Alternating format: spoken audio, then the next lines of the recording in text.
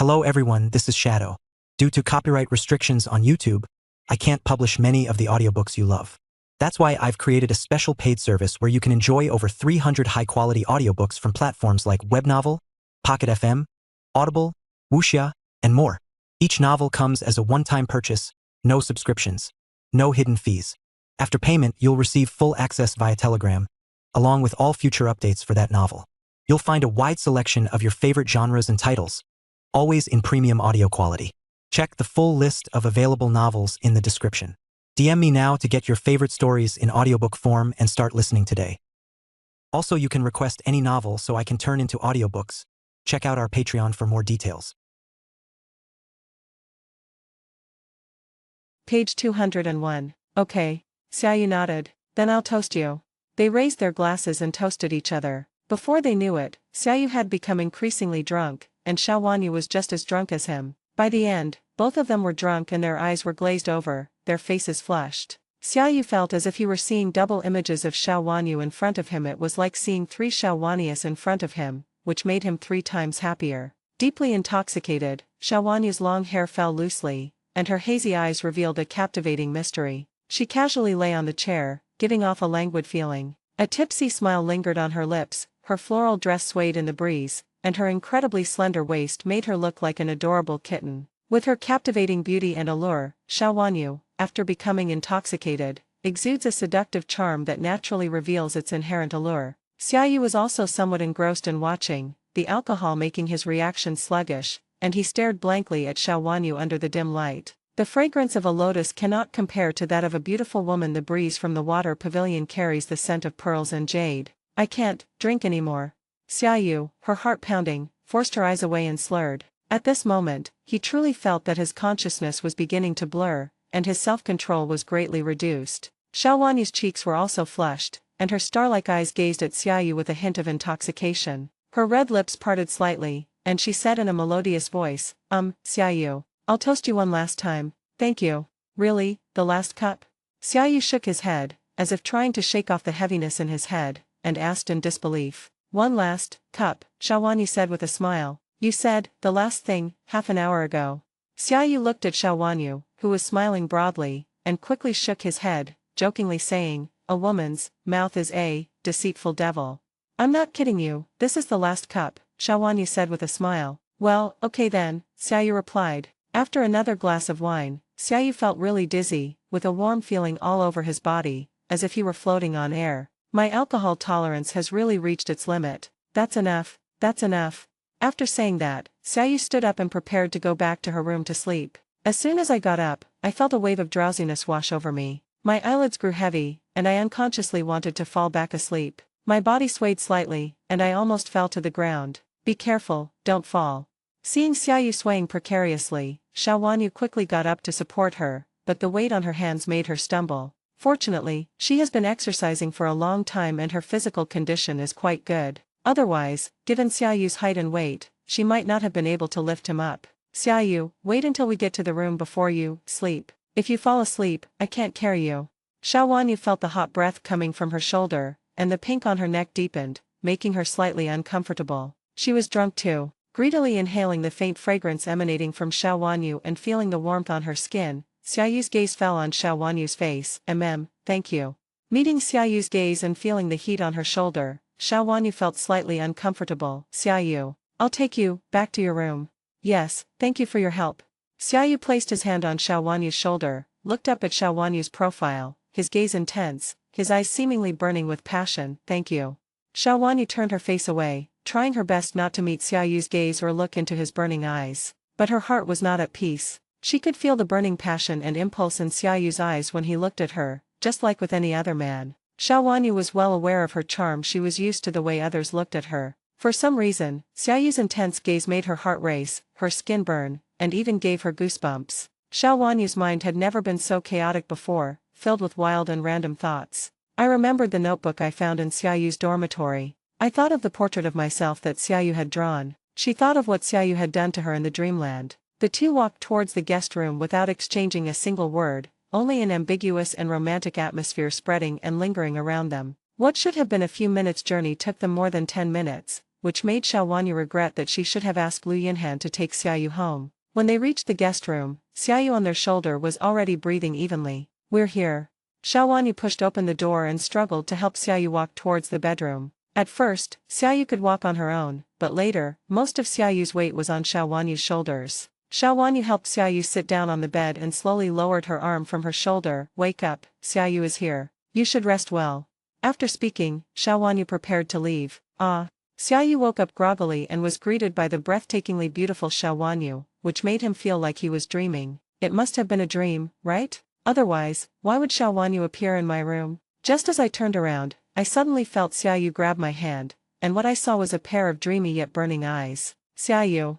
Xiao Wanyu only had time to utter a cry of surprise before Xiaoyu pulled her into his arms. The two seemed to be in a pink, dreamlike secret realm. The flower path has never been swept by a guest, and the penguin is now open for June. Chapter 324 still doesn't have a title. The rain and wind were violent last night. Last night, Xiaoyu had a wonderful dream, the beauty of which is beyond words. As if floating on air, I felt a throbbing and trembling deep within my soul. The faint fragrance in the room, like wisps of dreamy mist, is light and enchanting, entangling the spring breeze and people. Xiaoyu stretched and felt a strange ache in her back. He turned his head, and what came into view was a snow-white back, with delicate shoulder blades, not an ounce of excess fat, and long, beautiful hair casually draped over the bed. This caused Xiaoyu's pupils to shrink slightly, and for a moment he couldn't tell whether it was a dream or reality. Xiaoyu was mesmerized by her jade-like and snow-white skin. Only then did Xiaoyu realize that he and Xiao Wanyu seemed to be covered by the same blanket. Perhaps because Xiaoyu was making too much noise, a slight draft entered the blankets, and Xiao Wanyu seemed to feel a chill coming from behind her.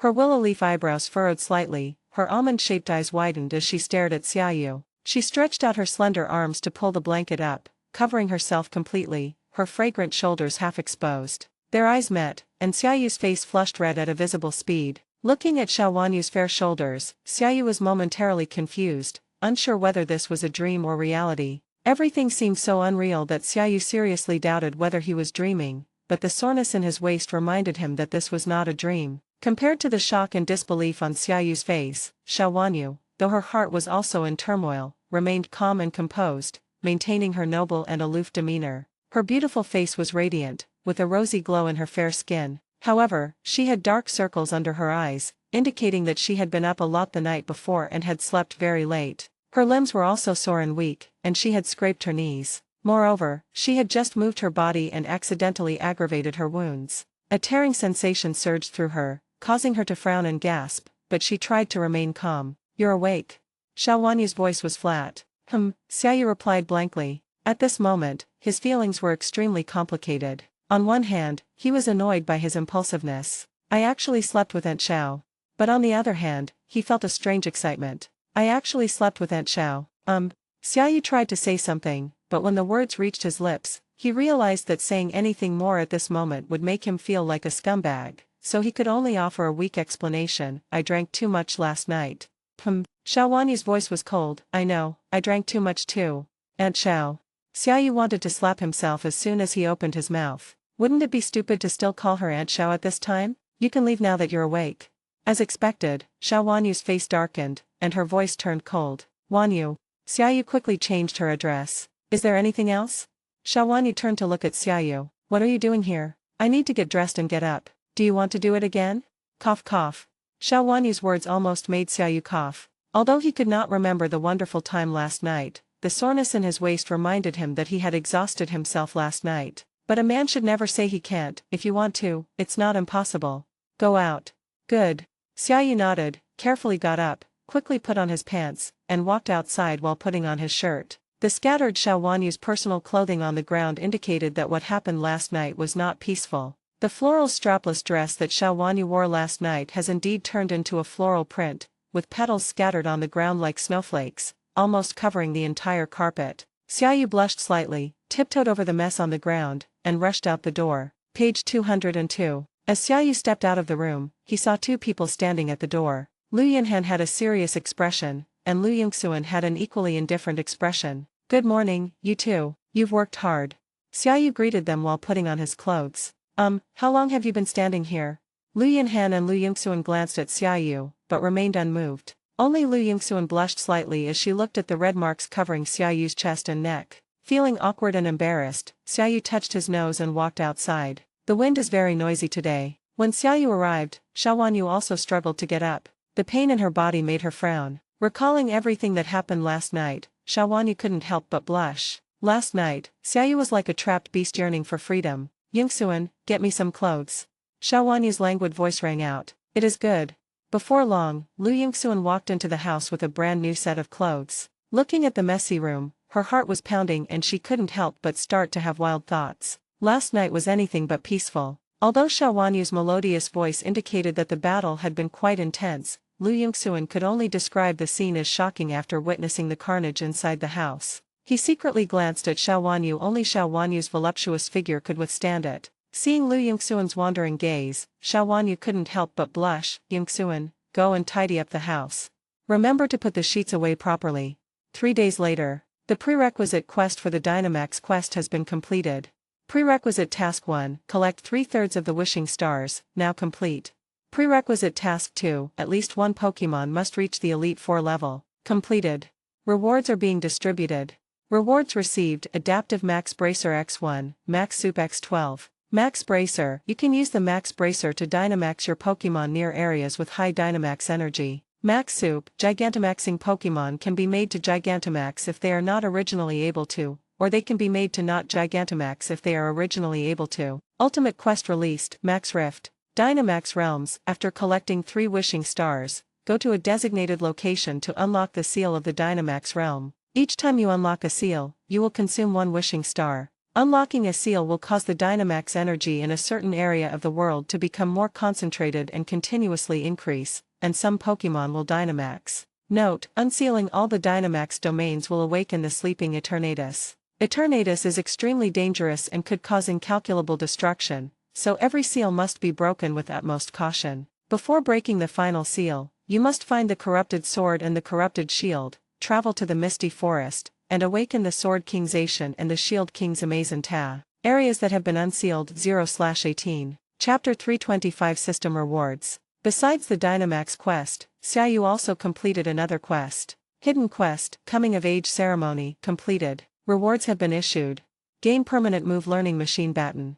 Looking at the Move Learning Machine, Xiaoyu fell into deep thought. Although the system was unusually generous, directly giving Xiaoyu an extremely useful permanent skill learning machine, the name of this skill immediately silenced and broke Xiaoyu's defenses. He sensed the system's malice, but to be honest, it was really great to use. After returning to the capital, Xiaoyu has been busy looking for a house these past few days. With the addition of another Darkrai, Xiaoyu is even more eager to move out. Otherwise, if Xiaoyu accidentally exposes Darkrai, he will face endless trouble. However, finding a house involves the most crucial issue of money, and even the bravest person can be stumped by a single penny. To think that I, Dr. Xia, the explorer of Z-crystals and the creator of Mega Evolution, could not afford an apartment in the capital. What a sin. Of course, Xiaoyu also considered borrowing money to tide him over, and the image of Long Yanning appeared in his mind. However, because of what happened a few days ago, Xiaoyu was not too willing to face Long Yanning. As for the wealthy Xiaowanyu, Xiaoyu dared not face her, and as for Su Muze, he'd better forget about her.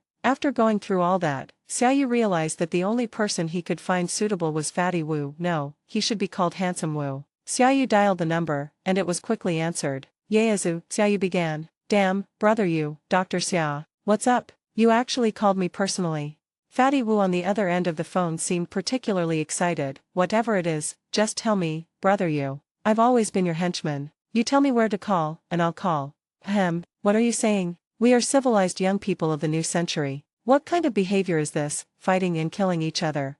Brother you, you're mistaken, young master you, please give your orders. This old servant will serve you faithfully. Wu Peng's fawning manner made Xiaoyu burst out laughing. Yaezu, Xiaoyu joked with Fatty Wu, I still prefer your old, unruly self. Then, brother you, Wu Yaezu tentatively asked, am I your father? Xiaoyu remained silent for a moment before steer the conversation back on track. Yaezu, aren't we good brothers?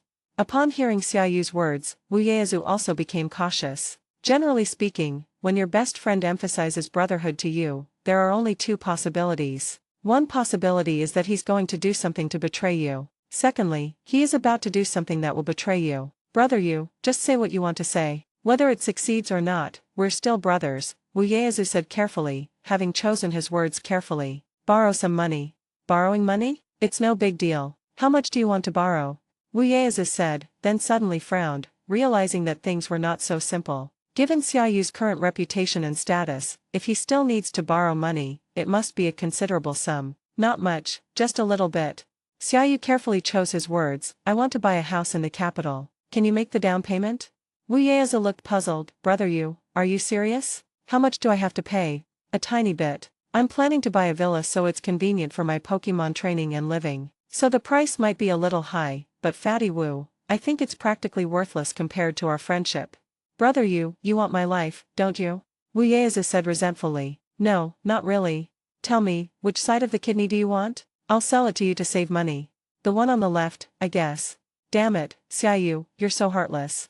After arguing for a while, Xiaoyu hung up the phone and couldn't help but sigh. Life was just too hard. I never imagined that I, a renowned scientific research leader in China, famous both at home and abroad, and the national champion of the University Cup, would be worried about money. Even a hero can be brought down by a penny. Forget it, I'll just stay home for now. Anyway, I'm planning to go on a trip in a few days to break the seal on Dynamax. Once I'm in the wild, I can let my Pokémon travel freely. In Shanghai, the warm sunshine shines on the green grass. Xiao Wanyu, wearing sunglasses, enjoyed a warm sunbath under a parasol. Her fair and slender legs gleamed in the sunlight. These past few days, Xiao Wanyu has been feeling unwell and has been feeling listless. She doesn't even want to move and just wants to lie down after meals all day. There's been a lot of fuss about dividing the inheritance on Baoxiang Island. And I heard that your name isn't on the inheritance distribution plan, Lu Yingxuan said, looking at Xiao Wanyu. If they don't have it, they don't have it, Xiao Wanyu said indifferently. Let them do whatever they want. She had already severed ties with the Su family regarding their assets. Although the legacy there is substantial, there are many people eyeing it, and with Su Xing as the champion, it will be difficult for others to gain even a fraction of the benefit. The Su family is a complete mess. Oh, is there anything else? Xiao Wanyu's languid and charming voice rang out. Page 203. A Shanghai Trainer Development Conference will be held at the Shanghai Tower tomorrow morning at 9 a.m. We would like to invite you to attend. Tomorrow at 2 p.m. Lu Yingxuan kept reporting the upcoming itinerary to Xiao Wanyu. Xiao Wanyu's schedule has been packed these past few days. She has to handle matters related to the Trainers Association and the company. I'll attend the meeting tomorrow morning, and I'll have your brother handle the afternoon's matter for me. Okay, Lu Yingxuan replied. By the way, Yingxuan. Xiao Wanyu turned to look at Lu Yingxuan, took off her sunglasses, and asked, are you still monitoring Xiaoyu? It's still here, Lu Yingxuan nodded in response. What has he been doing these past few days?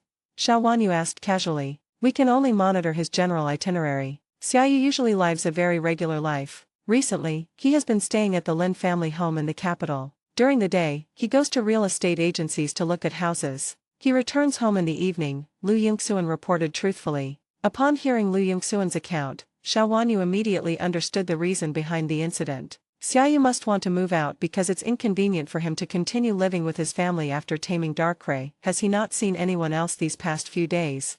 No. After listening to Lu Yingxuan's words, Xiao Wanyu remained silent for a moment before saying, there's no need to have anyone monitor Xiaoyu anymore. Remove them all. It is good. By the way, what villas in Beijing are close to Beijing University?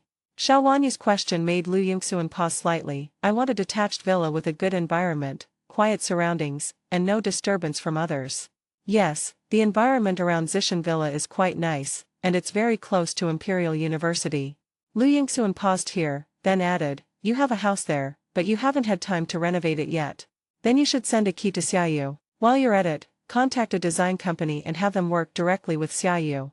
After saying this, Xiao Wanyu seemed to be talking to herself, but also seemed to be deliberately saying it to Lu Yingxuan. It must be delivered to Xiaoyu so that he can accept it. That way, when I ask him about the new experiment, he won't make excuses anymore.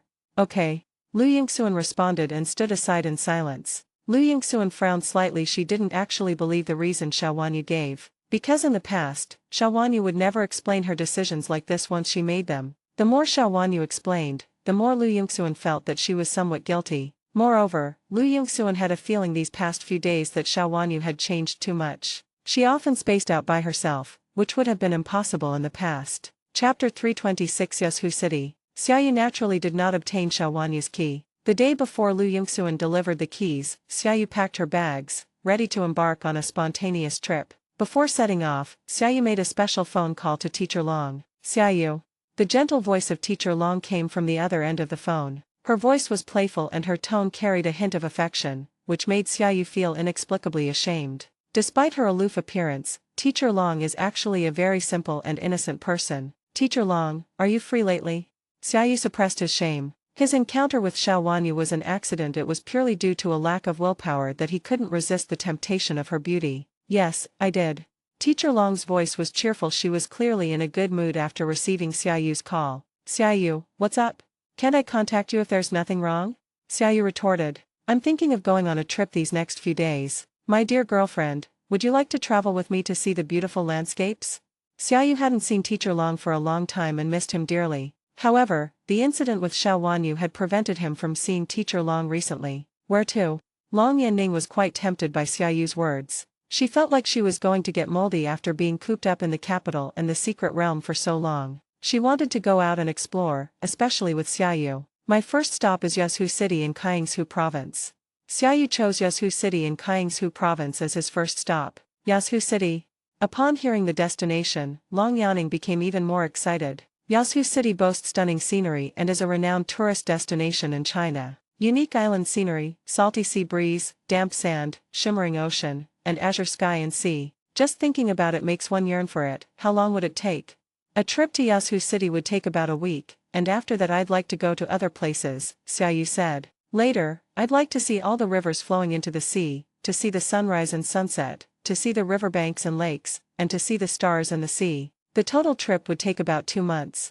Xiaoyu calculated the time. There were about 2 months left until the start of the semester, and he naturally didn't want to waste a single moment. Moreover, having lived in this world for so many years, he has rarely traveled around. Taking advantage of this rare opportunity, he naturally wants to travel around, see this bustling world, enjoy the scenery, and savor life. Of course, there is another important reason, which is that Xiaoyu's Pokémon will get sick sooner or later if they stay in the Pokeball all day. Now, Xiaoyu can only sneak around at night, when it's quiet and everyone is asleep, taking his group of rare Pokémon to a secluded spot, like a thief. Therefore, both he and his Pokémon are eager to go on a trip. Just thinking about the scenery along the way made Xiaoyu's heart surge with excitement. Whether it's soaring through the sky on a fire-breathing dragon, listening to the wind whispering in your ears, exploring the jungle with the Lizard King, listening to the raindrops pattering on the leaves, or taking Diancie along to explore the mysterious underground world. Everything seems so wonderful, especially taking a camera with loved ones to record life's journey and the scenery along the way. It's an extremely happy thing.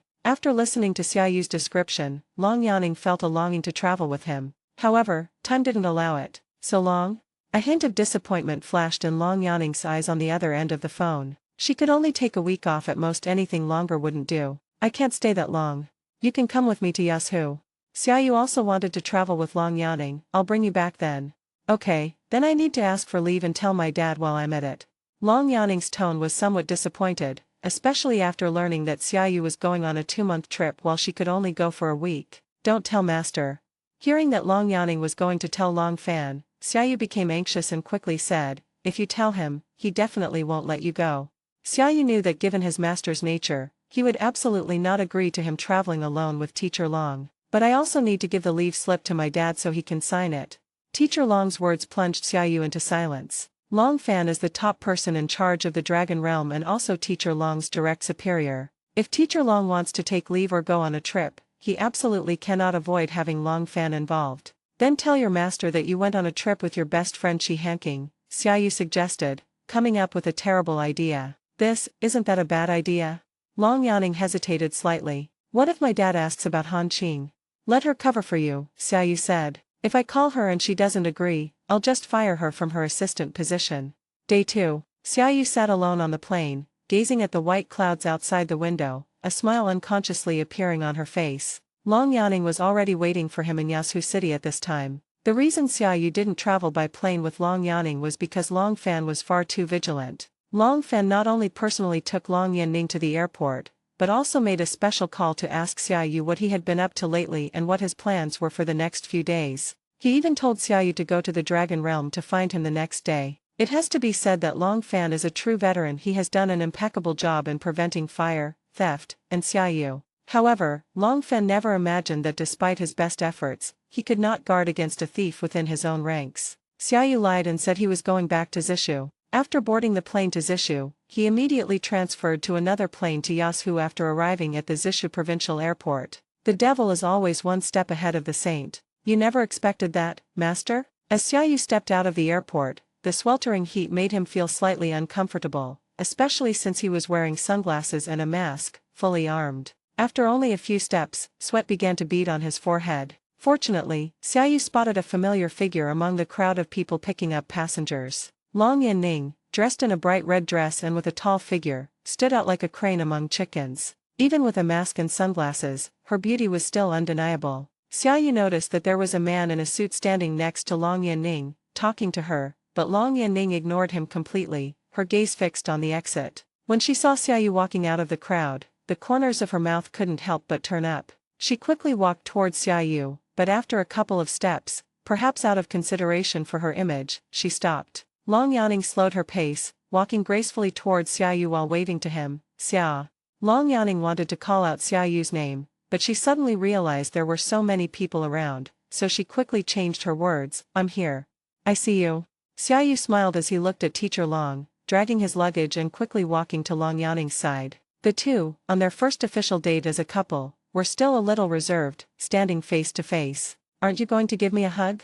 Xiaoyu, who was thick-skinned after all, spoke first, opening his arms and looking at Long Yanning with a smile. Long Yanning's neck flushed red at a visible speed. She gently leaned closer and gave Xiaoyu a light hug. You must be tired after a long day on the plane. Let's go get something to eat. Chapter 327 The Secret Realm of Yasu Water System. The salty sea breeze on her face brought a touch of coolness, blowing away the summer heat. Sitting in the taxi, Xiaoyu's gaze passed through the palm trees along the road and landed on the beach. The children's laughter rose and fell, and Xiaoyu also saw many adorable, silly-looking water-type Pokémon, Marilu, Poppy, and Seduc. Xiaoyu came to Yasu City for another purpose, to find a suitable water-type Pokémon in the city's water system secret realm. Page 204. Currently, he doesn't have any water or ice-type Pokémon among all his Pokémon, so he'll take this opportunity to see if he can find one. Water and ice-type Pokémon include Duprick, Cloyster, Lapras, Duprick, Gilmar, and Ironhide. Forget about the iron baggage, and gillfish and marine mammals are almost impossible to find. Of the remaining Pokémon, Xiaoyu's favorite is Lapras. Lapras, also known as Lapras, is a standard shield-type Pokémon with many advantages. First, it is tanky enough.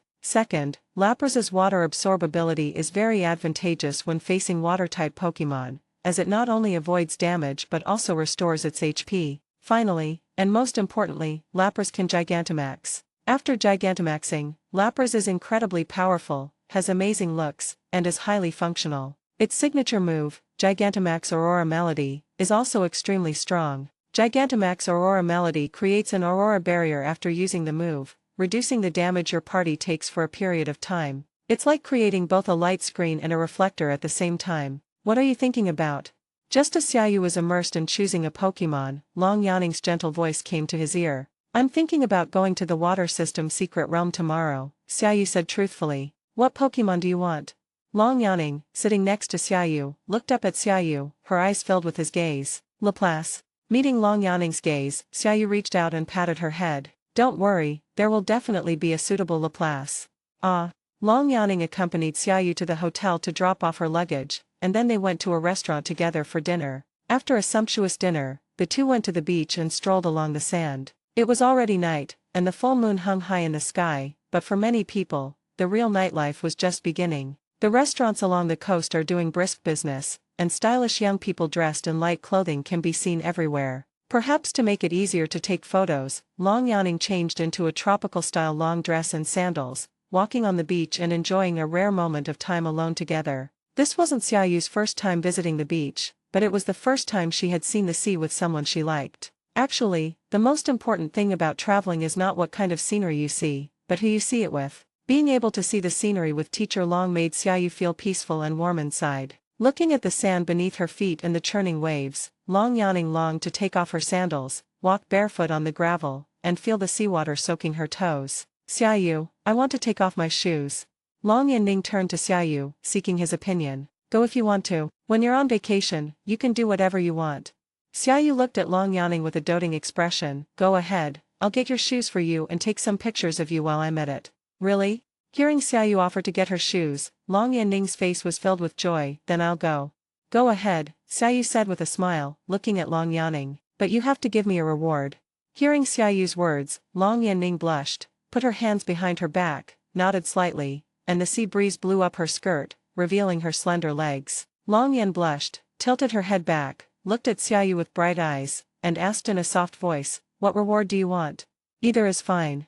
Xiaoyu looked at Long Yanning with a big smile. Then close your eyes. Ah.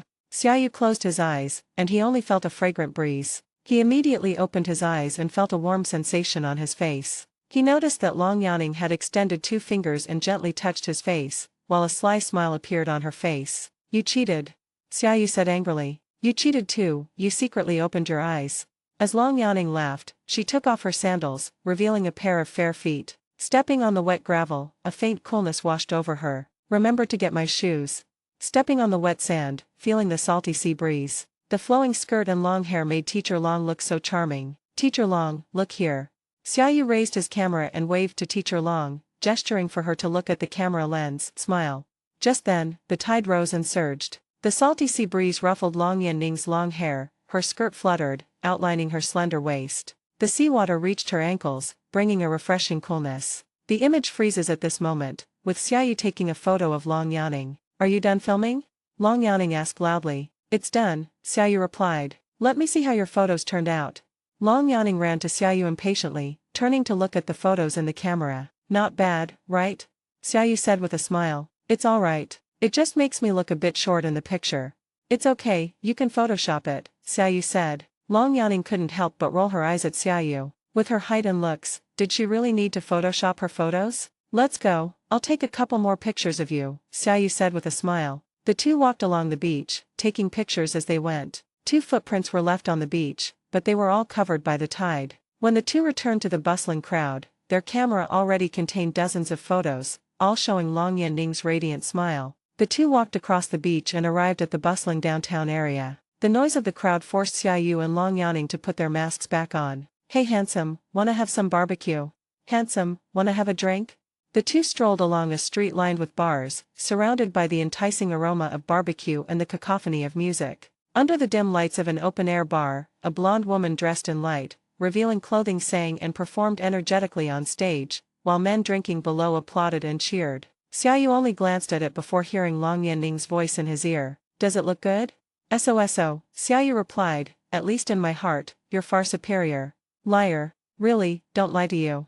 The two walked forward while talking. Perhaps influenced by the noisy atmosphere and crowded people around her, Long Yanning leaned closer to Xiaoyu, her fingertips touching the back of Xiaoyu's hand. Xiaoyu also felt the warm touch on the back of his hand. Without hesitation, he directly took Long Yanning's hand in his own. Even though they were already officially a couple, Long Yanning couldn't help but feel her heart race and her face flush slightly. The noise of the street and the sound of the sea breeze faded away, and she could only feel a faint warmth coming from her hands. They walked in silence along the beach and returned to the hotel. As she entered the hotel and arrived at the luxury villa she had booked in advance, Long Yanning's heart skipped a beat the moment she pushed open the door. This was the first time she had stayed in a hotel alone with a man. Thinking about what Chi Hanking had told her before she took the plane last night, her face flushed. Back inside the villa, it was time for the two of them to be alone. The two first changed into their swimsuits and went swimming in the villa's outdoor pool, then had some late-night barbecue. Night fell, and a sea breeze blew.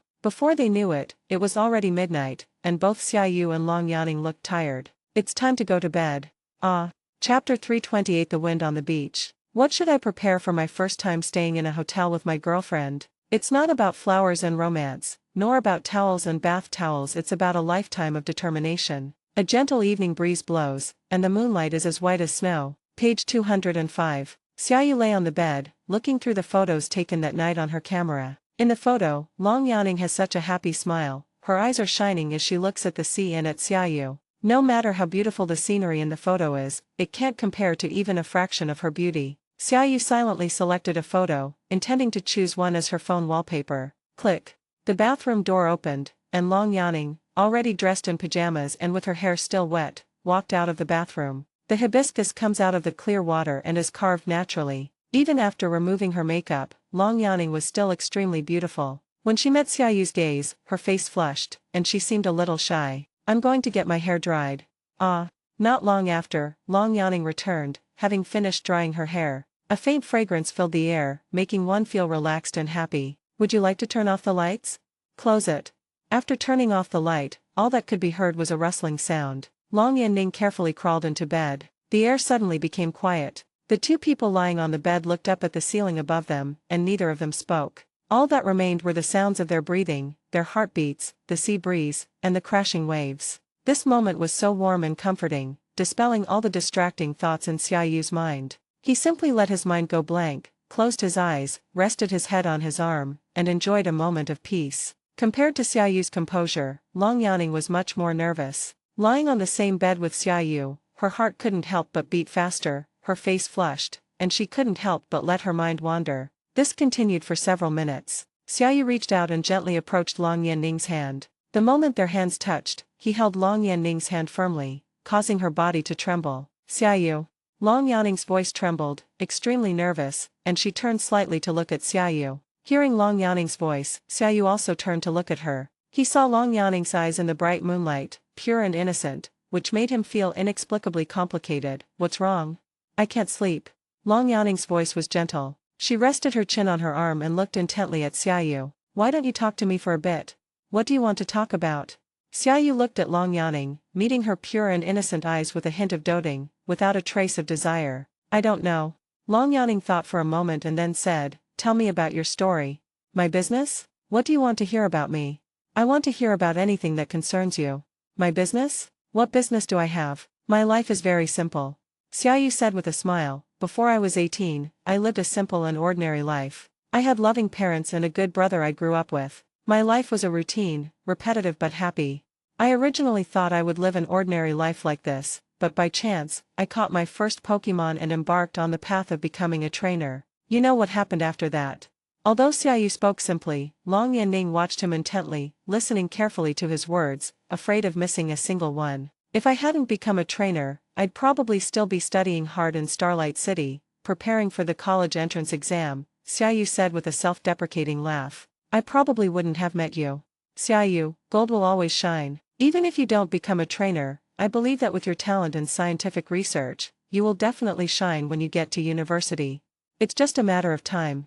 Hearing Long Yanning's words, Xiaoyu's lips curled into a bitter smile. He had no talent in the scientific research field, he was just taking advantage of his past life. Xiaoyu, what are your plans for the future? Long Yanning's gaze became focused as she looked at Xiaoyu earnestly. The 18-year-old national champion, what are your plans for the future? The future? Meeting Long Yanning's gaze, Xiaoyu thought carefully for a moment, then smiled and said as if joking, let me think, if I can live to be 89, then I still have 70 years to live. These 70 years, I plan to spend 35 years catching powerful Pokémon, constantly training and improving the strength of my own Pokémon, gradually becoming a gym leader, Elite Four member, champion, and finally the strongest trainer, making some contributions to this world. If you are poor, you should take care of yourself. If you are rich, you should help the world. To establish a heart for the world, to secure a destiny for the people, to continue the lost learning of the sages, and to usher in an era of peace for all generations. When Xiaoyu uttered these words, his eyes seemed to shine. Long Yanning looked at Xiaoyu, who was speaking eloquently, and a hint of surprise and admiration flashed in her eyes. Xiaoyu's answer made her feel a little ashamed of her own selfishness. When she asked this question, she was hoping for an answer, whether Xiaoyu included her in his future plans. Although she felt so insignificant compared to Xiaoyu's great and lofty ideals, she still couldn't help but feel regretful after hearing the answer. And then? What do you plan to do for the rest of your life? Long Yanning continued to ask. That's all, Xiaoyu said, looking at Long Yanning. You've only been alive for 35 years, which adds up to 54 years. You still have 6 years until retirement. Who said that? Xiaoyu retorted. You just said that you would spend 35 years becoming the strongest trainer and making some contributions to this world, Long Yanning said, looking at Xiaoyu. I mean, it will take 35 years, but not until I'm 54. 19 years old plus 35 is 54 years old, isn't it? Long Yanning argued. At that moment she thought she had miscalculated. Xiaoyu's face was full of smiles as he turned to look at Long Yanning, his gaze deep as he stared into her eyes. My life plan for the next half is to realize my lofty ideals, and my life plan for the other half belongs to you. Xiaoyu said, a smile appearing on his face as he looked at Long Yanning in the moonlight. So the next 35 years belong to ideals, and the next 35 years belong to you. Hearing Xiaoyu's words and meeting his gaze, Long Yanning's heart pounded, her face flushed, and she turned away, leaving only one sentence, glib talker, who would believe you? Although she knew that Xiaoyu was probably just trying to make her happy, women are emotional and like to hear sweet words from men. Teacher Long, get some rest. We're going to the water element secret realm tomorrow. Xiaoyu looked at Teacher Long's back and gently reached out to put his arm around her shoulder. The moment their skin touched, Xiaoyu could feel Teacher Long's burning heat and her body tremble slightly. Xiaoyu whispered, Teacher Long, I'll just hug you, I won't do anything else, good night. Hearing Xiaoyu's words, Long Yanning felt relieved and whispered, good night. Chapter 329 Water System Secret Realm. Nothing happened that night, and I got up the next day. The warm sunlight shone on the windowsill. It was already broad daylight. Xiaoyu looked at Long Yanning in his arms and smiled. Perhaps sensing something, Long Yanning slowly opened her eyes, looked at Xiaoyu with a smile on his face, and asked, what time is it? You woke up so early. It's 8 o'clock. How did you sleep last night? Well, not bad. Nothing happened between the two last night. Xiaoyu and Long Yanning simply slept in each other's arms. After washing up, the two changed their clothes, put on sun hats, sunglasses, and masks, and headed to the Yasu Water System Secret Realm, fully armed. The hidden water system of Yasu is located on an island by the sea and can only be reached by boat. Even so, the Water System Secret Realm remains extremely popular, attracting a huge number of visitors. In recent years, Yasu City has also been vigorously developing its water system, not only carrying out large-scale construction on the island, building luxury 5-star hotels and various play facilities for children. At the same time, almost all of the 3 starter Pokémon of the water type have been introduced into the secret realm, with the aim of making it the most suitable secret realm for newcomers and attracting all trainers who want water-type Pokémon. After security check upon arrival on the island, Xiaoyu and Long Yanning began to explore the secret realm. As usual, let's first go to the regular area and see if there are any Pokémon with good potential. If you have one, just buy it with your money so you don't waste your selection slot. Because of its proximity to the sea, the Pokémon in Yasu City's water system are mostly marine Pokémon, while water-type Pokémon found along rivers and lakes are relatively rare. This has resulted in the Pokémon in the Yasu City water system secret realm having pretty good stats. Xiaoyu and Long Yanning walked hand in hand through the incubation room in the secret realm, Xiaoyu's eyes constantly scanning the alpha eggs in front of them. An elite-level Magikarp, Lord-level Lililai, a Lord-level Slowpoke. Along the way, Xiaoyu discovered many great water-type Pokémon, such as Magikarp, Azuli, and Slowpoke, whose final evolutions are all quite impressive. However, they all share a common drawback: their qualifications are too poor, with the highest being only at the level of a museum master. The aptitude of Pokémon has always been the biggest challenge Xiaoyu has encountered in catching Pokémon. Although he currently possesses a panacea that can directly enhance aptitude and alter traits, it is extremely precious, and Xiaoyu does not intend to use it lightly. Page 206. Therefore, even though Xiaoyu really liked the Pokémon in front of him, he could only continue walking forward. Didn't you see any Pokémon you like? Long Yanning asked Xiaoyu, noticing his expression. Let's take another look. Xiaoyu shook his head. There are some Pokémon that I really like, but their potential isn't quite there. Okay. Long Yanning nodded. The two walked through the noisy ordinary area and finally arrived at the entrance to the VIP area. The VIP area is different from the regular area, and there are strict restrictions on who can enter. The two fully armed men were stopped as soon as they reached the entrance. Excuse me, gentlemen, we need to verify your identities to enter the VIP area, said two receptionists standing at the door, their faces beaming with sweet smiles. Xiaoyu nodded, took out the card symbolizing his championship win from his bag, and handed it to the staff member in front of him. The staff looked at Xiaoyu's card, a hint of surprise flashing in their eyes, the card of the University Cup champion. So, is the person in front of me Xiaoyu? Although she was a little excited, she had seen many grand occasions as a guide in the VIP area, so she did not show any emotional expression. After briefly glancing at Xiaoyu's card, she immediately turned her gaze to Long Yanning, who was standing to the side. Compared to Xiaoyu's identity, the identity of the female companion beside him aroused more curiosity between the two. Judging from their appearance, they're dressed for a trip. Even if they're not a couple, they're definitely close. He seemed to have stumbled upon some incredible gossip, but the key question was, who was this woman? Welcome, both of you. I will be your guide today. Please follow me. Xiaoyu and his companion followed the guide into the VIP area. The surroundings suddenly became quiet. Compared to the crowded and noisy ordinary area, the VIP area had significantly fewer people, but the quality of the Pokémon eggs was much higher. As soon as they entered the VIP area, the two noticed that most of the customers were gathered in front of the empty incubators, as if they were waiting for something. What are they doing standing in front of these empty incubators? The outspoken Long Yanning asked curiously. The guide, however, seemed unfazed by the scene before him, and explained with a smile to Xiaoyu and Long Yanning, it's because today is the monthly open day for new Pokémon eggs. On this day of every month, new Pokémon eggs will be delivered to the VIP hatchery. Large families that want to choose a good Pokémon egg for their offspring will send someone here on this day. Would you two like to go take a look? Listening to the guide's words, Long Yanning showed great interest. Compared to the Pokémon eggs that others have rejected in the hatchery, everyone is definitely more interested in the new Pokémon eggs, and Long Yanning is no exception. Xiaoyu could see Long Yanning's eagerness and said, "You go ahead, I'll go check on these elf eggs." Xiaoyu has a system, so he naturally wouldn't miss these old elf eggs. It would only take him a quick glance. If there really is a mythical beast, and he misses it, Xiaoyu would probably be furious. Of course, this possibility is almost zero. A near champion level Squirtle, if only its potential were a bit higher. Whoopo, a gym leader level creature, has a pretty good evolved form, Quagsire, but its stats are just too terrible. A Lord leveling Seahorse? This is a complete ripoff. Anyone who chooses it is a complete idiot.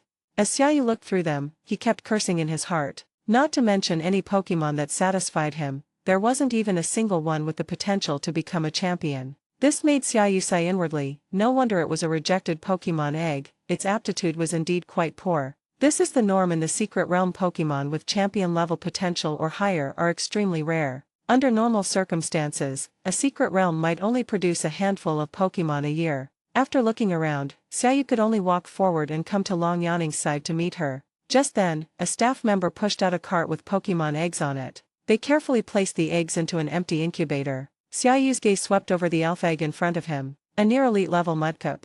A long-winged gull of museum level quality. What? Xiaoyu's eyes lit up when he saw the elf egg in front of him, a tadpole of the Heavenly King level.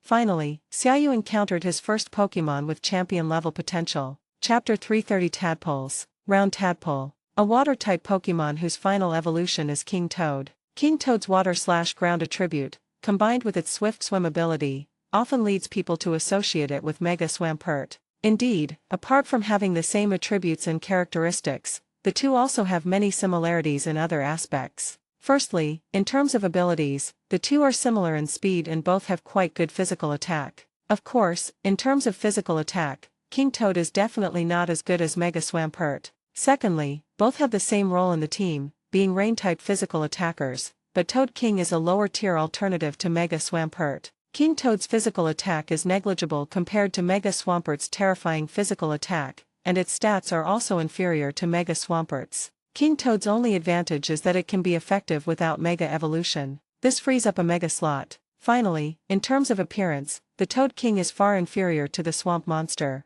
Looking at the Toad King with the Heavenly King level aptitude in front of him, Xiaoyu was not satisfied, even though the aptitude was not bad. As Xiaoyu's Pokémon collection grew, the number of Elite 4 level Pokémon gradually became insufficient to meet his needs. Now, his minimum requirement for his Pokémon's aptitude is that it must be at least near champion level. Seeing Xiaoyu's gaze fall on the round tadpole-shaped Pokémon egg in front of him, Long Yanning asked, "Do you like this Pokémon?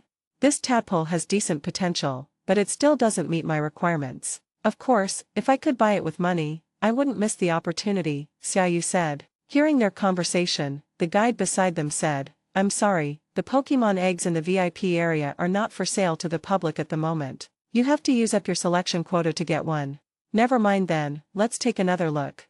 Xiaoyu shook his head. It was simply not worth wasting a precious national selection slot for a Pokémon with champion level potential. His minimum requirement for a national selection slot was a Pokémon with champion level potential. The tadpole-shaped fairy egg in front of him naturally did not meet his requirements. Soon, all the Pokémon eggs were unearthed, but to Xiaoyu's disappointment, apart from the round tadpole, he did not see a single Pokémon with Elite 4 aptitude or higher. As the last Pokémon egg was pushed into the VIP area, Xiaoyu's face showed disappointment. It seemed that this trip to Yasu City was really just for tourism. What? Didn't you choose a satisfactory Pokémon egg? Long Yanning noticed the disappointed look on Xiaoyu's face and comforted him. Some of the Pokémon eggs are not bad, but they still fall short of my expectations. Xiaoyu nodded. Moreover, the national selection slots are too precious, and I don't want to waste them easily, so I want to be more cautious in selecting Pokémon eggs. Long Yanning nodded, agreeing with Xiaoyu's idea. We should be more cautious. If it were me, I would definitely spend a month traveling to all the secret realms in the country to choose my favorite Pokémon egg.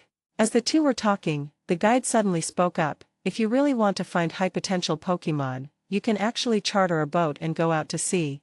Although the deeper you go into the ocean, the greater the dangers you encounter, the higher the potential of the Pokémon you meet. The Pokémon in the ocean are far more powerful and have higher potential than those in the inland areas. Human exploration of the ocean is still very limited, and it's easy to encounter powerful Pokémon when you go out to sea. However, you must be prepared with Pokémon that can battle in the water. Because the ocean is different from the inland, many land-type Pokémon cannot exert their full strength on the sea, while some water-type Pokémon will become much stronger. Xiaoyu listened to the guide's words, a thoughtful look on his face, and asked, "Should we charter a boat to go out to sea?" The guide said. "I have a friend who's in this business. If you need a boat, you can call me. This is my business card." Xiaoyu glanced at the business card, put it in his pocket, nodded, and smiled, saying, "We'll contact you if we need to go to sea. Thank you." "Okay, I'll have my friend give you a discount." After emerging from the secret realm, Xiaoyu took out the business card from his bag and casually threw it into the trash can. Even if he wanted to rent a boat, he would never make this call, because the guide already knew his true identity, and there would inevitably be some risks if he rented a boat from her again. Risks that can be avoided should naturally be avoided. Moreover, Xiaoyu actually had his own connections in renting boats in Yasu. His brother Xiao Luo had a friend who was doing business in Yasu, specifically in the business of boat leasing and sales. His name seems to be He something, it should be He Wenbin? Xiaoyu wasn't quite sure of his exact name, but he was impressed by his nickname, known in the martial arts world as Ladybug Hero. Page 207. This person is also one of my brother's good brothers. Xiaoyu had met him once when my brother got married last time. With a scumbag-like face and a roguish smile, he is tall, dark-skinned, and strong, with broad shoulders, a narrow waist, and powerful arms. He is very popular with adult women, which is why he lives up to his nickname, Ladybug Man. "Teacher Long, do you want to go to sea?" Xiaoyu asked, holding Long Yanning's hand. "Yes, I'd love to. I'm fine with anything. If you want to go, I'll go with you," Long Yanning replied with a smile. She herself didn't really care, she was just happy to be with Xiaoyu. "Okay, I'll make a call." "Hey bro," Xiaoyu's voice rang out, "how's your wife doing lately? Her due date should only be a little over 2 months away. How does it feel to be a dad?" "She's alright. She's still the same as always, just a bit short-tempered. I don't really feel anything, just a bit sentimental." Before I knew it, this handsome guy had become a father. Countless young women suffered for him. What a pity, what a pity. "Honey, be gentle. I was just kidding, just kidding." Xiaoyu chatted casually with his older brother Xiao Luo. The brotherly bond between the two is truly unique. They can go 10 days or half a month without contacting each other, but whenever they do, they always have endless topics to talk about. "Hey bro, I have a question for you." After chatting for a while, Xiaoyu steered the conversation back on track. "What is it? Tell me," came the older brother's voice. "Brother, don't you have a good friend who runs a boat business in Yasu City?" "I'm currently traveling in Yasu City and I'd like to rent a yacht to go out to sea," Xiaoyu asked. Hearing Xiaoyu's words, his older brother Xiao Luo's voice suddenly became agitated. "What are you looking for Ladybug for? And you even need to rent a yacht? Xiaoyu, how did you become so depraved? Renting a yacht to go out to sea and looking for Ladybug, you're really something else. Xiaoyu, you need to be mindful of your behavior. It's normal for young people to like to have fun, and I can understand if you're a little indulgent at times, but what you're doing is really outrageous. Renting a yacht and going out to sea? Do you think that once you're out at sea, no one can control you and you can do whatever you want? How could you say that? A beautiful face is a dime a dozen. It's pointless to go on a trip with a few young and pretty models. Can they give you a sense of belonging? Impossible. We need to have lofty ideals and ambitions, and interesting souls, understand?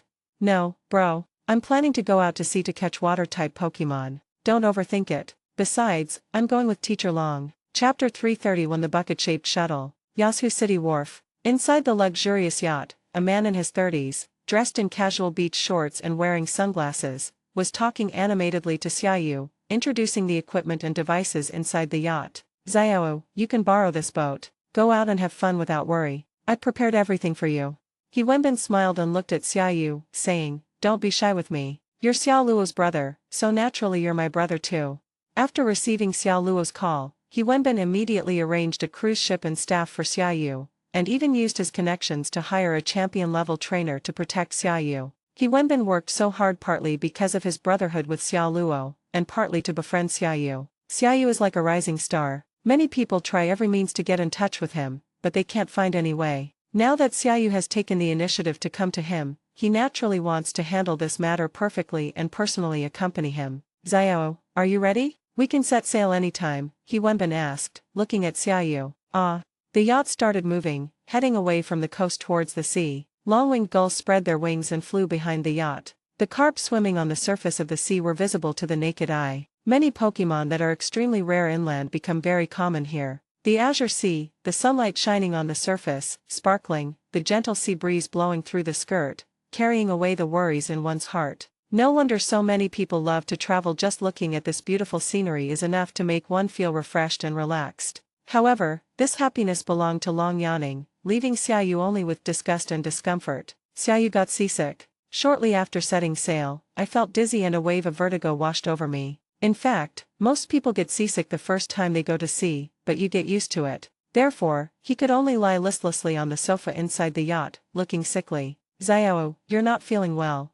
In stark contrast to the sickly Xiaoyu was Ladybug He Wenbin, who grew up by the sea and was not only an excellent swimmer but also moved with ease on the yacht. He was in great shape. If we sail a little further, we can start sea fishing. You can also go diving and see the sea for yourself. By the way, you don't have thalassophobia, do you? He Wenbin asked. Probably not. Ugh. I cannot make it. As soon as Xiaoyu finished speaking, a feeling of nausea and vomiting welled up in her heart. A man can't say no. If you're going to throw up, just throw up in the sea, it'll be a good nest for us, He Wenbin joked. Vomit. Hearing him say that, Xiaoyu, who could have held back, couldn't take it anymore and got up to vomit into the trash can next to him. Hearing the commotion, Long Yaning walked in from outside, her face full of smiles, and teased, Dr. Xia, I didn't expect you to get seasick. After vomiting, Xiaoyu felt much better. She wiped her mouth with a tissue and glared at Long Yaning, saying irritably, stop teasing me. How are you feeling? After laughing, Long Yaning sat down next to Xiaoyu, poured him a glass of water, and asked with concern, want some water?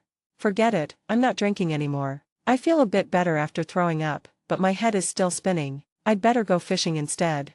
Xiaoyu waved his hand. He had finally managed to go out to sea, so he couldn't let the opportunity go to waste. This money can't be wasted, otherwise it would be even more painful than killing Xiaoyu. Are you sure you can handle this? Don't fall into the sea later, Long Yaning said with a smile. You jinx. Xiaoyu glared at Long Yaning. A man can't say no.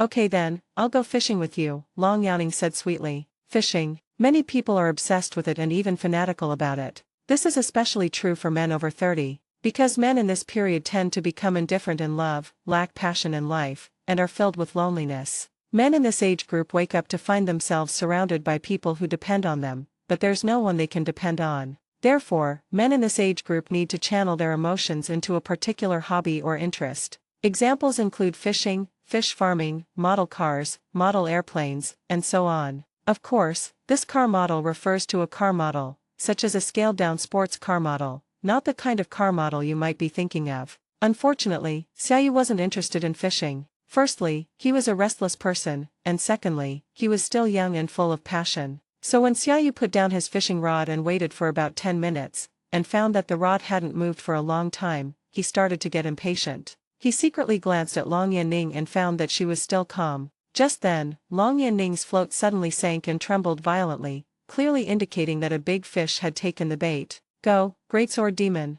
At this moment, He Wenbin, a veteran, reacted quite quickly, immediately releasing his ace Pokémon, Sagamite. Samurai, a pure water-type Pokémon and one of the 3 starter water-type Pokémons, has a very good appearance, with sharp horns that look quite cool. Upon its debut, it leaps off the deck and into the sea. Fishing in the Pokémon world is very different from fishing in the real world. In the real world, humans can fight and outmaneuver fish with their own strength, but in the Pokémon world, human strength is absolutely no match for Pokémon. Therefore, as soon as a Pokémon takes the bait, the first thing the fisherman does is not to pick up his fishing rod, but to send his water-type Pokémon into the sea to battle. I'm going down first. Xiaoyu, would you like to try diving? He Wenbin took off his jacket, revealing his dark, muscular physique, and jumped directly into the ocean. Don't worry, my greatsword demon can protect you. Xiaoyu glanced at the sea, its surface shimmering and the water sparkling. He hesitated for a moment. Just as Xiaoyu was still struggling with his decision, a ripple came from beneath the sea, and a shovel-like fish leaped out from under the surface. Its propeller-like tail swung rapidly, dragging the fishing rod away into the distance at an extremely fast speed. Xiaoyu's gaze was fixed on Hudijian shuttle, which possessed the strength of a hegemon and the aptitude of a master. The Hudijian shuttle with the quality of a museum master has had a good start, which is quite good. Greatsword Demon, use a cleave. The Greatsword Demon, its long, pointed horns glowing with normal-type energy, leaped from the seabed and slashed fiercely at the Huda spinner. Boom! The sharp horn, like a blade, struck the Hudijian shuttle directly, severely injuring it and sending it flying. The Hudijian shuttle's face contorted in pain. Water Jet, Greatsword Demon. He Wenbin continued to command the Greatsword Demon. Water-based light emanated from beneath its feet, and streams of water sprayed out continuously, like 4 engines propelling the Greatsword Demon closer to the Huda spinner and crashing into it, rendering it unable to fight. Immediately afterwards, He Wenbin threw out a Pokeball without hesitation and captured the Hobbit in one shot. Call. Page 208. Chapter 332 The Roaring Overlord. This Hudijian is quite strong. I estimate it should be at the Overlord level, otherwise it definitely wouldn't be able to withstand a single slash from my Greatsword Demon. After getting ashore, He Wenbin dried himself off and said with a smile, such a big scoop can fetch a good price on the market. The bomber has a smooth growth path and evolves early, requiring only elite-level strength to evolve. It is also quite strong in battles, making it the starter Pokémon for many new trainers in coastal areas. Of course, its disadvantages are also obvious: poor defense and stamina, and limited growth. Oh, right, He Wenbin said with a smile, the meat of the Hudijian sucker is extremely delicious, and the meat of a Hudijian sucker with the strength of a hegemon is even more exquisite. Whether it's sashimi, grilled fish fillets, or even steamed, it tastes great. Would you like to try some tonight? He Wenbin said with a smile, his expression clearly indicating that he had eaten quite a few Hudijian shuo, a type of fish dish. Never mind. Xiaoyu waved his hand. Although he didn't object to others eating Pokémon, he himself didn't like it. I don't really like eating Pokémon. I just can't get over that mental hurdle. Dishes like Slowpoke's tail, grilled tuna, and roasted green onion duck were things Xiaoyu had only heard of but never eaten, just like how he never ate dog meat in his previous life. I understand. Actually, I was reluctant at first too, but after you try it, you'll find it really delicious. He Wenbin smiled and didn't force him. Keep fishing for Pokémon. Sail the ship further into international waters. He Wenbin shouted. The deeper you sail into the ocean, the rarer the Pokémon you encounter, and of course, the greater the risks you take. This is about enough. Driving any further out could be dangerous. You can already encounter many strong Pokémon in this area, such as the migrating groups of Electabuzz and Gullwing, and the returning Lapras, etc. You may also encounter Pokémon like Squirtle, Biddle, and Protosera that migrate with ocean currents in the ocean. Of course, if we're lucky, we might even encounter a group of black seahorses. My sister-in-law specializes in dragons, so we might be able to make some progress.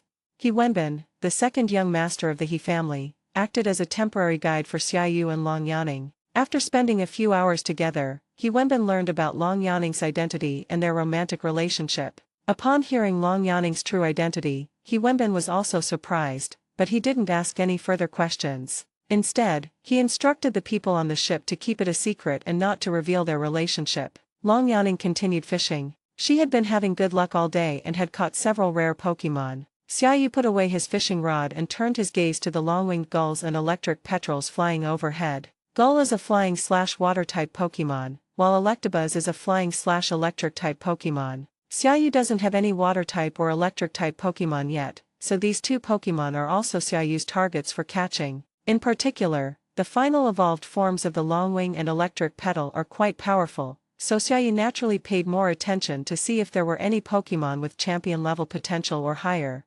Xiaoyu, are you planning to catch a Longwinged Gull or an Electric Petrel? Long Yanning, who was beside him, had noticed that Xiaoyu's gaze was fixed on the sky and asked him, Anyway, I'm not having much luck today. The only Pokémon I caught were Magikarp and Tentacruel. I might as well look for flying-type Pokémon in the sky. Xiaoyu said self-deprecatingly, maybe I can still get some good stuff.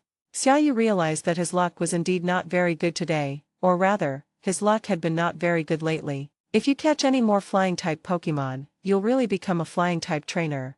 Long Yawning teased Xiaoyu with a smile. Charizard, Noivern, Salamence. You'll have 3 flying-type Pokémon now.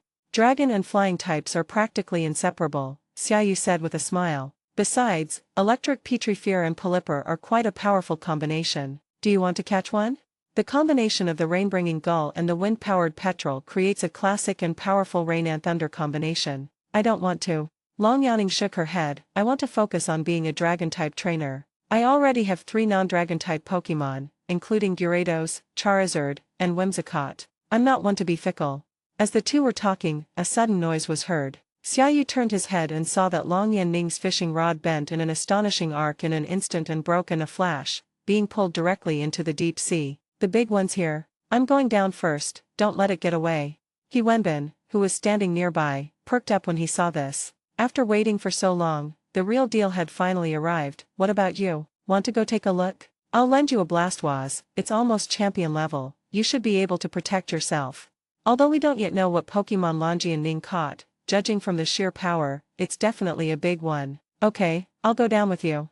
Seeing the big shipment arrive, Xiaoyu didn't refuse and took the Blastoise's Pokeball directly from He Wenbin's hand. After quickly putting on his diving gear, he released the water turtle and jumped into the sea with He Wenbin. The dark and deep sea is like a wild beast that will devour its prey. As soon as Xiaoyu jumped into the sea, he felt the seawater rushing towards him, and a feeling of tension, anxiety, and suffocation surged into his heart. Just then, Blastoise used its diving skill. The diving skills in this world are somewhat similar to those in games. Outside of combat, you can take your trainer underwater and create an bubble to provide some oxygen. This is a setting in this book, please don't take it too seriously. After leaping into the sea, Xiaoyu finally saw the situation in the ocean. A huge roaring thug was fighting He Wenbin's greatsword demon. Eden Shout King. Gender, male. Attribute, water. Taging attribute, water. Potential, champion level. Potential is enhanced by max energy. Battle strength, quasi-champion level. Affected by max energy, its potential is enhanced.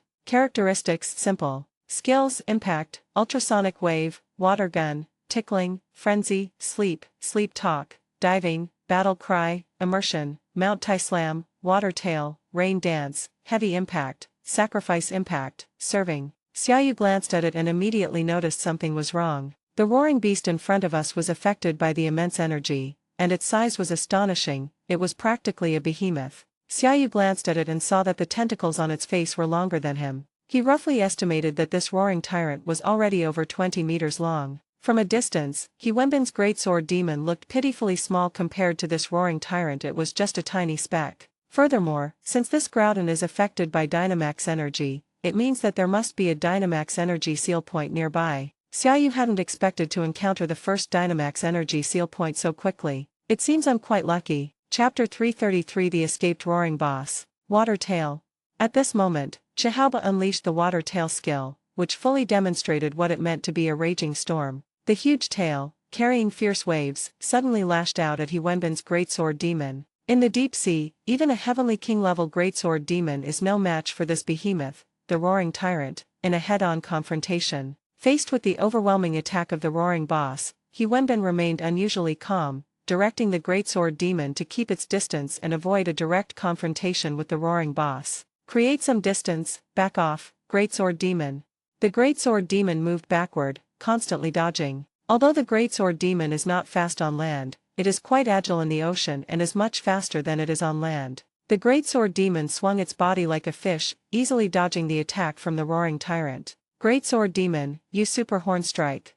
Upon hearing He Wenbin's command, the long, pointed horn on the greatsword ghost's forehead suddenly burst forth with tremendous light, its bug-type energy shimmering. Mega Horn is the most powerful bug-type move, and normally only Pokemon with horns can learn it. Of course, there are exceptions like Rowlet. The sharp horns on the greatsword demon's head were as sharp as swords, standing out conspicuously in the dark ocean. At the same time, the greatsword demon exerted force with all 4 limbs, lowered its head slightly, and suddenly used its sharp horns to stab at the roaring tyrant. Faced with the greatsword demon's attack, the gigantic roaring tyrant had no time to dodge, and only the sound of skin tearing could be heard. Pook!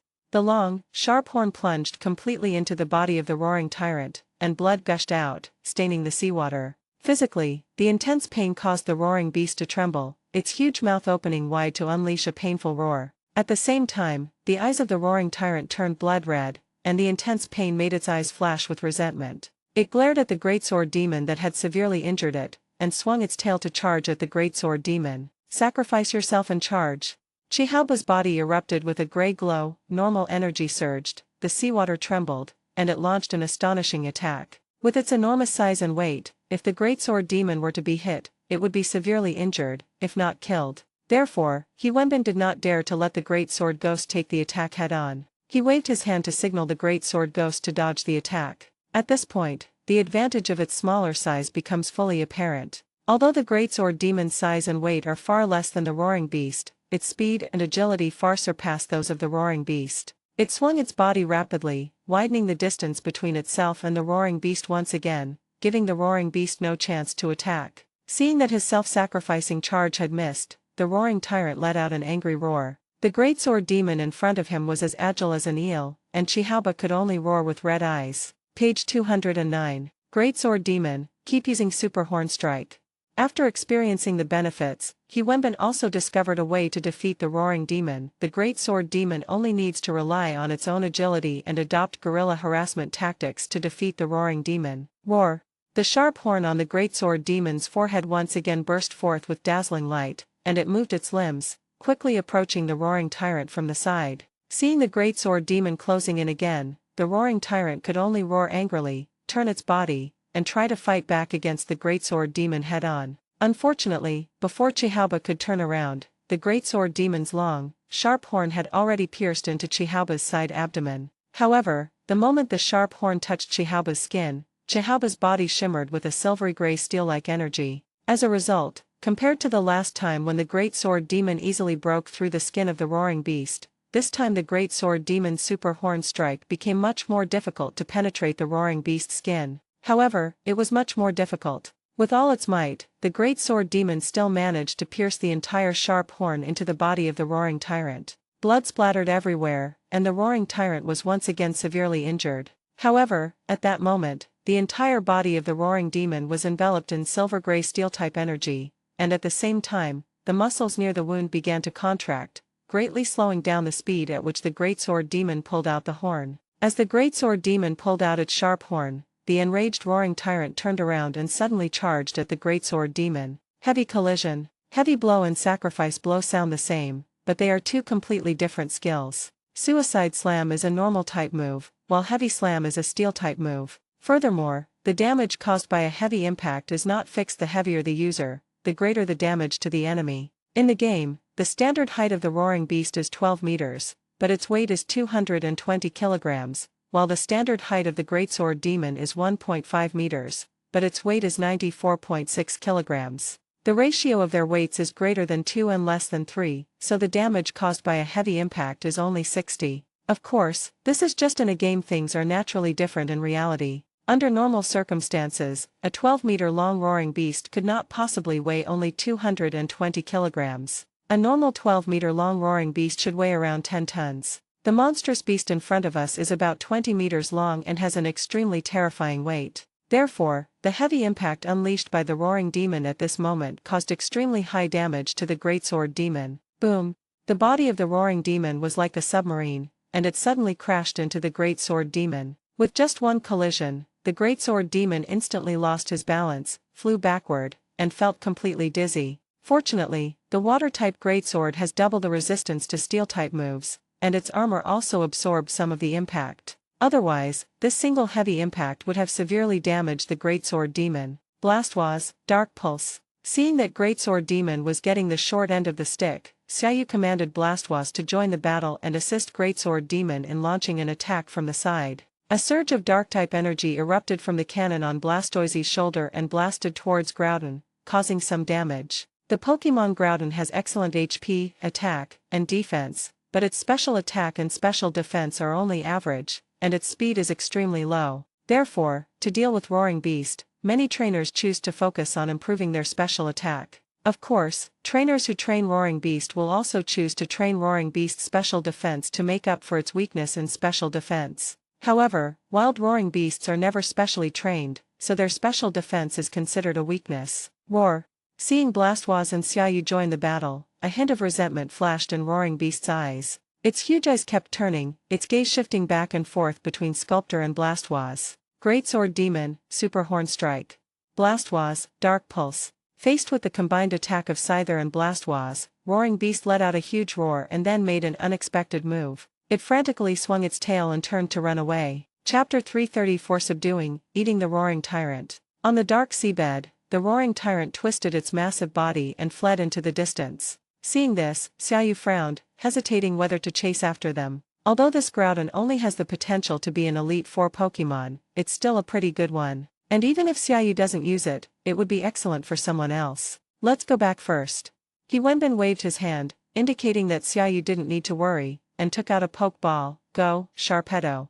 Sharpedo, a Pokémon known as the ruler of the ocean, is ferocious, cunning, cruel, and bloodthirsty, making it very difficult for trainers to tame. Many trainers in coastal areas try their best to capture a Megalodon, because the Megalodon has many advantages. First of all, Sharpedo is quite outstanding in terms of combat power among the Pokémon in the ocean. With its high speed and high attack, combined with the top-notch ability Speed Boost, its speed keeps increasing in battle, making it extremely terrifying in terms of lethality. It is truly the tyrant of the ocean. At the same time, Sharpedo is just like sharks in the real world. It is extremely sensitive to the smell of blood and has a very strong tracking ability. It is simply an essential Pokémon for eliminating enemies and committing murder and robbery. Finally, Sharpedo, while not particularly adept at prolonged swimming, possesses the ability to unleash astonishing speed for short bursts by spraying large amounts of water through its vents on its rear end during pursuit or escape. It's practically a lifesaver for both survival and pursuit.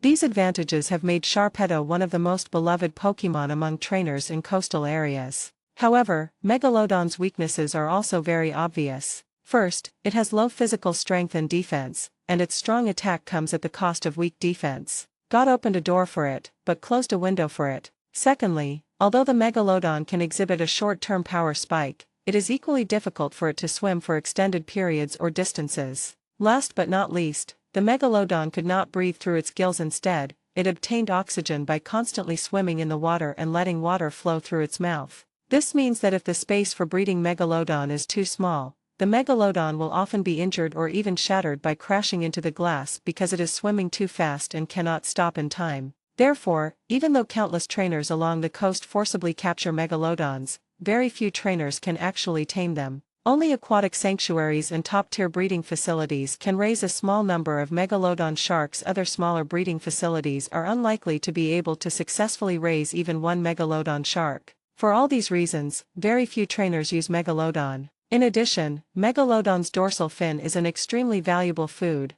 highly sought after by food lovers, which has led to Megalodon being hunted in large numbers. Megalodon populations are now extremely low, reaching the point of endangerment. This is why Xiaoyu was so surprised when she saw that Wenbin had a Megalodon. If a trainer owns a Sharpedo, then without a doubt, that trainer is either a sea wanderer who makes the sea his home, or a rich kid. Without a doubt, Wenbin is a second-generation rich kid. The Megalodon has located Roaring Tyrant. Let's get on the boat first, Wenbin said. Don't worry, it won't escape. Okay. Xiaoyu nodded. Indeed, when catching Pokémon in coastal areas, it's best to find a professional like Wenbin to ensure thorough preparation. The two returned to the yacht from the sea. As soon as they boarded the yacht, Long Yaning rushed over and looked at Xiaoyu with concern. Are you alright? Xiaoyu smiled and said, It's nothing. We just encountered a very strong Roaring Tyrant, and it got away. As long as everyone's safe, it's fine if the Pokémon ran away. Long Yaning wasn't too concerned about the Roaring Beast's escape. Her biggest concern was Xiaoyu's safety. Catching Pokémon was secondary, safety first. We can just fish for Pokémon again. Actually, it didn't completely escape. The Roaring Beast was already injured by my Great Sword Demon, and my Megalodon has also locked onto its blood scent. As long as we follow the scent of blood in the sea, we'll definitely be able to catch it. After explaining, Wenbin shouted into the cockpit, Old Chin, speed up, follow the Megalodon. Old Chin is the captain of this yacht and also an Elite 4 level trainer. He has an Elite 4 level Wailord, which is almost invincible in the ocean. Everyone looked up at the sea and then noticed a shark fin emerging from the water, swimming away into the distance. Set off. The yacht followed behind the Megalodon, sailing into the depths of the ocean. Megalodon led the way, relentlessly chasing after Roaring Boss, and finally, after about 10 minutes of driving, the Megalodon suddenly let out an excited roar, leaped out of the water, and dived straight back underwater, swimming faster. Chihaoba is just ahead. Seeing this, Wenbin said, "Let's go, Xiaoyu. Let's go together." "Okay." Xiaoyu nodded. After one dive, Xiaoyu had gradually overcome his fear. Diving is like that thing, there's only the difference between 0 times and countless times. Practice makes perfect, and Xiaoyu followed suit, leaping into the sea with Wenbin once again. As soon as they entered the sea, the Megalodon darted out like an arrow. Following the direction the Megalodon swam, Xiaoyu and Wenbin also spotted the injured roaring tyrant. "We surround it and don't give it a chance to escape." The Great Sword Demon, Blastoise, and Megalodon swam in the sea, heading towards the injured roaring tyrant from 3 directions, ready to launch a fierce attack at any moment. Great Sword Demon, Super Horn Strike. Page 210. Blastoise, use Dark Pulse. Megatooth Shark, Crush.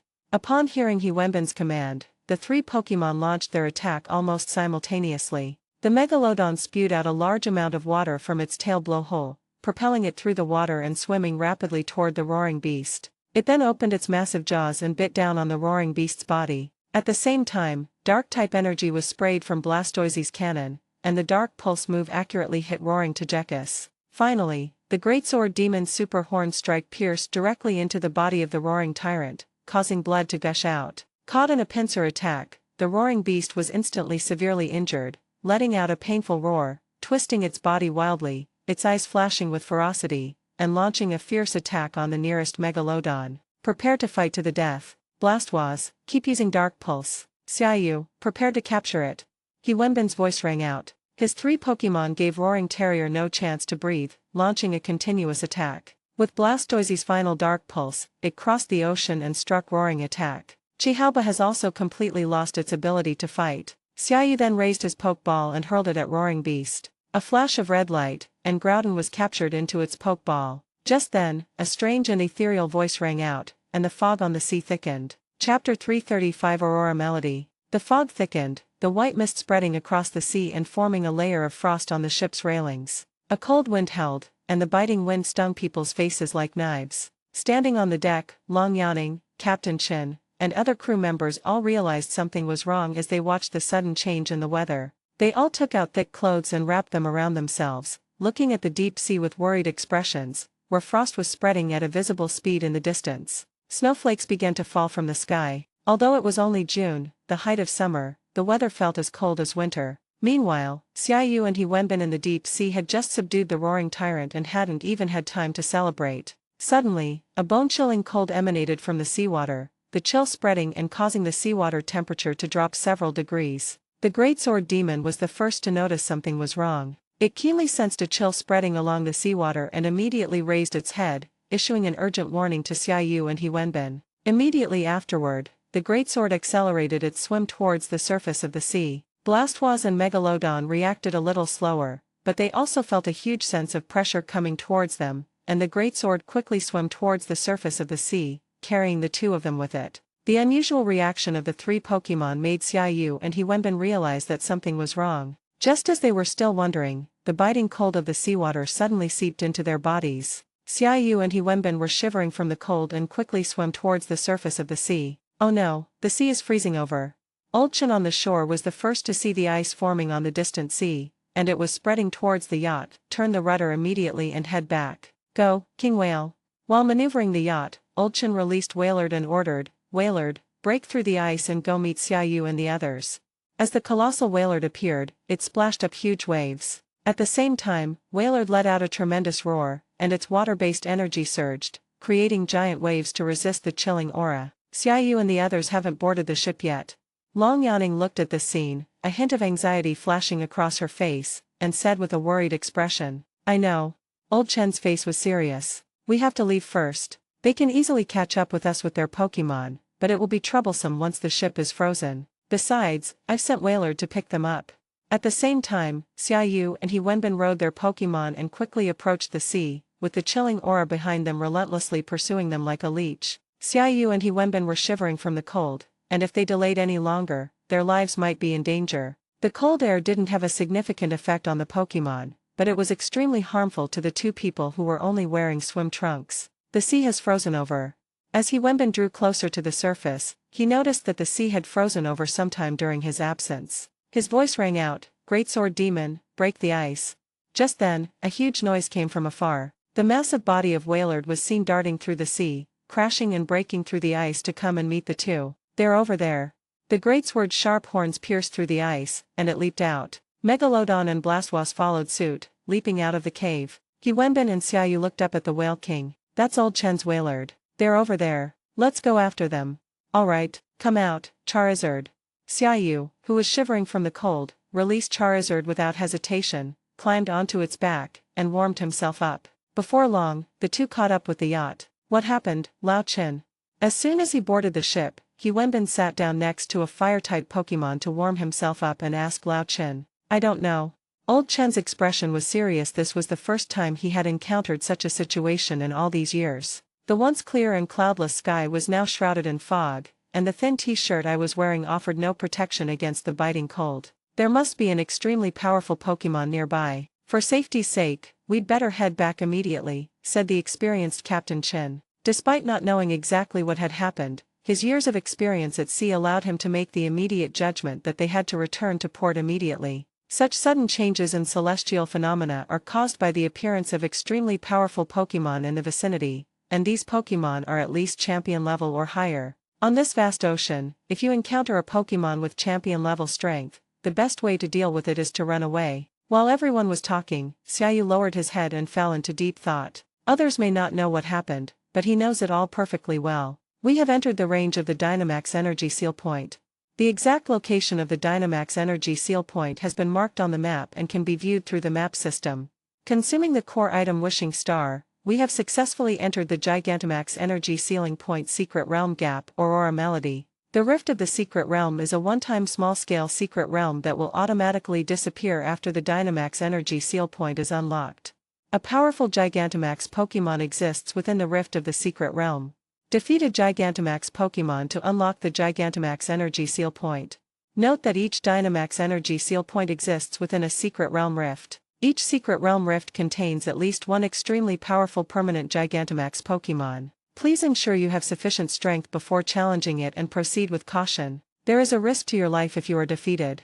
A narrow crevice in a secret realm. A pseudo-secret realm formed under the influence of powerful energy. Once the energy support is lost, the narrow passage of the secret realm will disappear. The narrow gap in the secret realm where Xiaoyu and the others are currently located was formed under the influence of Dynamax energy. Xiaoyu frowned. It was not hard to tell from the system's prompt that they had entered a secret realm rift called Aurora Melody. To break the seal on the Dynamax energy point within Aurora Melody, you must defeat the Gigantamax Pokémon guarding this secret rift. The strange weather phenomena and unusual cold before our eyes are definitely caused by the Gigantamax Pokémon in the rift of the secret realm. Gigantamax. Although Gigantamax and Dynamax differ by only one word, Gigantamax is an upgraded version of Dynamax. Gigantamax Pokémon not only have their own Gigantamax form, but also their own Gigantamax moves. As far as Xiaoyu knows, almost all Pokémon can Dynamax, but so far only 33 Pokémon can Gigantamax. This also means that within this narrow gap in the Aurora Melody secret realm, there must be one of these 33 Gigantamax Pokémon. The only Pokémon you can encounter in the ocean that can be Gigantamax are Blastoise, Kingler, Lapras, Inteleon, and Drednaw. Of these 5 Pokémon, only Lapras is related to this cold weather. The other 4 Pokémon's signature Gigantamax moves are all water-type moves, except for Lapras, whose signature Gigantamax move is Ice-type. Or rather, of all 33 unique Gigantamax moves, Lapras is the only Gigantamax Ice-type Pokémon. Furthermore, Lapras's Gigantamax move is called Gigantamax Aurora Melody. Without a doubt, there's a 99% chance there's a Gigantamax Lapras in the vicinity, and the remaining 1% is Xiaoyu's backup plan. Page 211. Chapter 336 The Secret Realm of the Water City. What a thick fog.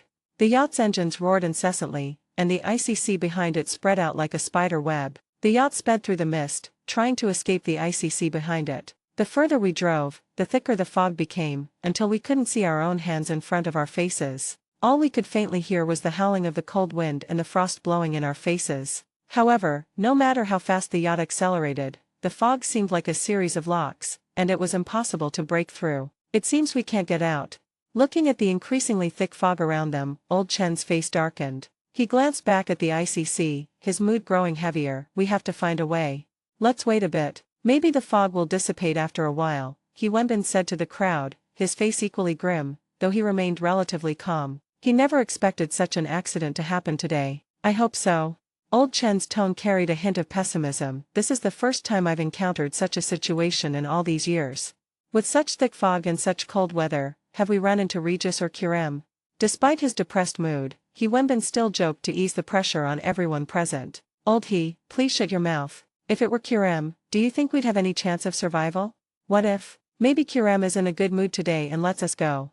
Sitting on the sofa inside the yacht, Xiaoyu had no interest in listening to Lao Chen and He Wenbin's bickering. He was holding the Charizard, staring blankly at the cluster of flames on its tail. Just now, he and He Wenbin had been freezing in the sea, and now he only felt his forehead was burning and his head was a little dizzy. It was obvious that being in the sea and freezing cold had made him catch a chill, and his body temperature was rising rapidly. This also made Xiaoyu's reaction slow. Looking at the white mist and the icy sea behind him, he pondered his next move. He hesitated between trying to escape or turning back to fight Gigantamax Lapras. Xiaoyu himself didn't know how to escape the narrow gap in the secret realm. All he knew was that if they defeated the Gigantamax Lapras inside the rift would disappear, and they would naturally return to the real world. However, what worries Xiaoyu now is that with their team's configuration, they may not necessarily be able to defeat this Gigantamax Lapras. The ocean is Laplace's home turf. Even if Xiaoyu, with his Iron Warrior strength and the newly joined Darkrai, could defeat Laplace, he would have no way to escape if Laplace wanted to. Xiaoyu, what are you thinking about? Long Yaning's voice rang out. She noticed that Xiaoyu had been sitting on the sofa without saying a word since they came ashore. Nothing, Xiaoyu replied, looking down. I was thinking about how to get out. This is the umpteenth time we've encountered danger. Long Yaning had a very good attitude. In the world of Pokémon, you always encounter bizarre and wonderful events, and you get used to it over time. Perhaps seeing Xiaoyu's somewhat dejected state, Long Yanning even took the initiative to joke, whispering to Xiaoyu, the shiny shield sword monster counts as one, and the dream realm counts as one. This is the third time already. Listening to Long Yanning's words, Xiaoyu also realized that when he was with Long Yanning, unexpected things seemed to happen all the time. However, this unexpected incident was due to Xiaoyu carrying the wishing star. Without it, the secret realm rift could not be activated. Things don't happen more than 3 times. This is definitely the last time. Xiaoyu replied with a smile. Besides, haven't we always managed to escape danger? This time will be no exception. Just as the two were talking, a ray of sunlight suddenly pierced through the fog and shone on the ship. This ray of sunlight brought hope to everyone, and Old Chen steered the yacht faster and deeper into the direction from which the sunlight was coming. The fog quickly dissipated, and the weather turned hot again. The azure sea and the cloudless sky made everyone feel as if they were in a dream. They had been unable to escape the thick fog just moments before, but now they had escaped it in the blink of an eye. There was something strange about everything. When everyone looked back, they only saw the shimmering sea. The biting cold and the spreading ice sea had disappeared. Even now, everyone still felt a lingering fear. We're out.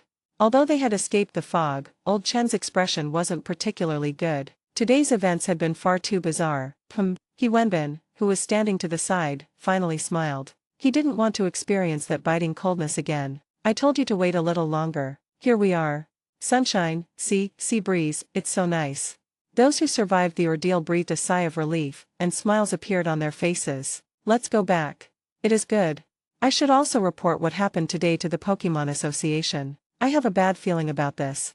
After returning to shore, Xiaoyu and Long Yanning lost interest in continuing their sightseeing and went straight back to their hotel to rest. Over the next few days, Xiaoyu was not in good spirits due to the frostbite. She spent several days sightseeing in the city and hotels, taking photos, enjoying the scenery, taking baths, and sunbathing. As for Laplace in the narrow crevice of the secret realm, Xiaoyu was in no hurry to subdue it. Because one must carry the item Wishing Star to enter the secret realm rift, and given the rarity of wishing stars, it is almost impossible for others to enter the secret realm rift. Xiaoyu also has ample time to prepare his plan to capture Laplace. Firstly, since you're fighting at sea, you'll need a powerful water-type Pokémon. The roaring tyrant that Xiaoyu just tamed is quite strong, but its aptitude is a bit lacking, so it's barely usable. Secondly, both Iron Warrior and Darkrai need to further enhance their strength. Finally, we need to find a way to solve the problem of Laplace's escape. Only by solving these three problems will Xiaoyu have a chance to capture this Laplace that has not yet appeared.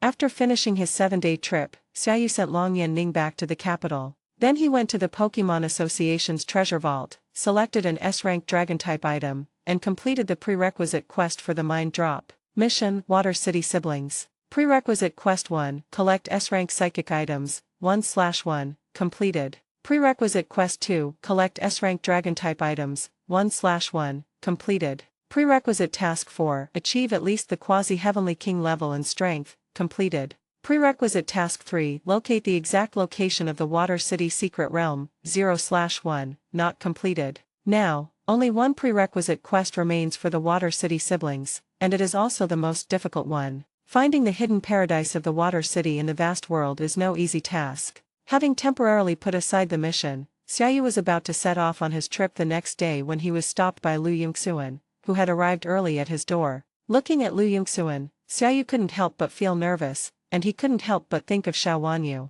Chapter 337 Key. Xiaoyu looked at Lu Yingxuan in front of him, feeling inexplicably guilty. He couldn't help but touch his nose, which was also one of Xiaoyu's little habits.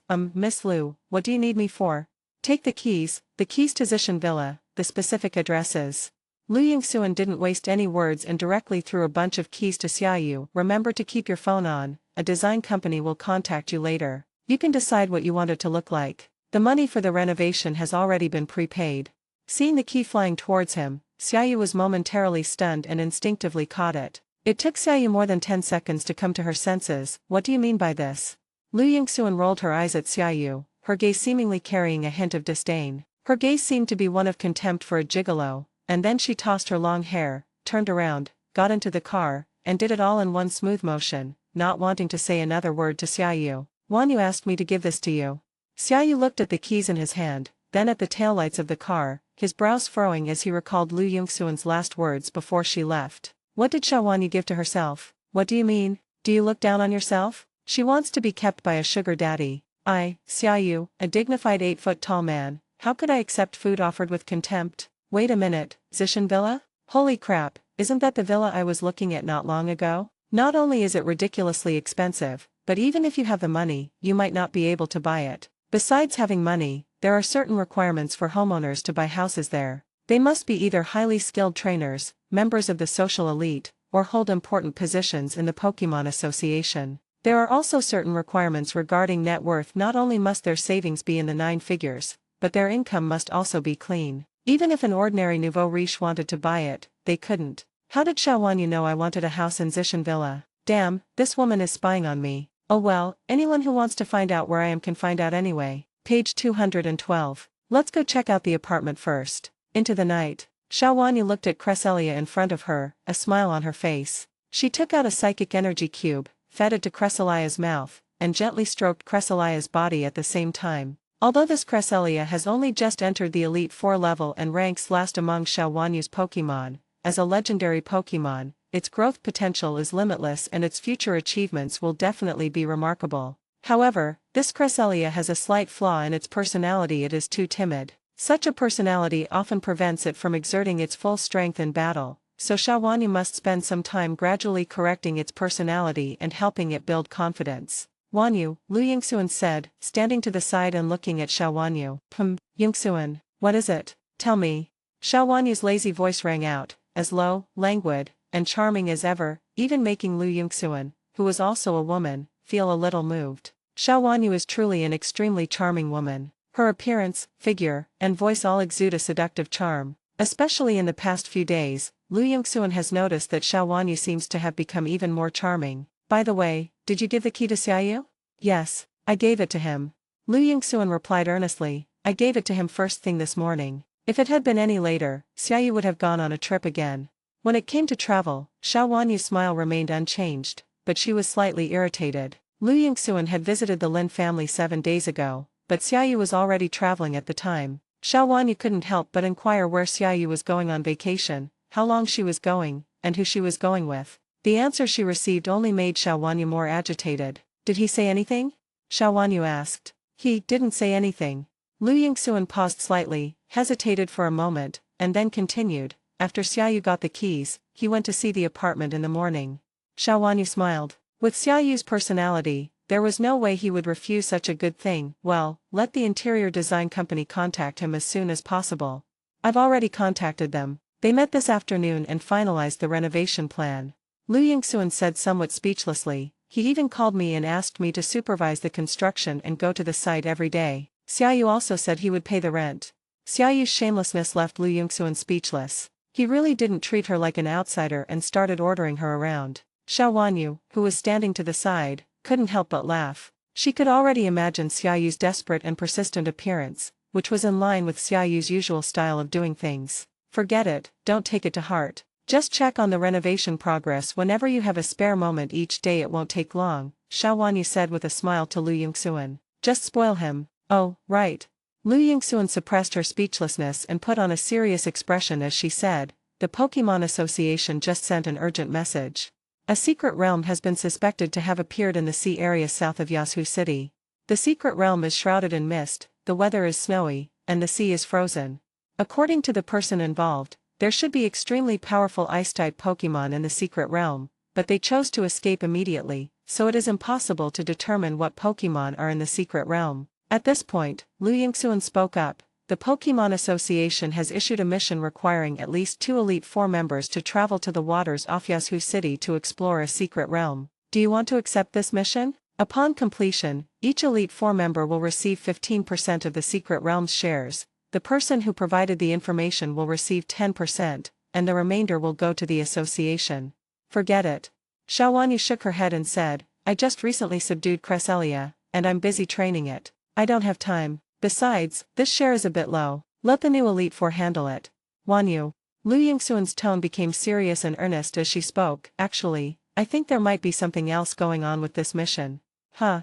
With Xiao Wanyu's intelligence, she realized what Lu Yingxuan meant after hearing what she said. Remembering that Xiaoyu had been traveling in Yasu City recently, she frowned and asked, Are you saying that this matter is very likely related to Xiaoyu? Lu Yingxuan nodded. The information was provided by the He family of Yasu. When Xiaoyu went to Yasu for tourism, it was He Wenbin, the second young master of the He family, who received him. He also specially found a champion-level trainer, Qin Zhen, nicknamed Old Qin. The 2 champion-level trainers accompanied him. The He family? Xiao Wanyu asked, frowning. She had heard of the He family before they were shipping tycoons. The previous head of the He family had served as one of the 4 heavenly kings of South China. Although their strength wasn't top tier, they were considered a powerful force in Yasu City. How did they get in touch with Xiaoyu? He Wenbin and Xiaoyu's older brother Xiao Luo are sworn brothers. Lu Yingxuan had clearly prepared well before reporting the news, and blurted out the relationship between the Xiao family and the He family. I understand. Xiao Wanyu nodded. Should we accept this mission? Lu Yingxuan asked. I don't know. Xiao Wanyu smiled. Do you know or not? Lu Yingxuan couldn't help but ask. Then shall I refuse for you? No rush. Xiao Wanyu waved her hand, then picked up her phone. Although I don't know whether I should take this task, Xiaoyu, the person involved, definitely knows. Why don't we just call him and ask? And I suspect that if your information is correct, this secret realm is definitely related to Xiaoyu, and he might even be the one behind it. Xiao Wanyu smiled charmingly, took out her phone, and dialed Xiaoyu's number. Chapter 338 The Plan to Subdue Laplace. Because of the Zishan Villa incident, Xiaoyu's travel plans had to be postponed again, and she could only depart tomorrow. Dudu. As Xiaoyu lay in bed, pondering her travel plans for the next 2 months, the phone rang. Xiao Tianwang. Looking at the name on the caller ID, Xiaoyu felt inexplicably guilty. This was the first time the 2 of them had contacted each other by phone since that incident. To accept or not to accept, that is a philosophical question. Then, Xiaoyu didn't know how to face Xiao Wanyu. If I don't answer, it's like I'm beholden to someone who's taken my money and then turned my back on me. I just took their keys this morning, and now if I don't answer the phone, it's like I'm a scumbag who takes advantage of you and then turns my back on you. I, Xiaoyu, am a righteous gentleman. How could I do such a thing? After hesitating for a few seconds, Xiaoyu decisively answered the phone. He lowered his voice and tried to make it sound serious, but his voice trembled slightly, revealing his nervousness. Hello. Xiaoyu.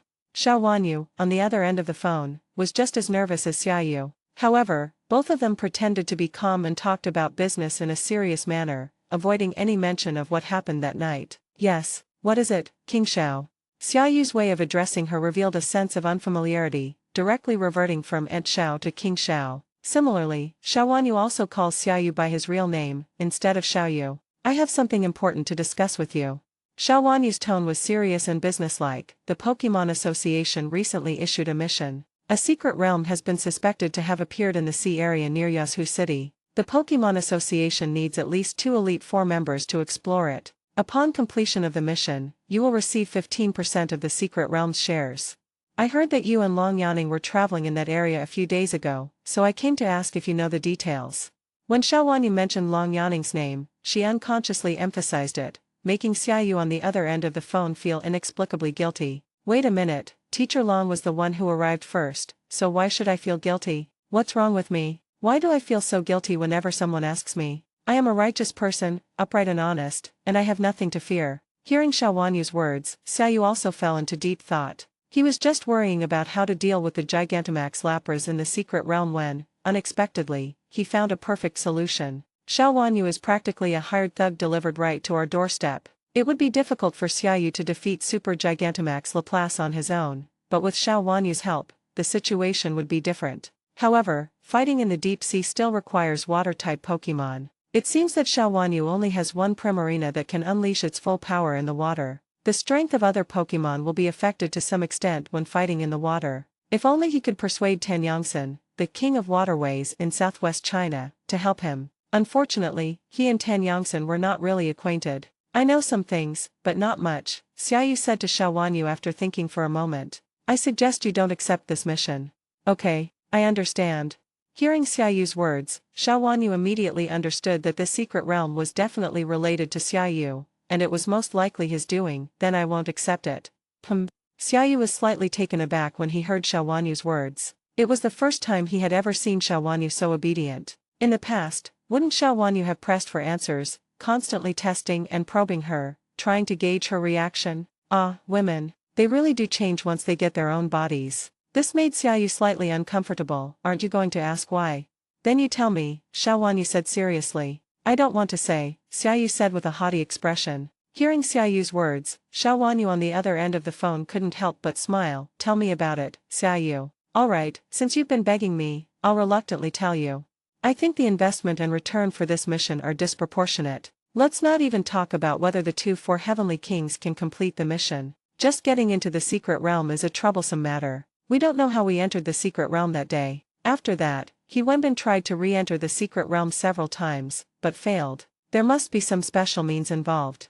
Page 213. Perhaps because her relationship with Xiao Wanyu had grown much closer, Xiao Yu revealed some information, and Xia said with a confident expression, to enter the secret realm rift, you must bring a wishing star. This time, Xiao Yu has already used up one of his 3 wishing stars, and now he only has 2 left. Normally, no one would take a wishing star out to sea. The wishing star's value is currently unknown. Everyone keeps it as a collectible at home. The other 4 heavenly kings on missions would never carry a wishing star with them, and therefore cannot enter the secret realm rift. Do you know what special methods are needed?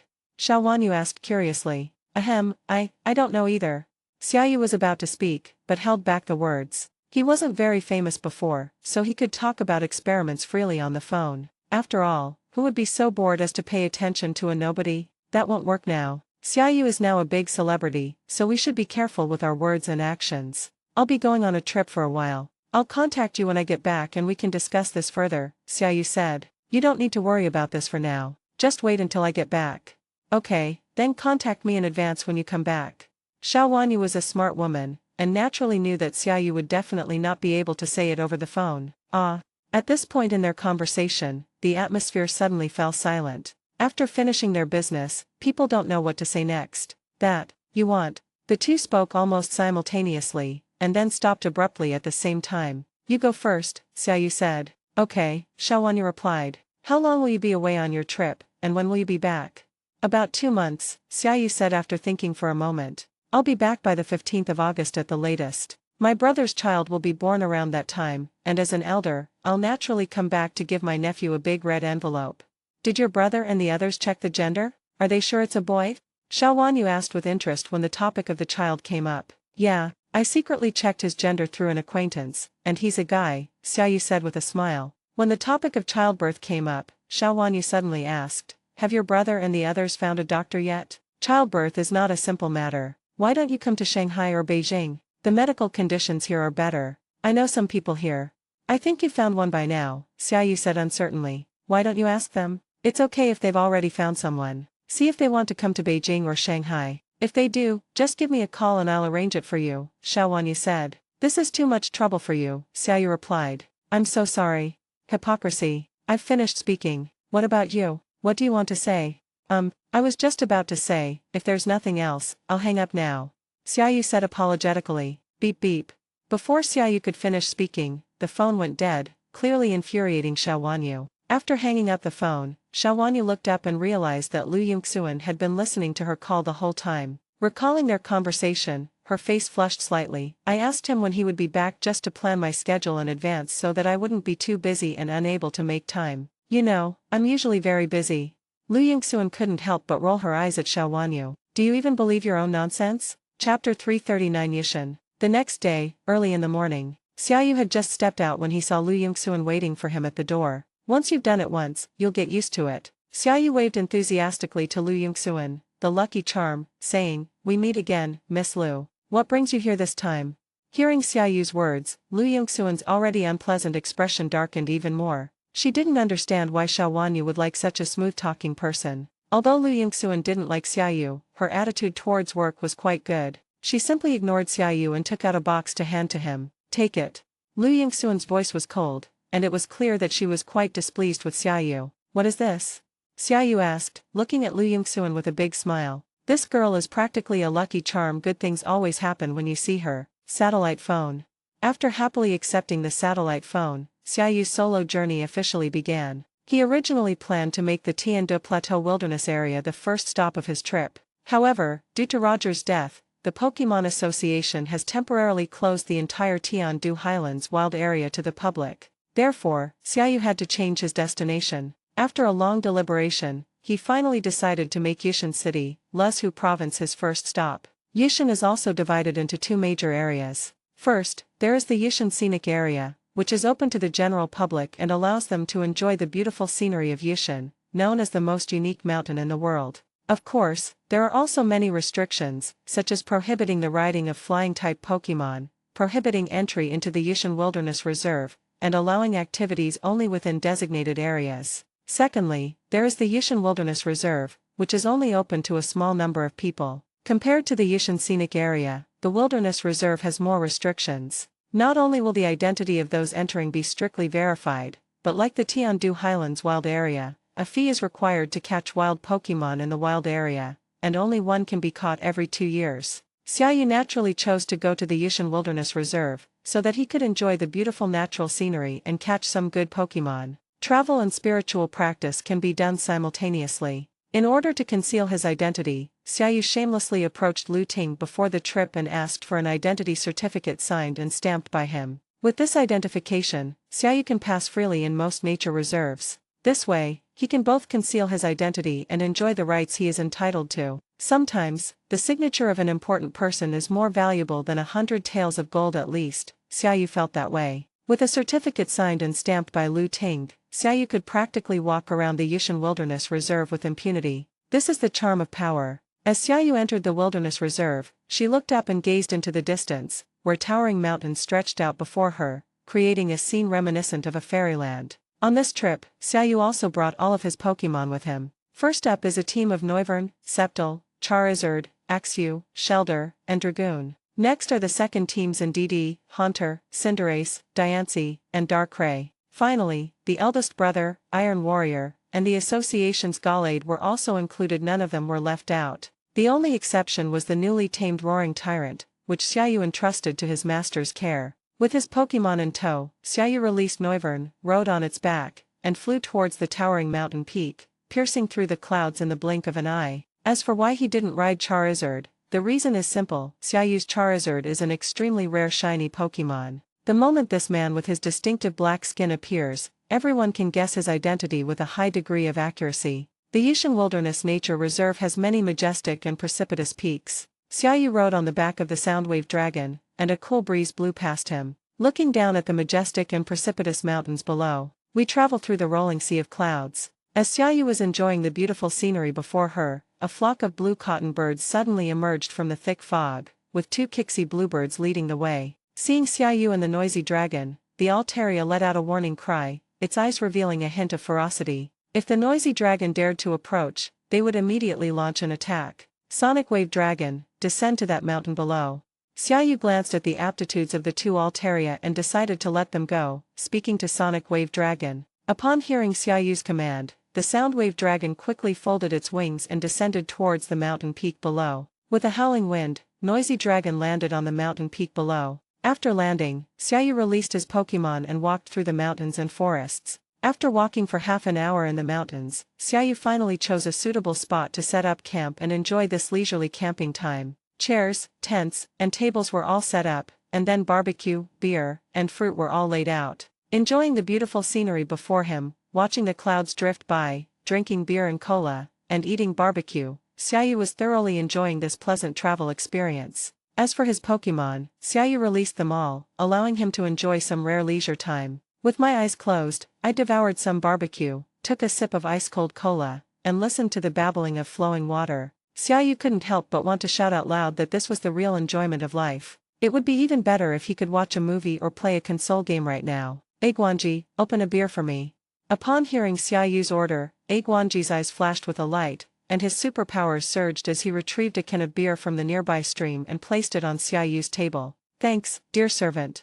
Hearing Xiaoyu's words, Guancher smiled and silently began training his superpowers. Page 214. By this time, Xiaoyu had already drunk several bottles of beer and was quite tipsy. With his mind blank, he lay on his back on the ground, looking at the sky, and slowly drifted off to sleep, snoring softly. By the time Xiaoyu came to her senses, it was already noon. Sunlight filtered through the swaying leaves and fell on Xiaoyu's face, carrying a hint of warmth. Xiaoyu had been sleeping for several hours before she realized it. She got up and stretched. Stealing half a day of leisure, after resting, it's time to get back to work. After packing his things and taking his Pokémon with him, Xiaoyu made the most of his time and began his journey to explore the Yushan Wilderness Reserve. He only planned to stay in Yushan for a day or two. The Yushan Wilderness Reserve is home to a wide variety of Pokémon, ranging from those that run on the ground to those that fly in the sky. However, the most famous Pokémon in the Yushan Wilderness Reserve are Flying-type, Water-type, and Rock-type Pokémon. Besides Altaria, which Xiaoyu first encountered, other well-known Flying-type Pokémon here include Florges, Parrot, Rockruff, and Swellow. However, Xiaoyu wasn't very interested in Flying-type Pokémon anymore, because he already had too many Flying-type Pokémon. Instead, he was most interested in Rock-type and Water-type Pokémon. Rock-type Pokémon are found in the Yushan Wild Area Reserve, including the Salt Giant, Rockruff, and Shuckle groups, all of which are quite powerful. As for Water-type Pokémon, there are a great variety of Water-type Pokémon in the Yushan Wilderness Reserve, such as Ludicolo, Succubus, Magikarp, Melodic, Snorlax, Ludicolo, and Golisomorph, all of which have been found in the Yushan Wilderness Reserve. Chapter 340 Kongyinyi. Xiaoyu walked along the winding mountain path, his gaze constantly falling on the forest on both sides of the road, carefully examining the Pokémon on the branches. You can see Pokémon like Rattata and Greedy Squirrel on the branches from time to time, but because they are so common,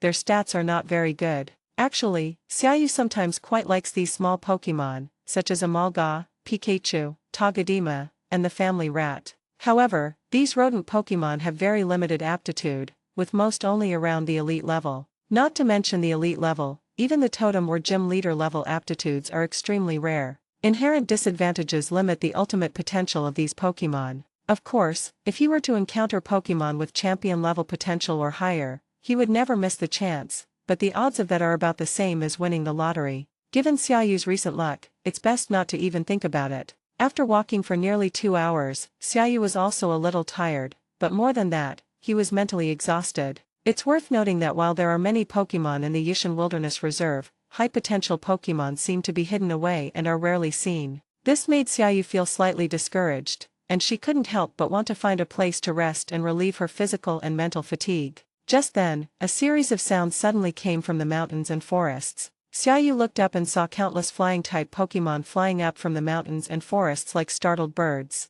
This scene also piqued Xiaoyu's curiosity, and he walked towards the forest where the sound came from. As they got closer, Xiaoyu finally saw the source of the sound in the forest. A pied eagle and a great pied finch are engaged in a fierce battle for territory. Xiaoyu glanced at the two Pokemon's aptitude and couldn't help but sigh. The fact that the two Pokemon were only at the Overlord level made Xiaoyu feel somewhat disappointed. My luck seems to be really bad lately. As he continued his journey, stopping and starting along the way, Xiaoyu encountered many Pokemon, but he didn't encounter a single one with the potential to become an Elite Four member. As night fell and darkness descended, the full moon hung high in the sky. Dark crows made a noisy, eerie sound from the branches. Xiaoyu, lying in his tent, was ready to sleep. He planned to rest for one night and continue exploring the Yushan Wilderness Reserve the next day. If he still hasn't encountered a high-potential Pokemon by then, he'll just pack up and leave. Soon, Xiaoyu, lying in the tent, fell asleep, snoring softly. In the middle of the night, the temperature plummeted, lightning flashed across the sky, and a clap of thunder startled Xiaoyu awake from her sleep. At the same time, a torrential downpour suddenly began. The rain intensified, falling heavier and heavier like a floodgate being opened, covering the mountains and forests. Fortunately, the tent Xiaoyu bought was of good quality, otherwise, it might not have been able to withstand such a heavy downpour. Lightning flashed and thunder roared, and torrential rain poured down. Tonight is destined to be a sleepless night. The rain grew heavier, its pattering against the tent making a crisp, rhythmic sound that disturbed Xiaoyu's peace of mind, making it difficult for her to fall asleep. Boom! Another clap of thunder rang out, completely waking Xiaoyu up. Just as Xiaoyu sat up, preparing to rest for a while, suddenly, a huge impact struck, instantly destroying Xiaoyu's tent and continuing to hurtle towards him with undiminished force. At this critical moment of life and death, Iron Warrior emerged from its pokeball without hesitation, holding its twin blades horizontally in front of it to block the sudden and deadly attack. Xiaoyu, who had survived the ordeal, was stunned for a few moments before coming to his senses, his cold gaze fixed on the distance. By this time, his tent was mostly destroyed, and the rain was soaking his clothes. Xiaoyu looked ahead and discovered that the one who attacked him was an abandoned monkey. Forsaken, the evolved form of Primeape, is a fighting/ghost-type Pokemon with a predominantly physical attack focus. It has a fiery and easily angered nature and is extremely aggressive. The abandoned monkey's messy fur was soaked by the rain, and its scarlet eyes were fixed on Xiaoyu. At the same time, Xiaoyu also immediately investigated the strength of this abandoned monkey, Heavenly King level strength and Heavenly King level aptitude. Xiaoyu frowned. Although he had finally encountered the high-potential Pokemon he had been longing for, he didn't want to experience it a second time in this way. Xiaoyu looked at the Forsaken, trying to figure out whether it was a wild Pokemon or one that was being controlled by humans. Forget it, whether it's a wild Pokemon or not doesn't really matter. If it weren't for Iron Warrior's quick reaction, Xiaoyu might be dead here. Looking at the abandoned monkey in front of him, Xiaoyu decided that no matter whether this abandoned monkey was a wild Pokemon or a Pokemon with an owner, he would deal with it first. Iron Warrior, use Flash Magic. Facing the outcast monkey with fighting-type attributes, Xiaoyu naturally chose to have Iron Warrior use its own type of Flash Magic. It can both enjoy the bonuses of its own type and deal double damage to it. Although the Iron Warrior could easily overpower the abandoned monkey in terms of strength, and there was no need for such caution, Xiaoyu still chose to play it safe. A dazzling light erupted from the Iron Warrior's body, and terrifying fairy-type energy burst forth instantly, sweeping towards the abandoned monkey. Abandoned monkey, hold the line.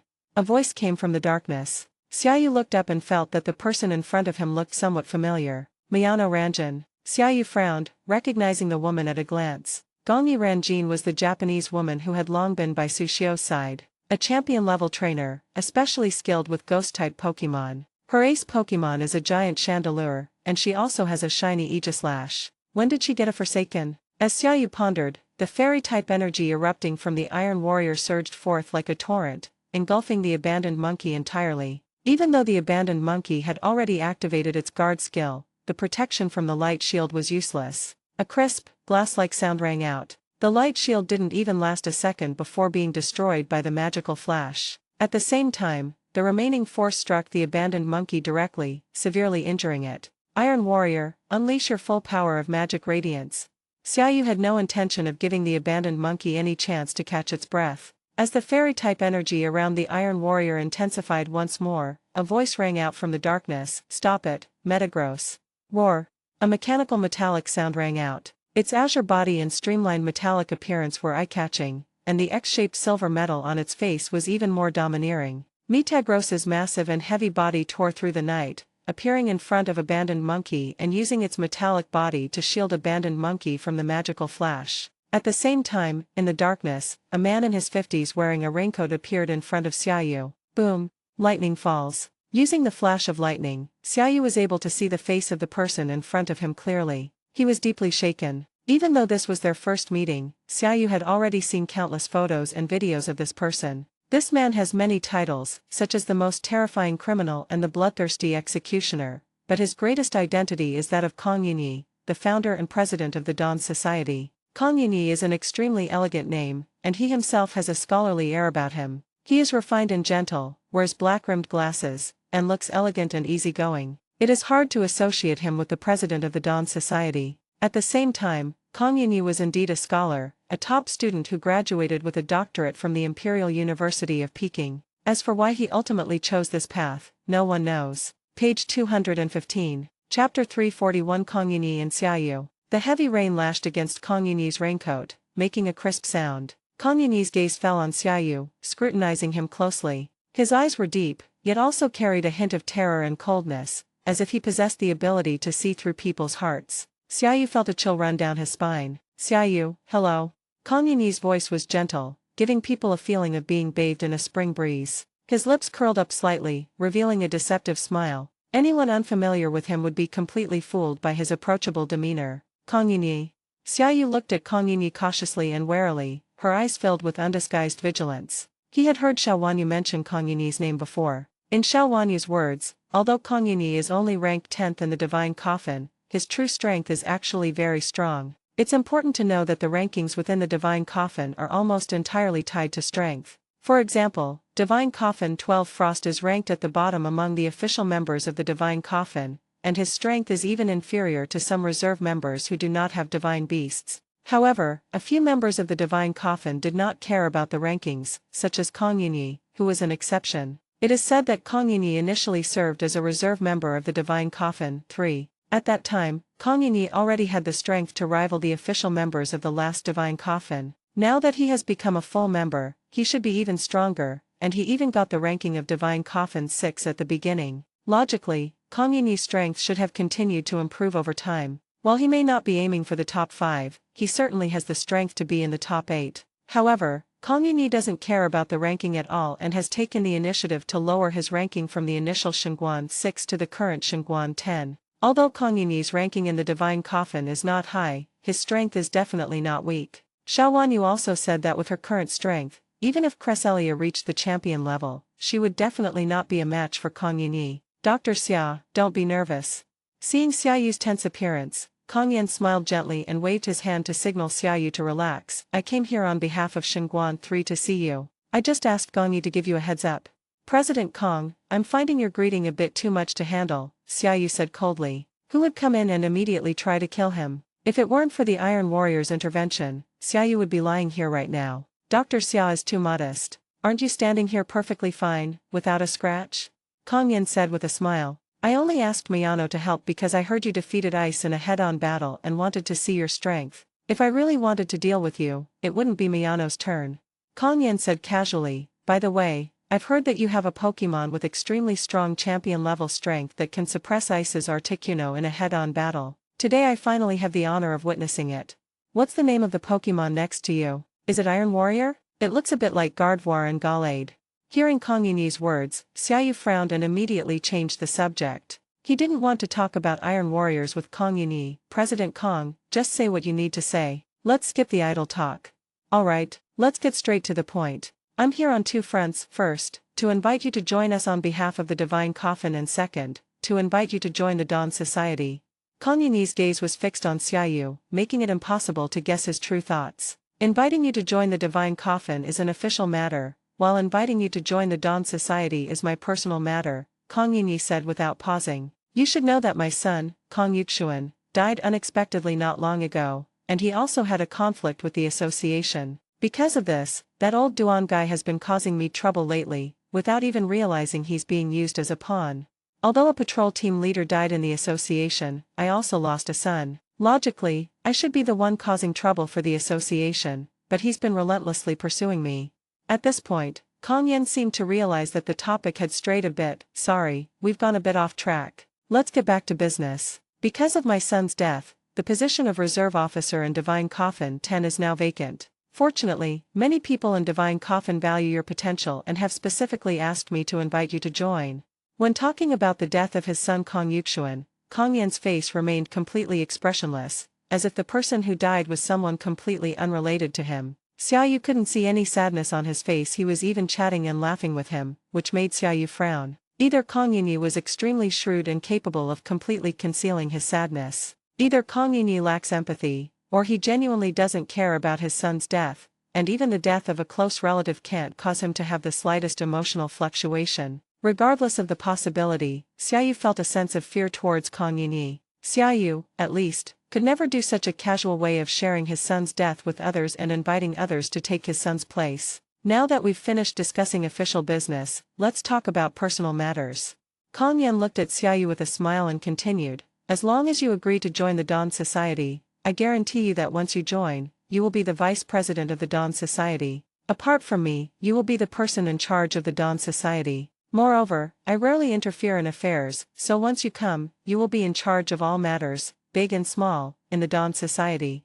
Hearing Kong Yinyi's words, Xiaoyu was surprised, but she remained calm on the surface. Kong Yinyi's offer was already quite high, but Xiaoyu could also distinguish between what was important and what was not. He had a bright future ahead of him and there was absolutely no need for him to join a notorious organization like the Dawn Society for petty gains. Moreover, he and Kong Yinyi had no connection whatsoever. Their relationship wasn't exactly that of mortal enemies, but they were practically adversaries. In any case, Xiaoyu would not join the Dawn Society. As for joining the Divine Coffin, he already has Xiao Wanyu as a path, so there's no need for him to follow Kong Yinyi's path. Xiao Wanyu is much more trustworthy than Kong Yinyi. After all, the relationship between the two is quite complicated. I'm sorry, I don't plan to join the Divine Coffin or the Dawn Society for the time being, Xiaoyu said, declining the offer. Xiaoyu. Seeing that Xiaoyu had rejected his offer, Kong Yan waved his hand, interrupting Xiaoyu, and said to himself, you can think about it for a while longer. You can call me anytime you think it through. Xiaoyu, Kong Yinyi said, a smile suddenly appeared on his lips. Although this is the first time we have met, I see a reflection of myself in you. We are the same kind of people. Your eyes are also filled with ambition and greed. Goodbye, Xiaoyu. Chapter 342 Shijiang. The heavy rain gradually stopped, but Xiaoyu had no desire to sleep. He sat on the wreckage of the tent, staring blankly at the stars in the sky. Kong Yinyi's surprise attack today also served as a reminder to Xiaoyu that even with the powerful Iron Warrior by his side, his safety might not be so optimistic. From the start of the trip, her itinerary was completely transparent to powerful figures like Xiao Wanyu and Kong Yinyi, leaving no secrets whatsoever. Anyone with a keen eye can easily find out which bus they took, when they arrived in Yishan, and where they ended up. Looking at the twinkling stars in the sky, Xiaoyu made a decision in his heart. Taking advantage of the darkness, he released the Sonic Dragon and left the Yishan Wilderness Reserve under the cover of night. Tickets bought. Tickets bought. Luxury cruise on the Three Gorges is now as low as 888 yuan per person. A 3-day luxury tour to enjoy the beautiful scenery of the Three Gorges is excellent value for money. Water-type Pokémon Blastoise will take you on a scenic journey through the fjord. Rental is cheap, and the second one is half price. The sounds of shouts and calls rose and fell along the dock. As a popular tourist attraction in Chongqing, the Three Gorges is crowded with tourists from all over the country during the peak tourist season. Everyone wants to wear a long blue robe, stand with their hands behind their back, drift down the Yangtze River in a small boat, admire the scenery on both banks, and sing aloud. I left Beatty in the morning amidst colorful clouds, and returned to Jiangling 1,000 miles away in a single day. Like the chivalrous heroes in the book, one can experience the joys and sorrows of love and hate. Everyone harbors a martial arts dream, wielding a 3-foot-long sword and roaming the world. A cup of wine amidst peach blossoms and spring breeze, 10 years of lamplight in the rainy nights of the Jianghu. Xiaoyu wanted to do the same. Since he had already concealed his whereabouts and was wearing a mask and sunglasses, no one should be able to recognize him, so he could let loose and be himself. Some people may appear to be wearing a mask, but in reality, they have taken it off. Since losing contact, Xiaoyu's journey these past few days has been one of complete self-indulgence, doing things he had never done in either his past or present life. For example, he rented a luxury motorcycle and experienced a high-speed life, or he tried bungee jumping and skydiving. Xiaoyu also posted videos of her travels online, prompting netizens to clamor for a chance encounter. This time, Xiaoyu came to the Three Gorges to experience the beautiful scenery of the Three Gorges and to wear Hanfu to experience what it's like to be an ancient knight-errant. Xiaoyu specially rented a small boat and several goldfish kings. Under the boatman's direction, the goldfish kings pulled the small boat down the river. The river is clear, and the mountains rise one after another. The scenery on both sides of the gorge is extremely beautiful, with rolling green hills and lush greenery. Sailing on the water, it felt as if you were in a painting. A sail, an oar, a fishing boat, a fisherman, a fishing hook. A bell and a rise bring laughter, a bright moon over the river, an autumn scene on the river. Boating alone on the Yangtze River Gorge is a unique experience. Lying back in a small boat, surrounded by mountains and rivers, I fall asleep, my head resting on the starry sky as I drift into dreams, a moment of pure bliss in this life. The cool breeze blowing from the river dispelled the summer heat. On the river, Xiaoyu discovered that he wasn't the only one. There were many young people dressed in all sorts of clothes, some paddling in small boats, others sitting on the backs of Laplace's or Blastoise's boats, enjoying the canyon and creating precious memories. It is better to travel thousands of miles to read thousands of books. Xiaoyu then took out his own camera to take a commemorative photo. Unfortunately, Xiaoyu was traveling alone this time, and could only ask the boatman to take photos for him, which added to his regret. "Young man, you're really handsome. You look so young, are you still in school?" After taking several photos, the boatman looked at Xiaoyu's face and felt that he looked vaguely familiar, but he couldn't remember where he was. Page 216. It's no wonder the boatman couldn't be blamed, because Xiaoyu's current appearance was completely different from when he participated in the college cup. Not only was he wearing a wig, but he was also dressed in ancient costume. If you weren't extremely close to him, you really wouldn't recognize Xiaoyu. "Just graduated from high school," Xiaoyu replied with a smile. The boatman was an honest man who made a living on the river with a few goldfish kings and a small boat. "What university did you get into?" "My granddaughter is also in university." The boatman smiled as he talked about his granddaughter, revealing his yellowed teeth. Because he spent a lot of time boating on the river, the boatman had dark skin and a weathered face. As he spoke, he took out an old photograph from his purse. "Here, let me show you. This is a picture of my granddaughter." Seeing the proud expression on the boatman's face, Xiaoyu was inexplicably moved. "The boatman before me is a reflection of countless parents everywhere. No matter when parents talk about their children, their faces are full of pride. No matter what others think, in a parent's heart, their children are the best." Xiaoyu smiled, squatted down to be roughly level with the hunched boatman, and looked down at the girl in the photo. He had short hair, wore a school uniform, and looked quite young. "This is the most beautiful aspect of youth. A character who will appear in the future, name undecided, possibly a cameo role." "It's beautiful," Xiaoyu praised. "Of course, my granddaughter had a lot of suitors when she was in school. Those little brats came to our house several times, and we complained to her school many times, but it was no use. They couldn't control her. They said he was the son of some big leader, so they couldn't do anything about it. But my granddaughter is hardworking and knows how to work hard. She wasn't affected by those little brats and got into a good university last year." When talking about his granddaughter, the boatman seemed to open a floodgate of words, talking nonstop, completely different from his previous taciturn self. "Which university did you apply to?" Xiaoyu asked casually. "Imperial Capital University." Mentioning Imperial Capital University, the boatman's face beamed with pride. "And you, young man, how did your exams go? Have you decided which university to apply to?" Upon hearing the words Imperial Capital University, Xiaoyu took a few extra glances, hoping to one day meet the senior student. "It's all right," Xiaoyu said with a smile. He hadn't even taken the college entrance exam, so he could only laugh it off. "But I definitely want to apply to Beijing University. Maybe I can even be your granddaughter's junior." "Young man, you have ambition. You look quite handsome, you're sure to get in." The boatman said with a smile. "Which high school did you go to?" "I am not from Yuzhou, but from Western Shu." "Your accent sounds like it's from over there too." Xiaoyu chatted casually with the boatman, and at the same time, with the vigorous swimming of several goldfish, Xiaoyu arrived at his destination, the Yalong Wharf in the gorge. "Young man, we've arrived at Yalong Wharf. From here, our small boat has to turn back. If we want to continue, we'll need a large cruise ship or a powerful Pokémon escort to go any further. My few goldines can't guarantee your safety." As the boatman punted the boat to the shore, he reminded Xiaoyu, "The current is very strong in the second half of the journey, and ordinary small boats are not allowed to continue. You need to find a large, licensed boat. Renting one of those boats costs tens of thousands a day, and those people are very unscrupulous. I suggest you just buy a cruise ticket. A first-class luxury cabin is less than 10,000. The cheapest is only around 1,000. Okay. Xiaoyu waved his hand. Thanks, sir. Chapter 343 Crossing the River with a Single Leaf. After strolling around Yalong Wharf, Xiaoyu, through a broker's recommendation, spent a fortune to rent the most luxurious yacht in the entire wharf. Although the price was high, you get what you pay for, and Xiaoyu was quite satisfied with the yacht's setup and decor. Money is a minor issue. After all, the purpose of traveling is to enjoy life, not to suffer on a shoestring budget. Xiaoyu has always held this view and never shortchanges himself materially. Eat and drink as you please, and enjoy life to the fullest. Money is meant to be earned and spent, right? Otherwise, if you accidentally kick the bucket, all the money you've worked so hard for your whole life will just go to someone else. Xiaoyu ate something simple to fill his stomach and was preparing to board the ship to continue his journey through the Three Gorges. Unexpectedly, when they arrived at the dock where the yachts were moored, they were stopped by a group of people. Xiaoyu glanced at the group of people in front of him. Although they were dressed fashionably, they looked very young and were obviously recent high school graduates. Meanwhile, their backpacks and clothing were all high-end luxury items,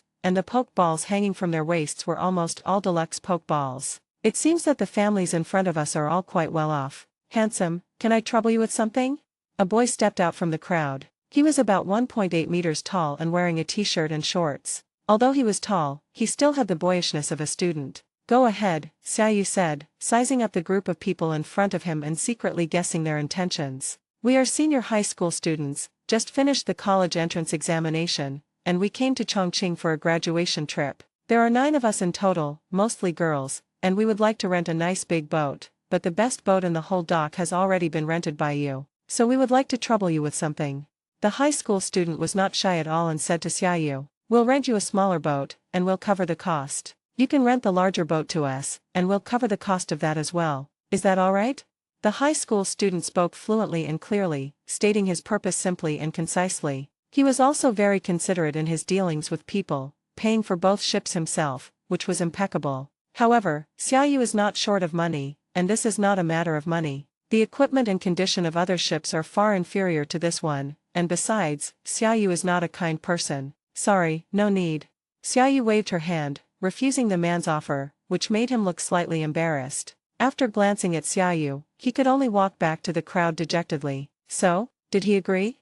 As the man walked back, the group asked all at once. He disagrees, the man said in a low voice, shaking his head. Why, didn't you tell him we'd help him pay? One of his companions asked. I told him, but he still disagreed. The man was also a little annoyed by the question. The other person who rented that boat must have plenty of money. I told him he wouldn't agree. Anyway, I'm not going to talk to him anymore. If you want to talk to him, go ahead.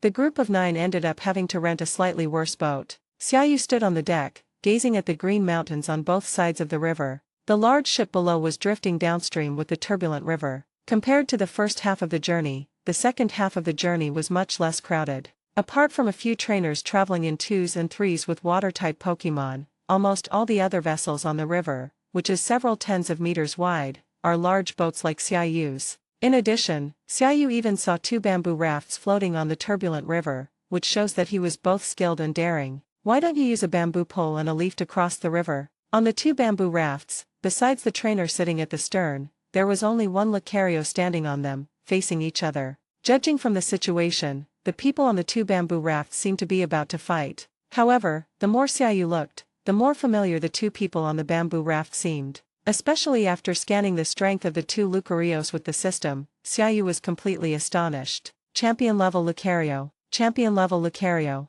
Xiaoyu rubbed his eyes, wondering if he was seeing things. There were actually 2 Lucarios on the river, and both of them were champion-level. As the yacht drew closer, Xiaoyu gradually made out the faces of the 2 people on the bamboo raft. First up is Duan Hengji, the champion from North China. His muscular physique is so striking that it's hard to miss him. At the same time, Xiaoyu also noticed that Duan Hengji's Lucario was wearing a Lucario Mega Evolution stone on its chest and was looking at the Lucario opposite with a fighting spirit. The person on the opposite bamboo raft was also an old acquaintance of Xiaoyu's. With a wine flask at his waist, simple clothes, and a drunken look on his face, he was none other than Xiao Luo's sworn brother, Wei Yekin. The powerful aura of the 2 Pokémon caused surrounding ships to detour and stay away from the 2 to avoid being caught in the crossfire. Of course, there were also many fearless and enthusiastic viewers who stood not far away, holding up their phones to live stream. Brothers, we've run into the ascetic monk Wei Yekin battling Duan Hengji, the champion of North China.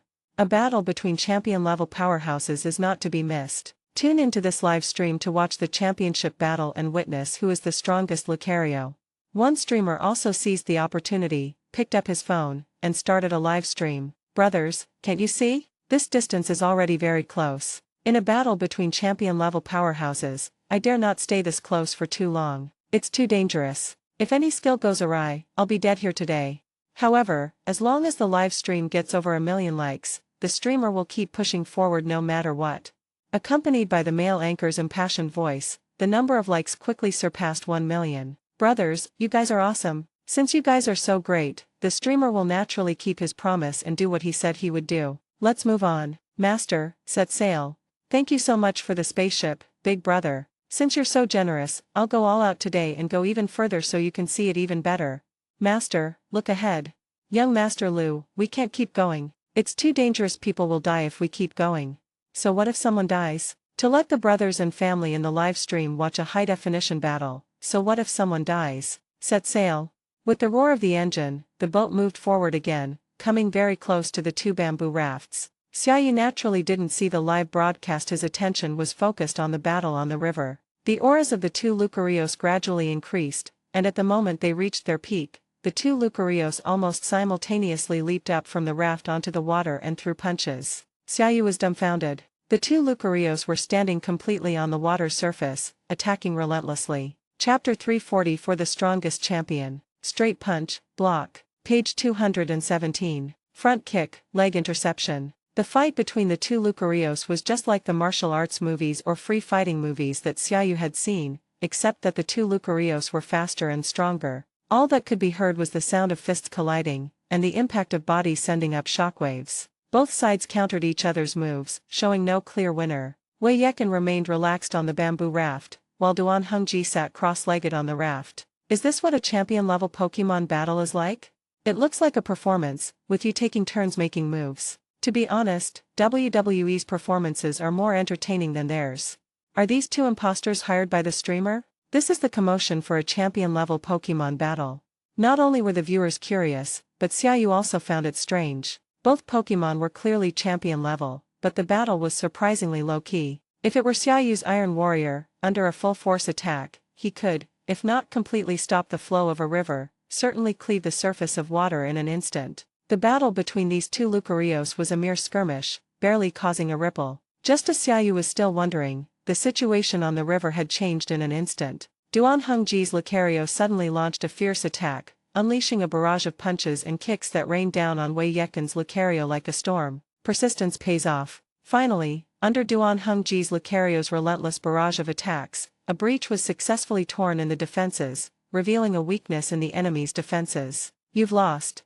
A glint flashed in Duan Hengji's eyes as he watched this scene, and his loud voice rang out, as clear as a bell, deafening and resounding. Almost the instant Duan Hengji's voice fell, his Lucario unleashed a full-force punch, which grazed the other Lucario's ear. The wind held, the airwaves rolled, and the surging fighting-type energy created huge waves, causing the area where Xiaoyu was located to shake violently and the ship to rock. If Duan Hengji's Lucario hadn't deliberately miss-hit the punch, Wei Yekin's Lucario would definitely have been seriously injured. At this moment, Wei Yekin, who was lying on the bamboo raft, suddenly opened his eyes and looked at Duan Hengji. A trace of clarity flashed in his hazy eyes. This is the first time in so long that his Lucario has been at a disadvantage in less than a minute of fighting. You have talent and potential. It's a pity you've wasted your best years. Even if you want to uphold justice, one person's strength is ultimately limited. Duan Hengji stood up, his tall and strong body looking down at Wei Yekin with a hint of regret in his eyes. Human strength has its limits. Only by spreading the belief in martial arts can you realize your ideals. Duan Hengji, as always, had a loud, booming voice, his tone like muffled thunder. Although you're older, a prodigal son's return is priceless, and you still have time. Don't bury your Lucario's talent. Come work for me. Right now, your strength is only enough to defeat a bottom-tier Elite Four like Tan Yangsen. You are no match for any of the stronger Elite Four, let alone champions and trainers above the champion level. A frog at the bottom of a well can only see the sky from the bottom of the well. There are differences even among champions. Although Duan Hengji's words were harsh, they were not without merit. Wei Yekin, who possesses the power of wave guidance, undoubtedly has the potential to become a champion, because Duan Hongji himself also possesses the power of wave guidance. If he could become the champion of North China, why couldn't Wei Yekin? This is why Duan Hongji felt sorry for Wei Yekin wasting his talent. If Wei Yekin had a change of heart, under his guidance, there would still be many opportunities for China to have another top-level expert. Duan Hongji has the ability and the confidence to do so. Although Duan Hongji is very young, only 45 years old, making him a very young champion, his championship title is extremely prestigious. Because in China, there are only two ways to become a regional champion. One method is for the former champion to voluntarily step down when they reach the age limit. Then, the top 4 champions from the 7 regions have the opportunity to compete for the championship spot. The strongest among them is directly promoted to the trusted champion, which is also the method by which the vast majority of people become champions. The second method involves the top 4 members of the 4 heavenly kings challenging the champion. The winner becomes the champion, while the loser either returns to the position of top 4 member or retires. Of course, most champions choose to retire after a defeat, as working under their former superiors is a terrible experience. 6 years ago, Duan Hongji, at the age of 39, challenged the previous champion of North China and successfully won, becoming the new champion of North China. Duan Hongji not only became the champion, but also broke a record, becoming the youngest champion in history and the first champion under the age of 40. This series of titles is enough to show just how strong Duan Hongji is. Iron-blooded and powerful have almost become synonymous with Duan Hongji. Although Xiaoyu and Duan Hongji had some conflict over the Mega Evolution Stone, Xiaoyu had to admit that Duan Hongji was undoubtedly one of the strongest champions in China. Master Longfan once said that if he wanted to compete for the championship, he could only do so in other regions. With Duan Hongji around, the champion of North China would remain for at least 20 years. From this sentence, it is not hard to see how dominant Duan Hongji is. He is like a mountain, making trainers in the entire North China region feel suffocated. As long as he doesn't retire, the champion of the entire North China region will remain unchanged. Duan Hongji's formidable strength has made him extremely popular throughout the country, with countless young people taking him as a role model. People always admire the strong, especially a strong person like Duan Hongji who is upright and incorruptible. Xiaoyu watched the two fighting in front of him and felt a surge of emotions. Xiaoyu realized that perhaps because of winning the championship, he had indeed become somewhat arrogant recently. Those years of hardship and struggle in those hidden realms have quietly faded away. Now, I spend my days traveling and sightseeing, drifting on the river, going with the flow, wasting my precious youth. Learning is like rowing upstream. The ancients never lied to me. After figuring things out, Xiaoyu suddenly felt that the colors of the mountains and rivers had faded. Mountains and rivers may be high and long, but they will eventually come to an end. The wind may be clear and the moon bright, but the clouds will always be different. Power and strength are what men should pursue. Looking at Duan Hongji in the distance, Xiaoyu felt a surge of pride. He was determined to become the future champion of North China. Since Duan Hongji is the strongest champion, then he must be stronger than Duan Hongji. Xiaoyu secretly made up his mind that after swimming in the Yangtze River Gorge, he would go back and train hard for a period of time before heading to the secret rift in Yazhu City. Boom! Xiaoyu had just made up his mind, his heart brimming with pride, ready to survey the world and write with passion. Suddenly, the ship was violently struck, and Xiaoyu was thrown off the deck. Xiaoyu was furious. He turned around abruptly and found that he had been rear-ended by another ship. Who the hell did this? Chapter 345 Shijiang Hydropower Station. Xiaoyu turned his head in annoyance, only to see a group of familiar young people boarding his ship in a disheveled state. He looked nervous and apologetic. "Excuse me, I accidentally bumped into your boat." Unlike last time, this time it was a long-haired girl with her hair tied in a ponytail, wearing a blue and white dress, her face slightly pale, and she looked a little nervous. But she still tried to remain calm and bowed to Xiaoyu to apologize. "Don't worry, we will take care of the compensation. I'm really sorry to have bothered you." Xiaoyu frowned as he looked at the girl in front of him, swallowing back the words of insult that were on the tip of his tongue. It has to be said that in situations like this, girls are indeed more suited to communication, especially pretty girls. If it were a boy, Xiaoyu would have to perform a rap on the spot. Seeing the girl's good attitude in admitting her mistake, Xiaoyu could only suppress his anger for the time being. Of course, the biggest reason is that the boat doesn't even belong to him. He's just a charterer. Didn't you see that the captain next to him is already ashen-faced? For some reason, Xiaoyu, who was in a bad mood, almost couldn't help but smile when he saw the captain next to him. Indeed, people's happiness is built on the support of others. Just as Xiaoyu saw, the captain standing to the side was already furious. His ship had only been in operation for less than 3 months, and now this had happened. Even if it's repaired eventually, business will definitely be much worse than before. After all, Chinese people are very particular about these things. Who would want to rent another ship that's been in a wreck? The bearded captain's face was already ashen.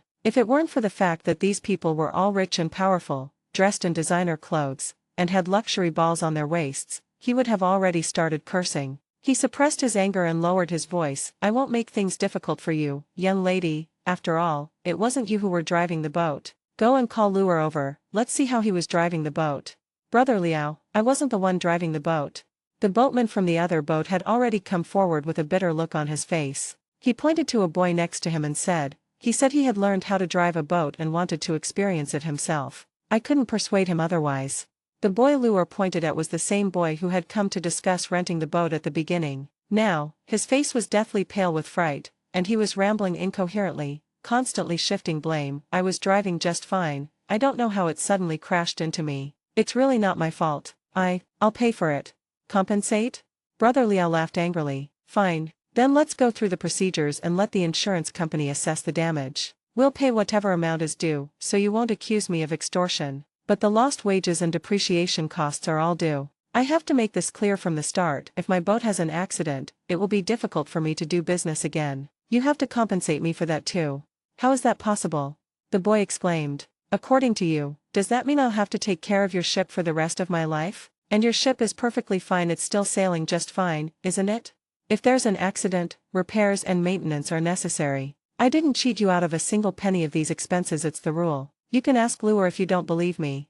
Seeing the boy and Brother Liao arguing, the girl with the ponytail, who had been tense at first, gradually calmed down and interrupted them. Okay, stop arguing. Let's go through legal procedures and pay whatever compensation is due. I will pay every penny that is due, and I won't give a penny more than I should. Instead of arguing here, it's better to go through legal proceedings and find a good lawyer. That's far more worthwhile than just talking nonsense. After this incident, the group lost all interest in traveling. The smiles on their faces had vanished, and they all took out their phones to contact their families with worried expressions. Xiaoyu had already stepped aside to watch the commotion, but their smiles hadn't disappeared, they had simply shifted to Xiaoyu's face. Hello, Dad. The pretty girl picked up the phone and said softly. Xiaoyu leaned against the railing, listening to the girl's intermittent conversation with her family. Page 218. No, something happened. We haven't even reached the Shijiang hydropower station yet. Then let's go first, Dad. Remember to have someone take care of it.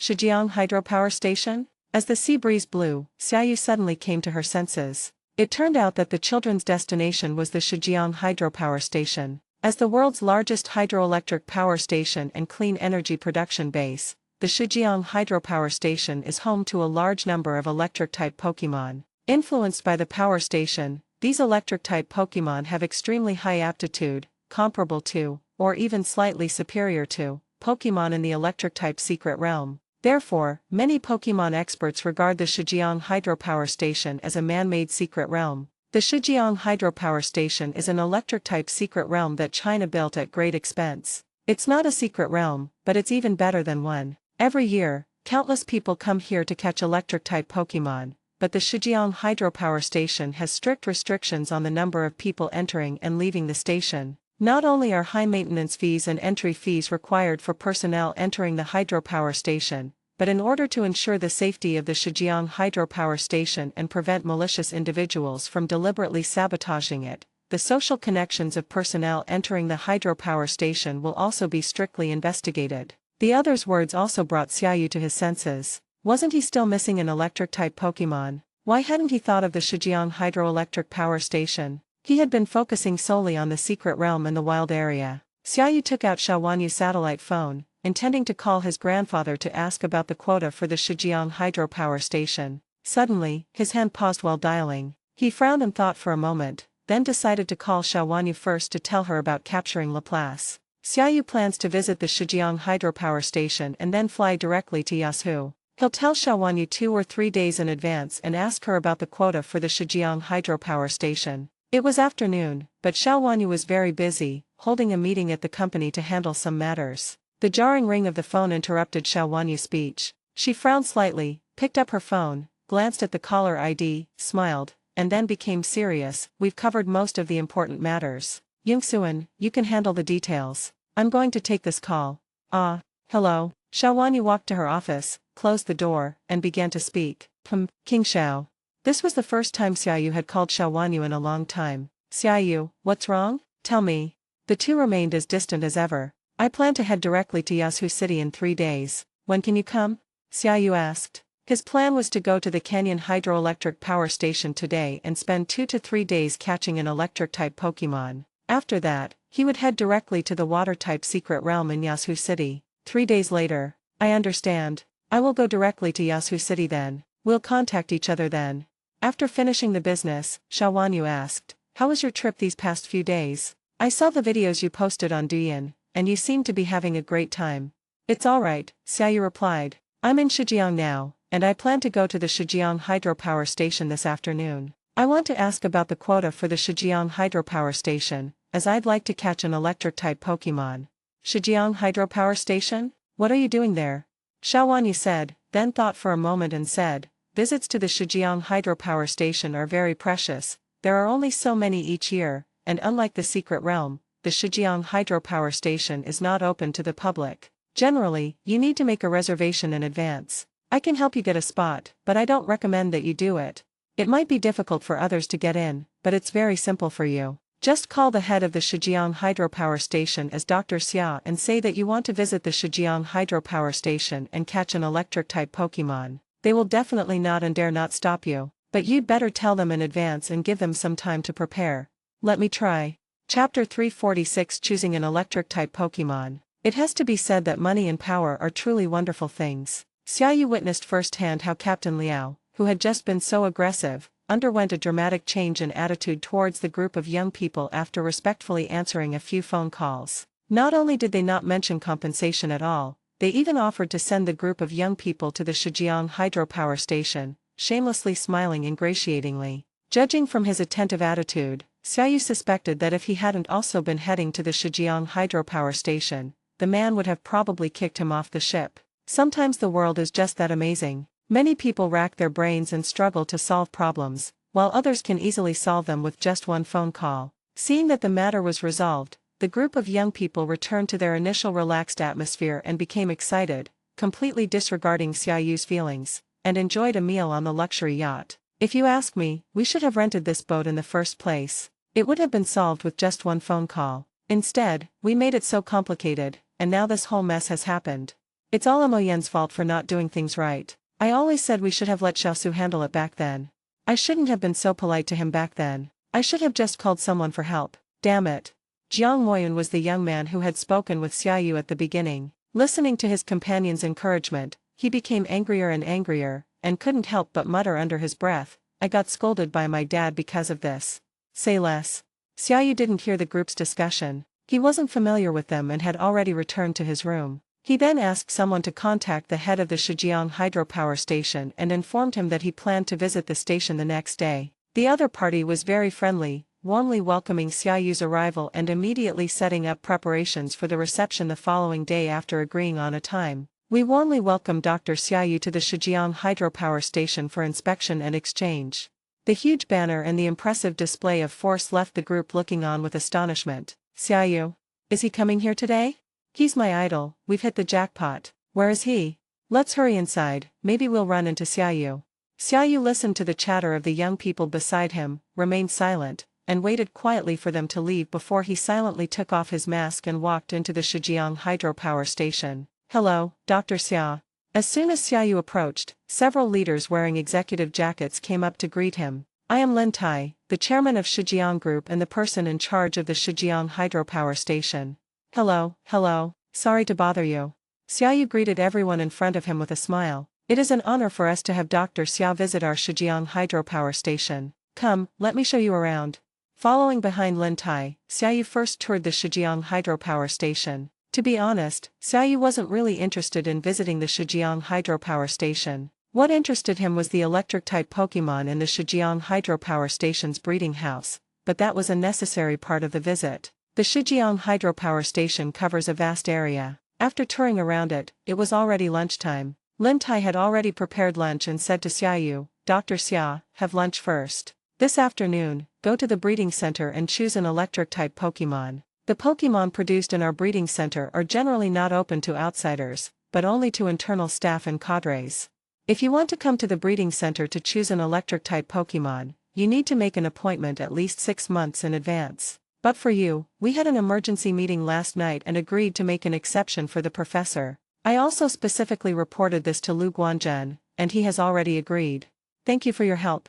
Xiaoyu was pleased with Lin Tai's enthusiasm, and he naturally couldn't take advantage of others for nothing. No one present was a fool. Lin Tai's friendly relationship with her must have its own agenda, and his purpose was clear, to make Xiaoyu remember his kindness. Having received Lin Tai's favor, Xiaoyu naturally had to reciprocate. He nodded to Lin Tai and carefully chose his words, saying, I will remember Chairman Lin's kindness. If there are any opportunities for cooperation in the future, I will definitely give Chairman Lin and Shijiang Group priority consideration.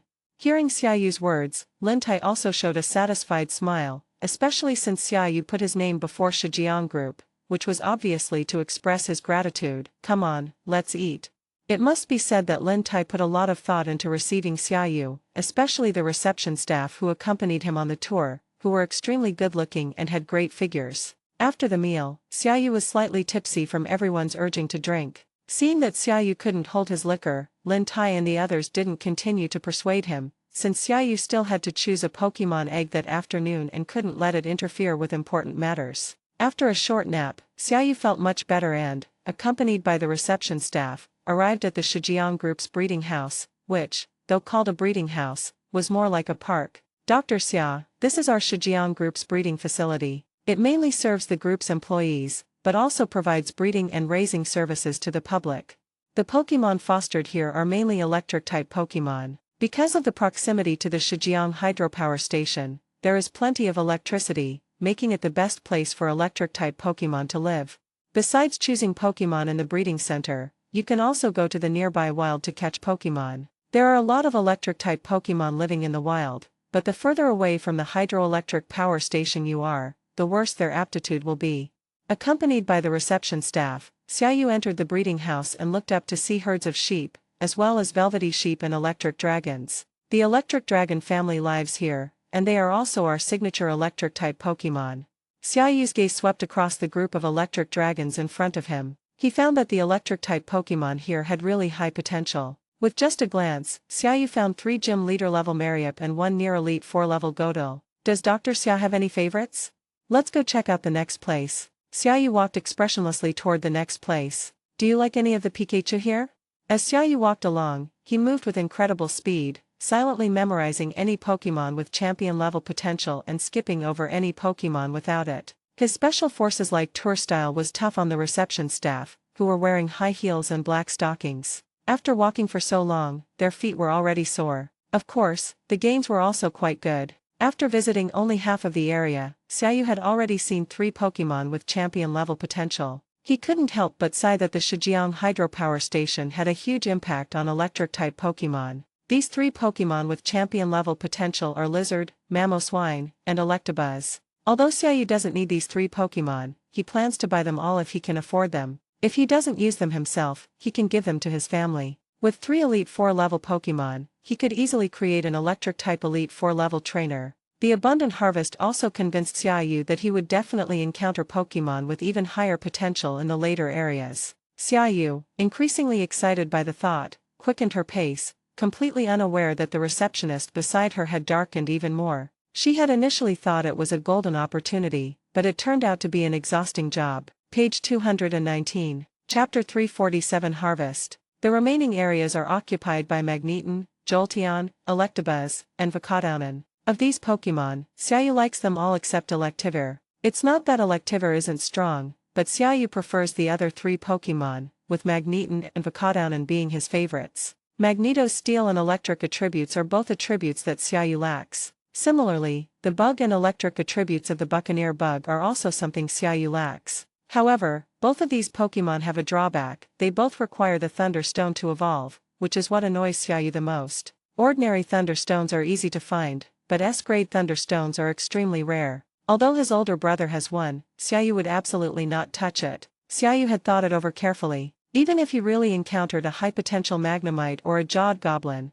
Xiaoyu would choose to give them to his older brother. He already had enough high-potential Pokémon, while his older brother only had a few decent Pokémon. My brother has already sacrificed enough for me, now it's my turn to reciprocate. Xiaoyu's first destination was the forest farm where Vicodownin was raised. Vicodownin has always been one of Xiaoyu's favorite electric-type Pokémon. Although its speed is relatively slow in the game, its special attack stat of 145 is simply terrifying. Among all electric-type Pokémon, it is second only to the special attack monsters Electabuzz, Mega Ampharos, and Thundurus in its spirit form, and is even stronger than Milton. In short, disregarding Ultra Beasts, Legendary Beasts, and Mega Evolutions, Vicodownin ranks first among electric-type Pokémon. How can a Pokémon be so strong? Entering the forest farm where the mandibular maggots are raised, Xiaoyu found that, apart from a very few stag beetles flying in the air, the vast majority of mandibular maggots were clinging to the tree trunks, using their strong mandibles to cut open the trees and suck out the sap, with a satisfied expression on their faces. This tree is the favorite tree of the mange kindworm. Its sap is sweet and delicious, and it is their favorite food. In order to raise the mange kindworm well, we specially invited botanists to conduct on-site investigations and transplant this tree. Moreover, the leaves that fall from these trees are the favorite food of the evolved form of the mange kindworm, the electric insect. To successfully raise the mange kindworm, you must first plant this tree. It's clear that this receptionist is highly professional and has an excellent understanding of the Pokémon clawed grub. Xiaoyu nodded, then squatted down and began to check the aptitude of the Pokémon one by one. After checking them all, the final result was quite disappointing for Xiaoyu. Not a single one of the many mighty claws and power banks had reached the Elite Four level. This made Xiaoyu sigh. It seemed that he was destined to never have a Pokémon like Vicodouch. Don't you have a Pokémon that you like here? The receptionist asked after hearing Xiaoyu sigh. Yes, his aptitude is a bit lacking, Xiaoyu nodded in response. Does Dr. Xiao really like the Pokémon Jawed Golem? Yeah, I kind of like it. Vicodownin, the final evolution of Jagras, is a very strong electric-type Pokémon. Although it's a bit slow, it's powerful enough in special attack, Xiaoyu said. Dr. Xia, although we don't have any jawed maggots that you're looking for here, there are still a batch of jawed maggot eggs in the hatchery of the breeding house. Maybe there'll be one that suits your taste. I'll take you there after we've toured all the areas. Okay, there are only a few areas left. Let's hurry to the hatching room after we've finished looking at them. Xiaoyu nodded. The areas he was visiting now were all where the Pokémon had already hatched. The Pokémon eggs were all stored in the hatching room, where they might encounter some high-potential Pokémon. Next, Xiaoyu quickly walked through the remaining areas as if she were on a shopping spree. There was an unexpected bonus among the EV species. A champion-level EV was discovered. This made Xiaoyu secretly keep an eye on things, planning to buy the EV as a gift for his nephew who hadn't yet made a purchase. EV, with its gentle temperament, is the most suitable starter Pokémon for novice trainers, and because EV's genes are unstable, it has many evolutionary paths. Apart from this EV, Xiaoyu did not see any other Pokémon with potential reaching the Elite Four level or above. Let's go check out the incubation room, Xiaoyu said. Okay, Dr. Xia, this way. This time, Xiaoyu slowed down and walked side by side with the receptionist towards the incubation room. Along the way, Xiaoyu asked many questions about raising and breeding electric-type Pokémon, and the receptionist was able to answer them all accurately, which impressed Xiaoyu. Such a high level of theoretical knowledge is not something an ordinary receptionist should have. Miss Zhao, if I may ask, which university did you graduate from? Xiaoyu asked. I graduated with a master's degree from Shanghai University.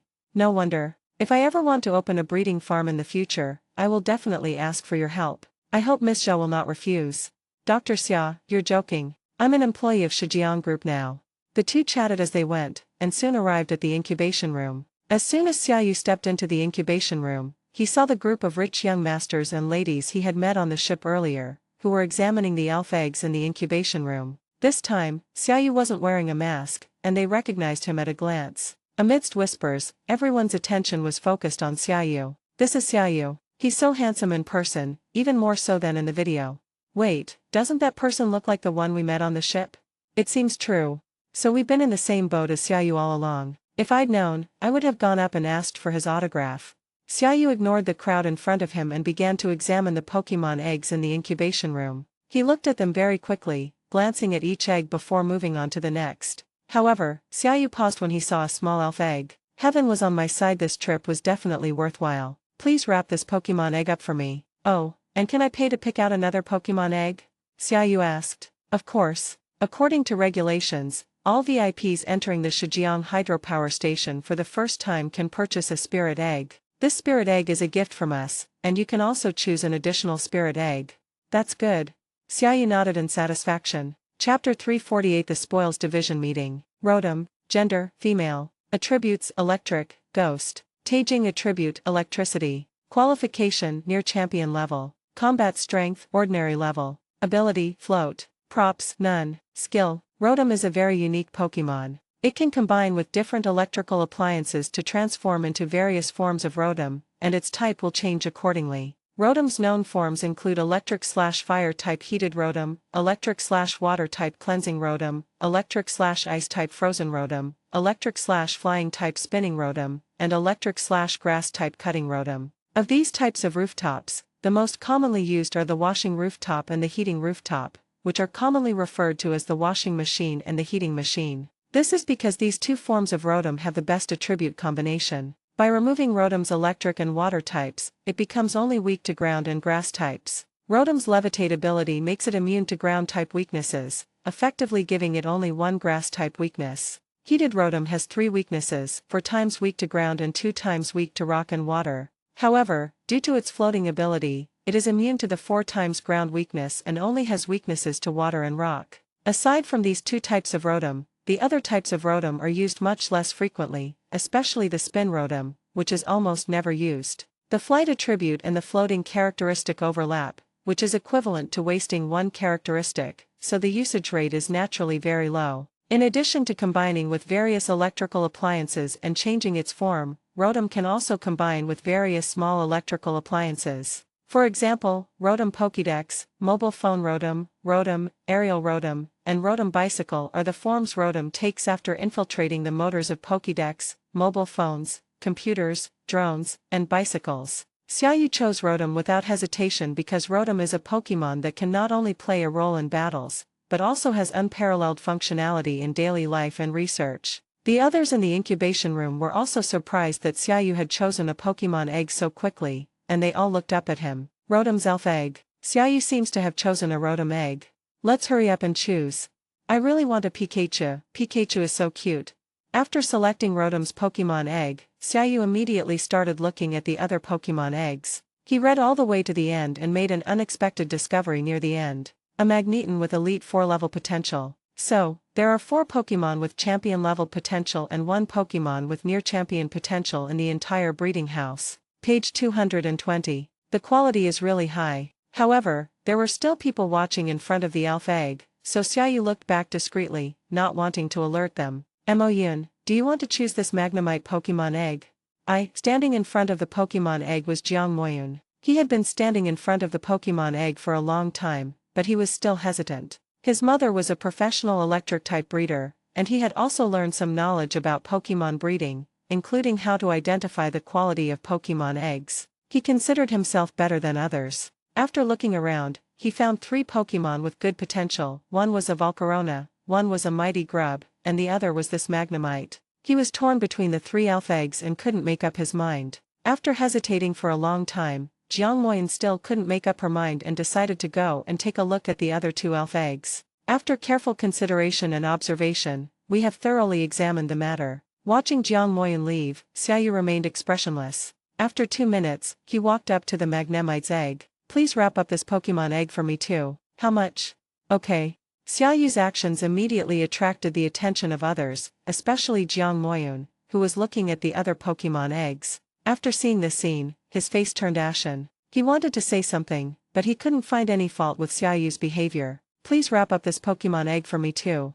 Jiang Moyun was afraid that the Pokémon egg she had her eye on would also be taken away, so she quickly followed Xiaoyu's example and asked the staff to wrap up the Pokémon egg as well. With 2 Pokémon eggs already in his possession, Xiaoyu is now considering the remaining 4 hatched Pokémon. Xiaoyu then discovered that there were a total of 6 Pokémon with Elite 4 aptitude or higher within the entire Shijiang hydropower station. If we can capture all 6 Pokémon with Elite 4 potential or higher, the Elite 4 will be within our grasp in no time. However, Xiaoyu could only dream about it. The 2 Pokémon eggs were easy to get, but it would be too difficult to take the 4 hatched Pokémon with him. Xiaoyu just learned from the receptionist that Shijiang Group has tested the qualifications of all the Pokémon that have been hatched. Although not very precise, it still shows that the potential of all 3 Pokémon is at least at the gym leader level. It's impossible for Xiaoyu to catch all those Pokémon at once, he can only try his best to buy them. Besides, those Pokémon are definitely not cheap, and the Shijiang Group might not even be willing to sell.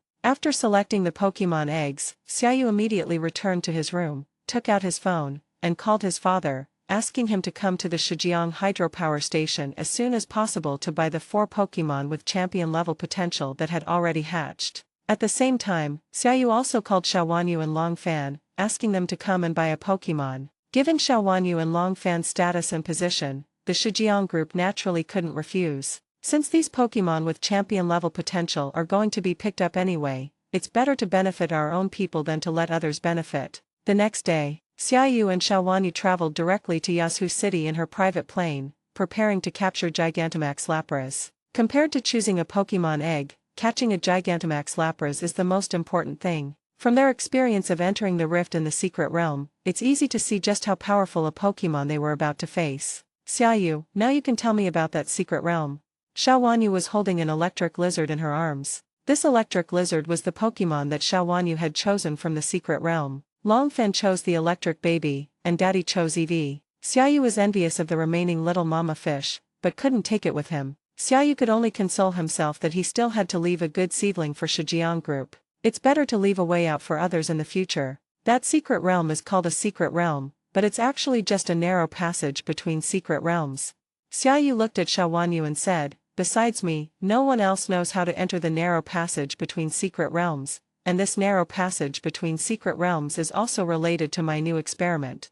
We'll discuss the specifics once we enter the secret realm rift. Also, remember to bring all your main Pokémon. Chapter 349 Gigantamax Army. Azure Sky, Clear Sea. Xiaoyu returned to Yazhu City once again, but this time the person by his side had changed. It was Xiaowanyu. The two stood in front of the dock, and in order to avoid being recognized, they both made a point of concealing their presence. This is because ever since the He family reported the matter of the secret realm to the association has sent several groups of people to Yazhu City to investigate the matter of the secret realm, but all of them returned empty-handed. However, the Pokémon Association did not give up and still left many people in Yazhu City to continue exploring the secret realm. Therefore, in order to avoid being recognized by the association and causing unnecessary conflicts, the two disguised themselves and concealed their identities. Xiaoyu and Xiaowanyu changed into casual shorts and t-shirts, put on some protective clothing, and wore masks and sunglasses to avoid being recognized. This also made Xiaoyu a little regretful. If only he could see Xiaowanyu in a swimsuit, he would think how she would look with her hot figure. Just thinking about it made Xiaoyu feel a heat in his nose, as if a warm current was flowing out of his nostrils. Xiaoyu, what's wrong? Xiaowanyu asked, looking at Xiaoyu who had a nosebleed. Cough cough, it's nothing. Xiaoyu quickly wiped his hands and said, it's nothing, I've just been a little feverish these past few days. Xiaowanyu frowned slightly as she watched Xiaoyu's actions. She took out a wet wipe from her bag and handed it to Xiaoyu, saying, you're such a grown-up, why are you still wiping your hands? Here, wipe your hands. Thank you. Did you bring any warm clothes? Xiaoyu asked Xiaowanyu beside her after wiping her hands. I brought several sets. Xiaowanyu had already made preparations. Then let's go. Upon hearing the two talking, Lu Yinhan immediately steered the boat towards the ocean. Braving the wind and waves, the huge yacht sped across the sea, heading straight for its destination. Half an hour later, as they got closer to their destination, Xiaoyu spoke to Lu Yinhan. Slow down, we're almost there. Upon hearing Xiaoyu's words, Lu Yinhan steered the yacht to a slow speed, gradually making its way towards the narrow gap in the secret realm. Finally, after sailing for a few more minutes, a thick fog began to spread in the sky, and the temperature began to drop sharply. At the same time, Xiaoyu also discovered that one of the wishing stars in his backpack was missing. Each time you enter the secret realm rift, you need to consume one wishing star. So, if you want to break all the seals, you'll need at least 18 wishing stars. We can only increase our collection efforts while no one knows about the wishing star yet. The fog thickened, and snow began to fall. Seeing this familiar scene, Xiaoyu's expression turned serious, and he spoke to the people around him. We've entered the narrow crevice of the secret realm. Be careful, and everyone put on warm clothes, Xiaoyu instructed everyone. Even without Xiaoyu saying it, Lu Yunhan and Xiao Wanyu also felt the biting cold and put on thick clothes. It's so cold. Xiao Wanyu looked at the snowflakes falling from the sky, her expression solemn. The Pokémon that can cause such a phenomenon must be at least a champion-level Pokémon. Lu Yunhan's face was equally gloomy. The biting cold and its ability to change the weather filled him with worry. With their combined strength, can they really handle it? Miss, be careful, Lu Yunhan reminded her. Seeing the solemn expressions on their faces, Xiaoyu decided to reveal a bit of the inside story to calm them down. Xiaoyu originally wanted to continue calling Xiao Wanyu Xiao Tianwang, but decided to change the way he addressed her, Wanyu. Xiao Wanyu blushed slightly when she heard Xiaoyu address her, but still responded softly. She didn't know why Xiaoyu was calling her Wanyu at this moment, and turned to look at Xiaoyu with a hint of doubt in her eyes. Actually, I've never been very interested in joining the divine coffin. Xiaoyu's inexplicable words filled Xiao Wanyu's eyes with confusion. Why did he suddenly bring up the coffin? Because I've always felt that joining someone else's organization is never as enjoyable as having your own. I've actually had this idea for a long time, Xiaoyu said to himself. Perhaps it was because of his unique relationship with Xiao Wanyu that he was willing to reveal his truest thoughts to her. That means I'll build my own organization, an organization even stronger than the divine coffin. I've already thought of a name for it, the Gigantamax Legion. The name Xiaoyu came up with was Gigantamax Army. Since each of the 18 sealing points contained a permanently fixed Gigantamax Pokémon, he could capture all 18 Pokémon and create a Gigantamax army. The strength of a permanently enhanced Gigantamax Pokémon may not necessarily be weaker than that of a regular legendary Pokémon. Page 221. Especially for Pokémon like Gigantamax Lapras, once the Aurora Veil is activated, who can stop me? Gigantamax Army? Xiao Wanyu and Lu Yunhan, who was standing next to her, looked on with great confusion. What kind of organization is the Gigantamax Legion? Meanwhile, the snow fell heavier and heavier, the fog grew thicker and thicker, the cold was biting, and the fierce wind and snow felt like sharp steel knives scraping against one's cheeks. Xiaoyu knew that the harsher the environment, the closer they were to Gigantamax Lapras. He also saw the confusion and bewilderment in their eyes. He smiled and looked at Xiao Wanyu, saying, "You must be very surprised. What is the Gigantamax Legion? This is a new experiment of mine. I call it Dynamax. Dynamax requires Dynamax energy, which comes from a legendary Pokémon called Eternatus.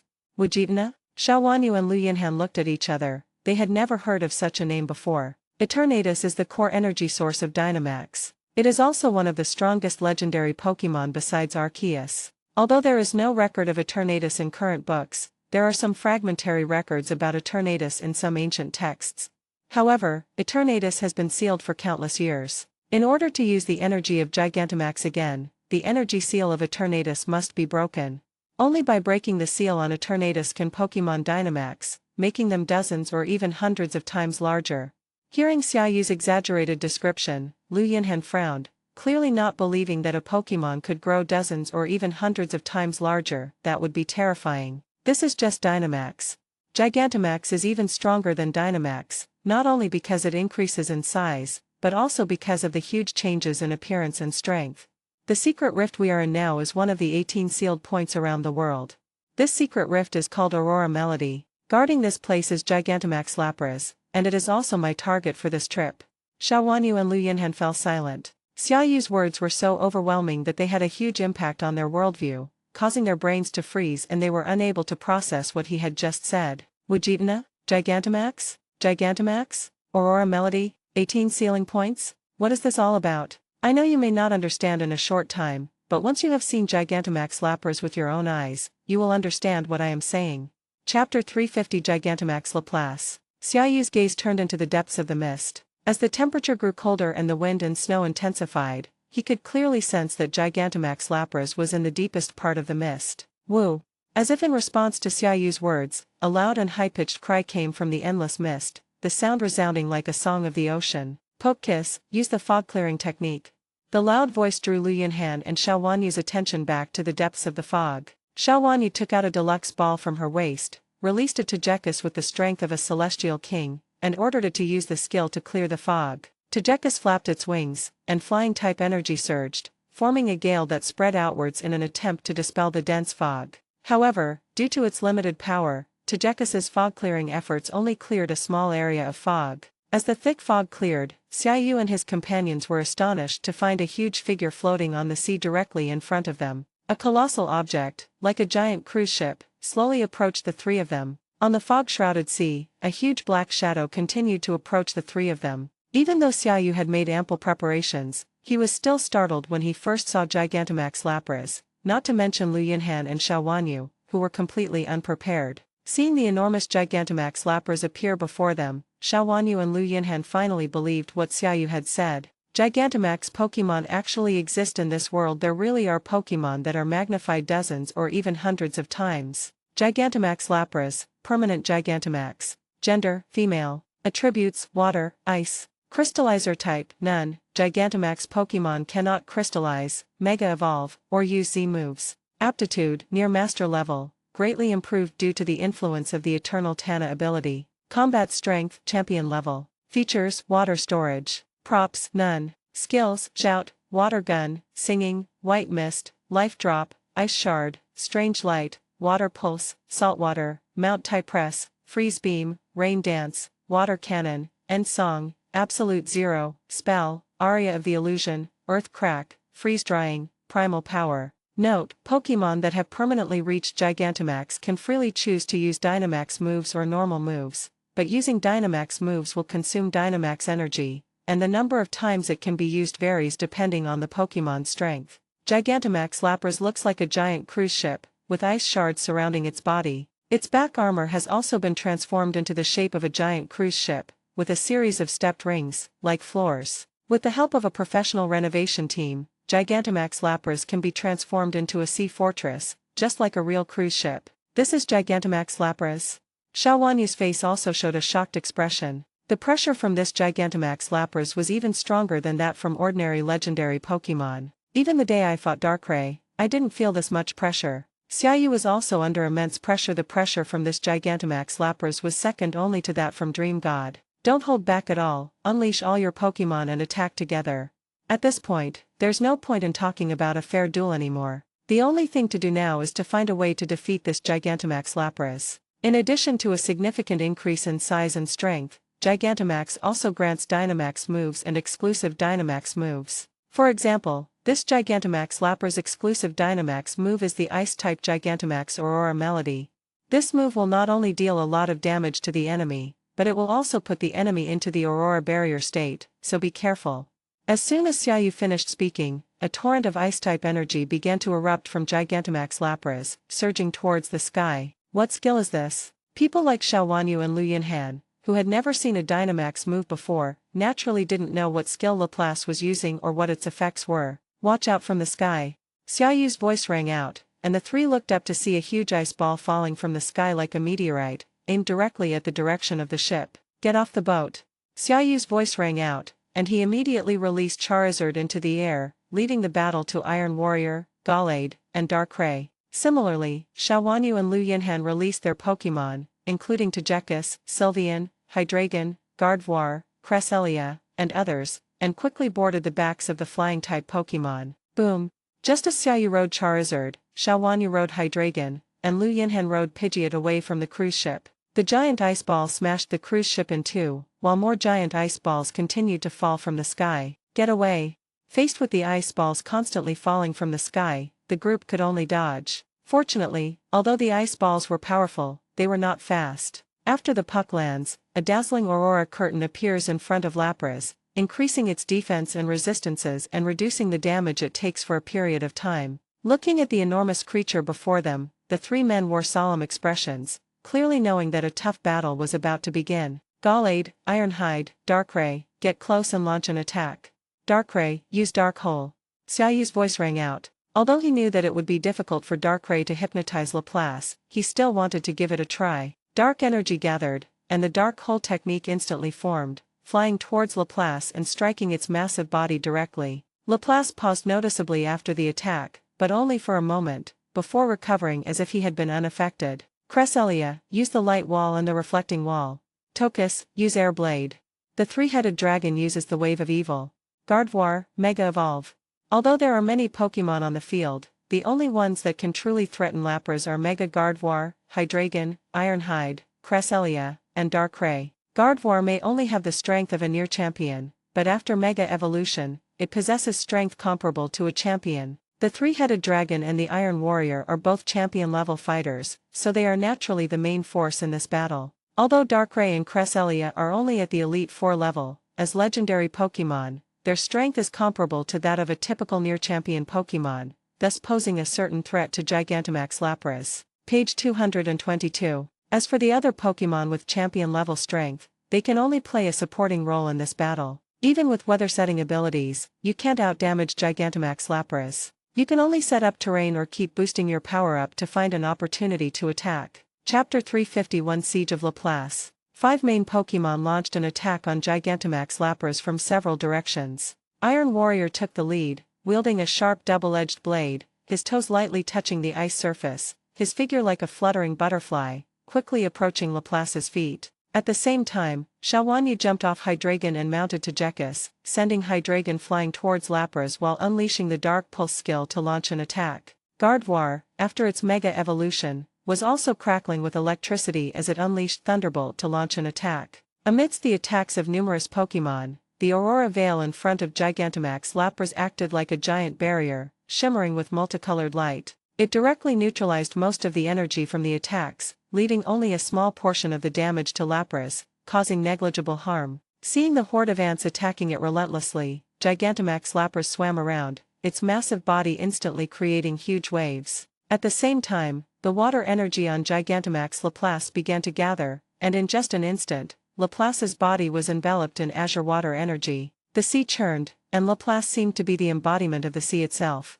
With Laplace's roar, Xiaoyu and the others seemed to see the roar of the sea god. The endless seawater flowed against the current, converging in front of Laplace to form a giant water sphere. Mega Current. Xiaoyu couldn't help but think that if a champion-level Gigantamax Lapras had such terrifying power in the ocean, what would happen if it encountered Kyogre? Careful. Seeing this, Xiaoyu immediately reminded everyone that the direction Laplace was aiming at was the Iron Warrior, which posed the greatest threat to it. Iron Warrior, hold the line. As soon as Xiaoyu finished speaking, a huge water cannon shot out from Laplace, tearing through the sky and turning it a deep blue. It flew towards the Iron Warrior like a laser cannon, at an extremely fast speed, leaving no time to dodge. Fortunately, the Iron Warrior heard Xiaoyu's order early and erected a light shield in front of him, preventing the skill from activating ahead of time. Almost the instant the light shield was raised, the giant water jet had already landed on the Iron Warrior's light shield. Faced with the immense power of the massive water flow, the light shield released by the Iron Warrior began to shake violently, and then suddenly shattered, exploding like a mirage. Regular Protect moves are absolutely no match for Dynamax moves. A hint of surprise flashed in the Iron Warrior's eyes. Although it also felt that its defensive skills would not be able to stop Laplace's attack, it did not expect that the light shield would be shattered in just an instant. Boom! The immense, still powerful current struck the Iron Warrior head-on, the tremendous impact blasting him into the ice and into the sea. At the same time, the water energy suddenly burst forth and surged into the sky. In an instant, the weather changed from snowy to sleet, with heavy rain mixed with heavy snow falling continuously from the sky. The Iron Warrior, who had fallen into the sea, felt the seawater surging in from all directions, and the biting cold seeped into his bones. He never expected to suffer such a great loss in just one exchange. Just then, a huge, sharp-tailed guillotine in the deep sea saw the Iron Warrior fall into the deep sea. Its face showed a cruel expression. It swung its propeller-like tail and opened its blood-red maw to rush towards the Iron Warrior at high speed. Pfft! The blade flashed, and blood soaked the deep sea. Xiaoyu's expression was extremely grim. Although he knew that this Gigantamax Lapras was definitely very strong, stronger than a typical champion-level Pokémon, it now seemed a bit too strong. This Gigantamax Lapras is too strong. We might not have a chance of winning, Xiaowanyu's voice rang out. After witnessing the immense power of Gigantamax Lapras, she frowned and whispered to Xiaoyu, "Xiaoyu, for safety's sake, let's retreat. No one can catch this Lapras here. Let's come back another time."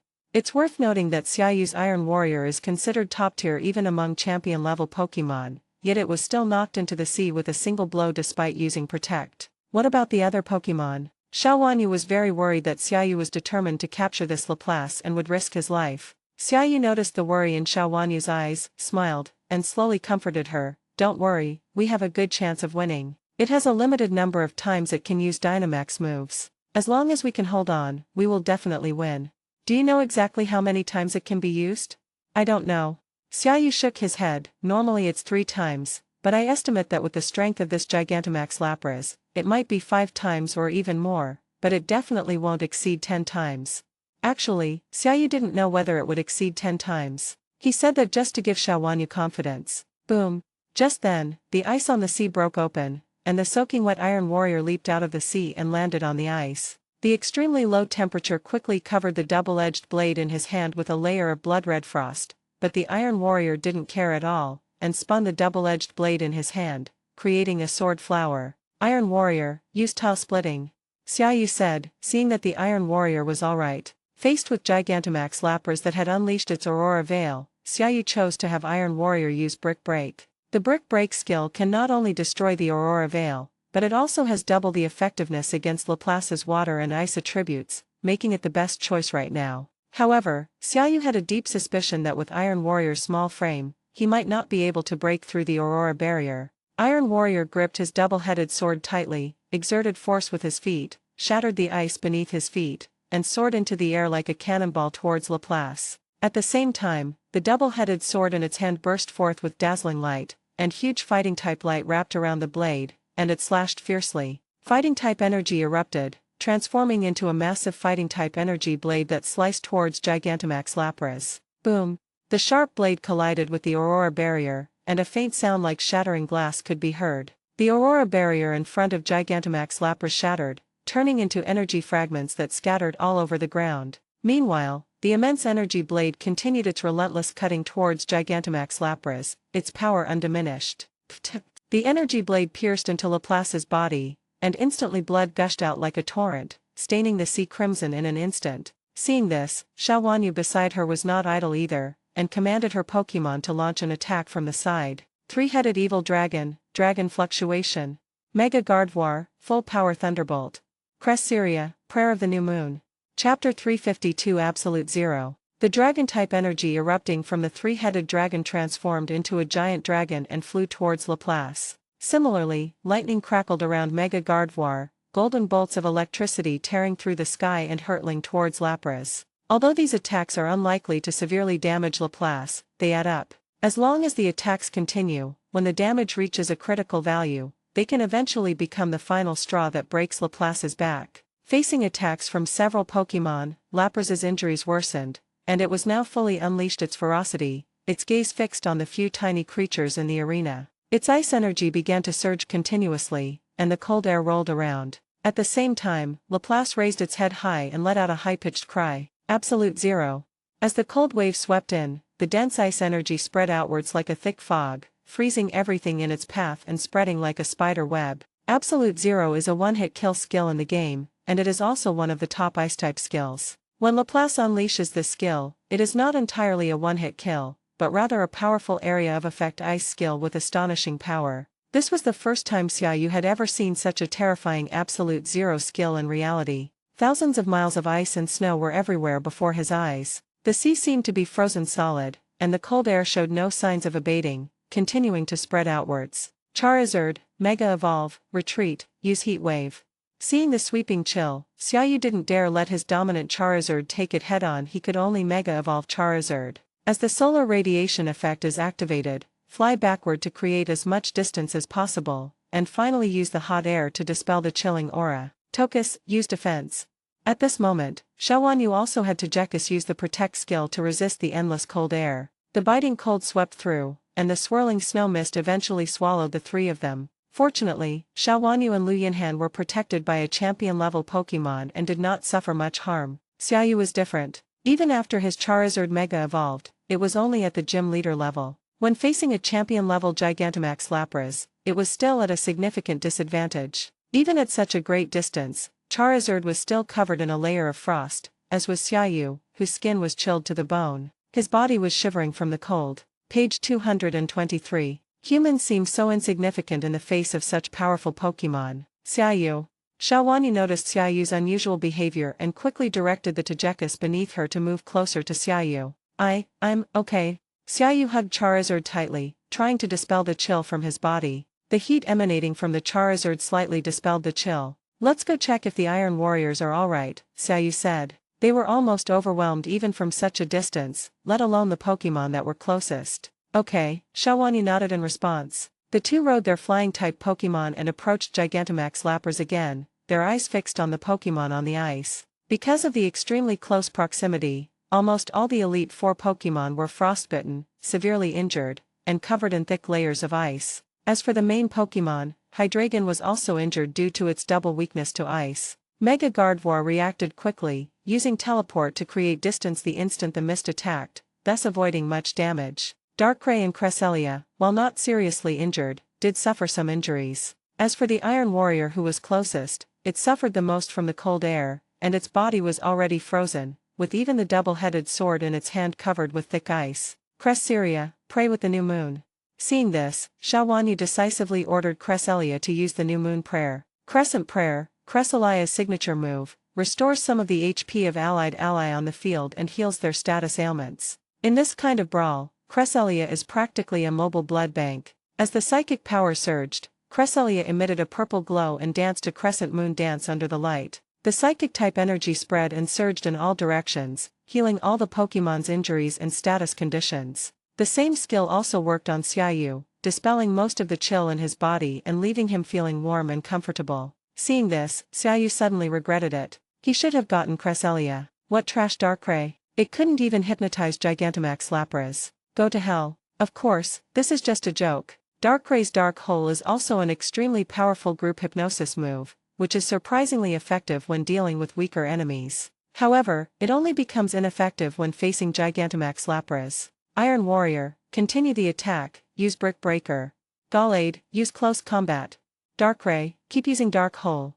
Xiaoyu's voice rang out. He didn't believe that Darkrai's Dark Hole was completely useless. As long as it had even a little effect, it would accumulate and eventually affect Gigantamax Lapras. Following Xiaoyu's command, the three Pokémon launched another attack on Gigantamax Lapras. Meanwhile, Xiaowanyu commanded Mega Gardevoir and Hydreigon to continue their siege of Gigantamax Lapras, while Cresselia continuously used the move Crescent Prayer. With Cresselia as their blood bank, Xiaoyu and the others finally saw the light at the end of the tunnel. As it was attacked by several champion-level Pokémon, Gigantamax Lapras suffered more and more injuries and gradually fell into a disadvantageous position. At this moment, Gigantamax Laplace finally felt a sense of crisis. If things continued like this, it was very likely that it would be defeated here. Gigantamax Lapras raised its head, and the ice-type vortex surrounding its body accelerated its flow. At the same time, water-type energy surged as it raised its head. Its gaze fell on Cresselia, which was flying in the air.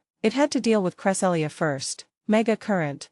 This time, Gigantamax Lapras's Dynamax Aqua was not aimed at Iron Warrior, but at Cresselia, who had been playing a supporting role. The incredibly fast-moving torrent of water gave everyone no time to react. The water cannon streaked across the sky like a rainbow piercing the sun, directly hitting Cresselia and blasting her away. Cresselia, which had already taken a hit from Absolute Zero, was in no condition to withstand a full-power Stab Max water stream. Cresselia was blasted away and eventually landed on the ice, losing her ability to fight. Come back, Cresselia. Chapter 353 All-Out Battle. While Gigantamax Lapras launched its attack, other Pokémon continued to attack it relentlessly, leaving wounds on Gigantamax Lapras. Just then, Laplace suddenly raised his head, and the ice-type circulation around his body began to spin faster. Its entire body erupted with a large amount of ice energy once again, and the cold air raged. It was clear that Laplace was now prepared to fight desperately. With a high-pitched cry, a burst of cold air erupted and spread wildly outwards. Absolute Zero.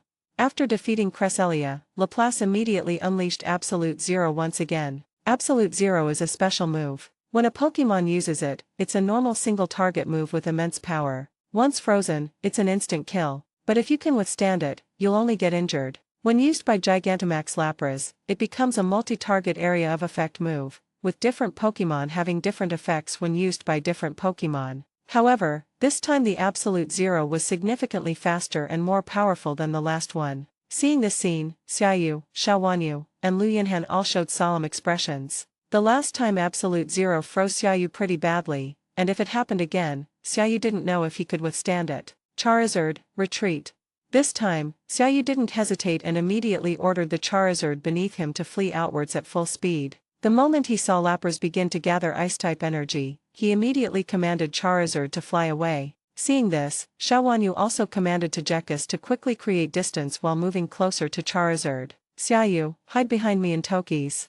Xiao Wanyu's voice rang out. She was worried that Xiaoyu would be shivering from the cold like last time, so she offered to stand in front of him to shield him from the biting wind and frost. Tejekus possesses power at the level of a celestial king, and at such a distance, he could easily withstand Laplace's absolute zero. Hearing Xiao Wanyu's words and glancing at the distance between himself and Lapras, Xiaoyu frowned slightly, then said, Charizard and Tejekus, land. Wanyu, have Tejekus protect us. Charizard, use Blaze to resist absolute zero. At this point, the two were quite far from Gigantamax Lapras. With Charizard's Burst Burn and Tejekus's protection, it was very likely that they could neutralize and deflect Gigantamax Lapras's attack. Upon hearing Xiaoyu's command, Charizard and Tejekus landed on the ground. At the same time, Charizard's entire body erupted with raging flames, fire energy continuously spewed out, and the extreme temperature caused flames to shoot in all directions, sweeping across the sky. The churning flames collided with the icy mist, neutralizing almost all of the chill, leaving only a small amount of cold air to rush towards the two of them. With Tejekus's protection, most of the cold air was blocked again, and when it reached the two of them, it felt like a cold wind. After the chill subsided, the two looked up in the direction of Gigantamax Laplace. Apart from Darkrai, which still had some strength left, all the other Elite 4-level Pokémon were seriously injured and collapsed. The three-headed dragon was also severely injured, but still had a sliver of strength left. Before the chill arrived, the Iron Warrior held its double-blade blades horizontally in front of it, spinning them at high speed and unleashing fighting-type energy to block some of the chill's impact. Apart from the double-blade blades in its hands being frozen solid, its body was only covered with a thin layer of frost. Mega Gardevoir still used Teleport to create distance, and its injuries were the least severe. Iron Warrior, close combat. Iron Warrior looked up at Gigantamax Lapras, unleashing a massive amount of fighting-type energy. He leaped forward, spinning his twin blades, and slashed fiercely. Garder, loud voice. 3 evil dragons, meteor swarm. Xiao Wanyu's voice rang out. The battle had reached this point, and both sides were at their wits' end, resorting to their most desperate moves. Mega Gardevoir with its fairy skin ability unleashed a devastating roar, Hydreigon's most powerful stab move Meteor Shower, and Iron Warrior's powerful stab move Close Combat. All of these attacks were directed at Gigantamax Lapras. The dragon-type energy emanating from the three-headed dragon shot straight into the sky. In the air, a dazzling light suddenly burst forth like fireworks, and dozens of fireballs fell from the sky, heading towards Laplace. At the same time, Gardevoir let out a high-pitched cry, using its fairy skin ability to convert its Great Roar move into a fairy-type move, which, imbued with fairy-type energy, hurtled towards Lapras. As for the Iron Warrior, it unleashed a deep red fighting-type energy, and with a slight twist of its double-edged blade, it split into 2 broken blades, leaping high into the air and slashing towards Laplace. Meteor Shower, Loud Roar, and Close Combat were all used on Laplace. One meteorite after another fell from the sky, burning fiercely and leaving long trails of flame, crashing into Laplace and causing him to cry out in pain. At the same time, the loud attack also landed on Laplace, causing some damage. Finally, there was the Iron Warrior, who leaped high into the air, brandishing 2 broken blades. He swung his twin swords and unleashed a fork-shaped fighting-type energy slash in front of him, which landed on Laplace. Boom! Blood gushed out. Under the relentless attacks, Gigantamax Lapras finally succumbed to the onslaught. Its long neck swayed, and it let out a painful howl. Severely injured, Gigantamax Lapras decided to avoid the battle and flee for the first time. It glanced at the group of Pokémon surrounding it and prepared to dive into the deep sea. None of the Pokémon attacking it, Hydreigon, Gardevoir, Ironhide, and Darkrai, are skilled in underwater combat. Once it dives into the deep sea, that will be its home turf. Xiaoyu, with his keen eyes, had already seen that Gigantamax Lapras was planning to escape, and his worst fears had come true. Page 224. The lack of a powerful water-type Pokémon has always been a disadvantage for Xiaoyu. If Gigantamax Lapras is determined to escape, he really doesn't have a good solution. However, now facing the heavily injured Colossus Laplace, there is still a chance. Iron Warrior, continue with Close Combat. Darkrai, Dark Hole.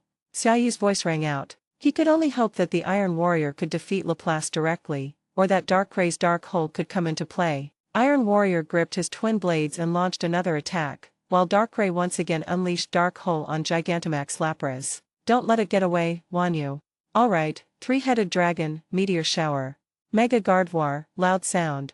Xiao Wanyu's voice rang out, and she once again commanded her 2 Pokémon to launch an attack. However, after Hydreigon used Meteor Shower once, its special attack had dropped significantly, so the power of Meteor Shower would be quite limited if used again. A full-scale offensive combined with hypnosis, a two-pronged approach. Whether it's defeating Gigantamax Lapras or hypnotizing it, as long as Xiaoyu succeeds in either one, he can capture this Gigantamax Lapras. Chapter 354 Capturing Gigantamax Lapras. Close Combat. As the blade fell, blood gushed forth. Gigantamax Lapras raised its head and let out a painful roar. Its body was now covered in wounds and dripping with blood. After being attacked repeatedly, Gigantamax Lapras's injuries became more and more serious, and the seawater was already stained red with blood. Even so, it was still not enough to defeat the powerful supergiant Lapras. Laplace swung his massive body as if trying to dive directly into the sea. Seeing this, Xiaoyu's voice suddenly became urgent. If Laplace really escaped, all their efforts would be in vain. Iron Warrior, continuous close combat. Iron Warrior leaped up and launched another attack on Gigantamax Lapras. Darkrai, Dark Hole at full power. Upon hearing Xiaoyu's command, Darkrai's eyes flashed with a black light. It raised its hand, and Dark-type energy surged forth, forming a dark hole that flew towards Gigantamax Lapras. The attacks from Iron Warrior and Darkrai landed simultaneously on Gigantamax Lapras. Iron Warrior's blade was incredibly sharp, continuing to inflict massive damage on Gigantamax Lapras. At the same time, the dark hole entered Gigantamax Lapras's body, causing Gigantamax Lapras to pause, freeze, and stand motionless. The severely injured body, coupled with several consecutive dark hole attacks, finally came into play at this moment. In the endless dark world, Gigantamax Lapras was dragged into the dark world and fell into a deep slumber. Seeing this, Xiaoyu's face lit up with ecstasy, and he let out a long sigh. At that very moment, the system notification sounded. Gigantamax Lapras has been defeated, and the seal on Aurora Melody in the Rift has been lifted. Rewards received: 18 Gigantamax Pokeballs and a Maxim bracelet.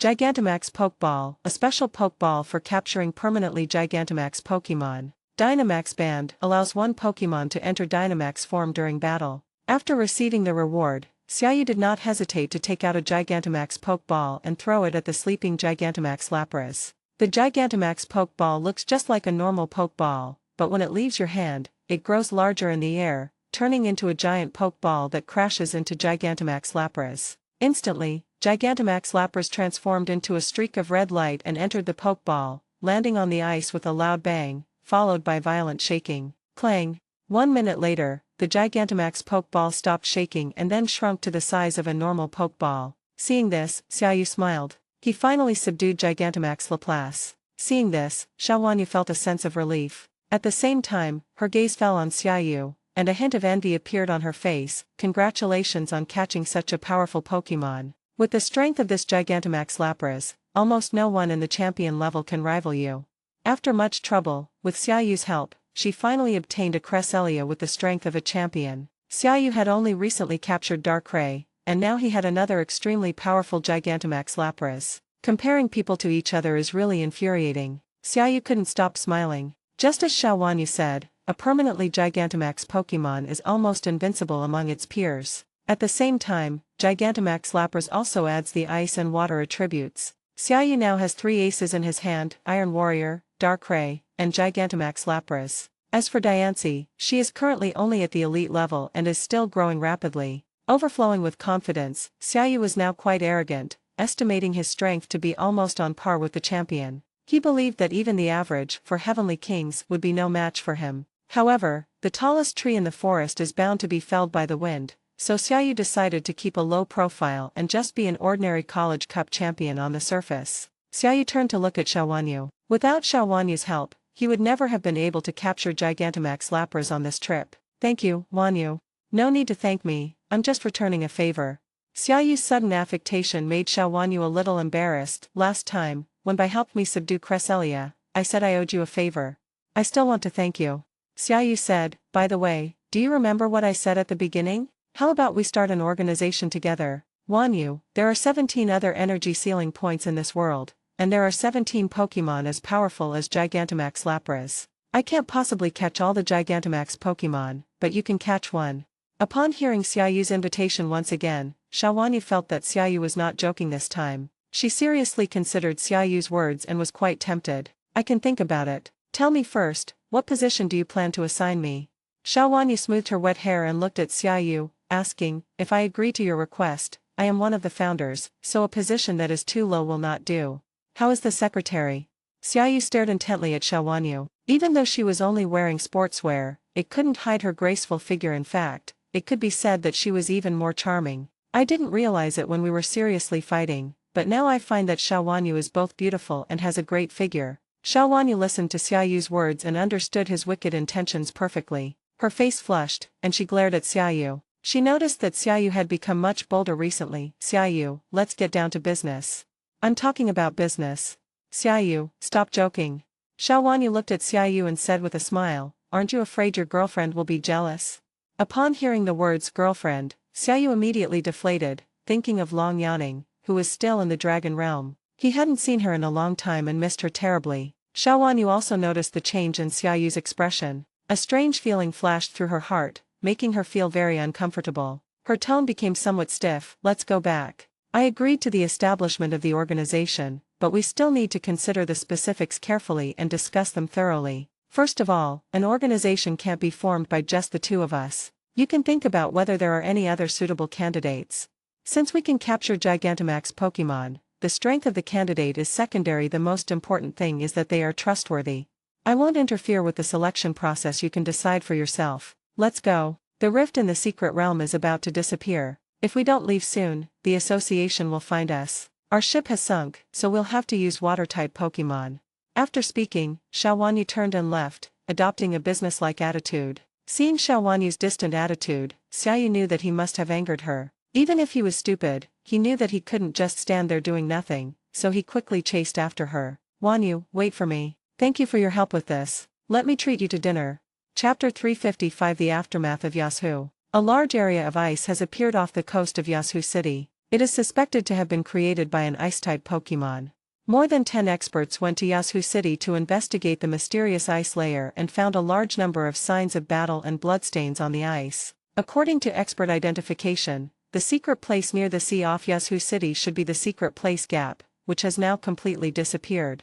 Not long after Xiaoyu, Xiao Wanyu, and Lu Yingxuan left the secret realm rift, it gradually disappeared and merged into the real world. The sudden appearance of a massive ice sheet on the sea surface immediately caught the attention of the Pokémon Association. Countless experts rode flying-type Pokémon to the ice layer to analyze the bloodstains and explore the suddenly appearing vast expanse of ice. Meanwhile, Xiaoyu and his two companions had already traveled a long way around at sea, returned to Yasuo City, and then left on Xiao Wanyu's private plane. Xiao Wanyu's private jet is quite luxurious, with its own bathroom, dining room, and bedroom. The lives of the super-rich are truly unimaginable. After boarding the plane, Xiao Wanyu immediately went to take a shower and changed into a brand new set of clothes. The black lace bodycon dress showed off her hot figure, as sexy as ever, and as always, it tested Xiaoyu's willpower. Who could withstand such a test? The moment Xiao Wanyu stepped out of the room, Xiaoyu's gaze was immediately drawn to her. Whether it's her figure or her appearance, Xiao Wanyu is impeccable.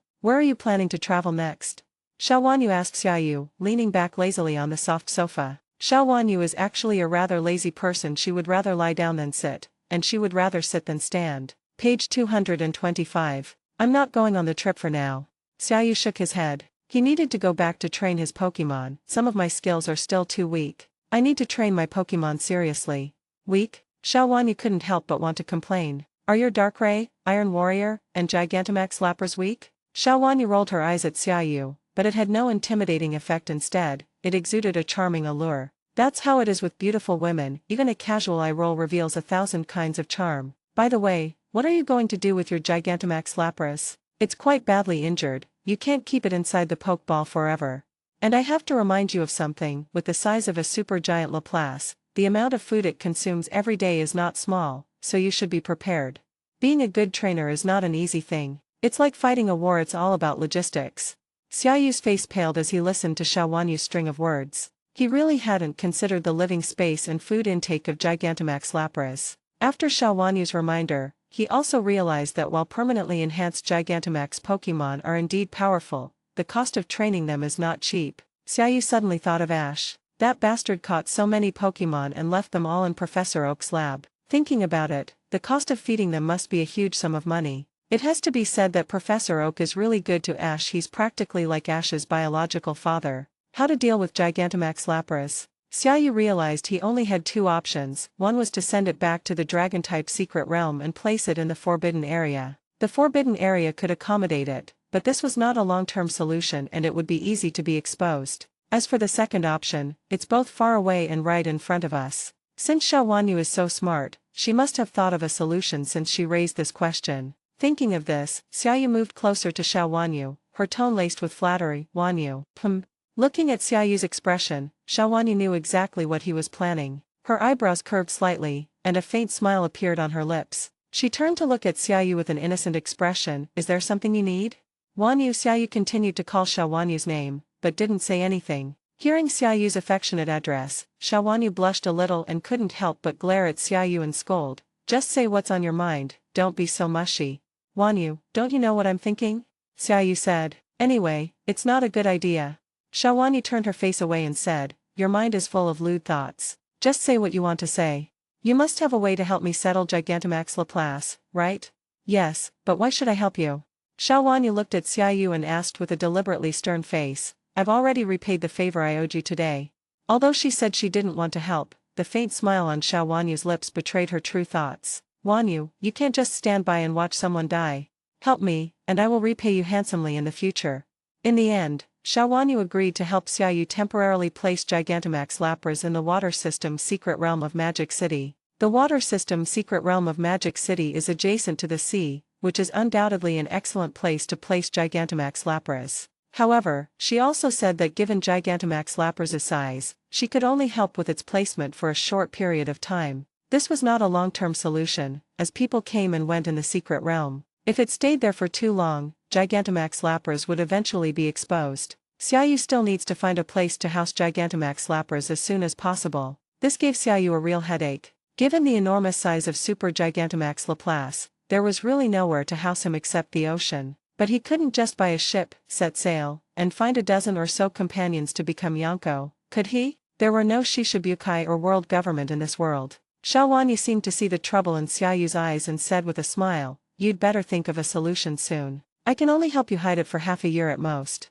After half a year, the Water System Secret Realm will hold an event, and you will have to find a way to deal with it yourself. I can't help you then. I understand. Xiaoyu nodded. Are you going back to the capital tonight? Xiao Wanyu asked. Definitely not. I need to build a relationship with Gigantamax Lapras first, so I won't be going to the capital today, Xiaoyu said. Gigantamax Lapras has only just been captured and is currently in a crucial period of adjustment, so it's impossible for him to leave the Water-type secret realm. As for the Roaring Overlord placed in the Dragon-type secret realm of the Imperial capital, Xiaoyu plans to give it to his older brother. He originally intended to give it to Teacher Long, but Teacher Long already had a Gyarados, while his brother didn't have a powerful Water-type Pokémon yet. With this, the older brother now has two Elite 4-level Pokémon, Aerodactyl and Groudon, which makes him much stronger than the average Elite 4-level trainer. Chapter 356. 1 year. More than a month later. During this month, Xiaoyu spent most of his time in the Water-type secret realm in Shanghai, building a bond with his newly captured Gigantamax Lapras, while also training other Pokémon. Since the high school cup ended, Xiaoyu has not conducted any high-intensity training on his Pokémon, resulting in almost all of them becoming somewhat lazy recently. Xiaoyu took this opportunity to intensify his training and set a short-term goal for all the Pokémon. First, there are the three main Pokémon, Charizard, Sceptile, and Noivern. Xiaoyu's goal for these three Pokémon is to help them reach the gym leader level before the start of university. Secondly, the team should strive to evolve the Axew into the Double Axew, and the Shelter should also try to evolve into the Bloodwing Wyvern. Dragapult tries to evolve into Dragapult. This was Xiaoyu's arrangement for the team. As for the second team, the three Pokémon, Indulgence, Cinderace, and Jengar, will all strive to break through to the Overlord level. Speaking of Jengar, it was originally Ghastly. After arriving in Shanghai, Xiaoyu, with Xiao Wanyu's help, obtained two A-rank poison-type items, and Xiaoyu immediately evolved Ghastly into Jengar. Ghastly's evolution into Jengar is a trait evolution in reality, it's changed to an upgrade evolution. As for the remaining Iron Warrior, Xiaoyu didn't make any arrangements for it. After all, it was the team's elder brother, so he could do whatever he wanted. He just hoped that it could break through to the Quasi-Master level as soon as possible and become an even stronger asset. Then, for Diancie, Xiaoyu demanded that it break through to the Overlord level, and then try its best to break through to the Gym Leader level. This is also because legendary Pokémon grow very quickly, much faster than ordinary Pokémon, so Xiaoyu naturally has higher requirements for them. Next up is Darkrai. Xiaoyu gave it the broken punishment bottle to absorb. A 100% Dark-type core energy source is no joke. Xiaoyu believed that with the help of the broken punishment bottle, Darkrai's growth should be extremely fast, and it could soon break through to the near champion level or even the champion level. As for the newly hatched Rotom, Xiaoyu didn't have high expectations for it, he just wanted it to grow slowly. After all, it had countless older brothers protecting it. While Xiaoyu was immersed in the water-type secret realm, constantly training his Pokémon. Wearing sunglasses, Xiaowanyu was meeting with an old friend she hadn't seen in a long time, enjoying afternoon tea together. Wanyu. The woman opposite her was about 50 years old. Even though she was well-maintained, there were many crow's feet around her eyes. She was wearing a white coat and looked at Xiaowanyu in front of her, asking, "Why did it take so long for you to come for a follow-up checkup this time?" "Something came up and I was delayed," Xiaowanyu said. People like her usually have a private doctor for regular checkups. Normally, they're checked every 2 weeks or a month, but it's been over a month since Xiaowanyu's last checkup. How were the results? "Your health is excellent."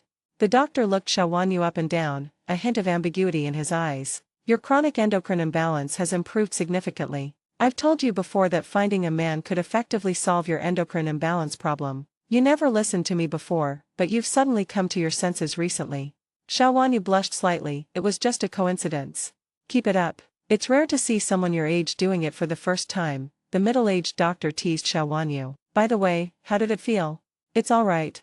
Xiaowanyu's expression was a little unnatural. Ever since that incident with Xiaoyu, it had never happened again. As for her first memory, she didn't actually remember it very clearly. "Not bad? I'll get you a box of this, it might help with your sex life. When will you bring your boyfriend to see it?"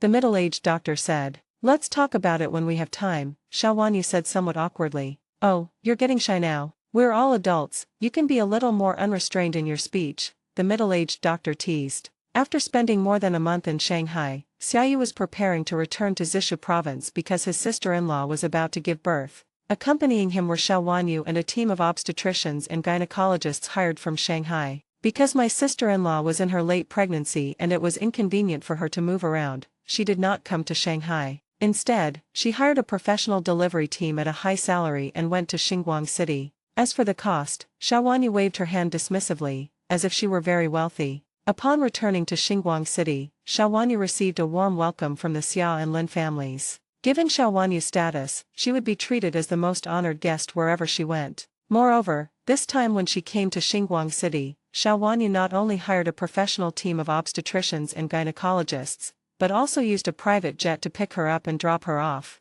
Xiaoyu's family and the Lin couple who came to express their gratitude to Xiaowanyu. Xiaowanyu smiled and said that it was just a small favor, and given the cooperative relationship between the two families, it was a trivial matter. After dinner, Xiaowanyu suggested going to Xinguang City for a visit, and the task of accompanying her naturally fell to Xiaoyu, who was on summer vacation. Having not returned to Starlight City for a long time, Xiaoyu also felt that the city was somewhat unfamiliar. "I don't know when it started, but almost all the posters on both sides of the street have been replaced with Xiaoyu's. There are group photos of Xiaoyu winning the championship, as well as individual battles featuring Mega Charizard, Mega Sceptile, Noivern, and Dragapult. Moreover, many young people walking on the street are wearing Xiaoyu's Starlight City battle uniform. Xiaoyu, who made history, is undoubtedly a hero of this city." Xiaowanyu watched this scene with great interest, then turned to Xiaoyu and asked in a low voice, "I didn't realize you were so popular in Starlight City, Xia Champion."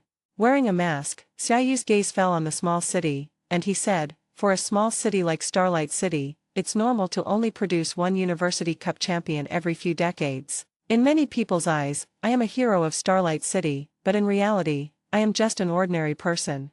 "Great hero, please continue walking with me," Xiaowanyu said. Page 226. The two strolled through the streets and unknowingly arrived at a park. The park square was packed with people. "Xiaoyu, you all know him, right? He's a hero of our Starlight City. Last summer, in this very square, Xiaoyu didn't have a single Pokémon. But Xiaoyu had already shown his kingly aura back then. Even without a single Pokémon, he dared to challenge other trainers." The man spoke with great conviction, attracting many onlookers. "He doesn't even have a single Pokémon, yet he dares to issue a challenge. The onlookers clearly didn't believe it. Don't you believe me? The young man raised his head and shook his head, saying, just because we don't dare doesn't mean he doesn't dare. Who is Xiaoyu? He's the national champion. With your limited vision, no wonder others can become national champions. You can't even make it into the top 32 in Xinguang City. Although Xiaoyu doesn't have a single Pokémon, the moment he stands there, he's 9 feet tall, exuding an aura of dominance, with eyes like thunder and a voice like a booming bell. With a loud shout from Xiaoyu, "You cowardly brat, do you dare to fight me?" His sheer presence alone was enough to frighten his opponent into surrendering. Chapter 357 Ocean City. Under the mask, Xiaoyu's face was already flushed red. The memories of his death kept attacking him. He had a feeling that as he became more and more famous, this person might have to talk about this for the rest of his life. Xiao Wanyu, standing beside him, clutched her stomach, her eyes crinkling as she blinked at Xiaoyu. Xiaoyu never expected that what happened a year ago would be publicly executed today. Xiao Guanzhen, were you this good before? That's all just bragging. Let's go, let's see where else we want to go. Xiao Wanyu left Xinguang City the next day. A few days later, my sister-in-law Yumenjaya gave birth to a healthy baby boy for the Xia family. The baby weighed 6 pounds and 6 ounces, an auspicious number. Long Fan and his daughter also made a special trip from the capital to Xinguang City. After visiting the Xia family with gifts, they stayed overnight and then hurriedly returned to the capital. Because of Long Fan's presence, Long Yaning and Xiaoyu were unable to find time for a private date, which left Xiaoyu feeling regretful. After spending 2 days in Starlight City, Xiaoyu returned to the water-type secret realm in Shanghai to continue training his Pokémon. In the midst of this fulfilling life, it was already late August, with only a few days left before the start of the new school term. Xiaoyu was also preparing to leave the water system secret realm and head to Imperial Capital University to register. Before leaving, Xiao Wanyu suddenly approached Xiaoyu with a serious expression. "Xiaoyu, the Coffin team has confirmed my official membership, Coffin 13, codename Dream." "Congratulations," Xiaoyu replied perfunctorily, showing that he genuinely had little interest in the Divine Coffin organization. Seeing Xiaoyu's lack of interest, Xiao Wanyu frowned slightly, crossed her arms, and accentuated her beautiful figure. "Alright, I know you're not interested in the Divine Coffin. Let me get down to business. After becoming a formal member of the Divine Coffin, I obtained a lot of inside information, including 2 secrets that might be useful to you." "What secret?" Xiaoyu asked curiously. "Secrets of 2 secret realms," Xiao Wanyu said. "One secret is about the City of the Ocean, and the other is about the 4 Gods Island." "What is this?" Xiaoyu was completely baffled. He had never heard of Ocean City or 4 Gods Island before and had no idea what they were. The City of the Ocean is a legend. Legend has it that in the sea between China and Japan, there once stood a giant island, and on the island was a city called Odomare. But 2,000 years ago, the ocean city of Odomare disappeared overnight. Some suspected that a tsunami swallowed Odomare, but the people inside the coffin discovered through investigation that things were not so simple. The ocean city of Odomare may very well have turned into a secret realm overnight, along with the surrounding sea. A secret realm? Odomare? Xiaoyu pondered the 2 names, especially the name Odomare, which sounded particularly familiar to him. After repeating it to himself several times, a glint suddenly flashed in his eyes. Odomare. Many people may be unfamiliar with the name Odomare, but if we say the City of Water, many people will likely recognize it. Latias and Lashios are the guardians of the Water City. Xiao Wanyu continued. The people of the Divine Coffin love exploring various secret realms and following the traces of stone tablets and divine beasts. They have also been investigating the legends of the Ocean City and consulting various historical books. From the fragments in the ancient books, they deduced that Odomare must have formed a whole secret realm along with the surrounding sea area. And then?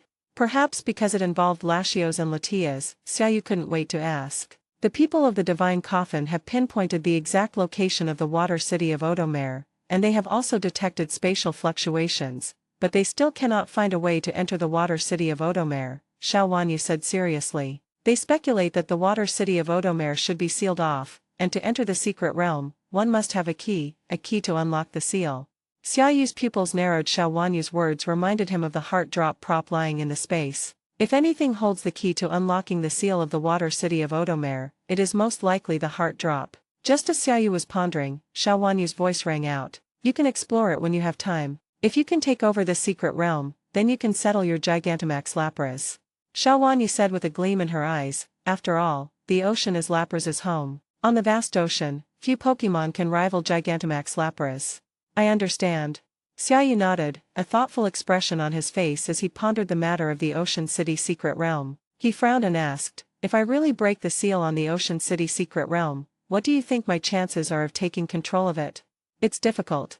Xiao Wanyu thought for a moment and said, first of all, Audible is located between China and Japan, which is within our country's waters, but Japan will definitely not give up easily. The true ownership will still be determined by the battle. Secondly, the divine coffin also covets the secret realm, because legend has it that the divine beasts Latios and Latias exist within it. Finally, when the Pokémon Association has spent a lot of effort solving these two problems, even if you have signed an agreement with the association, do you think the association will just hand over this secret realm to you for nothing? Listening to Xiao Wanyu's analysis, Xiaoyu sighed inwardly. Alright, then tell me the second secret of the Four Gods Island. The Four Gods Islands are a secret realm in the Pacific Ocean, also known as the Aloha Islands. They consist of 4 large islands, and it is said that each island is guarded by a divine beast. However, this secret realm is also in a sealed state, and the people of the divine coffin have been trying to find a way to break the seal. Aloha Islands? Xiaoyu stroked his chin, a sudden thought striking him. Since both the Aloramar and Aloha regions have it, is it possible that other regions also have it? Are these the only 2 secrets? Xiaoyu asked. Definitely not, Xiao Wanyu said. Besides that, there are many other secrets like Sky Islands and underwater worlds, but I think those are all a bit unrealistic, so I haven't paid any attention to them. Alright. Xiaoyu nodded. If I have time, I'll explore the water city of Audible. Is there anything else? There's one more thing. Have you thought about the candidates for the organization I mentioned to you last time? Xiao Wanyu asked. I haven't decided yet, Xiaoyu said, frowning. He only has a handful of people he can trust. First of all, my older brother and father are currently engrossed in taking care of the kids and have absolutely no free time. Wu Yaezu, that scoundrel, is actually trustworthy, but he has an outrageously big mouth. Long Yaning is a suitable candidate, but for some reason, Xiaoyu feels that putting Long Yaning and Xiao Wanyu together would be an extremely wrong decision. After thinking it over, Xiaoyu could only think of one person, Zharuohan. Although Zharuohan's strength isn't that great, once she catches a Gigantamax Pokémon, her strength can instantly rise to a terrifying level. I'll recommend 2 people to you. Whether or not you let them join is up to you. Who? Lu Yunhan and Lu Yongxuan. Chapter 358 Whereabouts of Long Fan. 3 days before the start of the school term, Xiaoyu dragged his heavy suitcase back to the capital. During the 2 months of travel and special training, Xiaoyu's strength steadily improved, and his restless heart gradually calmed down. He was ready to embrace his university life with a brand new mindset. University is a stage where all trainers experience a surge in strength, but it is also the stage where the gap in strength between trainers is greatest. During their university years, some weaker trainers may only have Pokémon at the Lord or Totem level by graduation, while some top-tier trainers may have all their Pokémon at the Gym Leader level or even near Elite 4 level by graduation. The most outrageous thing is that starting a few years ago, college students have been appointed as museum owners, which would have been unimaginable before. Gym Leader and Gym Leader level trainer are 2 different concepts. A Gym Leader level trainer is someone who has a Pokémon with Gym Leader level strength. Sumusa is now considered a Gym Leader level trainer. A Gym Leader is the strongest Gym Leader level trainer of a particular type. For example, the Dragon-type Gym Leader of the Imperial Capital is the strongest Dragon-type Gym Leader level trainer in the entire Imperial Capital. It is extremely difficult for a college student to become a museum owner, but this actually happened, and no one could find fault with it. This college student entered the ranking competition based on his own strength and achieved first place. Page 227. Therefore, before enrolling in university, Xiaoyu set a small goal for himself, to become the Dragon-type Gym Leader of the capital city before graduating from university, relying solely on his own team of Pokémon, without relying on the strength of those older brothers. Being a Dragon-type Gym Leader, especially one from the capital city, makes the task incredibly difficult. But as the saying goes, the greater the pressure, the greater the motivation. How can you know your potential if you don't push yourself? Moreover, Xiaoyu is not without a chance. His team of Pokémon are all formidable warriors: Noivern, Sceptile, Charizard, and in the future, Dragapult, Haxorus, and Salamence. As long as these 6 Pokémon grow up normally, and with Mega Evolution and Z-moves, Xiaoyu believes he still has a great chance of becoming a Dragon-type Gym Leader during his university years. After all, Z-moves and Mega Evolution are not banned in Gym Leader rankings. It's time to show everyone the power of money. Upon arriving in the capital, Xiaoyu immediately went to the dragon-type secret realm to visit his master Long Fan and Long Yanning. Master, senior sister Yanning. Xiaoyu greeted Long Fan and Long Yanning warmly. It had been a while since they last met. Long Yanning seemed to have gained a little weight, but was still very thin. Looking at Xiaoyu, Long Yanning had a bright smile on her face, her eyes fixed on him. Sit down. Long Fan looked at Xiaoyu, gesturing for him to sit on the sofa. I heard you've been staying in the water element secret realm in Shanghai lately. What have you been busy with? Also, where did you get that giant roaring beast that I entrusted to you a while ago? And what's the deal with that secret realm rift in Yasuo?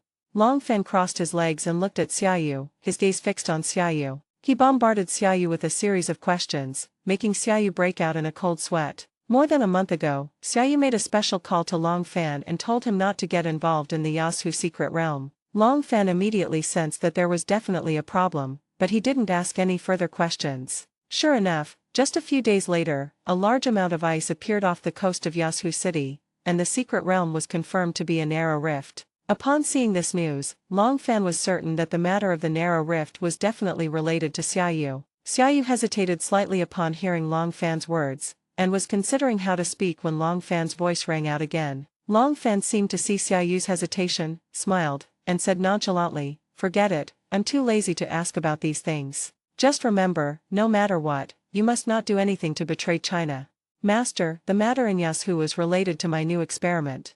Although Long Fan said he didn't care, Xiaoyu still decided to reveal some inside information to avoid leaving any rifts in their hearts. Even if you don't ask, I still have to tell you that senior sister Yanning is also involved. Forget it, you don't need to tell me.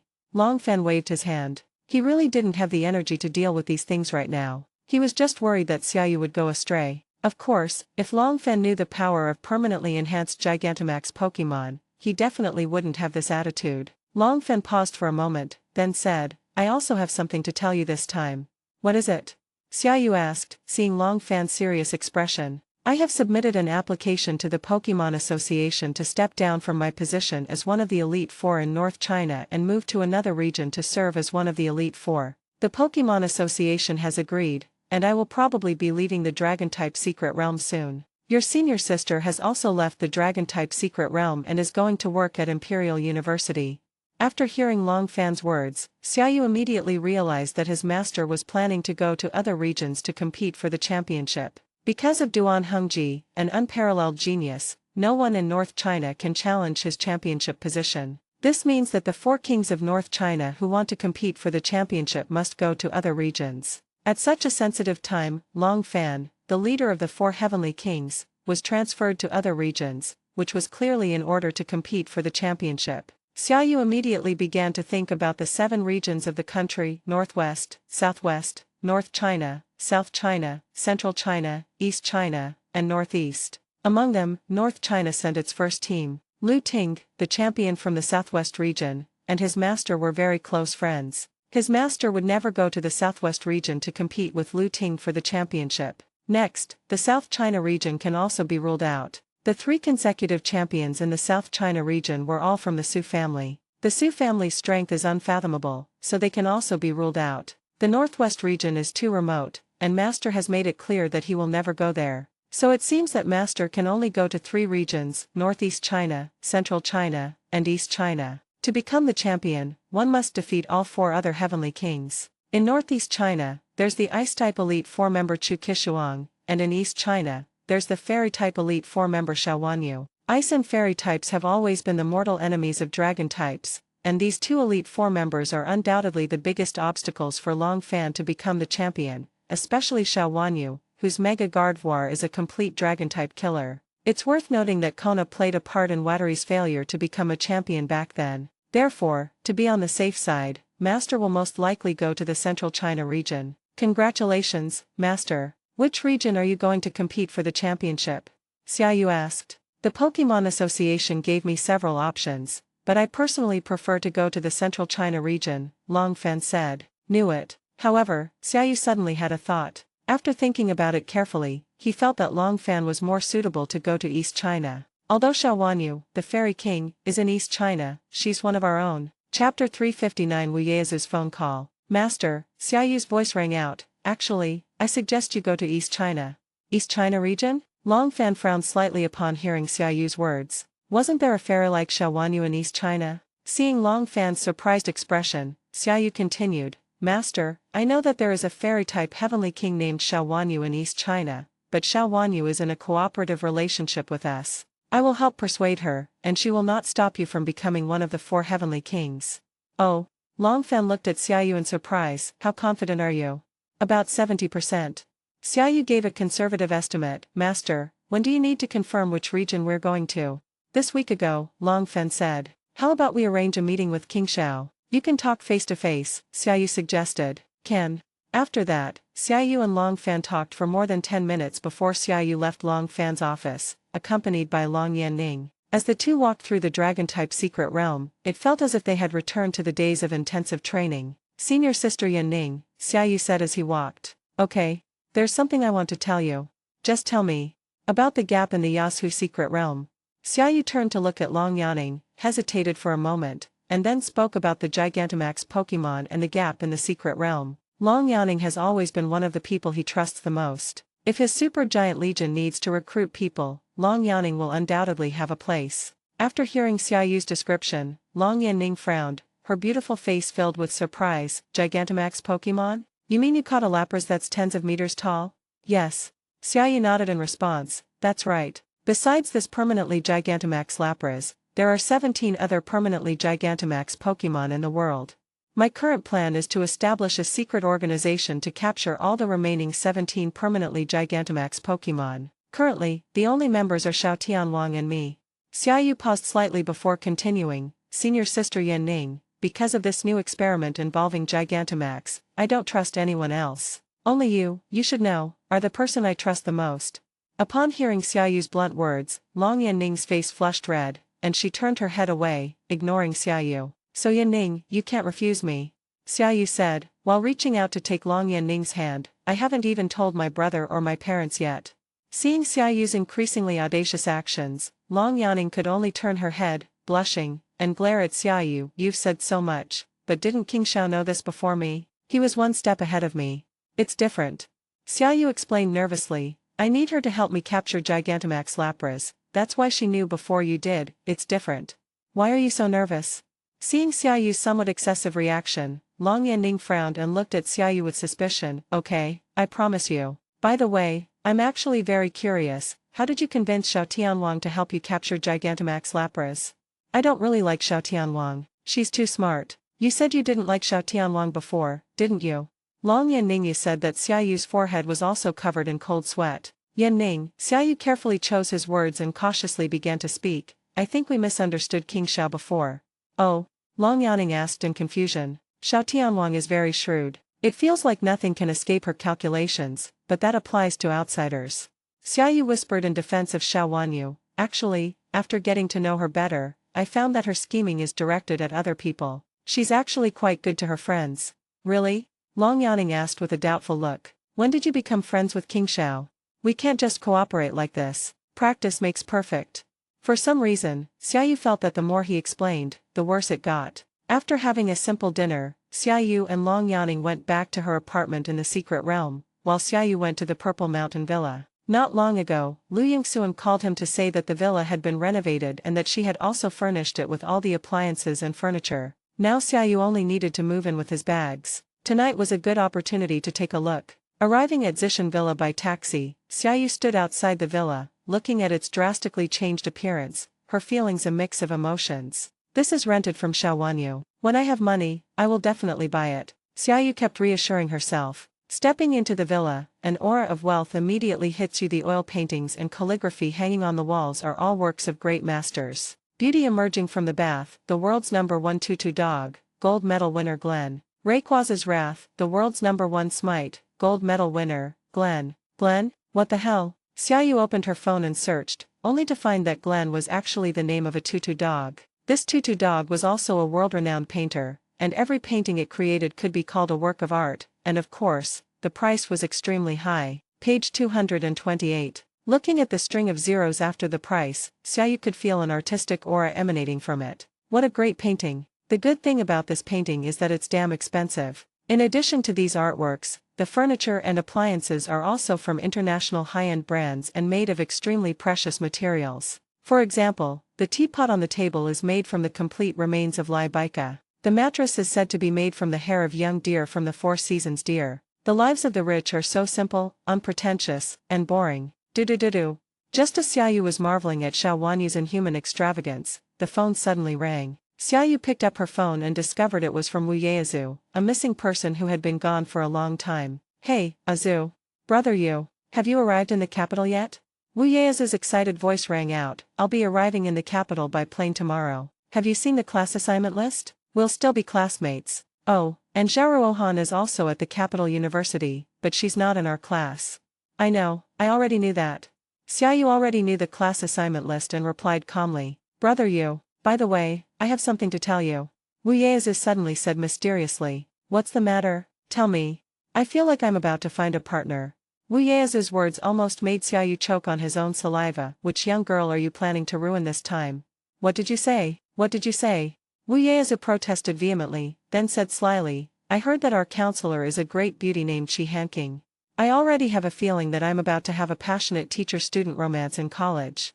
Chapter 360 Purple Mountain Villa. Xiaoyu and Wu Yaezu chatted for a long time. Wu Yaezu, in particular, was full of anticipation for university life. He couldn't wait to start his university life, or rather, to have a passionate romance in university. The two didn't hang up the phone until 10 p.m. After hanging up the phone, Xiaoyu dialed Xiao Wanyu's number again. Beep, beep, beep.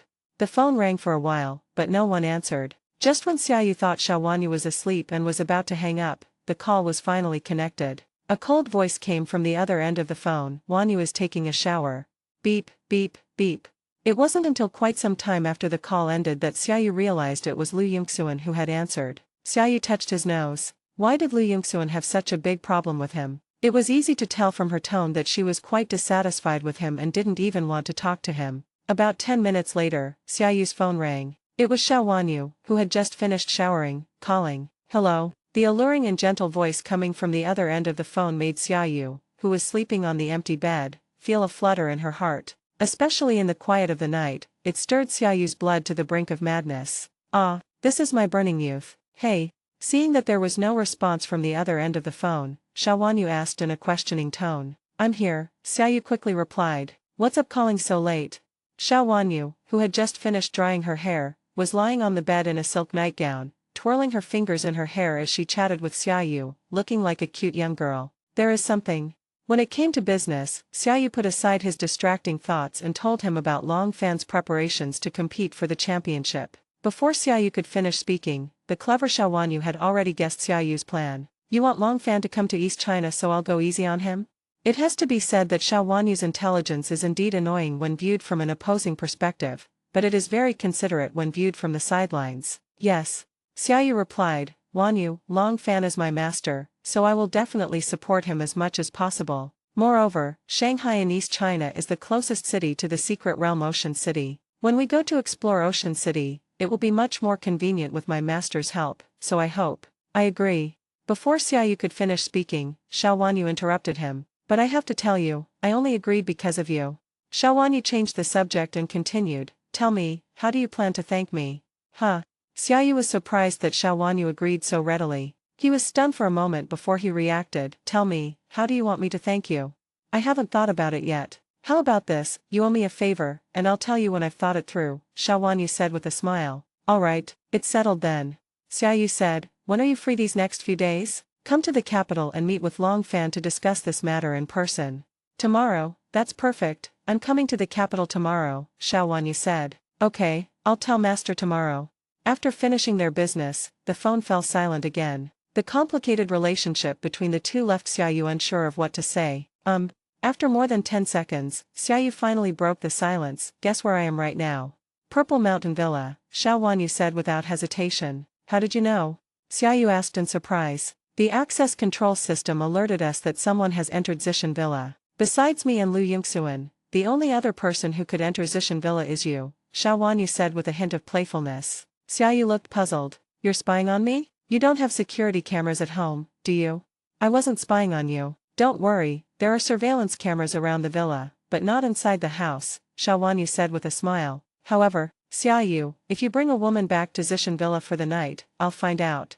Xiao Wanyu's tone was teasing, but for some reason, Xiaoyu sensed a warning in it. Am I that kind of person? Xiaoyu asked. Why not? Xiao Wanyu said with a smile, you know best what kind of person you are. That's slander. After chatting for a while, Xiaoyu steered the conversation to the newly renovated Zishan Villa. By the way, have you come back to see the Zishan Villa since it was renovated? No, Xiao Wanyu shook her head. She was usually very busy and had no time to go back to Zishan Villa. Let's video chat, I'll show you the interior design of the Zishan Villa, Xiaoyu said. Now. Xiaoyu was a little nervous. He said he had never seen the renovation before, but he just wanted to find an excuse to video chat with Xiao Wanyu. Xiao Wanyu also guessed that Xiaoyu might want to see her, but women are strange like that. As long as she is willing, no matter how lame your excuse is, she will pretend not to know. Okay, then call me. After saying that, Xiao Wanyu stood up slightly and tidied her hair and pajamas in front of the mirror. Beep. The two, feeling nervous, started a video call. Xiao Wanyu remains as beautiful and charming as ever in front of the camera, and her lace pajamas add a touch of unique allure. Let me show you around, this is the bedroom. Ah. This is the living room. Ah. That night, the two talked for a long time, and before they knew it, it was late. After Lu Yingxuan reminded Xiao Wanyu 2 or 3 times, the two reluctantly hung up the phone. See you tomorrow. Well, see you tomorrow.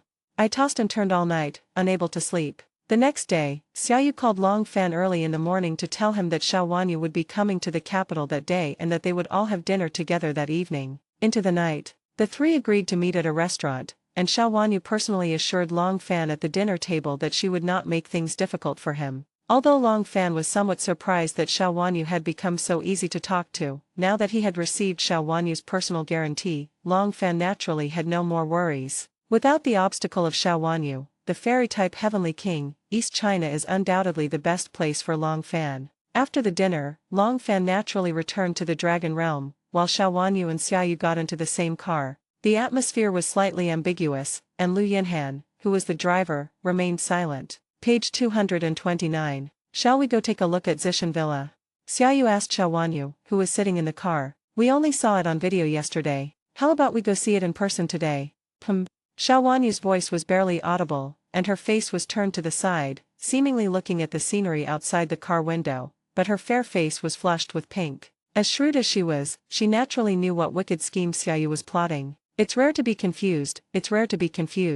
Chapter 361 University Opening. Yin Xiang's clothes are beautiful, and the spring breeze is blowing. As the night passed, the secret feelings and passionate love blossomed like flowers at the Zishan Villa. If the last time it was a subconscious act under the influence of alcohol, then this time it was a night of wild revelry between men and women who had tasted the sweetness of alcohol. Before he knew it, dawn was breaking. Unlike the previous time when he was still half asleep, this time, in his clear-headed state, Xiao Wanyu's gentle care gave Xiaoyu an extremely perfect experience. After a long night of hard work, the two didn't fall into a deep sleep until dawn. They slept until noon when Xiaoyu slowly woke up and opened her eyes. Xiao Wanyu, standing beside him, nestled in his arms like a young girl, clinging to him like an octopus, a stark contrast to her usual mature and sexy demeanor. Looking at her bright and beautiful face, Xiaoyu couldn't help but lower his head and gently kiss her, but unexpectedly, he woke up Xiao Wanyu from her sleep. Xiao Wanyu opened her eyes groggily, looking adorably cute. She looked at Xiaoyu, her fair skin flushed pink, and shyly lowered her head,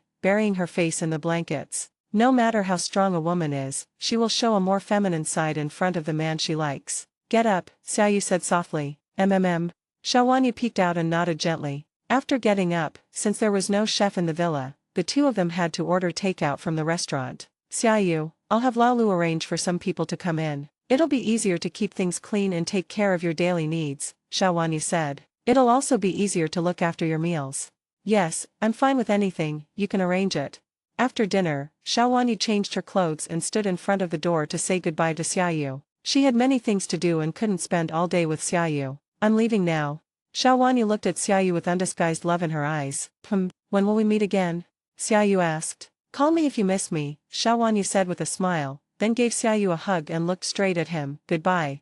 The first man in her life had completely taken a place in her heart. After Xiao Wanyu left the villa, looking at the empty villa and reminiscing about the experience of last night, Xiaoyu was momentarily dazed. Shaking his head slightly, Xiaoyu put these distracting thoughts behind him and lay down on the sofa to rest and recharge. My university life officially begins tomorrow. The next day, Xiaoyu packed her luggage early in the morning and headed to Imperial University to register. Today is August 31st, the last day for all students to register. Xiaoyu dragged her luggage to the gate of Imperial Capital University. Looking up at the sign that read Imperial Capital University, Xiaoyu smiled. Beijing University, here I come. Xiaoyu, dragging her luggage around the school, naturally attracted a lot of attention. As this year's champion of the University Cup, Xiaoyu's university life was destined to be anything but peaceful from the moment he entered the university. Many upperclassmen are already eager to teach Xiaoyu a lesson. Xiaoyu.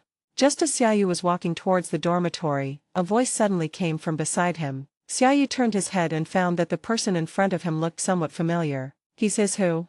The person in front of him was He Sis-Hu, one of Xiaoyu's college roommates. He Sis-Hu was also among the top 4 in the Zishu Provincial University Cup. His self-destruct strategy using Insect Armor Saint, Salt Stone Giant, and Long-Haired Troll left a deep impression on Xiaoyu. Because they were both students from Zishu Province, He Sis-Hu and Xiaoyu were assigned to the same dormitory room. It really is you. He Sis-Hu walked up with a smile and greeted Xiaoyu. We from Zishu Province are all assigned to the same dormitory. My other 2 roommates, Wu Yaezu and Su Jiahao, are also here. Wu Yaezu, of course, needs no introduction. He's Xiaoyu's best friend. Su Jiahao was one of the top 8 from Zishu Province, a Charizard trainer, and one of the contestants who was eliminated by Xiaoyu. Let's go, I'll take you to our dorm. He Sis-Hu said to Xiaoyu with a smile, acting as if they were old friends. Although the 2 fought tooth and nail in the high school cup, that was to compete for rankings. Now that they're roommates, things are naturally different. Moreover, looking back at that match now, Xiaoyu clearly held back. If Xiaoyu had used Mega Evolution earlier, He Sis-Hu would have had no chance of winning. Thanks, Xiaoyu replied with a smile. Among all the opponents in the college cup, He Sis-Hu was one of the players who left a deep impression on Xiaoyu. The combination of skills like sleeping, sleep talking, and resurrection prayers, along with the Salt Stone Giant's self-destruct tactic, still leaves a deep impression on Xiaoyu to this day. A tactical genius like him has unlimited potential for future achievements. After all, a Pokémon's potential is determined by the Pokémon itself, while a trainer's skill is mainly reflected in tactics. In this respect, He Sis-Hu is undoubtedly at the forefront. Let's go, let's have a get-together in room 508 tonight. By the way, are you dating anyone? Hearing He Sis-Hu's question, Xiaoyu hesitated for a moment before saying, we talked. Is your girlfriend from our school? He Sis-Hu, who was like a chatterbox off the field, kept talking non-stop. Let's invite her over and have a meal together. Never mind. Xiaoyu shook his head. As expected, Long Yaning would be their Pokémon battle teacher. If they found out about his relationship with Teacher Long, it wouldn't be a good thing. Still hiding it? Don't be shy. As the 2 were talking, they arrived at dormitory 508. Wu Yaezu heard the noise and came out of the room. He looked at Xiaoyu and gave her a big hug. Brother Yu, why have you gotten so dark? Xiaoyu was speechless after hearing Wu Yaezu's words. He recently visited Yasuo City twice. The ultraviolet rays there are very strong, and he naturally got tanned after a few trips. Men should be a little dark-skinned, otherwise they'll look like little girls with their delicate skin, Xiaoyu said. After Wu Yaezu said that, he also realized that he seemed to have gotten much darker recently. A little tan is good, it's a healthy skin tone. Wu Yaezu also chimed in with a smile. Now everyone in our dorm is here. By the way, let's line up by age and see who's the oldest. After Wu Yaezu explained, the 4 of them also reported their ages. Since they were all students in the same year, all 4 of them were born in the same year, only their months were different. He Sis-Hu is the oldest among them, and his birthday is in the first month of the lunar calendar. He is already 19.5 years old. Next is Wu Yaezu, who also turned 19 in June. Then there's Xiaoyu, born in the 7th month of the lunar calendar, which is September in the solar calendar. She will soon turn 19. Finally, there's Su Jiahao, whose birthday is in December, so he'll be 19 in 6 months. Brother Yu, your birthday is in a week. I've already prepared your birthday present. I'm going to take you to the biggest entertainment club in the entire capital.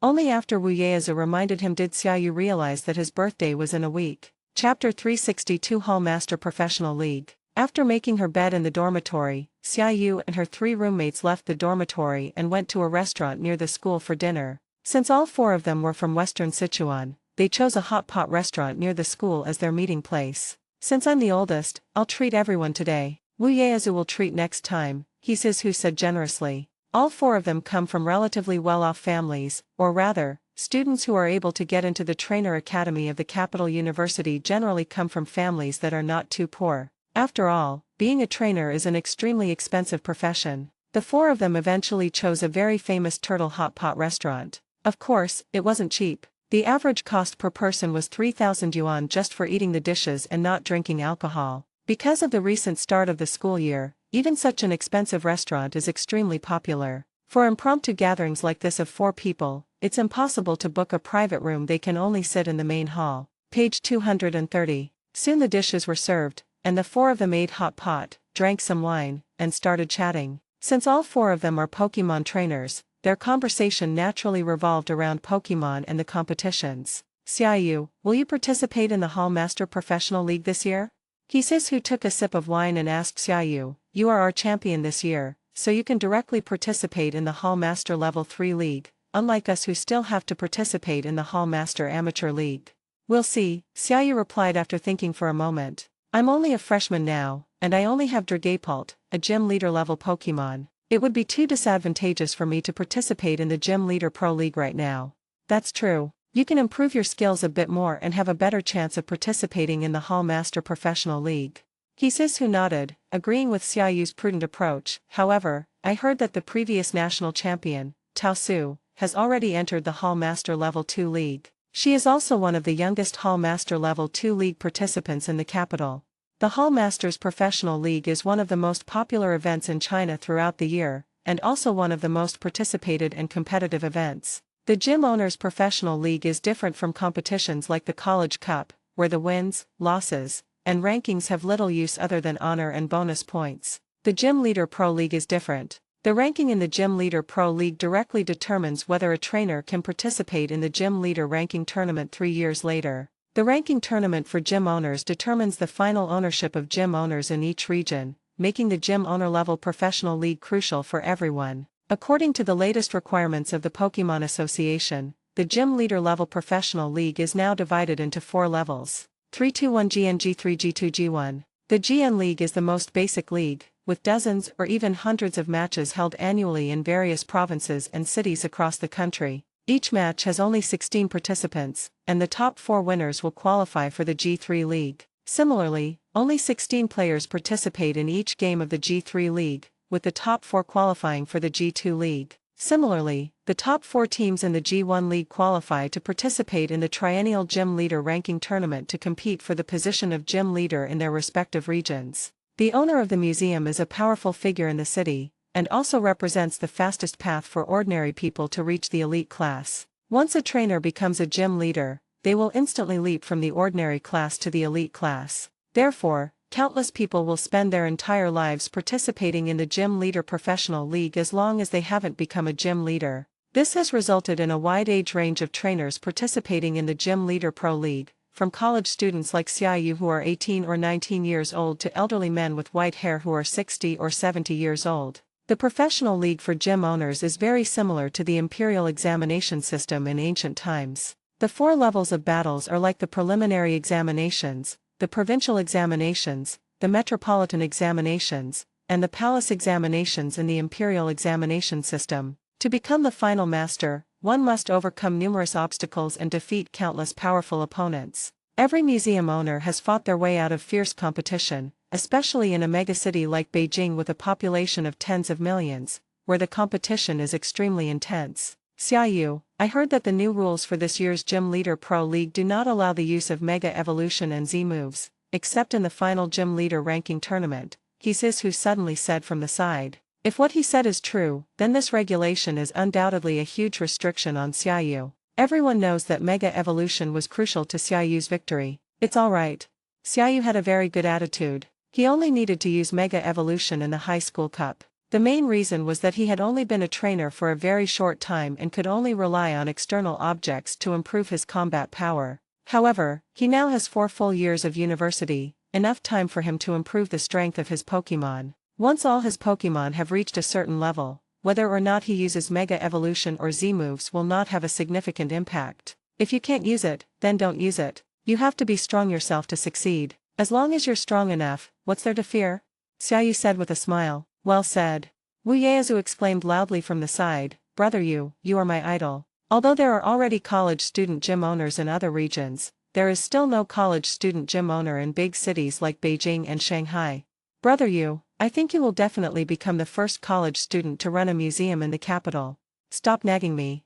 Xiaoyu laughed and teased Wu Yaezu. I was wondering why milk kept bubbling up in the hot pot. Turns out it was you who did this. Hearing Xiaoyu's words, the other two also laughed. The group continued eating, and after a short while, a man suddenly walked over with a wine glass in his hand. Excuse me for disturbing you all. The man smiled, picked up his wine glass, walked to the table, and said to the group in front of him, I'm from the next private room, also a third-year student at Imperial University. My name is Wang Kunzi. I was just playing Truth or Dare with some friends and lost, so I came over to offer you a few drinks. I'll drink 3, you can drink as you please. The man spoke very politely, picked up his glass, and drank 3 glasses of beer in one go. Alright, let's have a drink together. Seeing the man's polite attitude, Hisisu smiled and said, how about it? Sure. Xiaoyu and the others had no objections. After all, the other party's attitude was sincere, and he was also a senior, so they naturally did not refuse and picked up their wine glasses on the table and drank them down in one gulp. Excuse me. After finishing his drink, the man named Wang Kunzi returned to the private room. Well, did you see it clearly? Is that Xiaoyu? As soon as Wang Kunzi returned to the private room, the person next to him immediately asked. Yes, it's Xiaoyu. The others seemed to be his roommates.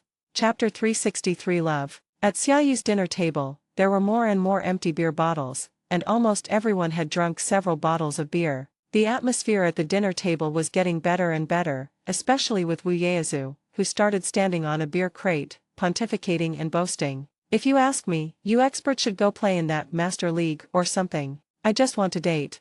Wu Yaezu hiccuped, looking like he had no ambition. You guys should just train hard every day. I only have one purpose for coming to university, to date. While you guys are still struggling in the Master League, I'll already be living a comfortable life with my wife and kids. I'm not bragging, but you all know our counselor, Chi Hanking, right?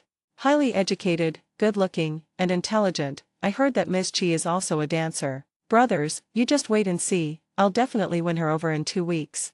It's time to show you how formidable the womanizer Wu Yaezu is.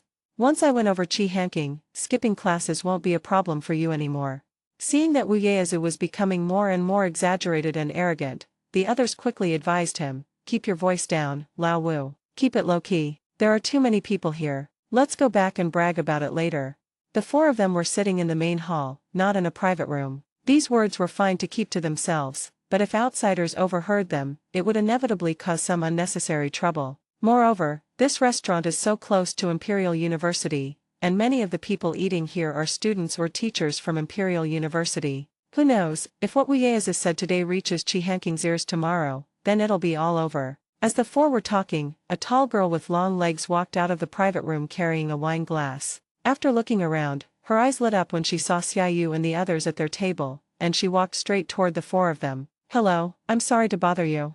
The girl's face was slightly flushed, clearly she had had a few drinks. Her hair was tied in a ponytail, and she was tall and pretty. She wore a cropped t-shirt and denim shorts, showing off her beautiful figure, and her long, fair legs were dazzling. No. Wu Yaezu was completely mesmerized, his gaze fixed intently on the woman. The woman before him was truly stunning. She was definitely one of the most beautiful women Wu Yaezu had ever seen. Not only Wu Yaezu, but Hisisu and Su Jiahao were also stunned. Such a beautiful girl is rare. Of the 4, only Xiaoyu remained relatively calm. On the one hand, it's because he's seen beauties like Xiao Wanyu and Long Yaning, so he's naturally developed a certain immunity to beautiful women. On the other hand, after the madness of the night before last, he's now in a state of sanity. Although the woman in front of him was beautiful, she was still somewhat inferior to Xiao Wanyu and Long Yaning. Hello everyone, I'm also from the next private room, the same room as Wang Kunzi. I lost the Truth or Dare game just now, so I came over to toast you.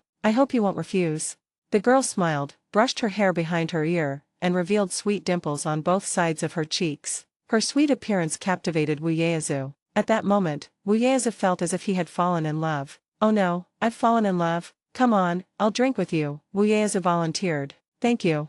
The girl continued with a sweet smile. My name is Zhong Qing, and I'm a sophomore at the Pokémon Breeding Academy of Imperial University. Hello, senior. My name is Wu Yaezu, a freshman at the Trainer Academy of Imperial University. After saying that, the two of them drank the beer in their glasses in one gulp. Thank you, I'm so sorry to have bothered you. Zhongqing bowed slightly to apologize to the four people, then turned and went back to the private room, leaving everyone with a beautiful back view. Stop looking, Yaezu, everyone's gone. Look at you, you coward. Xiaoyu waved his hand in front of Wu Yaezu's eyes, realizing that he was already deeply engrossed in the conversation and couldn't extricate himself. Zhongqing, brother Yu, I think I've fallen in love at first sight. No, Xiaoyu was exasperated. Didn't you just say you'd win over Teacher Qi within 2 weeks? Forget it, I suddenly feel that Teacher Qi and I are not a good match. Wu Yaezu shook his head. Don't you think senior sister Zhongqing is more suitable for me? A perfect match, a match made in heaven. The love story between a freshman and a beautiful senior begins right now. Give me 2 weeks, and I'll definitely find someone. After finishing their meal, the four of them walked back to school. Throughout the journey, Wu Yaezu was preoccupied with his feelings for his senior, and he devised a grand plan to find a girlfriend. Xiaoyu then bid farewell to the three of them, as he had other matters to attend to. Walking on campus, Xiaoyu admired the scenery of Imperial University while taking out his phone and dialing Qi Hanking's number. Dr. Xia, what brings you here? Why are you calling me today? Qi Hanking, who was conducting an experiment at the school, answered the phone and teased Xiaoyu. Their relationship has become quite close ever since they had drinks together last time. Ahem, Sister Hanking, didn't I tell you last time that I wanted to live off campus? Could you please give me a certificate? Okay, just come to my office. I'll get ready and be right there, Qi Hanking replied. By the way, my office is at XXX. When Xiaoyu arrived at Qi Hanking's office, Qi Hanking was already there. Seeing Xiaoyu walk in, Qi Hanking took out a pre-written certificate from the drawer and handed it to Xiaoyu. Here, the certificate you wanted. As he got closer, Qi Hanking naturally smelled a strong odor of alcohol. He frowned and said, how much did you drink at noon? You smell so strongly of alcohol. Page 231. My roommates and I had a get-together and drank a few glasses, Xiaoyu said. Stop thinking about partying all the time. Students should prioritize their studies. I'm your advisor. You can't drink during class. This is a one-time exception. After saying a few words, Qi Hanking instructed, just give this certificate to the dormitory manager. Okay, thanks, Sister Hanking. Xiaoyu nodded and said, don't just thank me verbally, show me something concrete. Perhaps because of their familiar relationship, Qi Hanking looked at Xiaoyu and asked, how's your new experiment going? When will it start? Is there anything I can do for you? Upon hearing Qi Hanking's question, Xiaoyu realized that he had asked the Pokémon Association for 2 experimental assistants. We've already made progress, and there's something I need you to do. Xiaoyu thought for a moment, and there was something he needed the help of a research talent like Qi Hanking. Speaking of lab assistants, Xiaoyu suddenly thought of a serious question. He turned to look at Qi Hanking with a serious expression. By the way, who is my other assistant? Chapter 364 Team 0 joins. Qi Hanking looked at Xiaoyu speechlessly. If Xiaoyu didn't have so many impressive experimental results, she would think he was completely unreliable. Are these the future scientific research stars and scientific research giants of China? The experiment has already started, but we don't even know who the experimental assistant is. If Xiaoyu didn't have such significant experimental results to show for it, she would have really wanted to quit and leave. The other one is Shirchucha from Tsinghua University, a genius Pokémon professor who graduated with a doctorate at the age of 26, Qi Hanking said irritably. Shirchucha, never heard of her. Contact her if you have time. Xiaoyu said, taking out a small piece of wishing star and a giant bracelet from his bag and handing them to Qi Hanking. Do you think you can make this kind of bracelet using this kind of stone? What is this? I need to take it to the lab to see before I know, Qi Hanking said without much thought. That won't do. You can only study this in the Yuanqunhe laboratory. Hearing that Qi Hanking wanted to take the wishing star and the Max bracelet away, Xiaoyu naturally wouldn't agree, and you can only study it when I'm here. Also, you absolutely cannot tell outsiders about this, and you can't take it out of the laboratory. You can come to the Yuanqunhe laboratory to study it when you have time. There's only one Maxim bracelet that's been rewarded by the system in the whole world, so Xiaoyu naturally wouldn't give it to Qi Hanking. You can conduct research, but only in the Yuanqunhe laboratory. Hearing Xiaoyu's extremely distrustful words, Qi Hanking felt slightly uncomfortable, but after thinking about it, she felt relieved. Judging from Xiaoyu's attitude, it's clear that this new experiment is an extremely important new project. It's perfectly normal to keep such an important new project confidential. What is this thing that's so important? Qi Hanking asked, still somewhat unwilling to give up. It's definitely related to the experiment, Xiaoyu said. This must be kept secret. You should contact the Chuchu first. You two should arrange to come to me together and go to the Yuanquanhe laboratory to conduct research. Okay, I'll contact Shichuchu when I have some free time, or you can set a time, Chi Hanking asked. School just started this week, so I don't have much time. I'll only be free on the weekend at most. How about the weekend? Xiaoyu said after thinking for a moment. It is good. As Xiaoyu left Chi Hanking's office, her phone rang again, and the caller ID gave her a headache. Sumuze. Although based on her experience with Xiao Wanyu, Sumuze is definitely not Xiao Wanyu's biological daughter, Xiaoyu still feels somewhat awkward when facing Sumuze, and accidentally adds a generational gap. Hello, Xiaoyu's voice rang out. I'm at school, what about you? Have you arrived yet? Sumuze's voice was cheerful as she complained, I've finally left Baoxiang Island. Xiaoyu, it's all because of you. If I hadn't lost to you in the College Cup finals, I wouldn't have stayed on Baoxiang Island for so long and been forced into special training by my family. However, Xiaoyu, let me tell you, my strength has increased significantly. I might not necessarily lose to you next time.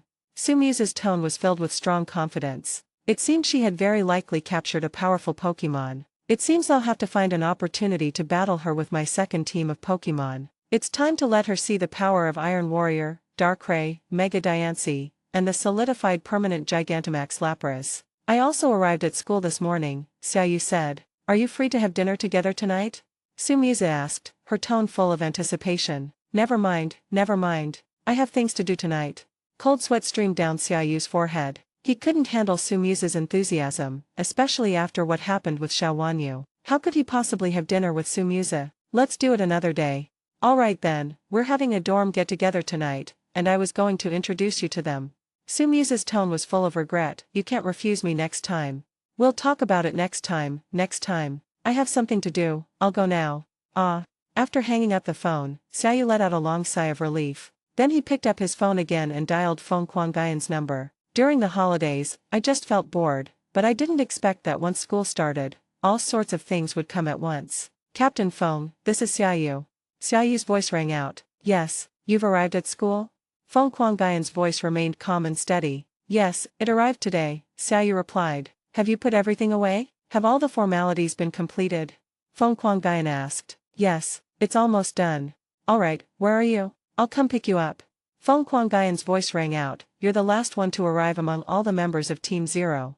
Something came up and I was held up, Xiaoyu replied awkwardly, rubbing his nose. A dozen minutes later, Xiaoyu met Feng Quangaiyan, who was still as decisive and efficient as ever, with a neat short haircut and an upright posture. Captain Feng, Xiaoyu said, looking at Feng Quangaiyan. Okay, come with me, we can talk as we walk.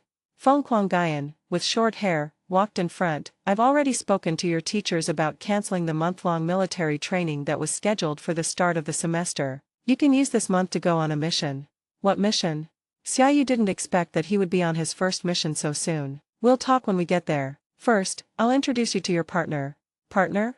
Xiaoyu asked, a hint of doubt in his eyes. Yes, Team Zero, a total of 10 new members, has been divided into 5 groups, with 2 new members in each group, plus veteran members sent from other teams to serve as group leaders, forming 5 teams in total. Who is my partner? Xiaoyu asked curiously. You'll know when we get there, Feng Quangaiyan said with a smile. My strength will definitely not be inferior to yours. As the two were talking, they got into Feng Quangaiyan's pickup truck and drove to the Pokémon Association headquarters building. Our office is on the 8th floor. The last time Xiaoyu came here was to collect the Pokémon Association's tournament rewards. He never expected to be working here this time. Here you go, this is your secure access control. The staff will register your fingerprints later, and you'll have double unlocked the access control system. So troublesome? Listening to Feng Quangaiyan's words, Xiaoyu realized that the work of the Zero team might not be as simple as he had imagined. Let's go, welcome to the Charizard Special Operations Team Zero. Your group leader and another member arrived yesterday afternoon. You were the only one missing. This is your office. Because you arrived last, your office is in the corner.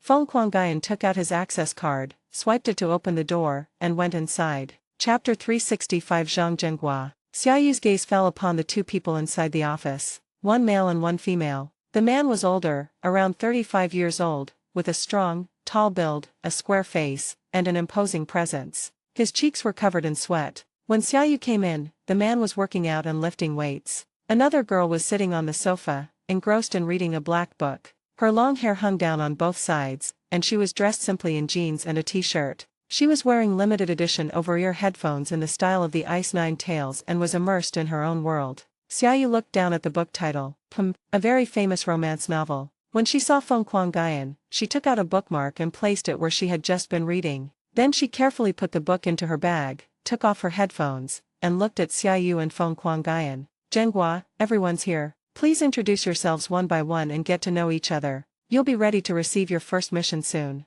Feng Guangayan smiled and said, I won't disturb you any longer. After saying this, Feng Guangayan closed the door and left the room. Welcome, welcome. The man who was lifting weights put down the dumbbells and greeted Xiaoyu with a smile. My name is Zhang Zhenghua, the leader of the fifth group. You can call me Brother Zhang or Brother Hua.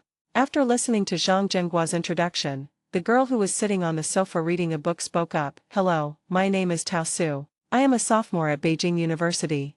Peach shortbread? Xiaoyu looked at the woman in front of him in surprise. He hadn't expected to meet her in person this afternoon, having only heard the name Tao Su at noon. Page 232. Tao Su is a sophomore at Imperial University, Xiaoyu Senior, and also the previous national champion of the University Cup, as well as the youngest G2 League participant from Imperial University. In the previous University Cup, she displayed almost overwhelming strength, creating a precipitous gap between herself and the second-place player. Her team is quite diverse, with her main Pokémon including Ninetales, Snorlax, Duraludon, Togekiss, Primarina, Excadrill, and Charizard. Her ace Pokémon are Snorlax and Duraludon. Of course, many netizens speculate that Peach Crisp might also have a hidden pseudo-legendary Pokémon, but what that Pokémon is remains unknown. When Xiaoyu first learned that Tao Su's ace Pokémon was Duraludon, he was also very surprised. Did you know that Dracovish is a Pokémon unique to overseas regions? How could Dasu, a Chinese person, have a Pokémon like Duraludon?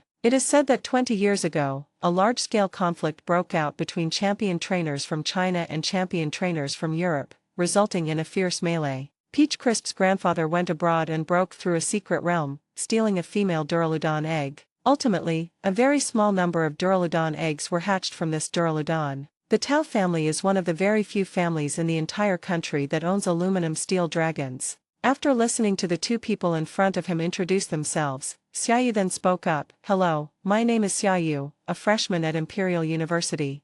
Okay. Zhang Zhenghua nodded and said to the two of them, sit down. We'll be teammates from now on, so don't be so polite. Both of you are champions of the College Cup, so your talent and strength are beyond question. The only thing you lack is experience. I'm more than 10 years older than you all, so I'll be temporarily serving as the team leader. Once you're all capable of handling things on your own in 6 months, I'll return to my original team. This is also our first mission, and it will last for a month, Zhang Zhenghua said. Considering that this is your first mission, the task assigned to you is not particularly difficult. However, you cannot be complacent. Even though the task is not difficult, it is still quite challenging. And because you two arrived last, all the other good tasks have already been taken by other groups. Now there's only one task left, and we have no other choice. Let me give you a brief introduction to this mission. This mission is to go to Hilong City to investigate Duan Kisan, the fire-type gym leader of Hilong City, and the Duan family behind him. These are the case files and the complaint letters we received. You can take a look at them first. You are not allowed to take them out of the office for the next few days. You will be eating and sleeping on this floor. Once you feel you've seen enough, you can tell me, and we'll work together to develop a plan before heading to Hilong City. Hurry up, we only have 1 month. This mission will also score each team.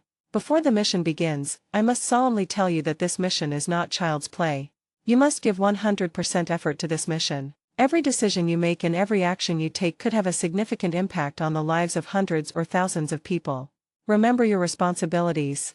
After giving some instructions, Zhang Zhenghua handed the case file and the letter of complaint to the two men. He had obviously already read the case file and the letter of complaint. He went straight back to his desk, took out a pen and started writing and drawing in his notebook, beginning to draft the first plan. Xiaoyu and Tao Su each took turns looking at their respective case files and complaint letters. Xiaoyu picked up the thick file and began to read it carefully. He flipped through the case file, his brow furrowing deeper with each page. The case was far more complicated than he had imagined. Hilong City is located on the southwestern border of China and borders foreign countries. As a result, a large number of illegal immigrants live in Hilong City, making it a mixed community. In Hilong City, violent crimes such as robbery occur frequently, and sometimes even the Pokémon Association cannot stop them. The Duan family is a local power in Hilong City, wielding immense influence both openly and covertly. The Duan family has 3 brothers in this generation. The eldest brother, Duan Kixin, is a well-known elite 4-level trainer in the southwest region,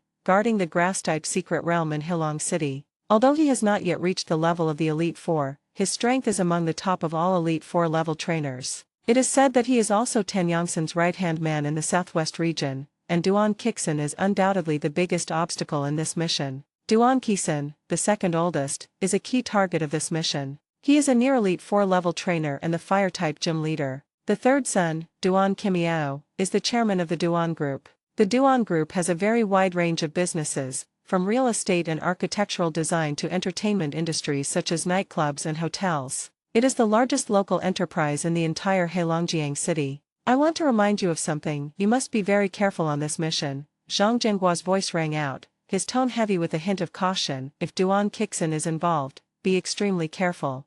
You don't need to ask why. This is to protect you, and also to protect Team Zero. Although I know you all have powerful backgrounds and may not be afraid of the Duan family, even a powerful dragon can't suppress a local snake.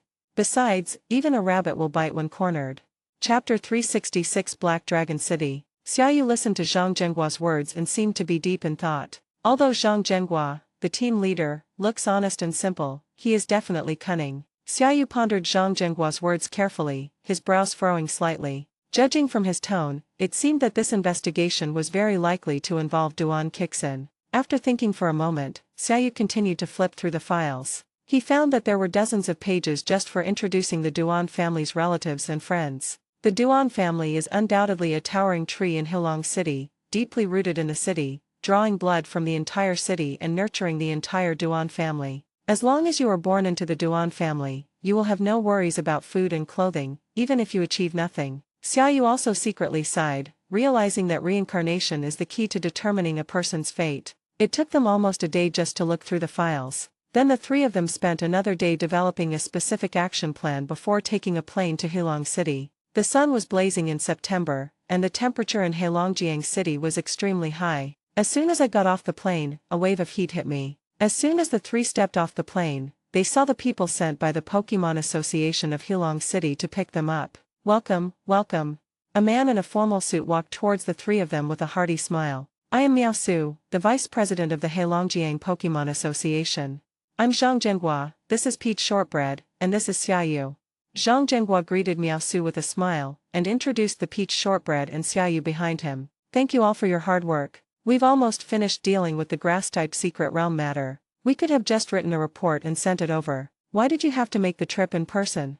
Miao Su said with a smile. This time, Xiaoyu and his group went to Hilong City, so they naturally couldn't conduct a high-profile investigation of the Duan family, as that would only alert them. On the surface, they were using the pretext of investigating the explosion in the grass-type secret realm of Hilong City, but their real mission was to investigate Duan Kixin. Moreover, they also received reports that the explosion in the grass-type secret realm was highly unusual and very likely related to the Duan family. Because after the explosion, a large number of extremely rare grass-type Pokémon went missing in the grass-type secret realm, and a batch of newly hatched grass-type Pokémon died. Xiaoyu absolutely refused to believe that there wasn't a single shady deal involved. There are requirements from above, so I have to take a look, Zhang Zhenghua replied with a smile, ignoring Miao Su's words. I know, it's good to take a look. Taking a look can shut others up. I know there have been a lot of rumors about this accident recently, so this is a good opportunity to clear our name.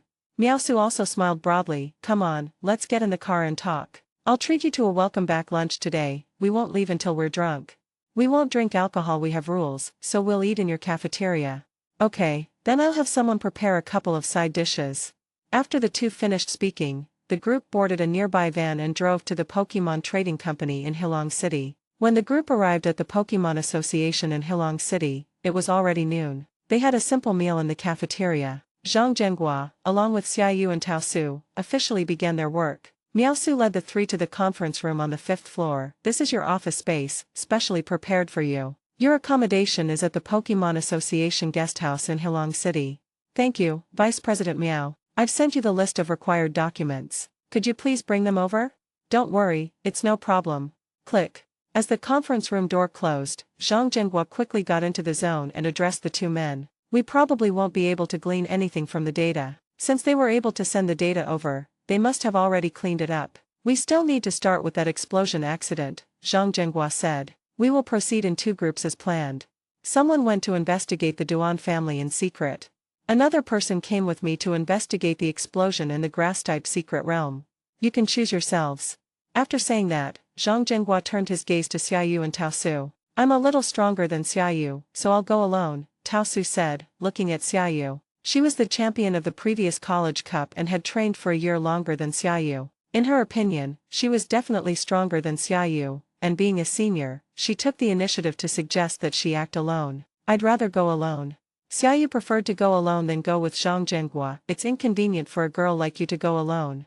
Seeing that Xiaoyu and Taosu were at odds, Zhang Zhenghua spoke up, let Xiaoyu act alone. After all, investigating the Duan family might involve going to hotels, nightclubs, and other similar places, which might be inconvenient for a girl like you.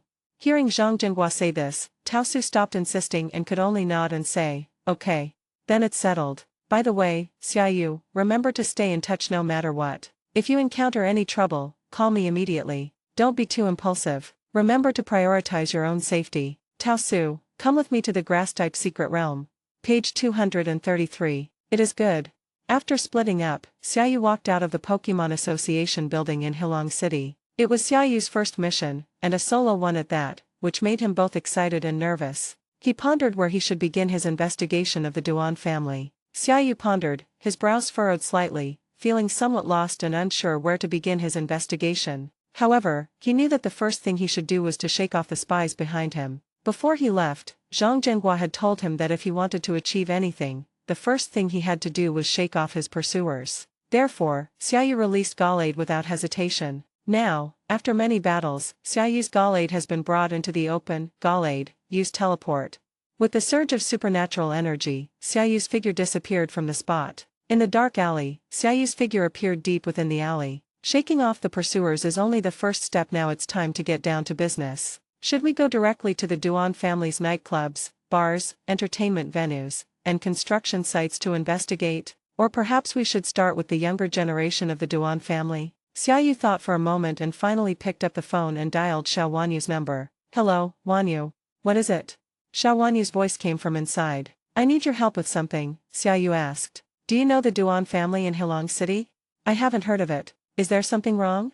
Xiao Wanyu asked. You should know that I joined the Charizard Team 0. I'm on a mission here and I'd like you to help me investigate the Duan family. Xiaoyu's voice rang out. The Duan family? I'll look into it for you and call you later, Xiao Wanyu said. Okay, remember to keep it a secret. Xiaoyu said.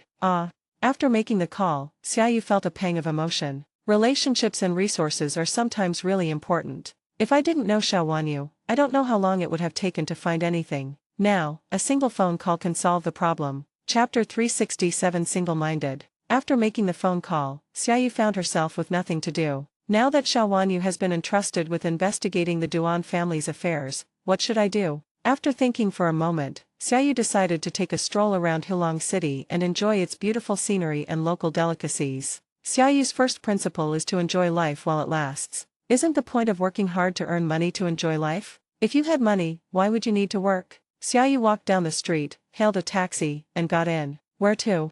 The driver asked. Master, do you know what the most fun place in Hilong City is? Xiaoyu asked. It depends on how you want to spend your time, whether it's sightseeing, dining out, singing karaoke, or getting a foot massage, the driver said. Eating, singing, foot massages, anything is fine, Xiaoyu said. If you're looking for a place to eat, Hilong Square is a great option. The prices there are reasonable, and many tourists from other places go there when they visit Hilong City. If you're looking for entertainment, the driver asked, then I suggest you go to the Tianchong building. Is it fun there? Xiaoyu asked. It's fun, there's food, drinks and entertainment in there, but it's a bit pricey. However, the girls there are really beautiful. The driver's tone was tinged with envy as he spoke. As long as you have the money, I guarantee you'll never forget it. You could stay in the Tianchong building for 3 months straight. Master, I'm a respectable person. Is this Tianchong building you mentioned legitimate? Xiaoyu asked. Hehe. Silence spoke volumes. Although the driver didn't utter a word, it was as if he had said something. Is that considered irregular? That's extremely irregular. Tianchong building. Xiaoyu swore that his reason for going to Tianshang Building was not for pleasure or to experience the local customs of Hulong City, but because Tianshang Building was owned by the Duan family. He wanted to take this opportunity to see if he could find anything useful from Tianshang Building. It was all for work. Upon arriving at the Tianshang Building, Xiaoyu discovered that it was not just a single building, but a leisure and entertainment center comprised of a cluster of skyscrapers. This place not only has food and entertainment, but also shopping malls and other entertainment venues. Tianshang Building is undoubtedly the most bustling and prosperous area in the entire Hulong City. Even in the sweltering summer, it is still crowded with people, and the sight of white guys makes Xiaoyu's eyes dazzled. Walking along the pedestrian street, you can see stylish and beautiful young people everywhere. Some were wearing hanfu, while others were cosplaying in all sorts of strange costumes. Compared to these unique outfits, tank tops, hot pants, and high heels all paled in comparison.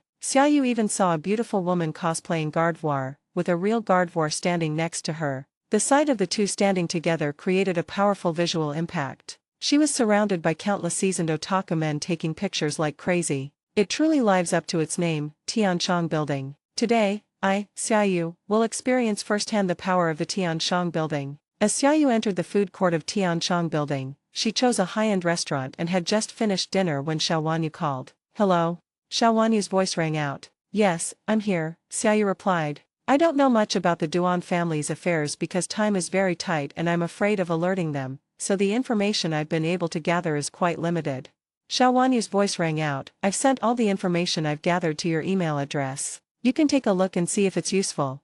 Okay, thank you, Wanyu, Xiaoyu said, secretly thinking that Xiao Wanyu was truly his capable wife. I bought all this information from an information broker. The information is quite limited, and I don't even know if it's useful, so I'm just sending it all to you. If you have any questions, you can contact the information broker directly. His phone number is. Xiao Wanyu's voice rang out. Are you planning to take action against the Duan family?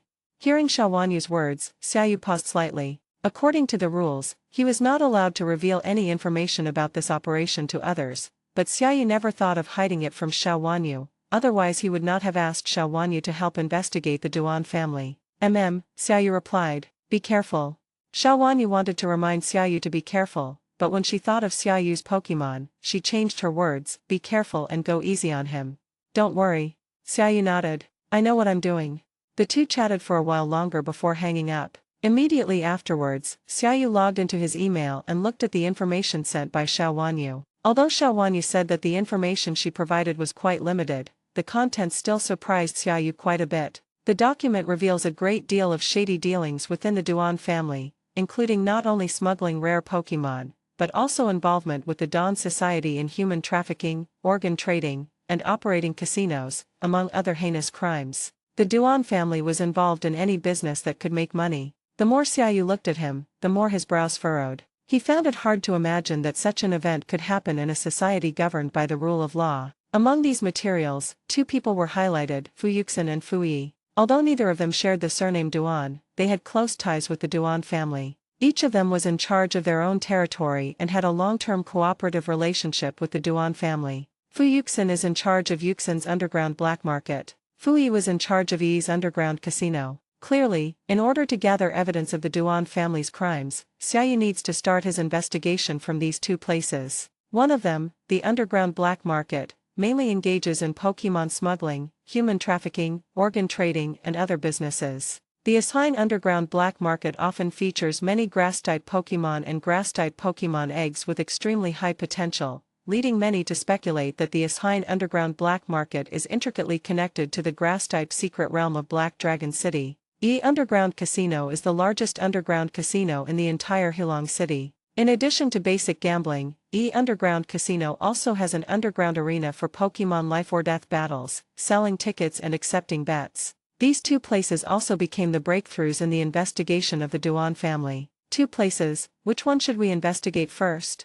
Xiaoyu frowned as he pondered. Are they focused on the underground black market or the underground casino? No matter where he starts his investigation, Xiaoyu's first problem to solve is that he must obtain the invitation letter. Both the underground black market and the underground casino operate on a membership system. To enter either, you must obtain a personally issued invitation letter with your real name. This is also the Duan family's brilliance. They have always followed the elite route, serving only the wealthy. They also conduct background checks on everyone who enters the underground black market and underground casinos. This not only effectively screens clients but also maximizes their own safety. Page 234. Chapter 368 The Mask of the Dictator. Obtaining an invitation was the first challenge facing Xiaoyu. To enter the Yuxin underground black market and Yuxin underground casino, one must undergo their background check and security screening. At that time, Xiaoyu only needs to take off his mask, and with his current fame in China, others will recognize his identity at a glance.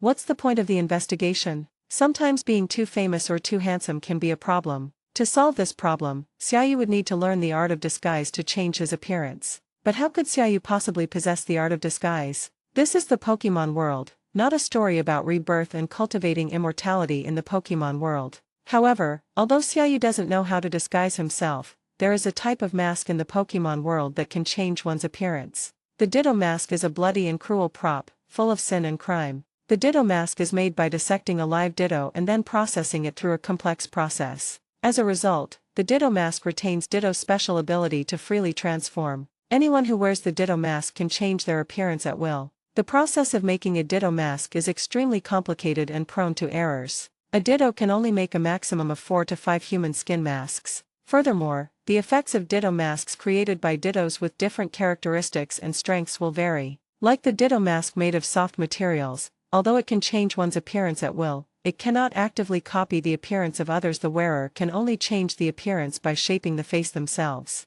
The Ditto mask, created by the Ditto's ability to transform, can automatically copy the appearance of someone after meeting them once, and can also store different faces, allowing for instant transformation. For this reason, Ditto masks with the transformer characteristic are far more valuable and rarer than those made from Ditto with the soft characteristic. Finally, Ditto mask has another characteristic: its transformation ability is not absolute, and there is a chance that it can be detected by powerful Pokémon. A Ditto mask made by a Ditto with Lord-level strength is unlikely to be detected by Totem-level Pokémon. Gym Leader-level Pokémon have a certain chance of detecting the disguise, while Pokémon with near-elite level strength will detect the disguise 100% of the time. This results in the higher the value of a Ditto mask made by a powerful Ditto, especially a Ditto mask made by a Ditto with the characteristics of a champion-level Ditto. Its value is beyond imagination, and it is in no way inferior to a Keystone plus a Mega Stone. There was a similar case abroad where a man named Stanley acquired 4 Ditto masks of the Gym Leader level by chance. After acquiring the Ditto mask, he did not choose to sell it, but instead made a mad decision. After careful observation, he chose a wealthy man whose build and appearance were similar to his own. Then, he put on a metamorphosis mask to disguise himself as a relative of the wealthy man and killed him when he was off guard. After killing the tycoon, he immediately used a Ditto mask to impersonate him, and at the same time used a second Ditto mask to replicate his original appearance and put it on the tycoon's face. In this way, the rich man lying in a pool of blood became Stanley, while the real Stanley became the rich man, took his place, and lived on until his death, when he was not discovered. This is also the most terrifying aspect of the Ditto mask: it steals other people's lives and takes their place, and the key is that it is very difficult to detect. A thief in life. This real case also made everyone realize how terrifying the Ditto mask is. Since then, countries around the world have successively issued laws to prohibit the production of Ditto masks, and this ban is also known as the Stanley ban. While the ban had some effect, the consequence was that wild Ditto were hunted in large numbers, almost to the point of extinction, and the price of Ditto masks skyrocketed several times over. Especially for Ditto masks of the Overlord level and above, the price has increased exponentially. As for Ditto masks with power levels above near Elite 4, almost no one would sell them. Xiaoyu had always known about the Ditto mask, but he had never considered using it. On the one hand, it's illegal to possess and trade the Ditto mask, and on the other hand, he didn't need it before. But things are different now. His fame has brought him too many troubles. If he had a Ditto mask, it could solve many of his problems. Of course, the more important reason was that Xiao Wanyu sent him another message in her email. A message has been sent out about a golden betting game that will be held this weekend. See chapter 174 for details. A few months ago, Xiaoyu and Xiao Wanyu's relationship was not as close as it is now. At that time, in order to win over Xiaoyu, Xiao Wanyu deliberately threw out a coin with the power to lure Xiaoyu into participating in this year's gold gambling game. However, Xiaoyu was too wary at the time and didn't take the bait. Instead of going to the ghost-type secret realm to choose a money-gathering spirit, he went to the psychic-type secret realm in Linen City to choose Lovekeeper. Since then, Xiaoyu has completely forgotten about the gold gambling game. He only remembered this incident now that Xiao Wanyu brought it up. According to Xiao Wanyu, there has been a slight change in the rules of this gold gambling game. This time, the coins from Suokaling cannot be exchanged directly with money, but only with chips. 1 chip equals 1 Suokaling coin. The chips can only be exchanged for various expensive items, TMS, evolution stones, and other treasures. This resulted in the discovery of many extremely valuable treasures in this golden gamble, including a Mega Evolution Stone and a near-elite 4-level Ditto Mask. The reason why so many people brought out so many rare items to participate in the gold gambling game is because an extremely special money-gathering coin appeared in this gold gambling game, called the money-gathering Golden Ghost Coin. The Golden Ghost Coin of the money-gathering spirit may only appear after the death of a Sai Fuhao with strength of Heavenly King level or above. Using it can improve the aptitude of the money-gathering spirit or Sai Fuhao. It is precisely because of the appearance of this one-of-a-kind gold ghost coin that so many wealthy people have brought out so many precious treasures to participate in this gambling game. Winning this golden bet will not only allow the money-seeking spirit to evolve, but more importantly, it will also bring enormous wealth and improve the money-seeking spirit's aptitude, a triple win. This world is never short of gamblers who are willing to take risks. Upon seeing this news, Xiaoyu decided that he had to participate in the golden gambling game. Whether it's that special gold ghost coin from the money-gathering spirit or the near-elite 4-level Ditto Mask, it's worth the trip. Without hesitation, Xiaoyu boarded a plane and headed straight to Shanghai. He still has a month left on his mission in Hilong City. He can go to the gold gambling game this weekend and then rush back to Hilong City. There is plenty of time. Chapter 369 Golden Ghost Coin. Shanghai, the port. The night was enchanting. The city was resplendent in gold, and the bright moon hung high in the sky.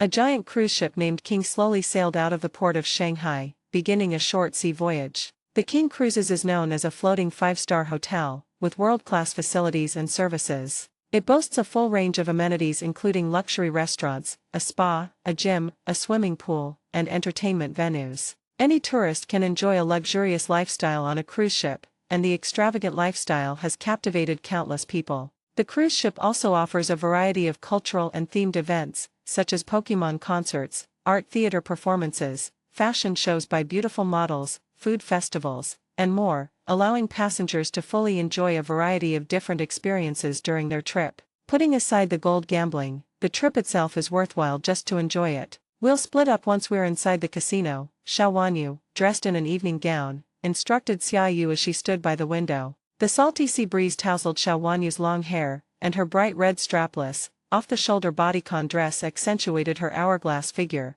making her look stunning without being vulgar. Her long hair, styled in an updo, added to her mature charm, while the sparkling earrings on her ears made Xiao Wanyu look radiant, and the Mega Evolution necklace on her chest was even more dazzling. Xiao Wanyu was so charming at that moment, or rather, she had always been so charming. She was like a queen, dressed in a red dress that shone in the moonlight, her face as white as jade, seemingly radiating a faint glow.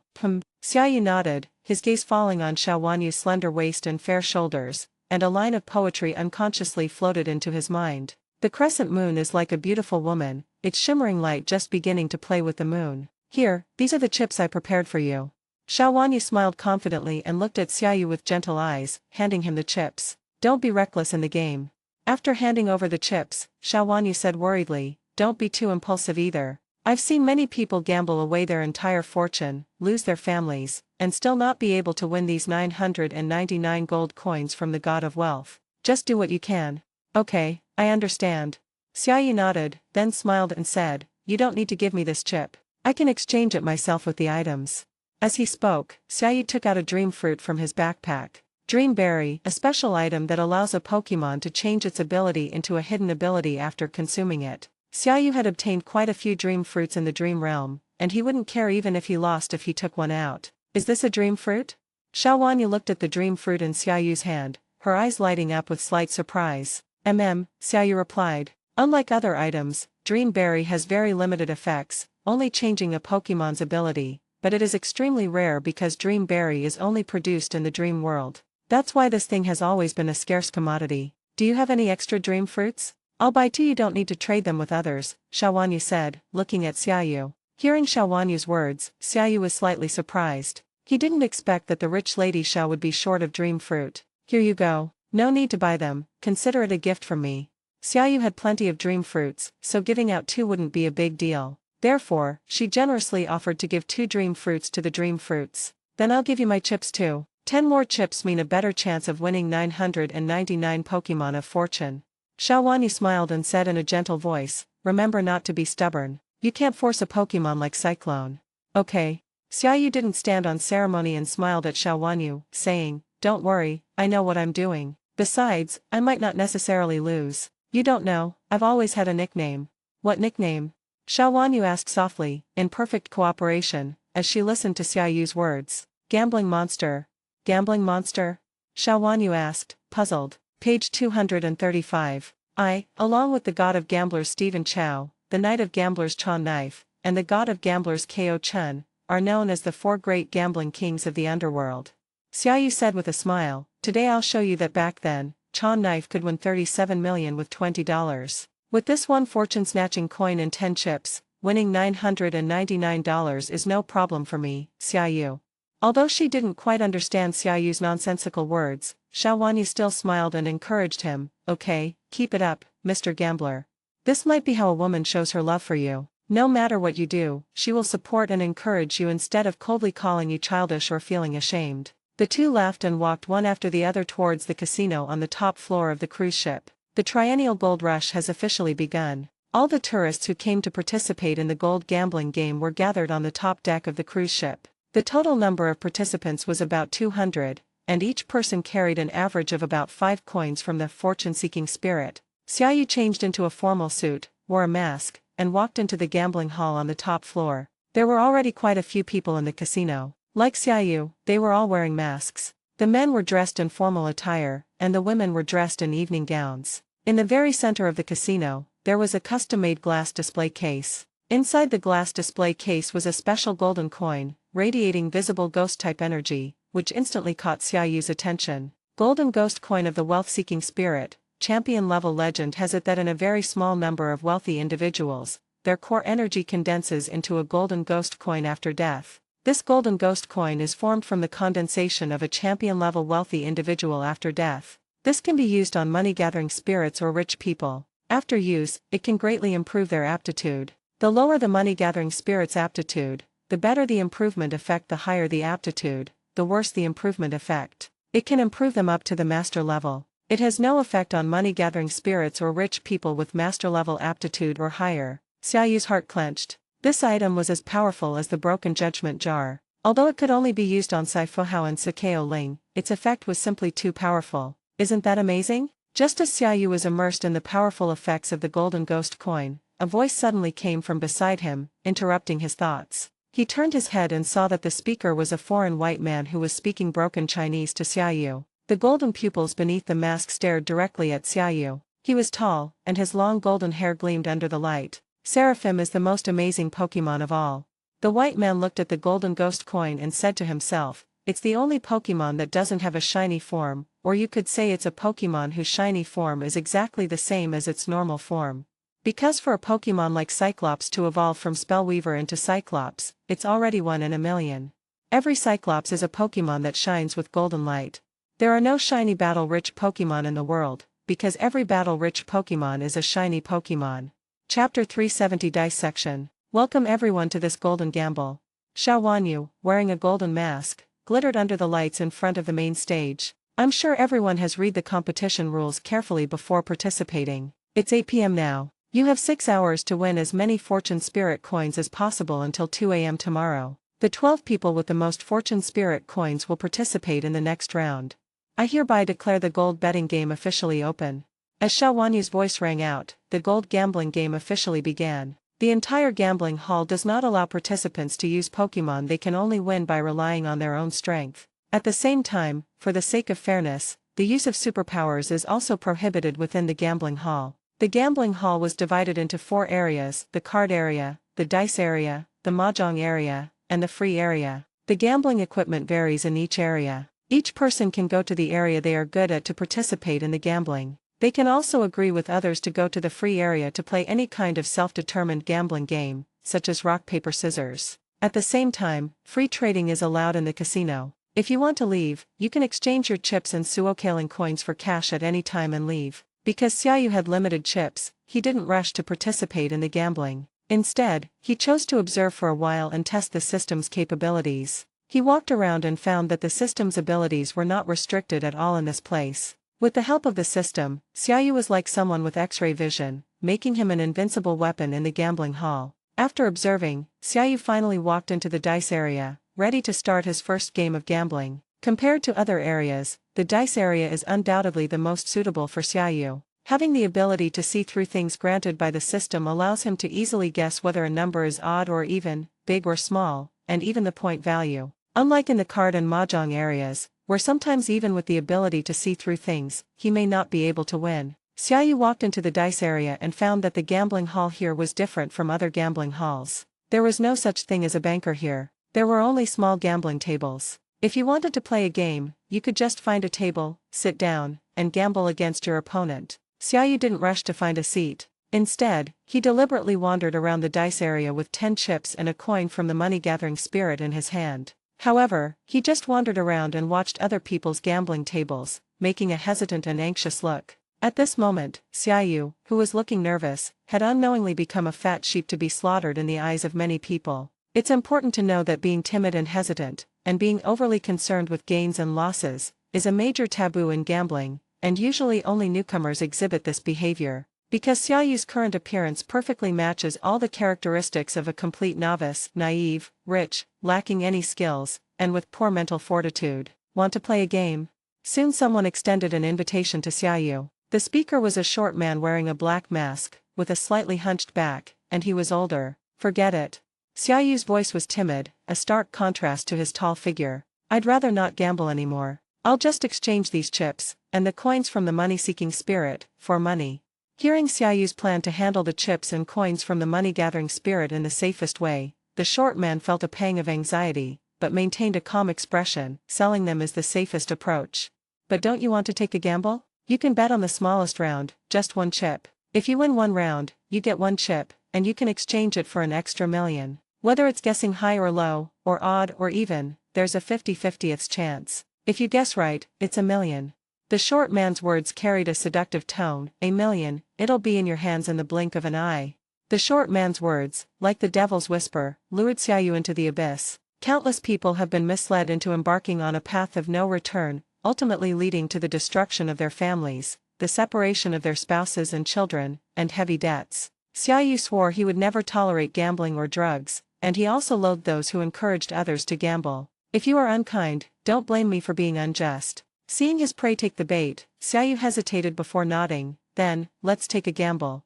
Bring it on. Seeing that Xiaoyu had taken the bait, the short man sneered inwardly and sat down at the gambling table facing Xiaoyu. How do we bet? High or low, odd or even? Will you roll the dice or will I? The short man looked at Xiaoyu and said, to be fair, you decide. Hearing the short man's words, Xiaoyu sneered inwardly. Bringing up fairness in a gambling hall was undoubtedly the most ridiculous thing imaginable. I'm not very good at it. You shake the dice, and I'll guess. All right. The short man didn't seem to mind. He raised the dice cup, exerted force with his wrist, and began to shake it evenly, producing a crisp and charming sound. Meanwhile, a crowd had gathered around, watching the gambling match between a seasoned casino player and a complete novice. The crisp sound of the dice in the dice cup, coupled with the huge stakes of millions, stimulated the nerves of Xiaoyu and everyone around him, making everyone even more excited. Humans always like to seek thrills. This is a physiological characteristic that is difficult to change. This is why very few gamblers are able to successfully quit gambling. Boom. With a muffled thud, the short man slammed the dice cup onto the gambling table, making a crisp sound. It's your turn. You can guess big or small, odd or even, it doesn't matter, the short man's voice rang out. Xiaoyu was already secretly using the system's ability to see the numbers on the dice through the dice pot. 4, 4, 2, double, big. Although he already knew the answer, Xiaoyu still feigned nervousness and hesitation. I'll bet on small. No. I'll bet on odd or even. I'll bet on even. Have you thought it through? Hearing that Xiaoyu had actually guessed the answer correctly, the short man asked, you must keep your bets in your hand. If you want to bet on big, place your bet on the even position on the table. Hearing the short man's words, Xiaoyu hesitated again, holding the chips in his hand and wavering between the 4 areas on the table, odd, even, big, and small. Forget it, I'll bet on big or small. I bet on big. Xiaoyu hesitated for a long time before finally placing a chip on the big one. The short man also took out a chip and placed it in front of him. I've bought it, now I'll open it. Seeing that Xiaoyu had chosen the correct answer, the short man made no move and then silently uncovered the dice cup. 4, 4, 2, big. The short man knew exactly how many points he had thrown. He already knew Xiaoyu would win this round, or rather, he had deliberately lost to Xiaoyu. But he still feigned regret. What a pity, just a little short. Good luck, wanna play another round? Even if you lose, you'll break. Even if you win, you'll get another million. Hearing the short man's words, Xiaoyu sneered inwardly. It seemed that the short man really intended to treat him like a fat sheep to be slaughtered, and really wanted to drag him into an abyss of no return. Since that's the case, then don't blame yourself for being impolite. No, I'm not gambling anymore. 1 million is enough for me to live on for a long time. I'm not gambling anymore.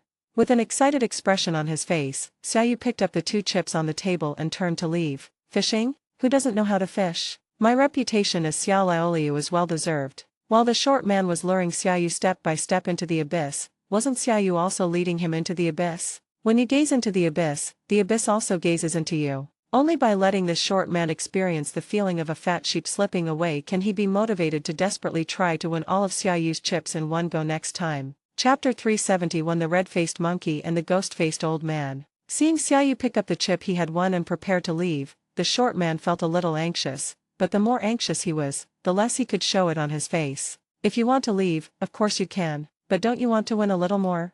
The short man tried to keep his tone calm as he looked at Xiaoyu. No need. Xiaoyu continued to feign a timid demeanor, then actually picked up the chips he had won and stood up, without the slightest hint of reluctance. Seeing that Xiaoyu was really about to leave, the short man felt helpless but could only pretend to be nonchalant. Congratulations, you've made a small fortune. See how easily a million came to you? You might need years or even decades to earn that outside. Page 236. Thank you, I won't gamble anymore. After Xiaoyu finished speaking, he turned and left the gambling table. Seeing this, the short man felt a surge of anger, but he couldn't show it on his face. He had done everything he could, and if he still couldn't lure Xiaoyu into the trap, he had no other choice. Few can resist this temptation, but it's not impossible. If all gamblers were like Xiaoyu, able to withdraw after winning a small sum, they wouldn't fall into the traps carefully woven by casinos. But how many people can resist the temptation of getting rich overnight? Human greed is endless. Even if one can resist temptation temporarily, desire and greed will eventually erode one's will over time. Watching Xiaoyu leave, the short man's eyes flickered. He felt a little frustrated at losing a chip for nothing, but he quickly composed himself and went to find his next target. The scene that just happened between Xiaoyu and the short man was inconspicuous in the huge gambling hall, or rather, it was happening all the time. In just half an hour, more than a dozen contestants had lost all their chips and coins, leaving the casino looking utterly defeated. No, I'll bet one more time. The roar from inside the casino instantly drew everyone's attention. The speaker was a man wearing a red monkey mask. Unlike the other people in the casino who were dressed up, he was wearing a thin, cheap t-shirt and faded jeans. You have no more chips left. Standing opposite him was an elderly man with white hair. Although his face was covered by a mask, it was not difficult to tell that he was quite old, and his voice had the hoarse quality typical of the elderly. The old man, wearing a ghost mask, limping, and leaning on a tiger head cane, stared at the young man opposite him. Please give me one more time, I'll bet everything I own with you. The young man in the red monkey mask knelt down with a thud and kowtowed to the old man before him. Fresh blood kept seeping from his forehead. What other bets do you have left? The masked old man smiled as he looked at the young man kowtowing and asked. Anything is fine with me. You can take my life, I'll give you anything, even my Pokémon. Driven to desperation, the young man kowtowed repeatedly, pleading with the old man with the ghostly face. Your Pokémon? The masked man chuckled contemptuously. Someone like you probably doesn't even have a Lord-level Pokémon. How much are you worth? And how much is your life worth? Even if you include your corneas, kidneys, heart, and all the other organs that can be transplanted, they're barely worth a single chip. Do you want to gamble? The old man with the ghostly face laughed as he looked at the young man on the ground. You'd better think this through. If you lose to me, your life will be mine. The old man's voice attracted the attention of everyone present, but no one spoke up to stop him. Instead, they stood silently to the side, and many even raised their champagne glasses and watched the scene with great interest. Gamblers don't deserve any sympathy. The old man's words silenced the man in the red monkey mask kneeling on the ground. Sweat poured from his forehead, but he was now cornered and had no other choice. Rather than go home empty-handed, he would rather die in this gamble. The man in the red-faced monkey mask steeled himself, raised his head, looked up at the old man with the ghost face, and said, "I'll bet with you." "All right." The old man nodded, seemingly unsurprised by the outcome. He then instructed the casino staff to prepare the contract and handed it to the red-faced monkey-masked man before him. "Sign and put your fingerprint on it, and I'll gamble with you one more time." Looking at the contract and pen handed to him, the red-faced monkey-masked man sat on the ground, looking somewhat dazed. But then he gritted his teeth, signed his name, and pressed his fingerprint. Xiaoyu frowned slightly. He hadn't expected the casino to offer such a contract, and judging from the familiar way the staff around him were handling it, it seemed this wasn't the first time something like this had happened. "What are you gambling?" "Let's play a drinking game." "Finger-guessing game?" The old man with the ghost face was slightly surprised, as this was something he hadn't expected. "That's quite rare, but it's all acceptable."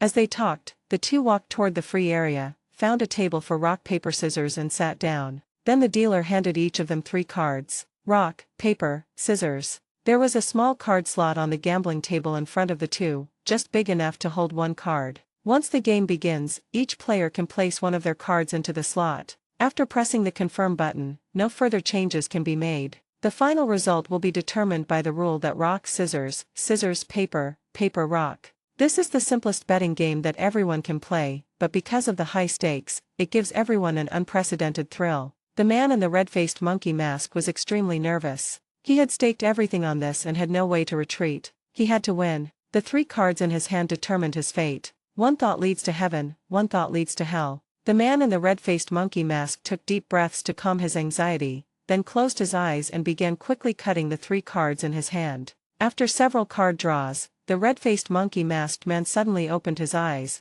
drew 1 card from the 3 cards, and put it directly into the card slot without even looking at it. In this life-or-death gamble, he chose to entrust his fate to unknown luck, selecting one of the cards in a completely random manner. Cloth. Although the man in the red-faced monkey mask didn't see what the card was, Xiaoyu, standing to the side, could see it clearly through his superpowers. The man with the red-faced monkey mask chose cloth. The corners of the man's mouth under the mask of the ghost face turned up slightly. Unlike the man in the red monkey mask who randomly picked cards, he looked carefully at the 3 cards in his hand, then took out a pair of scissors and slowly put them into the hand. Coincidence? Or did he really know the red-faced monkey-masked man's trump card? Seeing this, Xiaoyu was slightly surprised and frowned. Looking at the old man with the ghost face's confident demeanor, he felt that this was no coincidence. Chapter 372 Hyperthymesia. Hyperamnesia.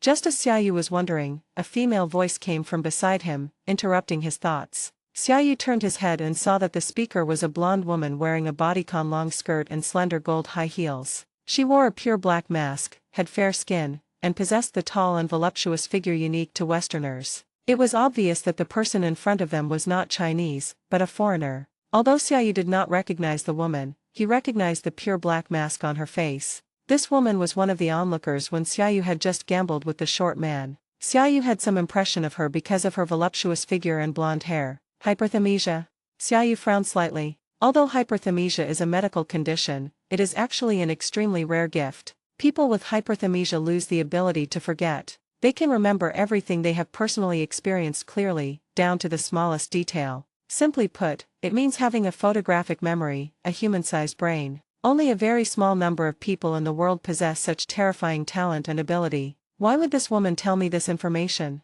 That guy Fukuyama has hyperthymesia, he's born with the ability to remember everything he sees. The blonde woman saw the doubt in Xiaoyu's eyes, but still continued to speak. Fukuyama? That old man with the ghost face? His name is Fukuyama. This is Fukuyama's 3rd time participating in the golden gambling game. He has made it to the 2nd round of the finals for the past 2 years. The blonde woman said, turning to Xiaoyu as she continued. Fukuyama almost exclusively gambles in the card area because no matter how the dealer shuffles the cards, he can deduce the cards in other people's hands thanks to his photographic memory. Fukuyama is practically invincible in the card area. Who are you? Xiaoyu frowned and looked at the blonde woman, asking. Who I am is not important. In the golden gamble, identity is meaningless. Everyone only participates in this one night of gambling, and then goes their separate ways. I came to you to seek cooperation. The blonde woman looked intently at Xiaoyu. Cooperation?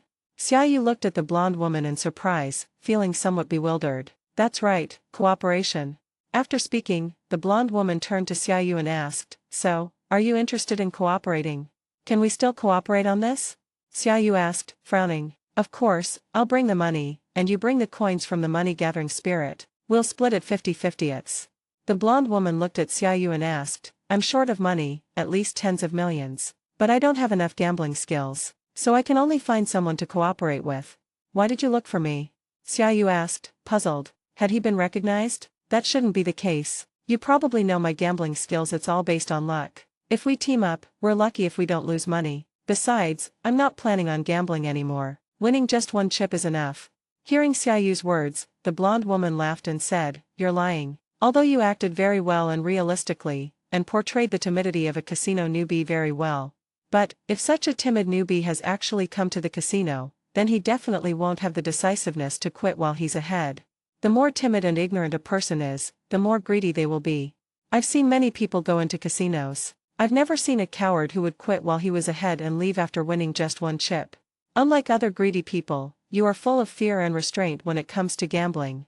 Hearing the blonde woman's words, Xiaoyu frowned. He realized that he had left a flaw in this place. Indeed, just as the woman said, Xiaoyu was filled with fear and wariness when it came to gambling. Even so, Xiaoyu had no intention of cooperating with the blonde woman. Partnering with others in a casino is no different from being a fool. Every gambler is extremely selfish and self-serving. They never tell the truth. When they get really into gambling, they can even abandon their families, let alone their partners. Secondly, since this blonde woman could come to him for cooperation, she could also find others to cooperate with and scam him. He would have to be a fool to believe her nonsense. Page 237. Finally, and most importantly, Xiaoyu's system has the power to back it up. He has enough strength on his own, so why should he split the profits 50-50ths with this blonde woman? Wouldn't it be better to enjoy it all by himself? "I'm sorry, I don't want to cooperate."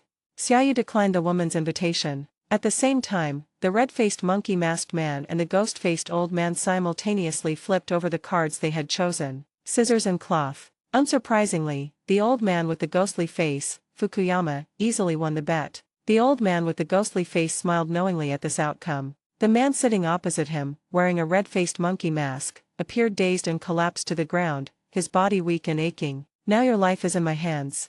After saying this, the old man with the ghostly face, Fukuyama, asked a staff member to bring him a collar and a nameplate. "Do not." The man in the red-faced monkey mask wanted to say something more, but he was held down by the staff next to him, who forcibly put the collar with the iron chain around his neck. He also wore a name tag similar to a dog tag on his chest. "Be gentle, don't hurt him. He's my personal property now."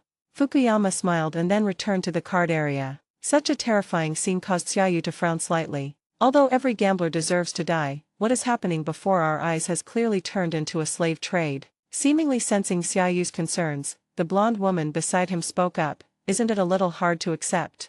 Xiaoyu nodded. "That's perfectly normal. Some gamblers lose all their bets, become obsessed, and are even willing to risk their lives. It's their own choice, and no one can interfere. Of course, you can also pay to save him." The blonde woman finished speaking with a mocking smile. "Save him?" Xiaoyu would never do something so foolish. He would have to be crazy to save someone. "I sincerely want to collaborate with you," the blonde woman said with a smile as she looked at Xiaoyu. "I've already said I won't cooperate." Since the blonde woman had seen through him, Xiaoyu simply stated his position directly. Cooperation is based on mutual trust, mutual benefit, and a win-win situation. There is no trust between us, and you can't offer me any help. "I can help you," the blonde woman said with a smile, then walked to Xiaoyu's side and said softly, "I know the identities of everyone here. That guy wearing the pig face mask is a champion-level trainer from Japan. That man wearing the queen's mask is a wealthy man from the United States. This person wearing the flower mask is Qi Hangxiao from China. Of course I know who you are, Sushio of the Dawn Society, right? Am I right?"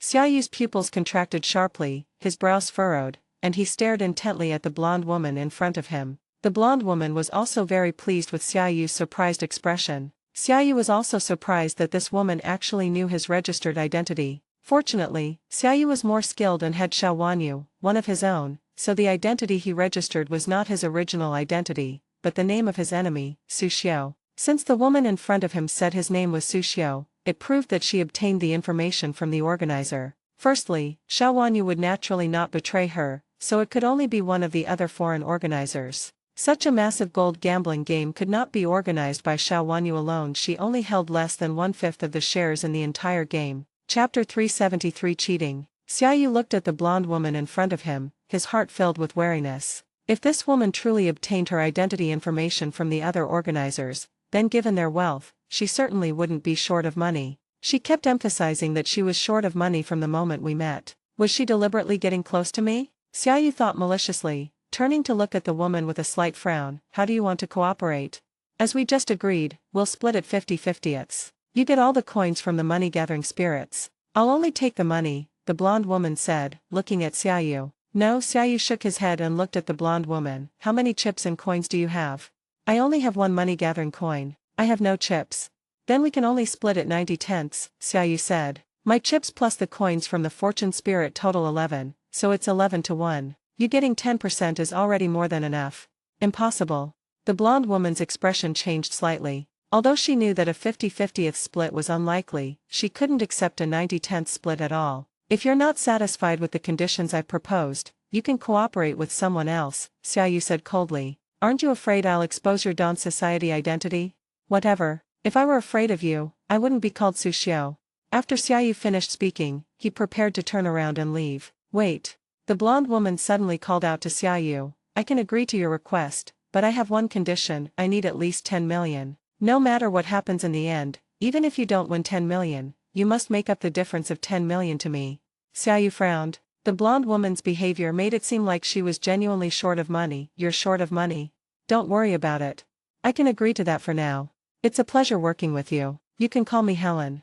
This is clearly a pseudonym. After reaching an agreement, the two began selecting suitable targets within the casino. This man is competing for someone else. He's a cheating expert hired by those rich people. Don't gamble with him, he's very skilled at it. Besides, he has an accomplice in the casino. See that big-breasted woman? That woman is his partner. They acted together as a group, committing crimes to amass wealth for the wealthy individuals behind them. You can do that?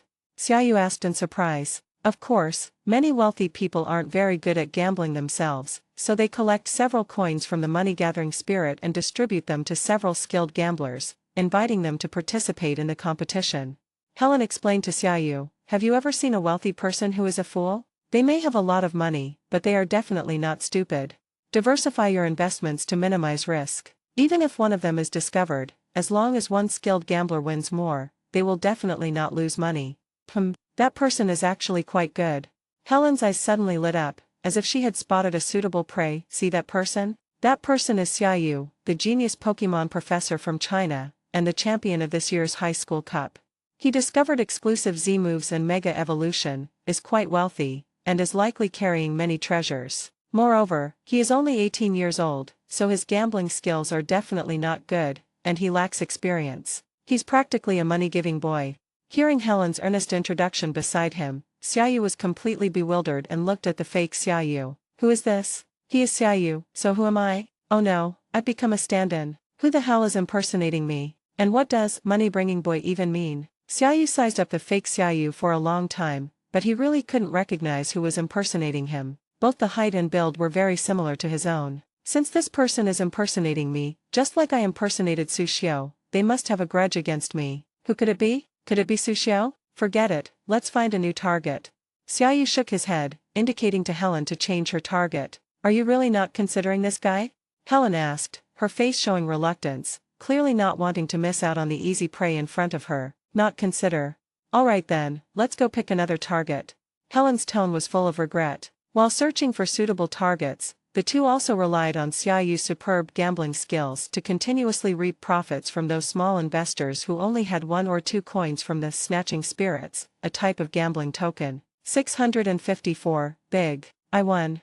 Xiaoyu uncovered the dice cup, revealing 3 dice. A smile spread across his face as he pocketed all of the opponent's bets. In this way, they had 15 coins in their hands, and even more chips. Let's go find the next target. Xiaoyu had just stood up when he suddenly heard a commotion in the hall. I didn't cheat, I didn't cheat. Just then, a commotion broke out in the casino. Staff dressed in black quickly surrounded a gaunt man wearing a tiger face mask. Whether you cheated or not is not up to you to decide. If your opponent catches you cheating, then you are breaking the rules. Cheating is an unavoidable topic in casinos. Upon discovering that someone was cheating, a man in a suit and wearing a smiling mask immediately stepped forward from the direction of the organizers. Everyone knows the consequences of violating the rules. All your coins and chips from the money-gathering spirit will belong to your opponent. Hand them over voluntarily, and you'll suffer less. Page 238. After hearing these words, the man in the tiger face mask lowered his head and fell silent, but his hand reached to his waist and released his Pokémon, clearly not wanting to be captured. Go, Empoleon, use water jet. Nabo, a near-king level powerhouse? They dare to cause trouble like this? Are they crazy? Since that's the case, don't blame me. The smiling masked man's voice rang out, devoid of any emotion. Azure Flame Blade Demon, Regret Sword. As the smiling masked man's voice rang out, a shadowy figure flashed by, a purple flame streaked past, and with a swift movement, a sword struck down, knocking back the Emperor Nabo before him. What a powerful Azure Flame Blade Demon. This is a Azure Flame Blade Demon with near champion level strength. Boom. In the blink of an eye, Azure Flame Blade Demon appeared in front of Emperor Nabo, slashing with both swords and delivering a series of attacks that knocked Emperor Nabo down. If you want to die, you can continue to attack. Take out the chips and the money-grubbing coin and hand them to his opponent. Take him away. Sorry to disturb you all, the betting continues. Hey, stop looking, I've spotted a target. Helen said excitedly when she saw Xiaoyu still staring blankly. Who? Xiaoyu asked, frowning. See that woman? Helen said to a woman in the card area. Her name is Qi Hangxiao. Her grandfather was a former champion in China, and her family is very wealthy. Although she doesn't have many money-gathering coins, she has a lot of chips. Many people have their eyes on her. If we pull off this heist, we can make a lot of money. Helen was after Qi Hangxiao's money, but Xiaoyu was interested in Qi Hangxiao himself. Just by looking at their names, you can tell that Qi Hangxiao and Qi Hanqing are obviously sisters, and the fact that they are related to the elder Qi family also fits the description. But why had he never heard of Qi Hanqing having a younger sister or older sister? Go and have a look. Chapter 374 Gambling. Xiaoyu and Helen walked into the card area, their eyes landing on the most conspicuous large round table. The large round table was surrounded by a large crowd of onlookers, and the high stakes attracted the attention of many. Although there were many onlookers, only Fukuyama, Qi Hangxiao, and 2 men and 1 woman actually participated in the gambling. The 5 players were playing the classic Texas Hold'em game, and of course, there were certain requirements for participating in such a game. Each person must have at least 50 chips. The group had just finished a game, and unsurprisingly, the foolish and rich Qi Hangxiao lost again. Upon closer inspection, Fushan had the most chips on his table and had won the most, while Qi Hangxiao also had a lot of chips, but had clearly already lost a significant amount. Can we add 1 more person?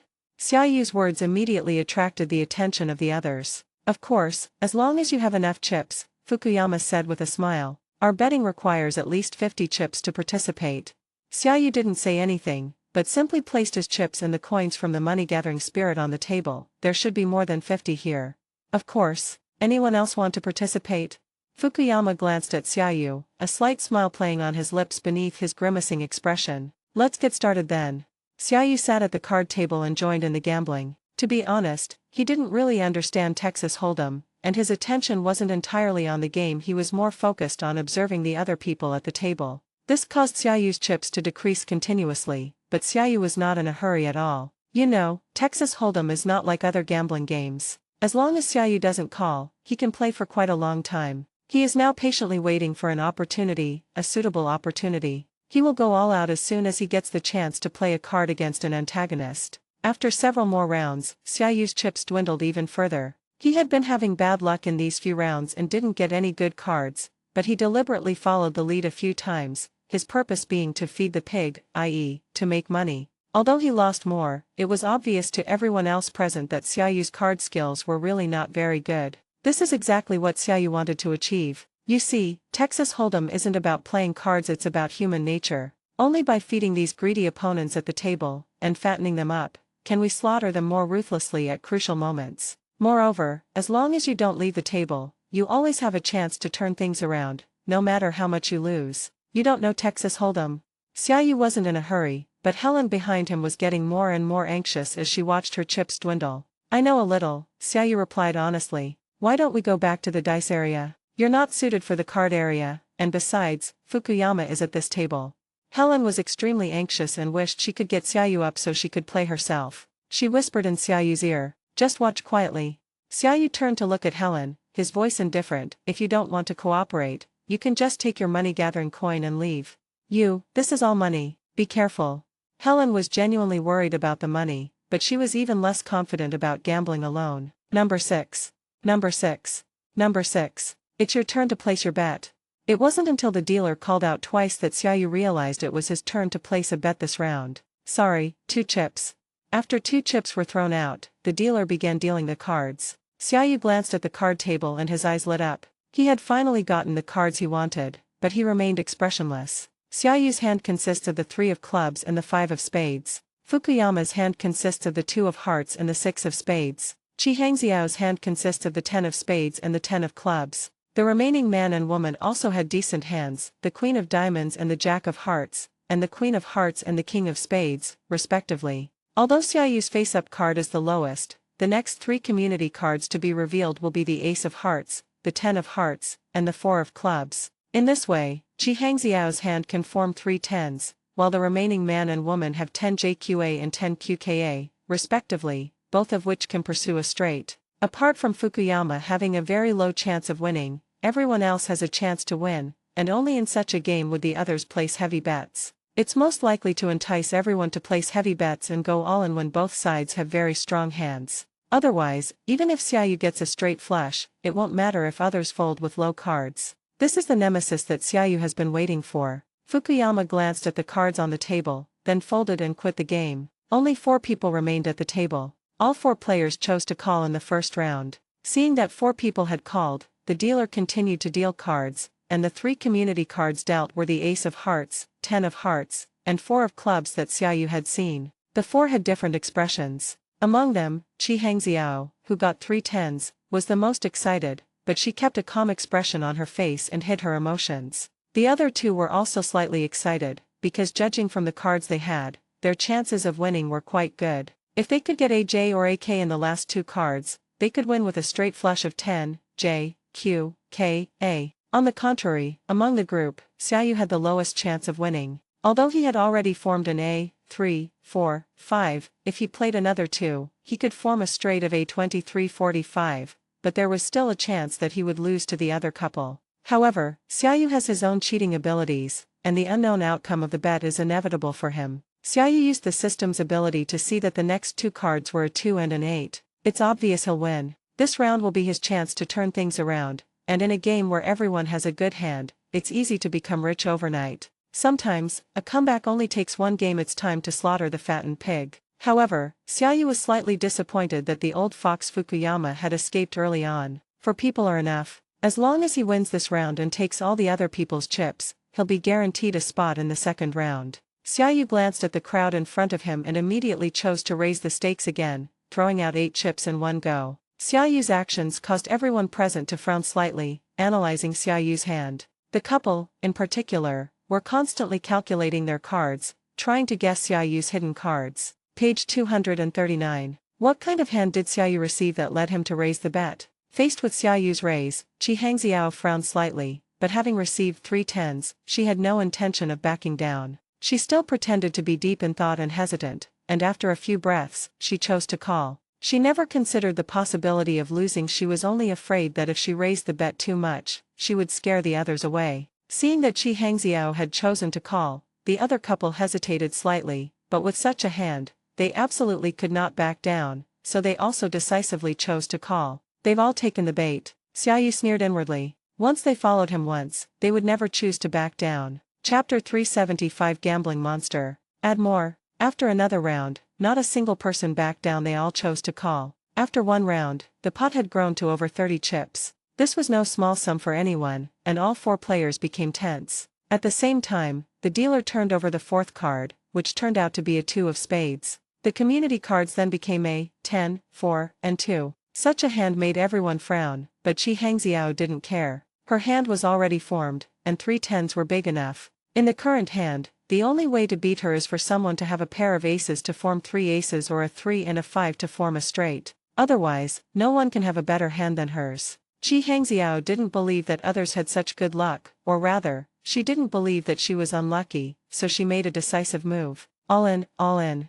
At this moment, Chi Hangxiao no longer hesitated and directly chose to go all in. Chi Hangxiao's all-in hand put immense pressure on the other team of men and women. They frowned, rested their chins on their hands, and stared intently at the game, trying to guess Chi Hangxiao's hand. Is it 4, 10, or A? Or is it 2, or 3 or 5? Texas Hold'em is essentially a mathematical problem, a probability problem, but it also involves speculation about human nature. Chi Hangxiao's willingness to go all in without any scruples proves that she must have a strong hand. As for bluffing, no one believes that Chi Hangxiao would dare to bluff in this kind of gambling game. They were constantly calculating the cards in Chi Hangxiao's hand, while also estimating their own chances of winning. No matter what cards Chi Hangxiao has, as long as the final card is a king or a jack, they can gamble on a straight. However, they face enormous risks, and they are wondering if it's worth going all in for that extremely low chance. Although a lot of chips have already been invested, folding would be equivalent to losing money. However, knowing that Chi Hangxiao has a strong hand, going all in to gamble is clearly an unwise choice. Where there is life, there is hope. After much deliberation, the man and woman shook their heads and decided to give up, throwing their cards away. There's no need to fight to the death with Chi Hangxiao over this one move. Now only Xiaoyu and Chi Hanqing were left in the game. Xiaoyu sighed inwardly as he watched Chi Hanqing go all in. This woman courted death, so he has no one to blame but herself. His original intention was to deal with Fukuyama and the other two, but he never expected that he would end up facing Chi Hangxiao instead. All in. Knowing he was certain to win, Xiaoyu naturally wouldn't back down, and he chose to go all in without hesitation. The two's all-in bet caused a stir, especially Helen behind Xiaoyu. When she saw Xiaoyu go all in, her vision went black and she almost lost her breath, but she could only watch from the sidelines and could do nothing. All she could do was clasp her hands together and pray that Xiaoyu would win the big prize. Seeing that both sides were going all in, the dealer dealt the last card, which was the 8 of spades that Xiaoyu had seen. Showdown.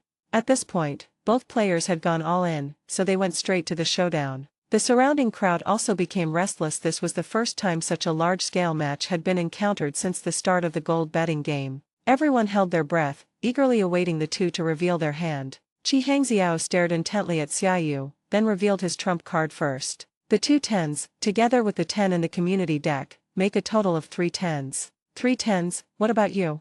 Chi Hangxiao was confident in his hand, looking at Xiaoyu. You can only beat me if you have a pair of aces or 35s. I don't believe you can get those 2 cards. Meeting Chi Hangxiao's gaze, Xiaoyu remained extremely calm. Knowing the outcome of the bet beforehand meant losing the thrill of gambling. Just a little bigger than yours. Xiaoyu turned over his whole cards expressionlessly, revealing 3 and 5, my straight. Wow! A gasp of surprise rang out from the crowd. Although Xiaoyu's straight was the smallest straight, it was still big enough compared to Chi Hangxiao's 3 of a kind. Player number 6 wins. The dealer's voice rang out, and at the same time, all the chips on the table were pushed to Xiaoyu. Xiaoyu calmly accepted the large pile of chips and coins from Suokaling, his expression indifferent. Compared to Xiaoyu's composure, Helen behind Xiaoyu was extremely excited at this moment, staring at the pile of chips and coins from the money-gathering spirit on the table. This is all money. She wished she could pounce on them and take all the chips with her. Sitting opposite her, Chi Hangxiao's face darkened. She suddenly stood up, bracing herself on the table with both hands. Her chest heaved violently. Having lost all her chips and the coins from the money-gathering spirit, she could only leave the game in disappointment according to the rules. After taking a deep breath, Chi Hangxiao turned around and stormed away from the crowd. Seeing this, Xiaoyu shook his head. Chi Hangxiao was really bad, but were Chi Hangxiao and Chi Hanqing really sisters? I'll ask when I get back. After Chi Hangxiao left, only 4 people remained at the card table. Shall we continue, everyone? Xiaoyu asked with a smile, looking at the other 3. Of course we'll continue, the man and woman replied without hesitation. They were eyeing Xiaoyu's large stack of chips and naturally had no intention of leaving. I will naturally oblige. Fukuyama was not going to back down either. His gaze fell on the large pile of chips in front of Xiaoyu's table, and a smile appeared behind his mask. These chips were already his for the taking in his eyes. Seeing this, the dealer prepared to shuffle the cards and start a new round of gambling. But just then, Xiaoyu's voice suddenly rang out, wait a minute. I request a reshuffle. I suspect someone here is cheating. I hope you will use a prop to cover the cards when you shuffle them to avoid being seen by others. Xiaoyu's voice rang out. No problem. The dealer naturally had no reason to refuse Xiaoyu's reasonable request. Xiaoyu's suggestion caused the man and woman to frown slightly, and also caused Fukuyama's expression to change slightly. How does he know? Fukuyama suppressed his surprise and looked coldly at Xiaoyu. It was obvious that Xiaoyu's suggestion was deliberately aimed at him. With his photographic memory, he is no different from an ordinary person once his vision is obstructed. Fukuyama was deeply shaken, but he remained outwardly calm. The other man and woman also turned their gazes towards Fukuyama. You must have noticed something, otherwise he wouldn't have made such a suggestion. As for who cheated, it was obvious that Fukuyama, who won the most, was the prime suspect. At this moment, a staff member took out 2 horizontal boards and placed them on the table, blocking everyone's view while shuffling the cards. Deal the cards. The dealer began dealing the cards, making everyone tense. The real game is just beginning. Chapter 376 First Round Decisive Game. Cold sweat began to bead on Fukuyama's forehead, and his face turned serious. After losing his greatest asset, he began to lose bets frequently, and his chips began to dwindle. Half an hour later, he had already lost a small portion of all the money he had won. Xiaoyu's chips remained unchanged. Sometimes he would deliberately lose the pig-raising game in these small bets, because he needed the nemesis card at the crucial moment. Texas Hold'em often only requires one hand to decide the outcome, the rest of the time it's just for fun. Helen, standing behind him, watched as Xiaoyu's chips remained unchanged, her heart filled with mixed emotions. After losing another bet, Fukuyama's face grew increasingly gloomy. He looked at the people present, then at his own chips, his mind racing. Now the 4 of them are competing purely on luck and gambling skills. He decided that if he lost all the chips he had won, he would leave immediately, at least to keep his principal. I was originally planning to make a good profit from the Triennial Gold Rush gambling event, but I don't want to end up losing more than I gain. Soon, a new round of gambling began. Xiaoyu, who had been raising pigs, glanced at everyone's cards and suddenly his eyes lit up. After so long, he finally got his nemesis card again. Fukuyama received a pair of 3s. The other pair, a man and a woman, had the 6 and 7 of spades, and the woman had the ace and 2 of clubs. Page 240. Xiaoyu's hand contained a pair of 5s. All 4 players had decent hands. Fukuyama and Natsumai had pairs, so they naturally couldn't fold. The other couple had cards of the same suit and a straight, so they also had to take a gamble. In Xiaoyu's godlike view, the next 3 community cards were the 3 of hearts, the 4 of diamonds, and the 5 of hearts. In this way, the cards in the hands of the man and woman formed a 23-45 and respectively. Xiaoyu's hand was not bad either, now consisting of 3 5s, while Fushan's hand consisted of 3 3s. A straight is greater than 3 of a kind, so the pair of men and women has the best hand. Xiaoyu is 3rd and Fushan is 4th. But the most surprising thing is that the 4th community card was the Jack of Diamonds, and the 5th community card was the 4 of Spades. The 5 community cards are 3, 4, 5, J, and 4. In the final hand, Xiaoyu's hand suddenly became the largest full house among the 4 players present, consisting of 3 5s and a pair of 4s, which surpassed Fushan's 3 3s and a pair of 4s. In the rules of Texas Hold'em, a full house is ranked higher than a flush, a straight, and 3 of a kind. Naturally, a full house is higher than the straights of the other 2 players. Apart from 4 of a kind and a straight flush, a full house is almost unbeatable. This is the kind of game Xiaoyu wants to see. His hand is the strongest, but the other players' hands are not weak either. Xiaoyu made a decision in his heart. He was going to eat his way to a fat man, and the pig he had fattened up was finally ready to be slaughtered. He believed that in such a game, no one would choose to back down,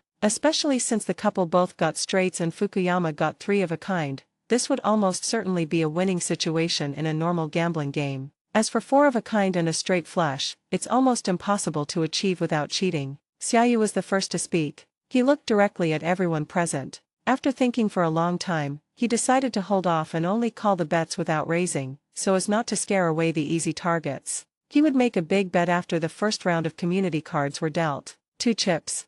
Follow, follow, follow. The other 3 also called without exception, which is quite a rare scene, with all 4 calling at the same time. After everyone called, the dealer dealt 3 community cards with a blank expression. These 3 community cards were the 3 of hearts, 4 of diamonds, and 5 of hearts that Xiaoyu had seen. When those 3 cards were dealt, everyone's hearts tightened. At this point, all 4 players have strong hands. The lowest is 3 of a kind, and the highest is a straight. With a hand like that, no one would choose to fold. Therefore, everyone chose to raise their bets, and the couple even went so far as to raise their bets even higher, increasing their stakes once again. It is rare for all 4 players to be present at the same time after the community cards are dealt. Clearly, no one expected this to happen, which only means one thing: everyone had a better hand in this game. This caused everyone to frown, as it seemed likely that someone would be eliminated early after this hand. After everyone raised, the dealer dealt the fourth card, a Jack of Diamonds. This card cannot form a pair with the previously dealt 3, 4, and 5, nor can it form a straight with these three cards. It can be considered an insignificant card.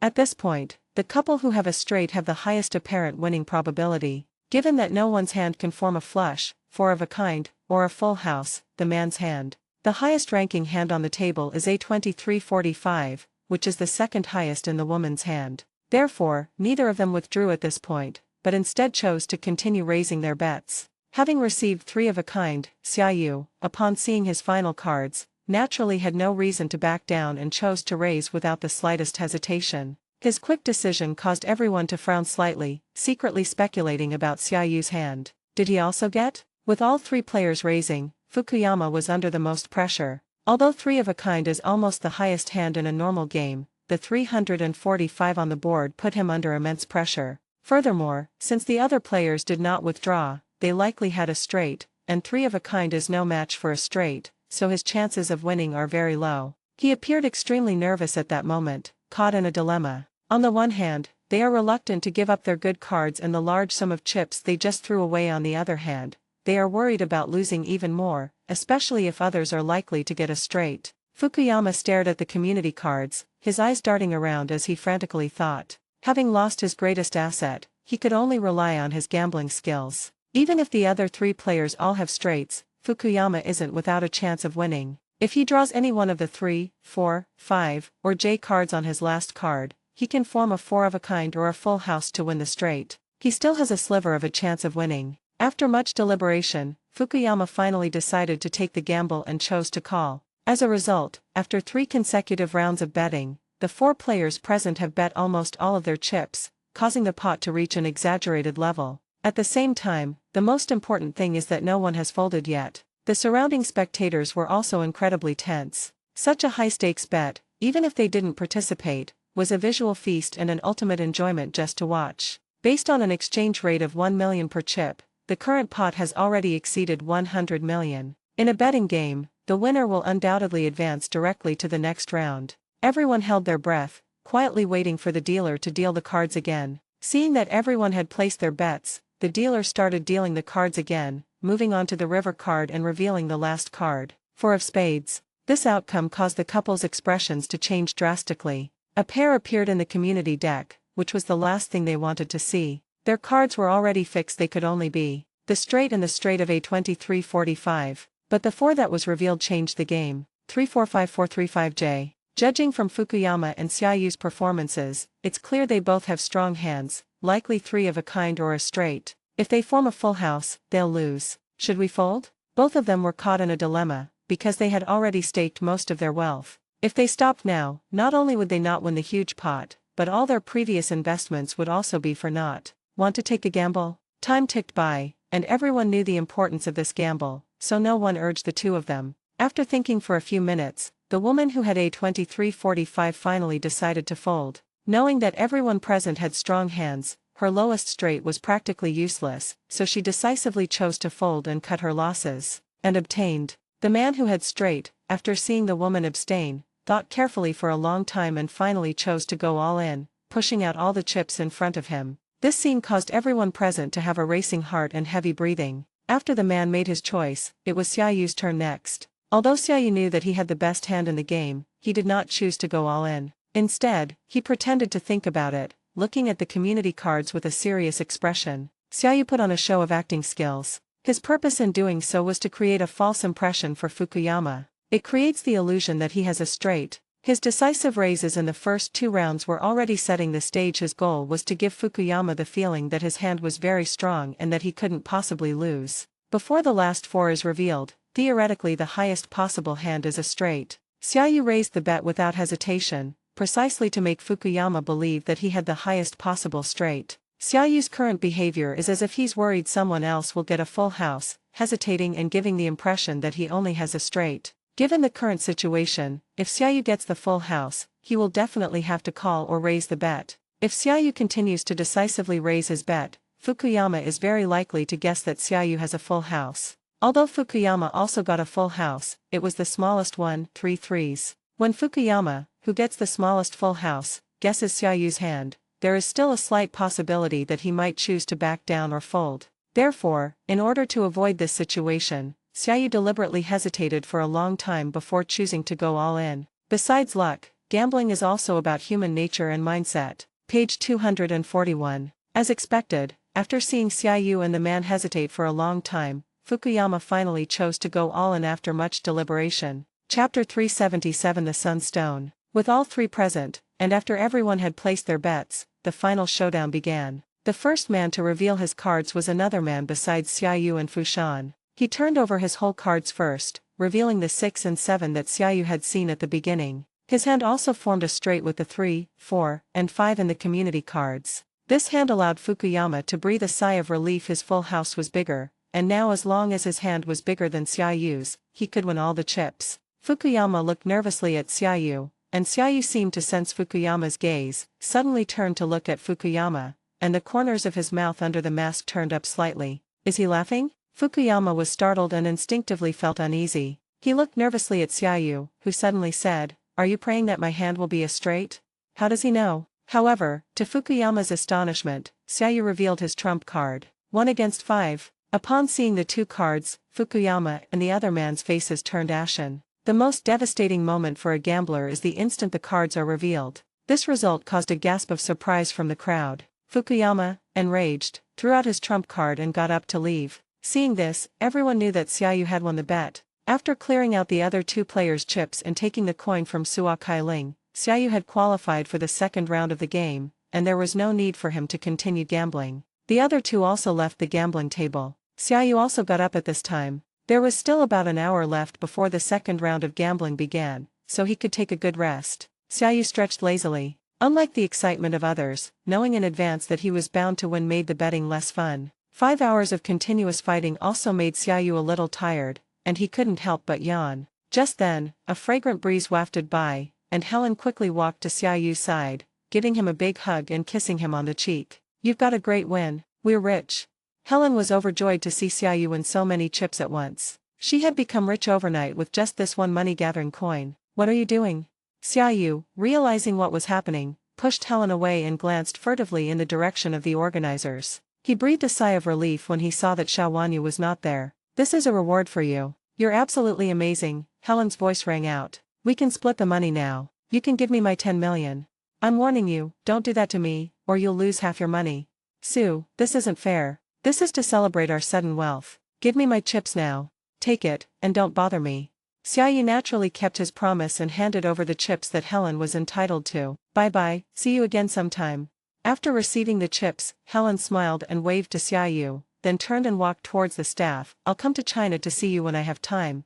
She excitedly exchanged her chips for cash and chose to withdraw from the game. Next, she only needs to relax and enjoy herself on the cruise ship, wait for it to dock, and then she can take this large sum of money and fly away to enjoy a wonderful life. In high spirits, Helen strode out of the top-floor casino with an air of nonchalance. After Helen left, Xiaoyu sat on the sofa, eating the buffet provided by the casino while reading the newspaper and patiently waiting for the first round of gambling to end. However, Xiaoyu did not rest for long before he was interrupted by someone. "Hey!" Xiaoyu frowned and looked up, only to see a flower mask. The familiar mask belonged to Qi Hangxiao, who had lost all her bets in the first round of gambling. Clearly, she was unwilling to go back like that, so she specifically sought out Xiaoyu, hoping to win back her losses. "What is it?"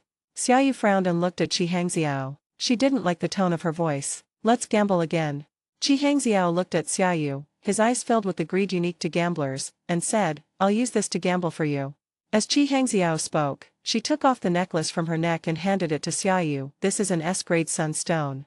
Xiaoyu's gaze swept over Qi Hangxiao's necklace. Sunstone, S-rank, an evolution stone that can be used on some grass-type Pokémon to evolve and improve their potential. It really is an S-rank sunstone, capable of evolving 5 Pokémon. Use it on Gloom to evolve it into Bellossom. Use it on a sunflower seed to evolve it into a sunflower. Use it on the cotton ball to evolve it into a wind sprite. Use it on the lily root doll to evolve it into Miss Skirt. Use it on the electric frilled lizard to evolve it into the electric frilled lizard. Sure, how do we bet? Xiaoyu naturally wouldn't refuse such a good opportunity that was offered to him. Shall we continue playing Texas Hold'em? Chi Hangxiao asked Xiaoyu. Of course. Xiaoyu smiled. He didn't care what he bet on. 10 minutes later, Xiaoyu accepted Chi Hangxiao's necklace with satisfaction, and obtained an S-grade sunstone. Want to gamble again?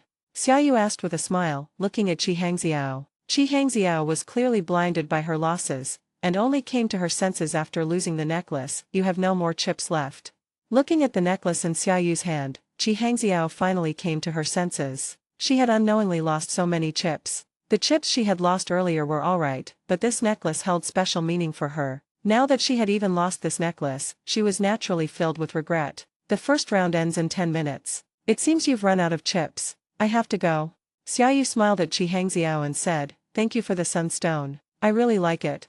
Xiaoyu's words were like adding fuel to the fire, making Chi Hangxiao, who was already blinded by defeat, feel even more upset. With red eyes, she looked at Xiaoyu, gritted her teeth, and said, I don't have anything else on me. Lend me some chips for one more gamble. I'll have someone pay you back as soon as I get off the ship. Borrow?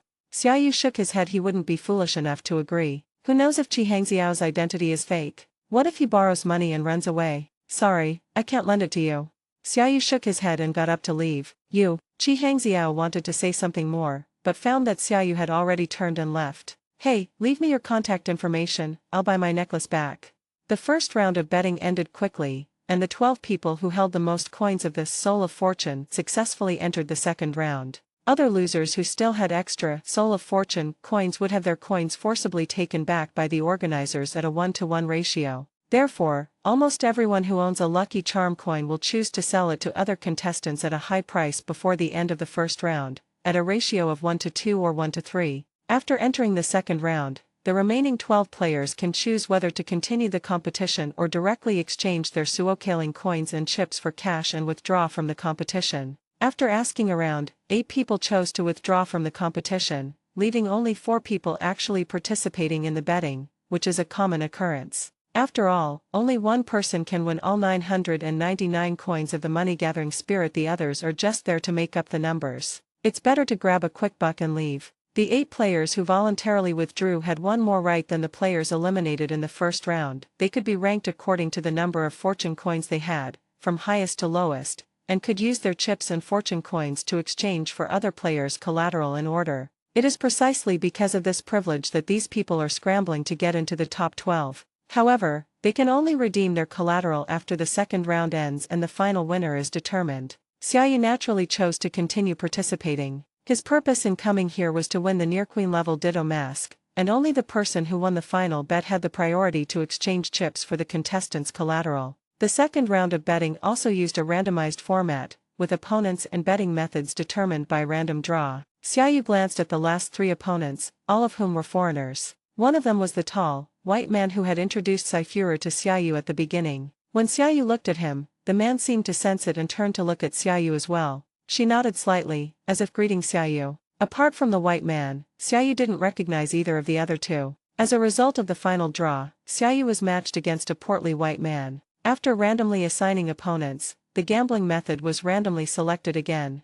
The other group drew the dice section, guessing high or low. The gambling method that Xiaoyu and his group drew was completely unexpected. Free zone, roulette of death. When the result was drawn, both the white man and Xiaoyu frowned. Roulette of death is one of the most classic and cruelest games. Page 242. The wheel of death requires a revolver with 1 bullet in each of its 6 chambers. After spinning the revolver, it is closed. Participants take turns pointing the gun at their own heads and pulling the trigger. The one shot is automatically eliminated, and the last one standing wins. Spectators place bets on the participants' lives. However, although this gambling method is cruel, Xiaoyu does not need to participate in the game himself. They place their bets as spectators. The bloody and violent gameplay made Xiaoyu frown, while the pot-bellied white men opposite him seemed somewhat excited. Amidst their contrasting emotions, 2 more men were quickly brought up, one black and one Chinese. Both appeared tense, their foreheads already covered in sweat, yet their faces revealed a resolute determination. Also walking up was a host wearing a smiling mask and carrying a tray containing a revolver, a bullet, and 2 agreements. Both participants volunteered for the death roulette, as they signed a commitment agreement. The host first showed everyone the pledge agreement signed by the 2 participants. Then, he picked up the bullets, exchanged them behind his back, and stretched out his hands to the two participants, asking, "You can guess whether the bullet is in your left or right hand. If you guess correctly, you can decide whether the other person should fire first or last." "Left hand," the black man said first. He was lucky he guessed which hand the bullet was in and gained the upper hand. "You guessed right." The masked host smiled, then loaded a bullet into the magazine, spun the cylinder sharply, then suddenly shut it off, and placed the gun on the table. "All right, you can choose who fires first." The black man was visibly nervous. The decision he made at that moment would determine the lives of both of them. After praying with his eyes closed for a moment, he made a resolute choice, pointing his dark hand at the opposite side and saying, "He will fire first." The person opposite him tensed up upon hearing the black man's words, and sweat dripped from his forehead. Huff, huff. He swallowed hard, looking extremely nervous, and took deep breaths to calm himself down. "You two may now place your bets," the hostess announced to the couple. "I definitely support the Chinese, I vote for him to win." Xiaoyu pointed to the Asian man who fired the first shot. "I bet all my coins on the money spirit." He had already seen the bullet in fourth place through his abilities, and this match was another gamble that he was sure to win, thus losing its meaning. In the second round of the betting, everyone could only place their bets using the coins from the lucky charm. Seeing Xiaoyu's decisiveness, the pot-bellied man frowned. He didn't expect that Xiaoyu would bet such a big stake without even blinking an eye, directly betting all the coins from the wealth spirit. After thinking for a long time and hesitating for a long time, the white man finally said, "Then I'll bet everything." "Okay." The hostess's voice rang out, "It seems you two want to settle this in one go, so let's begin." The Chinese man holding the revolver nervously raised the gun, slowly aimed it at his temple, and slowly closed his eyes. His hands trembled violently from extreme tension. "Shoot."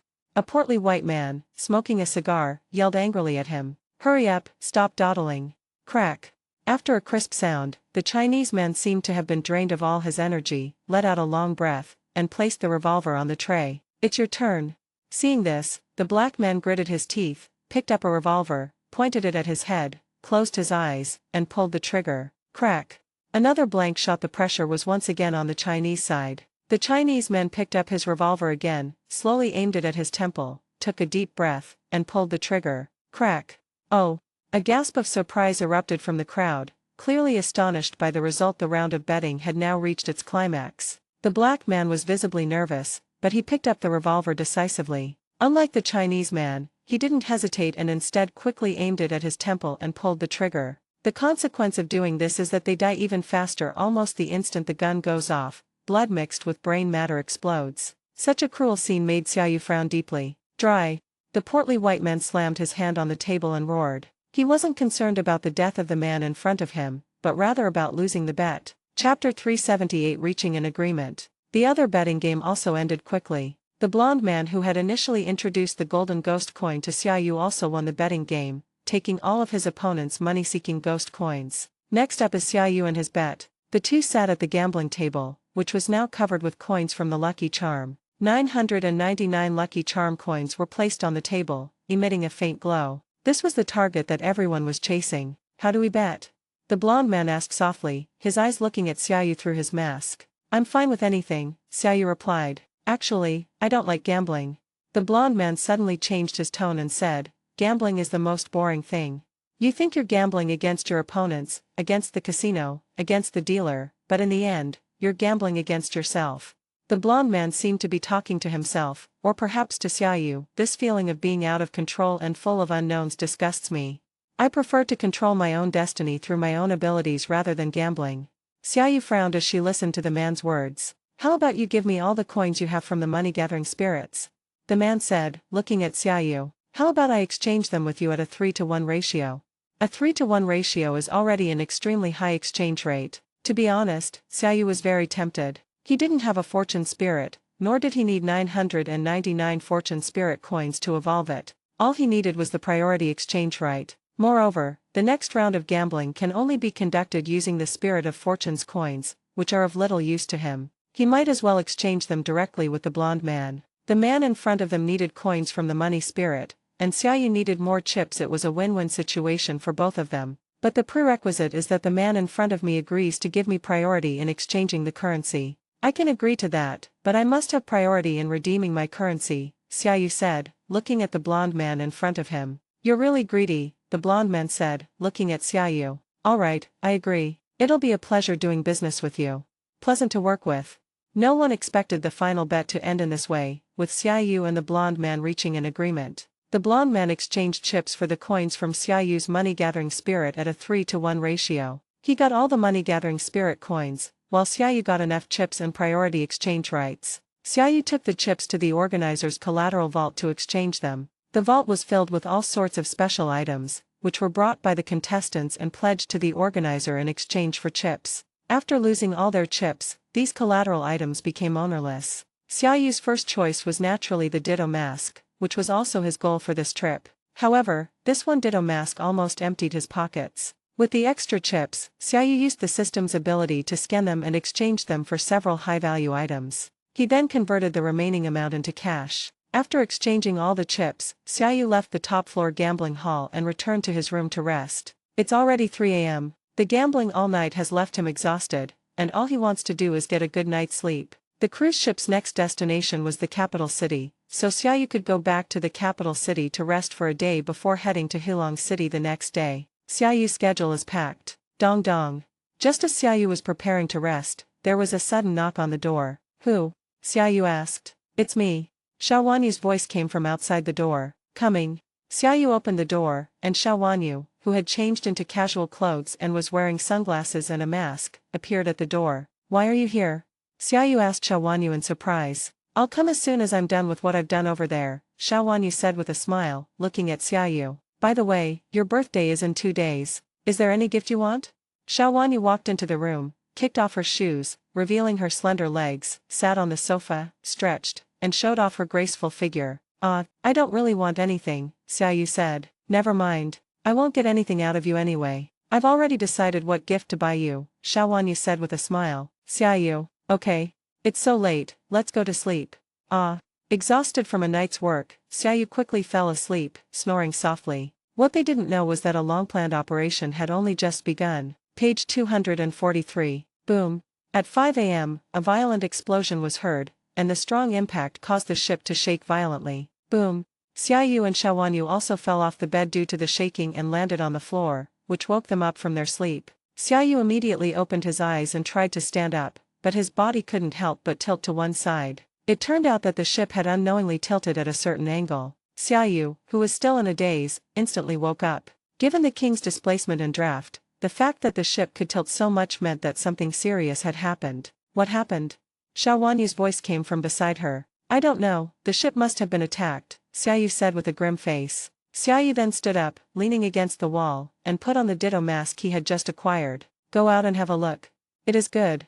The two of them moved with difficulty to the door, pushed it open with a click, and walked outside. Screams, cries for help, and shouts of distress came from all around, and the entire cruise ship was in complete chaos. The unexpected incident caught everyone off guard. It's worth noting that the King Cruiser is one of the world's most luxurious cruise ships, capable of carrying up to 10,000 people. Even if we only count half of that, this luxury cruise ship still has nearly 5,000 people. The sudden capsizing of the ship, along with the raging flames and billowing smoke, made everyone realize that a major accident must have occurred. Flying-type Pokémon flew continuously through the sky, accompanied by the sound of crashing waves. Hello? Xiao Wanyu, who was next to me, answered the phone. I'm with Xiaoyu, the room number is XX, come find me.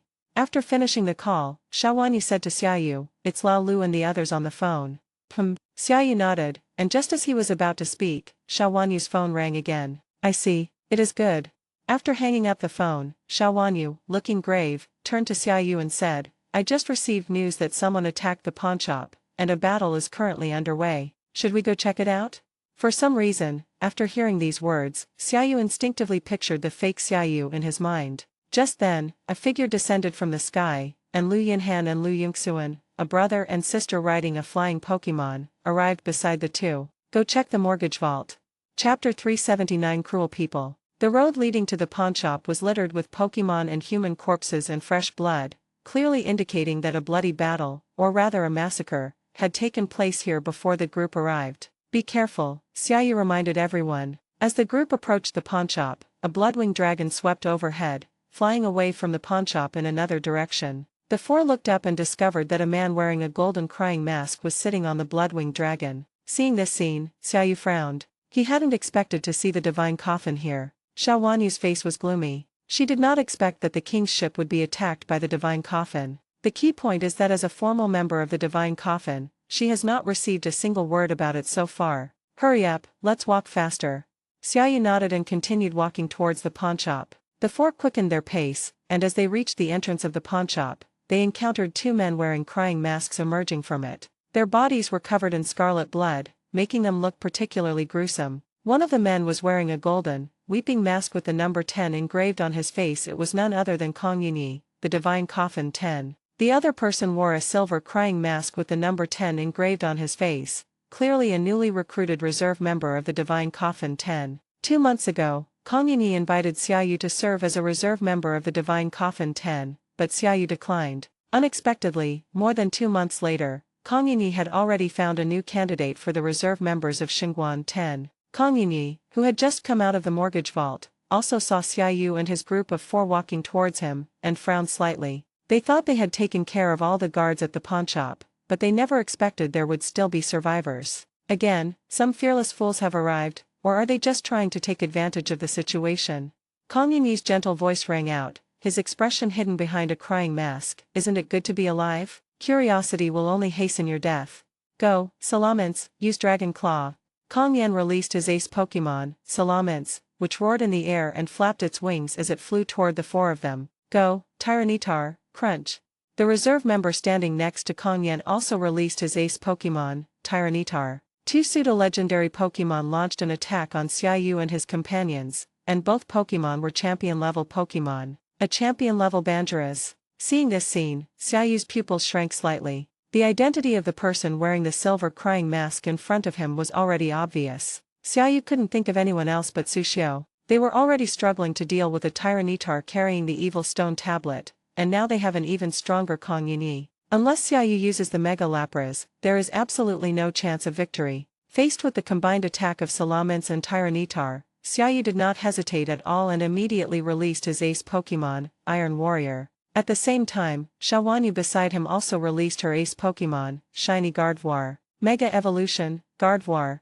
Ironhide blocked Tyranitar's attack, and Mega Gardevoir blocked Salamenki's attack. However, this completely exposed their identities. So it's you guys? Looking at the iconic Iron Warrior and Shiny Gardevoir, Kong Yan signaled Salamence to stop. Xiaoyu, long time no see. I was wondering why you refused my invitation. Now I know why. Kong Yunyi's gaze fell on Xiaowanyu, revealing a hint of ambiguity. Since you're one of us, I won't make things difficult for you. Move aside. Kong Yunyi. Xiaowanyu's voice rang out, tinged with anger. You didn't know I had shares in the golden gambling game. Really? Kong Yan feigned surprise. That's such a pity. It's all your fault. If you had told me earlier that you had a share in the gold gambling game, we might have invited you to join us. But it's too late now. You should tell me earlier next time. By the way, I didn't command this operation. If you have any objections, you can raise them with the Divine Coffin 3. Hearing Kong Yan's hypocritical tone, Xiaowanyu was also extremely angry. What bothered Xiaowanyu more than the robbery of the pawnshop was that with the coffin of the Divine God causing such a disturbance, she didn't know how many years it would be before she could hold the gold gambling game again. This is equivalent to someone cutting off a stable source of income. Although she was furious, Xiaowanyu was also deeply wary of Kong Yunyi and Su Xiao's strength and dared not make a move rashly. Moreover, besides Kong Yunyi and Su Xiao, there is also the even more powerful Divine Coffin 3 on this ship. We're leaving now. If you want to make a move, you'd better hurry. Kong Yan said, but his eyes were fixed on Xiaoyu and Xiaowanyu. Although he spoke casually, he still harbored a slight apprehension about Xiaoyu and Xiaowanyu's strength. After all, Xiaowanyu had just subdued a Cresselia, and he didn't know the true strength of the Cresselia in Xiaowanyu's possession. Therefore, to be on the safe side, he remained cautious and wary of the 2 of them. Since you're not going to make a move, then I'll be leaving. Goodbye, Xiaoyu, King Xiao. Kong Yunyi and Su Xiao retreated in opposite directions. Watching the 2 figures retreat, Xiaoyu's face showed a thoughtful expression. At the same time, he turned to look at Xiaowanyu beside him. Aren't you also a Divine Coffin? Why would they attack the king's ship? The Divine Coffin isn't a monolithic entity. It has always been a neutral organization, containing not only the 4 heavenly kings like myself and champions like the Su family, but also outlaws like Kong Yunyi and Su Xiao. Kong Yunyi has always had close ties with Divine Coffin 3. Watching the 2 figures leave, Xiaowanyu's anger subsided, and she explained, this operation was a secret plot by them, no one else knew about it. Divine Coffin 3. Xiaoyu's face showed a thoughtful expression. The ranking within the Divine Coffin is related to strength. Given such a high ranking as Divine Coffin 3, just how powerful must its inhabitants be? What do we do now? Xiaoyu turned to Xiao Wanyu and asked. This cruise ship has been attacked and damaged. It will probably sink soon. Come with me. Xiao Wanyu's eyes gleamed as she whispered to Xiaoyu, there are 6 shareholders in the gold gambling game. After the game ends, the 6 of us will take the most valuable shares. Xiaoyu's face was full of surprise. As expected of a vixen, then why did you sound so angry just now? If we don't get angry, Kong Yinyi will definitely see the problem. Xiao Wanyu explained with a smile, then her eyes gleamed as she whispered to Xiaoyu, the other shareholders are all 4 heavenly kings and champions from abroad, but because this gold gambling game is being held in China, they didn't attend in person, only sending their subordinates. We can take this opportunity to rob them of all their treasures. So cruel. Xiaoyu looked at Xiao Wanyu in surprise, isn't this a bit inappropriate? What's wrong with that? Xiao Wanyu said nonchalantly, after the coffin's commotion, it will definitely be difficult to hold the gold gambling game again in the future. Moreover, robbing them will also make Kong Yinyi of the coffin take the blame. How cruel, but I like it. Are you sure they are all foreigners? Determine. Let's do it then. Chapter 380 Reencounter with Helen. Page 244. This cruise ship has been attacked by a mysterious person. If you encounter a stranger wearing a crying mask, please run away immediately. All visitors are requested to proceed to the emergency relief supplies room on the 1st floor and await rescue. If you have a flying-type Pokémon or a water-type Pokémon that can carry people, please try to save other tourists and then leave on your own. Suddenly, an announcement came over the loudspeaker, the King Cruiser, as the world's most luxurious cruise ship, boasts world-class security and rescue capabilities. If it weren't for encountering such an extremely abnormal and powerful organization as the Divine Coffin, the King would never have been in trouble. The King Cruises is now severely damaged and sinking is only a matter of time. The cruise line officials have organized a rescue operation immediately. Fortunately, the King was not sinking very quickly. It took several hours from the start of the sinking to its complete descent. This gave Xiaoyu and his team some time to act, but time was limited, and they had to hurry. According to the room number provided by Xiao Wanyu, the other 5 shareholders' rooms were located in different places, and they could only go to the nearest shareholders' room. The 4 walked down the corridor, watching tourists fleeing from their rooms and running down the hallway, trying to escape the sinking cruise ship and head to the emergency relief supplies room. Just as they turned a corner, Xiaoyu noticed a blonde woman wearing a mask running towards them, stumbling along. May. The curvaceous blonde woman in front of him was none other than the foreign woman using the alias Helen. She looked at Xiaoyu with a look of surprise and quickly walked towards him. Xiaoyu's face darkened. He hadn't expected to run into Helen here. He glanced furtively at Xiao Wanyu beside him, then looked at Helen approaching and coldly asked, "Who are you?" Helen was slightly taken aback. She hadn't expected Xiaoyu to react this way, but after seeing Xiao Wanyu wearing a mask next to Xiaoyu, she realized what was happening. "Sue, I'm your partner, please help me. I don't have any water or flying-type Pokémon. I'm sorry, I don't know you." Xiaoyu said firmly and without hesitation, "If you want to seek help, you can go to the emergency relief supplies room." Xiao Wanyu listened to Xiaoyu's words, turned her head to look at Xiaoyu, a hint of amusement in her eyes behind the mask, and the corners of her mouth turned up slightly. She wasn't a 20-year-old girl, so she wasn't so easily fooled, but she also wouldn't keep asking questions like a 20-year-old girl would. Although Xiao Wanyu was indeed a little uncomfortable, she took it in stride. If anyone should be jealous, it should be Xiaoyu's official girlfriend, not her. "What do you want?" Xiao Wanyu asked Helen, looking at her. Helen's figure was tall and voluptuous, typical of Westerners. Although her skin was slightly rough, it was as white as snow and quite full. "I want to go with you. This yacht is too dangerous. Please help me." Helen realized that whether she could go with Su Xiao depended entirely on the charming woman beside her. No wonder Su Xiao kept his distance from me. Now I understand why. His girlfriend is really beautiful. Isn't he a fugitive? "No, we have our own things to do and can't be together," Xiaoyu refused without hesitation. He and Helen were not familiar with each other. They had only met once and briefly worked together in the casino. Their relationship was not that close. Moreover, their mission was to rob the other shareholders. According to Xiaoyu's analysis, Helen was very likely to be one of the other shareholders' people, so he was even less likely to bring Helen along. After saying that, Xiaoyu grabbed Xiao Wanyu's hand and tried to leave. But just then, Helen suddenly shouted, "Wait, I really can help you. Please, you must help me. I can monitor the entire ship. As long as the electrical system isn't completely destroyed, I can keep monitoring the whole ship."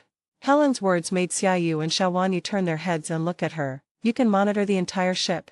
Xiaowanyu frowned as she looked at Helen, her eyes clearly filled with doubt. Such a large ship, could she really monitor it all by herself? Are you sure? You're not lying? Helen hesitated for a moment, her gaze shifting between Xiaoyu and the others, before finally nodding and saying, yes. I'm not lying to you, I really can monitor the entire ship. I just saw it on the surveillance footage. Apart from you, no one else was able to escape alive from those men wearing crying masks. Helen's words slightly startled Xiaoyu and Xiaowanyu. The fact that she could mention the crying mask proved that she might actually be able to monitor the entire ship. How did you do that? Xiaowanyu stopped and looked at Helen. She was clearly interested in Helen and asked, ordinary people couldn't do that. Even hackers couldn't do it so easily. Helen looked at the two people in front of her, a hint of hesitation in her eyes. This involved her background and her biggest secret. I can tell you, but, can you help me? We can only guarantee your safety. Xiaowanyu then fully revealed her status as one of the 4 heavenly kings, looking at Helen and saying, as for whether we can help you, I cannot promise you for now. You must tell us everything about yourself without reservation before we can give you an accurate answer. Hearing Xiaowanyu's assurance, Helen frowned. Although she was still wary, she had been on the run for 3 years and was tired of the life of hiding and wandering. Now that she had finally seen a glimmer of hope for revenge in Xiaoyu and Xiaowanyu, she was determined not to let it slip away. Moreover, the 2 people in front of her might be her only hope for revenge. I'm able to monitor the entire ship entirely because of them. Come out. As Helen's voice rang out, 2 Pokémon emerged from the backpack behind her. A multifaceted beast of king-level strength, Type B. Rotom, a near-championship-level player. Xiaoyu immediately recognized the Polygon B type and Rotom floating in the air, and a look of surprise appeared on his face. It wasn't just the strength of these 2 Pokémon that surprised Helen. What was even more surprising was that she actually had a Porygon Type B. Porygon is a Pokémon created entirely by humans. According to Xiaoyu's understanding, there are no artificial Pokémon in this world. Artificial Pokémon such as the Porygon family, Magearna, Silvally, Mutwo, and Genesect are not recorded in this world. They may exist in some secret realm, but have never been discovered. 5 years ago, news reports stated that someone overseas had created a Pokémon called Porygon. At the time, this caused a huge sensation internationally, but it is said that 3 years ago, the creator of Porygon was found dead in his home under mysterious circumstances, and all the data on artificial Pokémon disappeared. Porygon, along with its creator, has vanished without a trace. Xiaoyu never expected that he would encounter a Pokémon like Porygon Bearer Type B here today. His gaze shifted from Porygon Bearer Type B to Helen. So what is Helen's true identity? Chapter 381 Sylvia. Xiaowanyu didn't recognize the Pokémon Porygon Type B, but the less she recognized it, the rarer it was. This is like a dentist with decades of experience who has a patient with teeth he's never seen before. Wouldn't he call all the students together to watch and learn? What kind of Pokémon is this? Xiaowanyu asked, looking at Porygon Type B. Polygon Type B, Helen said. Polygon's final evolution has 2 stages. First, it becomes Polygon Type 2, and second, it becomes Polygon Type B. Porygon? Xiaowanyu looked surprised. Although she didn't know about Porygon Type B, she had heard of Porygon. Porygon is the world's first artificially created Pokémon. Its most distinctive feature is that its body is composed of programs, which allows it to transform its body into digital data and enter electronic space. Therefore, it has the ability to move freely in electronic space, making Porygon the most suitable Pokémon to become a hacker. However, 3 years ago, with the unexpected death of that foreign scientist, Porygon disappeared completely. Unexpectedly, today I saw Porygon again, and it was even Porygon's second stage evolution, Porygon Type B. Helen's true identity is then obvious. She should be the famous Pokémon professor, the creator of Porygon, Science Granger, his only daughter, and the only missing person in the assassination incident 3 years ago, Sylvia Granger. Xiaowanyu looked at Helen and said, "Your name should be Sylvia, right?" When Sylvia heard Xiaowanyu reveal her true identity, she nodded. From the moment she was exposed as the multi-beast Type B, she knew that her true identity could not be hidden. Yes. Sylvia nodded, acknowledging her true identity. My full name is Sylvia Granger. My father is Signs. How did you end up here? Xiaoyu asked, looking at her. He remembered that since Sylvia disappeared, there had been no news of her online, and many people thought she was dead. Xiaoyu never expected to run into her here. It's a long story. Sylvia sighed, then turned her gaze to Xiaoyu, her eyes filled with memories of the past. She took a deep breath and slowly recounted her ordeal. This story begins 5 years ago. My father, Signs, became famous 5 years ago for creating the artificial Pokémon Porygon. He was the first scientist in the world to create a Pokémon artificially. Sylvia's eyes were filled with pride and joy when she talked about her father. This made him famous, but it also brought him a lot of trouble. Many laboratories invited my father to participate in new experiments, but he refused them all for the sake of the Porygon and his new experiments. As a result, he offended many people and even received death threats. My father also hired 2 bodyguards for safety reasons, but one night 3 years ago, a man forced his way into my home. He was wearing the same golden crying mask as the people here today, except that the mask had the number 4 engraved on it. He is very strong. My parents, my brother, and the bodyguards hired by my father's laboratory are no match for him. In just a few minutes, he killed everyone. They didn't even have time to cry for help before they all died in their homes. I was out attending my friend's birthday party at the time, which is why we both escaped unharmed. After killing my parents, that mysterious man wanted to take away the Polygon and all of my father's experimental data. However, that person didn't understand Porygon, and he didn't know that Porygon has the ability to enter the data world. The Polygon downloaded and stored all of my father's experimental data, then destroyed all the computers and data in the house, and its body entered the data world, arriving at my side one step ahead of time through the network. The mysterious man also discovered all of this, and he immediately wanted to hunt me down, but the Porygon told me in advance what happened at home and hacked the nearby surveillance cameras. With its help, I managed to escape the pursuit. I have been in exile ever since. During this time, I also called the media and the Pokémon Association to report it, but as soon as I made the call, that mysterious person would immediately know my location and come to hunt me down. If it weren't for the polygonal beast helping me change my virtual location, I would definitely be dead by now. When talking about her experiences over the past few years, Sylvia became somewhat depressed, clearly indicating that her 3 years on the run had not been easy. Page 245. After listening to Sylvia's story, Xiaoyu felt a pang of emotion. This was the true importance of strength. If I didn't have the ability to protect myself, I'd probably end up like Signs, either captured and experimented on, or already dead. Xiaoyu stroked his chin thoughtfully. If what Sylvia said was true, then she could definitely become his ally. They all share the same enemy, the coffin of the enemy of my enemy is my friend. However, we need to observe further before making a decision. Xiaoyu looked at Sylvia and said, "Sylvia, please continue. What happens next?" After that, because I was short of money and by chance found a money-gathering coin, I wanted to participate in this gambling game, make some money, find a place to settle down under an assumed name, and at the same time complete my father's experiment. Sylvia's face showed a determined look, and then avenge my father. Although she knew the chances of revenge were slim, she wouldn't give up even if there was only a sliver of hope. Especially after seeing other people wearing crying masks on the surveillance footage today. The flames of revenge burned in her heart. You should know what happened next. I ran into you, Suxiao, at the gambling game and made a small profit. The reason I knew your identity was because I hacked into the system and found your identity information. So I can help you. Whoever you want to find, I can help you. With the multi-beast type B here, I can easily control the entire ship's monitoring system. Whatever you need to do, I can help you. Do you know the people wearing the golden crying mask? Sylvia asked Xiaoyu, a hint of expectation in her eyes. I saw you fighting with them in the surveillance footage just now. You and they are enemies, right? She had secretly investigated the person wearing the crying mask, but ultimately found nothing. She knew that she could never take revenge on her own, but everything that happened today gave her hope, so she didn't hesitate to seize that glimmer of hope. We do know each other. Xiaoyu frowned, looked at Sylvia, and slowly said, I can tell you some things you want to know, but everything must wait until things here are over. I need you to help us find 5 people, and also to monitor those people wearing crying masks. Okay, which 5 people? Sylvia nodded without hesitation. Their room number is, Chapter 382 Andrew. Of these 5 people, 2 have already left directly using flying-type and water-type Pokémon. There are 3 people remaining, and one of them has already reached the rescue room. Only 2 people are still on the ship. Sylvia's voice rang out, her computer screen displaying the precise location of the remaining 2 shareholders like a radar map. One of them was nearby. I don't know what the other one was doing. He seemed to be looking for someone. Let's go find the nearest person first, Xiaoyu said. What do you want with him? Sylvia asked, a hint of curiosity on her face. Murder, Xiaoyu's voice rang out. That person is just ahead. Turn this corner and you'll see her. Get ready to make your move. The group of 5 locked onto their first target and quickly approached. We must capture her Jengar and kill her in one blow. All her treasures are stored in Jengar space.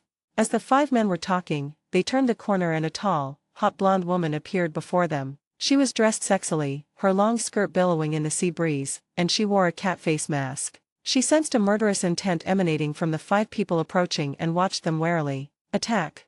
Xiaoyu's voice suddenly rang out, and the Iron Warrior, Gardevoir, and Hydreigon instantly launched a fierce attack on the blonde woman. The power of the moon. Magic shines. Dragon Wave. The sudden attack caught the blonde woman completely off guard, forcing her to hastily send Jengar, hidden in her shadow, to fight. Jengar, protect me.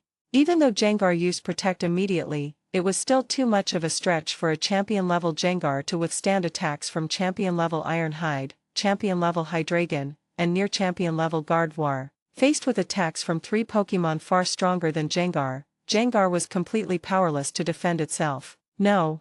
In a mere instant, the blonde woman only had time to let out a scream before her head was severed from her body. She was directly blasted into a bloody pulp by Xiao Wanyu's 3-headed dragon's Dragon Wave, her graceful figure turning into a bloody mess in mid-air, showing absolutely no mercy. Spare Jengar's life. Upon hearing Xiaoyu's command, Gardevoir and Ironhide held back a bit, but they still managed to severely injure Jengar. If it weren't for the treasure from another dimension, this champion-level Jengar would have been instantly killed, just like the woman before it. Jengar. Xiaoyu's voice rang out, and the totem-level shiny Jengar appeared. Go, bring out the treasures from the other dimension. Xiao Wanyu looked at the Jengar that Xiaoyu had released, a hint of surprise in her eyes. Although Xiaoyu had asked her for 2 A-rank poison-type items, she had no idea they were for Jengar. This was the first time she had learned that Xiaoyu actually had a Jengar, and judging from the color of this Jengar, it seemed to be somewhat different. Shiny Jengar? How many shiny Pokémon has Xiaoyu had? Black Charizard, Gold Dragapult, and this shiny Jengar are already the 3rd shiny Pokémon. As soon as Xiaoyu's Jengar appeared, it made a face and then disappeared in a flash, instantly disappearing into the alternate dimension. Every now and then, it would throw out women's clothes and underwear, as well as some strange things and cash from the alternate dimension. A few minutes later, Jengar finally produced a locked box, which was clearly the target of their mission. Got it. Let's go find the next target, Xiaoyu said to Xiao Wanyu and Sylvia. A dozen minutes later, another fresh corpse appeared on the ground, and Xiaoyu had another silver box in his hand. Solved. Looking at the 2 silver boxes in his hands, Xiaoyu showed a satisfied expression and said to Xiao Wanyu beside him, 2 of the shareholders' representatives have already escaped on Pokémon. There's 1 person left in the rescue room, but there are too many people, so it's not convenient for us to take action. Getting 2 boxes is already pretty good. Xiao Wanyu nodded. Where do we go now? Should we go to the rescue room to wait for rescue, or leave directly? Except for Sylvia, who didn't have a flying-type Pokémon, each of the 5 had at least 1 flying-type Pokémon, so they could easily leave by riding one. Xiaoyu thought for a moment, then turned to Sylvia and asked, what are those 3 people wearing crying masks doing? The 2 people you encountered have left the king's ship, and we don't know where they went. Sylvia, who had been monitoring the 3 people in the coffin, immediately revealed their whereabouts. As for the man who left on the Bloodwing Wyvern at the beginning, he has been on the ship, seemingly looking for someone. Who are you looking for? Xiaoyu asked, frowning. The champion of the Golden Gamble, Sylvia's voice rang out. His identity information shows him as Gordon. That's a pseudonym, Xiao Wanyu said from the side. His real name is Andrew Rockefeller, the youngest son of the Golden family. The Golden family? Xiaoyu asked, frowning. He had never heard of this name before. His father is one of the most powerful champions in the British Empire, known as the Steel Emperor, and also the champion of the first Golden Gambling game. He has an extremely powerful Saifu Hao. Xiao Wanyu explained to Xiaoyu, Andrew came here this time to get 999 treasure spirit coins and golden ghost coins. Andrew is now an Elite 4 trainer and is preparing to become one of the Elite 4. If we can get another top-tier Saifu, he will definitely have a place among the next Elite 4 of the British Empire. It seems that the target of Shenkin 3 should be him. After listening to Xiao Wanyu's introduction, Xiaoyu seemed to be deep in thought, wondering whether the target of the Divine Coffin 3 was Andrew himself or the 999 coins of the money-gathering spirit in his hand. Xiaoyu's heart stirred, and he asked Xiao Wanyu in a low voice, how strong is Divine Coffin 3? Do you know what divine beast he has? Xiao Wanyu frowned slightly as she listened to Xiaoyu's words. She turned to look at Xiaoyu with a warning in her eyes and said in an unfriendly tone, I'm warning you, don't try anything funny. With the strength of Xinguan 3, he is an absolute top performer among champions. You are definitely no match for him. She was worried that Xiaoyu might do something foolish. I was just asking, Xiaoyu said. Besides, even if I'm no match for him, he absolutely can't stop me from escaping in the ocean if I want to. Xiaoyu was confident that with the strength of a Gigantamax Lapras, it would be the undisputed absolute king in the ocean. However, Xiaoyu was really just asking. There was absolutely no need for him to get involved. Leaving aside the enormous risks involved, the crucial point was that there wouldn't be any reward whatsoever. Why would I, Xiaoyu, do something so thankless and exhausting? Don't worry, I won't go. I'm just curious about the strength of the Divine Coffin 3 and its Divine Beast, Xiaoyu assured him. Do you know which Divine Beast is in the Divine Coffin 3? I don't know either, but it's said to be an electric-type Pokémon. I don't know which one it is exactly, Xiaowanyu said after thinking for a moment. Alright, now that we have everything, let's leave, Xiaoyu said. Chapter 383 Divine Coffin 3, and many more. Just as Xiaoyu and his group of 5 were about to take off in their flying-type Pokémon, they suddenly saw a golden lightning bolt in the distance trace Z-shape in the sky and fly towards the clouds. The dazzling lightning shone brightly in the darkness, like a small sun illuminating the pitch-black night. What is this? The sudden scene attracted the attention of several people, but the lightning bolt was too fast, so fast that its original shape could not be seen at all, and it disappeared into the dark clouds in the blink of an eye. The original dark clouds were also dyed golden by the lightning, and the dazzling lightning spread outwards like a spider web, turning all the dark clouds in the sky into gold. Following the lightning, a blood-red figure flew into the sky. The bloodwing wyvern hovered in the air, with a man standing behind it. Page 246. His disheveled blonde hair hung down on both sides, he wore a golden crying mask on his face, and his arms were crossed in front of his chest. He looked down at the survivors in the sea like a god. Andrew.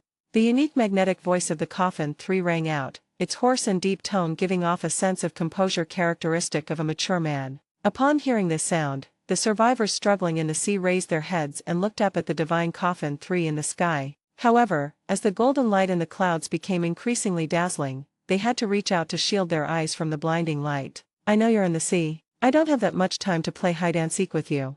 The voice of Shenkin 3 rang out again, like thunderous music. In his eyes, these survivors struggling in the ocean were no different from ants. Andrew, I'm only giving you 10 seconds to think it over. Showing yourself is better for everyone.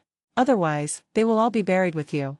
The words of the Divine Coffin 3 were like a thunderclap in the crowd, but he paid no attention to them. At his level of strength, apart from the constraints of his inner morality and emotional attachments, neither law nor force can restrain him. Even if he kills all the survivors in the sea, what can anyone do to him? Social rules and laws have always been used to restrain the weak. In the face of absolute power, the so-called social rules and laws seem so ridiculous. 10, 9. As the merciless countdown of the Divine Coffin 3 began, the thunderclouds in the sky shone even brighter. No one doubted the words of the Divine Coffin 3. Once the countdown ended, the lightning in the sky would fall mercilessly. Upon hearing Shenguan 3's words, Xiaoyu's gaze fell upon the densely packed survivors in the sea, and his brows furrowed. There are at least 1,000 survivors in the ocean now, and if this bolt of lightning strikes, at least half of them will die. As for Andrew, he was like a turtle hiding in the sea, motionless. It was clear that he was determined not to show himself and to drag the more than 1,000 survivors in the sea down with him. Ding, mission triggered. Savior, save as many tourists as possible. Rewards are given based on the number of tourists saved. The more tourists saved, the better the rewards. Guaranteed reward, upgrade Ditto's mask to Elite 4 level. Note, if you choose to leave, you will not receive any rewards. The sudden task made Xiaoyu frown slightly. He had been hesitant, but now he had made up his mind. Save them. They must be saved. You guys go first. Xiaoyu turned to Xiaowanyu beside him and said, don't worry about me. What are you going to do? Xiaowanyu looked at Xiaoyu coldly, her tone becoming serious. As smart as she was, she naturally guessed Xiaoyu's plan. Their life or death has nothing to do with you. You don't need to take any risks for them. Xiaowanyu's voice rang out. Having long held a high position, she had no concern whatsoever for the lives of the more than 2,000 survivors in the sea. In her eyes, the lives of these 2,000 people were less important than Xiaoyu's safety. I know. Xiaoyu nodded in response to Xiaowanyu's concern. Don't worry, I know what I'm doing. If there's any danger, I'll leave immediately. You guys go ahead and don't distract me. You. Xiaowanyu wanted to persuade him again, but she saw that Xiaoyu had already commanded the sonic dragon to fly towards the sea. Trust me, don't worry me. 3, 2, 1. As the countdown ended, Coffin 3, its expression indifferent, looked down at the survivors in the ocean. Since that's the case, then you will all be buried with Andrew. Don't blame me, blame Andrew, that coward, for dragging you down. Golden arcs of electricity flashed, like thunder dragons rolling in the dark clouds, and finally several golden bolts of lightning fell from the sky, crashing towards the sea. Then, at that moment, a loud and melodious song rang out, and a huge, azure figure swam out of the sea, stirring up the water and using its massive body to block the thunder. The Great Barrier.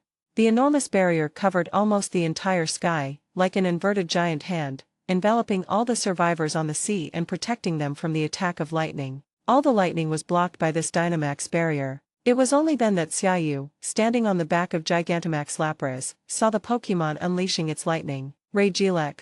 Reggie, the electric giant, is also the fastest Pokémon in the Pokémon world. In the game, Regigi's speed stat is a whopping 200. It is 20 points faster than Deoxys, who is in second place. It's a full 40 points faster than the third-place Iron-Faced Ninja. This is an almost precipitous lead. As the fastest Pokémon of all, Registeel's strength is undeniable. Its absolute priority in attack allows it to instantly defeat weaker Pokémon, while also enabling it to strategically set up double screens against stronger Pokémon. If you really run into a tough opponent, you can still unleash a reliable first-strike self-destruct attack. The versatile Electro-Titan Reggie in the game is equally powerful in reality, with its extreme speed making it look somewhat like a Pokémon version of Kizaru or Enel. Especially that dazzling golden light, it really is no different from Kizaru. Just as Xiaoyu was sizing up Regigigas, Coffin 3 was also frowning as he looked at Xiaoyu and the Gigantamax Lapras beneath him. Laplace. With such a massive Laplace, its cruise ship-like hull, and the ice bands surrounding its body, is this still the Laplace he knows?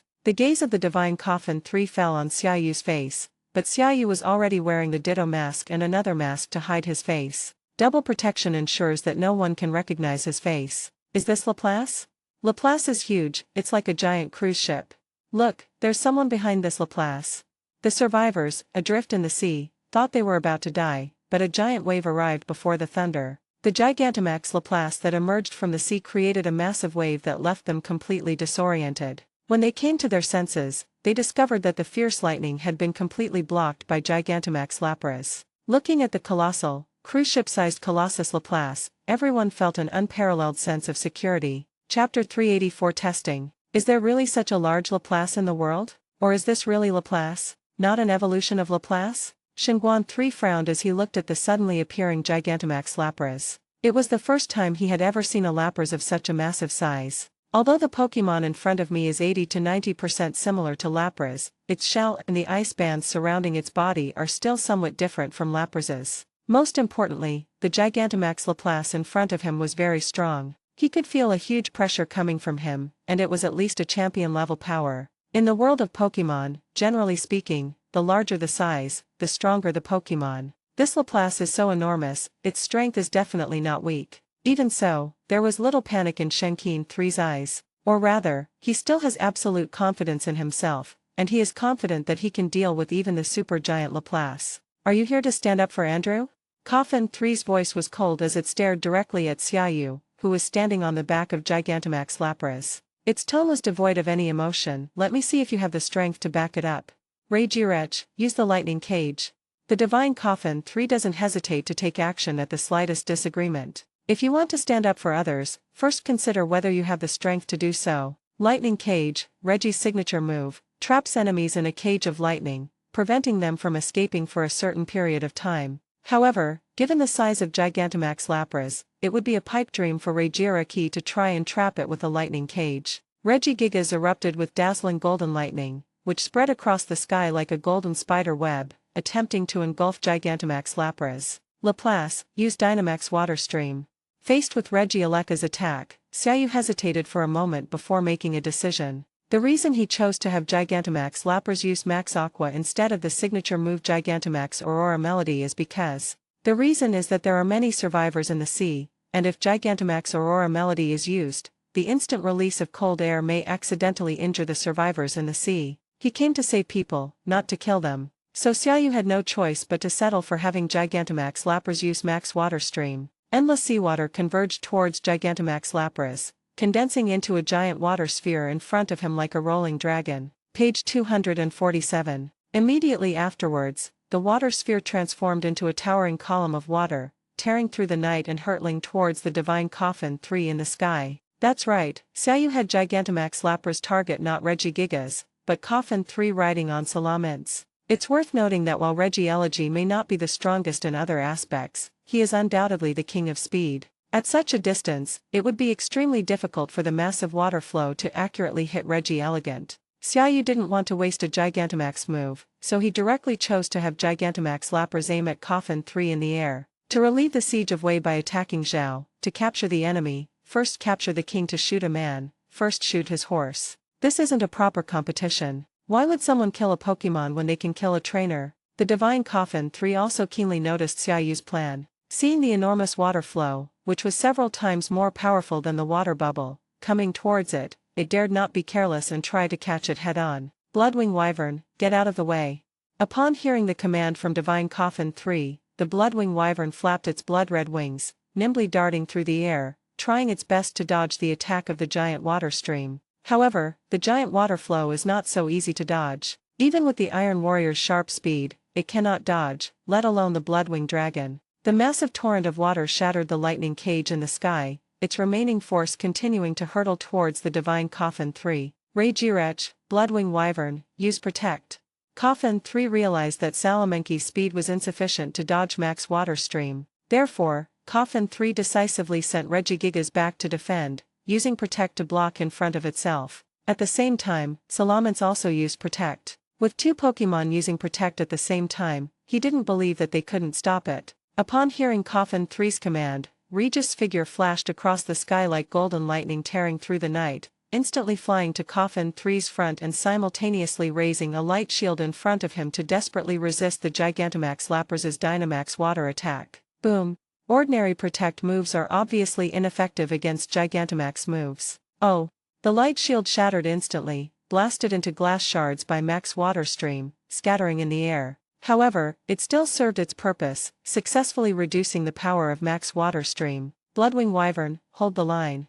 The Bloodwing Dragon roared, flapping its blood-red wings, and formed a light shield in front of it, which blocked the remaining attack of the giant water flow. Water splashed everywhere. Riding on the back of the Bloodwing Wyvern, Coffin 3's clothes were also soaked by the splashing water. He frowned as he looked at the Gigantamax Lapras floating on the ocean. The sudden appearance of Gigantamax Lapras was far more troublesome than he had imagined, especially since the boundless sea was Gigantamax Lapras's home turf, which greatly enhanced its power and made it even more difficult to deal with. On land, this Gigantamax Lapras would pose a much smaller threat. Beep.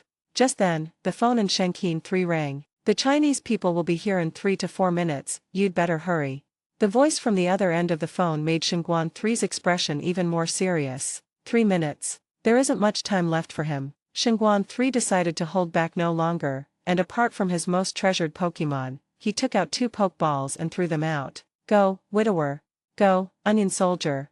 2 champion-level Pokémon appeared at the same time. These 2 Pokémon may not be his strongest Pokémon, but they are the most suitable Pokémon for battling in the ocean. The Wispfish appears directly as a school of fish, diving into the sea immediately upon its arrival. The next chapter will supplement the Wispfish's description in this book. Meanwhile, Sirfetch'd hovered in the air, wielding a spear and shield made of leeks, his gaze sharp as he stared intently at Gigantamax Lapras in the ocean. If you continue to try to stop me, feel free to do so. Coffin 3 stared directly at Xiaoyu. I advise you to hand over Andrew. Seeing the 2 champion-level Pokémon appear, Xiaoyu's expression turned somewhat grim. He couldn't possibly release Iron Warrior under the watchful eyes of everyone. He could only let the super giant Laplace fight 4 opponents at once, which put him at a significant disadvantage. Therefore, Xiaoyu did not want to continue the conflict with the divine Coffin 3. I don't care about Andrew's affairs, but if you want to go on a killing spree, I will have to intervene. Do you have the ability to manage this? Shenkan 3 smiled slightly, the 4 champion-level Pokémon giving him enough confidence. Chapter 385 focuses on creating a sense of oppression. Weakling Fish. In terms of base stats, it's the worst Pokémon, bar none. Wishiwashi has the lowest base stat total of all Pokémon, at only 175, which shows how weak it is. Compared to a Tornadus, which has the highest base stat total of 1125 in all Pokémon, it is only 950 points less. The two are only a tiny bit apart. Although the Widower is small, it has a unique characteristic: it can form schools. In the game, The effect of the fish school trait is that if a level 20 or higher Wuma has more than 25% HP, it can summon nearby Wuma to change from a single form to a fish school when it enters the battle. When the Wuma in fish school form loses more than 25% HP, the fish school will flee and return to a single form. The Wishiwashi in its school form has a base stat total of 620, which is stronger than most pseudo-legendary Pokémon. This is the effect in the game, but the characteristics of a school of weaklings in reality are slightly different, and the characteristics of real-world schools of fish are more complex. Firstly, in reality, the fish school trait can also summon nearby wisps to form a fish school state, but the size of the fish school is closely related to the strength of the wisps themselves. Elite-level Wabachinos can only summon Wabachinos below elite level, and can only summon a few dozen Wabachinos. When they finally transform into a school of fish, their combat power is very average, and the increase in combat power is not significant. However, as the strength of the Wabachino increases, it can gather and control more schools of fish, and its combat power becomes stronger when it transforms into a school of fish. For example, this champion-level Wishiwashi in front of us can summon Wishiwashi of less than champion level, at least tens of thousands or even more than 100,000 Wishiwashi, and finally transform into a school of fish with extremely strong combat power, even stronger than pseudo-legendary Pokémon like Dragonite and Tyranitar. Some speculate that if a Wabachino can be trained to master level and transformed into a school of fish, its combat power could even surpass that of ordinary legendary Pokémon. In short, Wishiwashi is a Pokémon whose combat power increases exponentially with its strength. Even the common and elite levels of weaklings cannot gather a school of fish. However, those who reach the master level possess the power to slay gods. The strength of the Woshio fish lies in its school formation, which is why breeding Woshio fish is often not about raising a single Woshio fish, but about raising an entire school. In addition, for the convenience of battle, trainers will also bring their school form Wishiwashi when they go out. Otherwise, if you're fighting in places where there are no Wishiwashi, sending out a Wishiwashi is pointless. If its school of fish ability is activated, it's like giving it nothing at all. Therefore, the Wishiwashi released by trainers in this world during battles are all in the shape of a school of fish. Looking at the 4 champion-level Pokémon in front of him, Xiaoyu felt immense pressure. He not only has to face the threat of 4 champion-level Pokémon, but also has to protect the survivors as much as possible. If he is not careful, he may perish here. Seeing the contemptuous smile on Xingguan 3's face, Xiaoyu's eyes flickered. At this moment, he had already made an important decision in his heart. He has always had a habit: once he decides to do something, he must do his best to achieve it. If you're going to do something, do it to the best of your ability. Although he cannot use the Iron Warrior at this moment due to his identity, there is still a way to intimidate the Divine Coffin 3. Xiaoyu's lips curled up slightly as he took out Darkray's Dream Ball from his pocket, then put on the Max bracers on his wrist, which began to emit a dazzling light. The Dynamax bracer on his wrist was produced by the system and is currently the only Dynamax bracer available in the world. The immense energy surged from the wristband like an endless torrent, flowing into Clay's dream world. The dream ball began to grow rapidly, and in the blink of an eye it had become a giant poke ball, its weight increasing 100-fold. Then, Xiaoyu raised the dream ball high with both hands and threw it forward with a bang. A giant dream ball streaked across the sky, emitting a dazzling red light. With a crisp sound, the giant dream ball opened, and a beam of red light shot out from the poke ball. Darkray makes his appearance. At the same time, Dynamax was activated, and Darkray's body, which had just appeared, rapidly expanded in size under the influence of Dynamax, reaching an extremely exaggerated size in the blink of an eye. Black mist swirled around it, and white mist above its head fluttered like a flag. Its scarlet eyes scanned the Pokémon before it, and endless power surged into its body, with dark-type energy surging. The Dynamax Darkray is as terrifying as a demon of the night, exuding immense pressure the moment it appears. The survivors in the sea looked up at Darkray, their heads already numb. For most people, today's experiences are more exciting than their entire lives. The sinking of the king, the appearance of Reggie, the Gigantamax Lapras, and now the Gigantamax Darkray. They felt like they were dreaming, like a game, like a dream.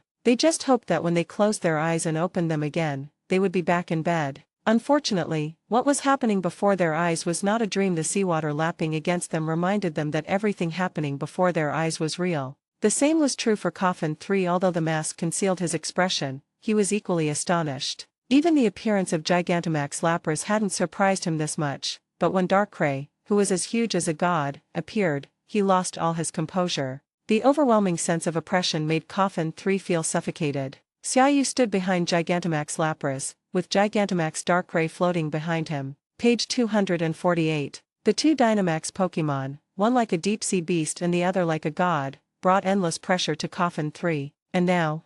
Xiaoyu smiled, his gaze piercing through the mask as he stared directly at Divine Coffin 3. Do you think I have the ability to intervene? Want to try and see if your 4 Pokémon can defeat my 2 Pokémon? Although he said that, Xiaoyu didn't dare to make a move rashly, because his Darkrai is only at the Elite 4 level right now. Although its strength will increase after Dynamaxing, it will not reach the terrifying level of Gigantamax Lapras. The moment they make a move, they'll be exposed. But the Coffin 3 didn't know Darkrai's strength. The oppressive aura emanating from Darkrai after its Dynamax form is far beyond what Gigantamax Lapras can match. The combined power of the legendary Pokémon and the boost from Dynamax made Darkrai look incredibly appealing. Despite only being at the Elite 4 level, it looked like a near Master or Master level Pokémon. Xiaoyu's main strength lies in his ability to exert pressure. Coffin 3's face was grim. The oppressive feeling brought by the sudden appearance of the Dynamax Darkrai was too great, and sweat began to appear on his forehead. Who is this mysterious person in front of us? And what's the deal with these 2 Pokémon? How come I didn't know there was such a person? Xinguan 3 strongly suspected that if he really took action, his 4 Pokémon would definitely die here. Does this mean we have no choice but to use our trump cards? I can assure you that no one else will be harmed, but Andrew must die. Coffin 3 looked at Xiaoyu, his voice low and somber. This was his final concession. As Xinguan 3 spoke, he pulled out a Pokeball and held it in his hand, his tone carrying a hint of warning. This is my bottom line. If you don't agree, then I'll have no choice but to fight you. Hearing what Xinguan 3 said, Xiaoyu knew he didn't dare to push him too far. He pretended to ponder for a moment before speaking. I don't care about Andrew's matter, but you can't hurt anyone else, especially not any Chinese. Okay, I promise you. Chapter 386 Tortoisefoot Giant Armor. Xiaoyu and Xinguan 3 reached an agreement, but this caused trouble for Andrew, who had been watching the show from the sea. After witnessing the immense power of the Divine Coffin 3, he was plunged into despair. But unexpectedly, another powerful expert appeared at this moment and stopped the Divine Coffin 3 for him. This instantly filled him with ecstasy. He had thought that with the help of a powerful mysterious person and those 2 enormous Pokémon, he would finally be safe. But he never expected that in the blink of an eye, this mysterious person would reach an agreement with Andrew. Damn it, why didn't you fight to the death with the Divine Coffin 3? Andrew, who was hiding in the sea, cursed under his breath. He sensed something was wrong and quietly retreated. Then he suddenly dived into the water and directed the stinging jellyfish to carry him away into the distance. At this critical juncture, saving your life is the most important thing. Wakamaki, help me find Andrew. Xinguan 3 glanced at Xiaoyu warily and ordered the weakling fish to search for Andrew in the sea. Upon hearing the command from Divine Coffin 3, the Wabachinos in their school form instantly dispersed, transforming into countless Wabachinos that swarmed in like locusts, swimming in all directions and searching for Andrew's whereabouts in the ocean. With the help of countless wispy fish, less than a minute later, Andrew's fleeing figure was spotted by the Coffin 3. Got you. The mask on Xinguan 3 revealed a cruel expression. With his strength, he hadn't experienced the feeling of being humiliated in a long time. At this moment, he felt a fire burning in his heart, urgently needing to be vented. But he dared not rashly attack Xiaoyu, so at this moment, poor Andrew became the only target of Xinguan 3's venting. Attack! Regielegy, kill him without mercy. As the angry voice of the Divine Coffin 3 rang out, Regielegy, who was floating in the sky, instantly erupted with dazzling arcs of electricity, transforming into a bolt of lightning that tore through the night and traversed the vast distance in an instant, rushing to Andrew's side. Lightning cage. Golden lightning formed a net in the air, enveloping Andrew. As the golden lightning cage flew towards him, Andrew became extremely nervous. His heart raced, and a look of terror crossed his face. If he were to be struck by the lightning cage, he would surely die. For the first time, Andrew felt so close to death. He knew that this was a critical moment of life and death, and he had to use all his trump cards now, otherwise they would only end up as coffin-binding tools. Help me, Tortoisefoot Giant Armor. As Andrew cried out in terror, a Pokeball on his waist suddenly sprang open, and a red light flashed. A champion-level giant turtlefoot armor appeared before everyone's eyes. Kabutops is a water/rock-type Pokémon that excels in defense and attack. Although its speed is relatively slow, it has a top-tier ability like Hard Claws, and when combined with the Shell Smash move, its overall strength is quite good. However, due to its appearance, few people like the Pokémon Turtlefoot Giant Armor. Andrew's giant tortoise-footed Pokémon was given to him by his father before he left, specifically to deal with this kind of unexpected situation. This giant tortoise-footed Pokémon is quite powerful, reaching the champion level. Otherwise, Andrew wouldn't have used it as his last trump card. After all, under normal circumstances, a champion-level Pokémon is enough to deal with most unexpected situations. But at this moment, it was no longer enough, because he was facing the Divine Coffin 3, one of the most powerful people in the world. Reggie the Great, a champion-level Electro Giant, was already beyond the capabilities of the Turtlefoot Giant armor, not to mention the champion-level Wishiwashi and Farfetch'd. Even if he couldn't win, preserving his life for the time being was the priority. Or rather, Andrew's goal from beginning to end was survival. He never intended to defeat Reginald and the Coffin 3. As soon as the giant tortoise-footed armor appeared, it immediately chose to use its own body to shield Andrew from the fierce lightning cage. However, the rock and water-type Grimmsnarl is twice as weak to electric. In addition, Regis' own electro-crystal ability increases the power of electric-type moves and provides a stab electric-type bonus. A single Thunder Cage attack directly caused significant damage to Grimmsnarl. At the same time, the lightning cage effect also took effect, blocking the escape routes around the tortoise-footed giant armor. But none of that mattered to Andrew. At least he survived. Seeing that Regieleca's surekill move was blocked, Coffin 3 frowned. He hadn't expected Andrew to have a trump card to fight back, and his anger intensified. Today has been incredibly unlucky. Just that little Andrew has taken up so much of my energy, and I still haven't managed to take him down. If I had taken him down on the ship earlier, none of this trouble would have happened. Regielec, 100,000 volts. The Wakiwashi, transform back into a school of fish, and the water breaks apart. To guard against Xiaoyu, Shenkan 3 only chose to send Wishiwashi and Regigigas to attack, while Salamence and Surfetch'd beneath it looked at Xiaoyu's two Pokémon with wary expressions. His eyes flickered, and he thought to himself, if I can't do anything to Xiaoyu, how can I not do anything to you, little Andrew? Both Pokémon launched an attack on the tortoisefoot armor. Andrew's expression was also quite unpleasant. Just one Regielec was enough to give the turtlefoot giant armor a hard time, and now with the addition of a champion-level Wishiwashi, Andrew felt like he had the word death written on his forehead. Moreover, the tortoisefoot giant armor is currently trapped inside the lightning cage. Andrew reacted extremely quickly in the face of the crisis. Turtle-footed giant armor, hold the line, then use dive.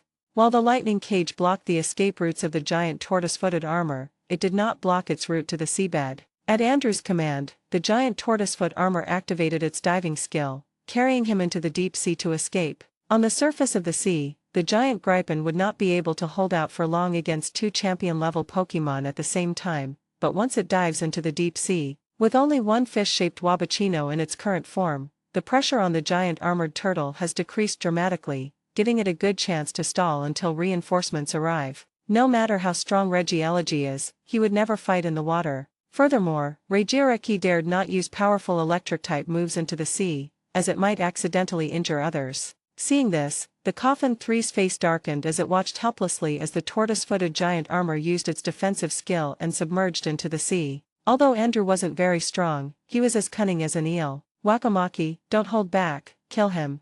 The voice of Xinguan 3 was cold. Now he could only place his hopes on Ruo Dingyu. After all, there was still Xiaoyu who was watching him closely and he needed to be wary of him. He also had absolute confidence in his Wishio. In the sea, a champion-level Wishio can continuously summon other Wishio from the ocean to join the school. As time goes by, the school grows larger and larger, and the Wishio in the school state will only become stronger and stronger. Chapter 387 Epilogue. The school of Wabi-Bai, like a ferocious beast from the deep sea, frantically chased after the giant armored turtle. Swim to where there are lots of people, especially where there are lots of Chinese people. Seeing the approaching school of fish and the wispy wrasse behind him, Andrew had an idea. He immediately pointed and commanded the giant armored turtle that had dived into the sea to swim towards a dominant whale king not far away. Behind that roaring whale king, there were quite a few Chinese people sitting. Andrew was extremely cunning. He was completely convinced that it was better to sacrifice his own friends than himself, and now he only wanted to use the other Chinese survivors as shields to force Xiaoyu to take action. Didn't you want to save someone? Then I'll use Chinese people as a shield and see if you'll make a move. Boom. Page 249. A dozen seconds later, the wooferfish in its school form caught up with the giant gecko and launched an attack. Water tail. The enormous tail, with the force of a raging storm, slammed directly into the giant tortoise-footed armor, striking its body. A tremendous force struck, directly knocking the giant turtlefoot armor off its back. At the same time, the giant turtlefoot armor used the force to leap out of the water and land on Wailord's back, startling everyone behind Wailord. Ah! The survivors behind Wailord screamed. Clearly, they hadn't expected the battle to affect them. Andrew's gaze swept over the crowd before him. To survive, he had to take a hostage, and the hostage's identity, status, and influence had to be significant enough. Otherwise, if they take a small fry hostage, who cares if he lives or dies? After scanning the area, Andrew finally fixed his gaze on Chi Hangxiao. Of all the people in front of him, only Chi Hangxiao was dressed in the most luxurious way. Therefore, Andrew did not hesitate to choose Chi Hangxiao as the target of the kidnapping and launched an attack directly. Turtlefoot giant armor, seize her. Andrew's voice rang out, and the tortoisefoot giant armor launched an attack directly at Chi Hangxiao. Faced with the attack of the champion-level tortoisefoot giant armor, Chi Hangxiao was startled. Before he could react, everything went black, and he was directly kidnapped by the tortoisefoot giant armor and Andrew. Han Shao.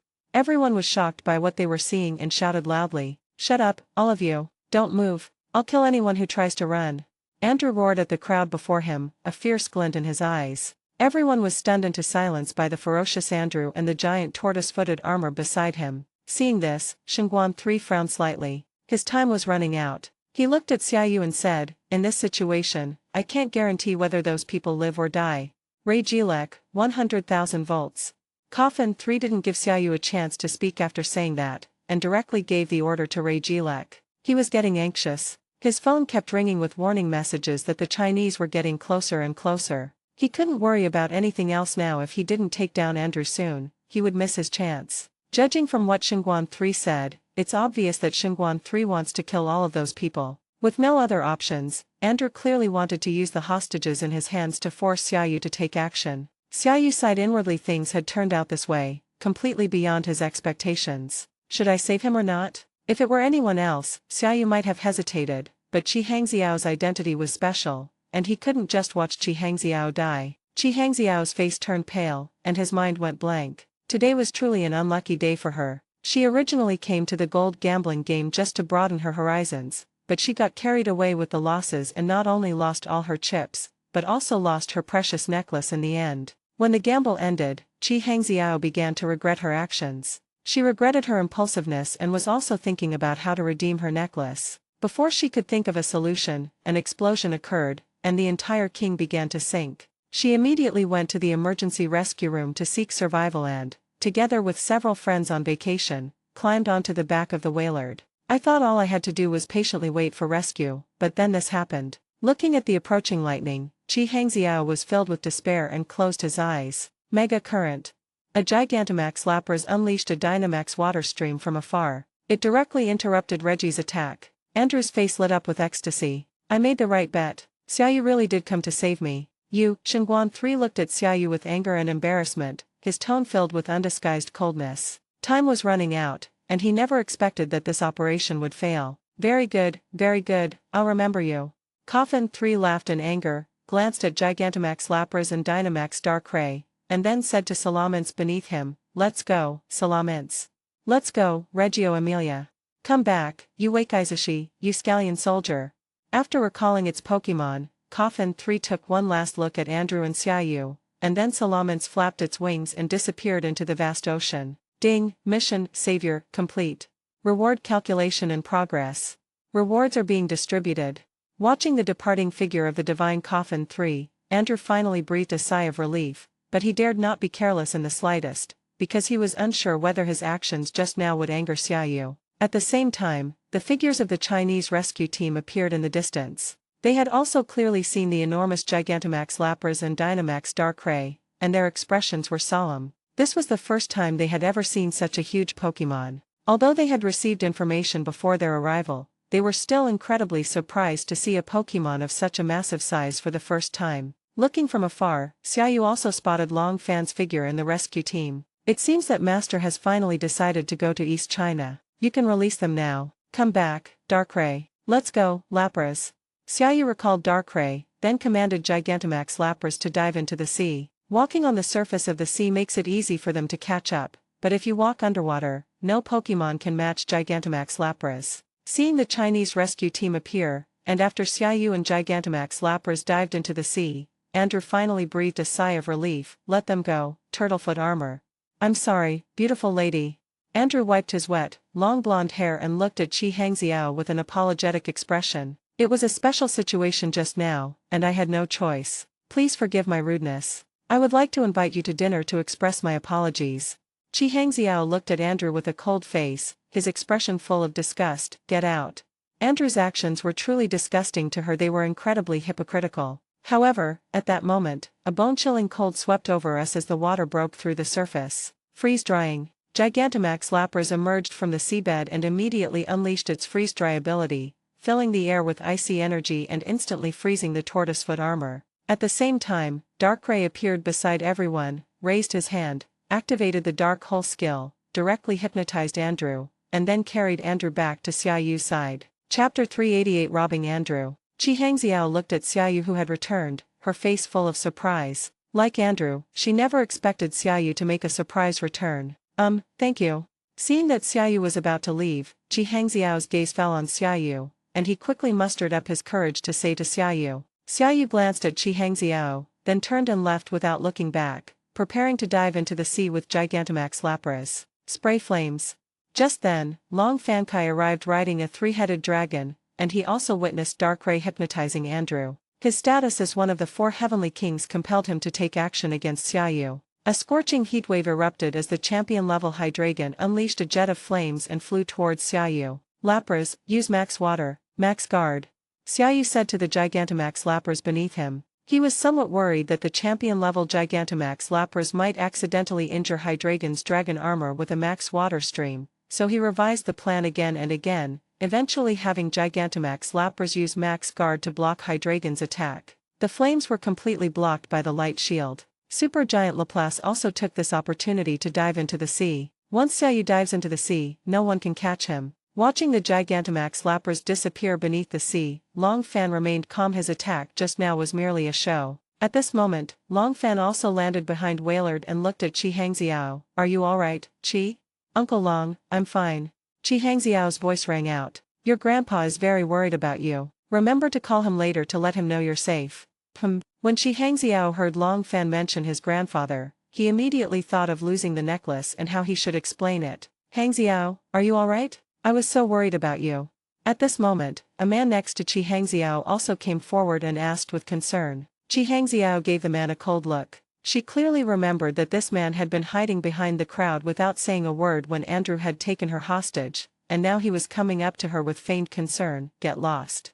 Page 250. Not long after, on a deserted island in the vast sea, Xiaoyu's figure appeared. His gaze fell on the unconscious Andrew, who was now on the verge of death, his brows furrowed, his face pale, his expression tense, and his forehead covered in sweat, clearly suffering from nightmares. Darkrai's nightmare ability will constantly damage sleeping enemies. Xiaoyu sneered. He hated being threatened the most. Andrew's actions just now really angered him. Wake him up, Xiaoyu said to Darkrai beside him. Darkrai nodded, and with a wave of his hand, an invisible dark energy pierced into Andrew's body, causing Andrew to let out a scream and abruptly wake up from his nightmare. No.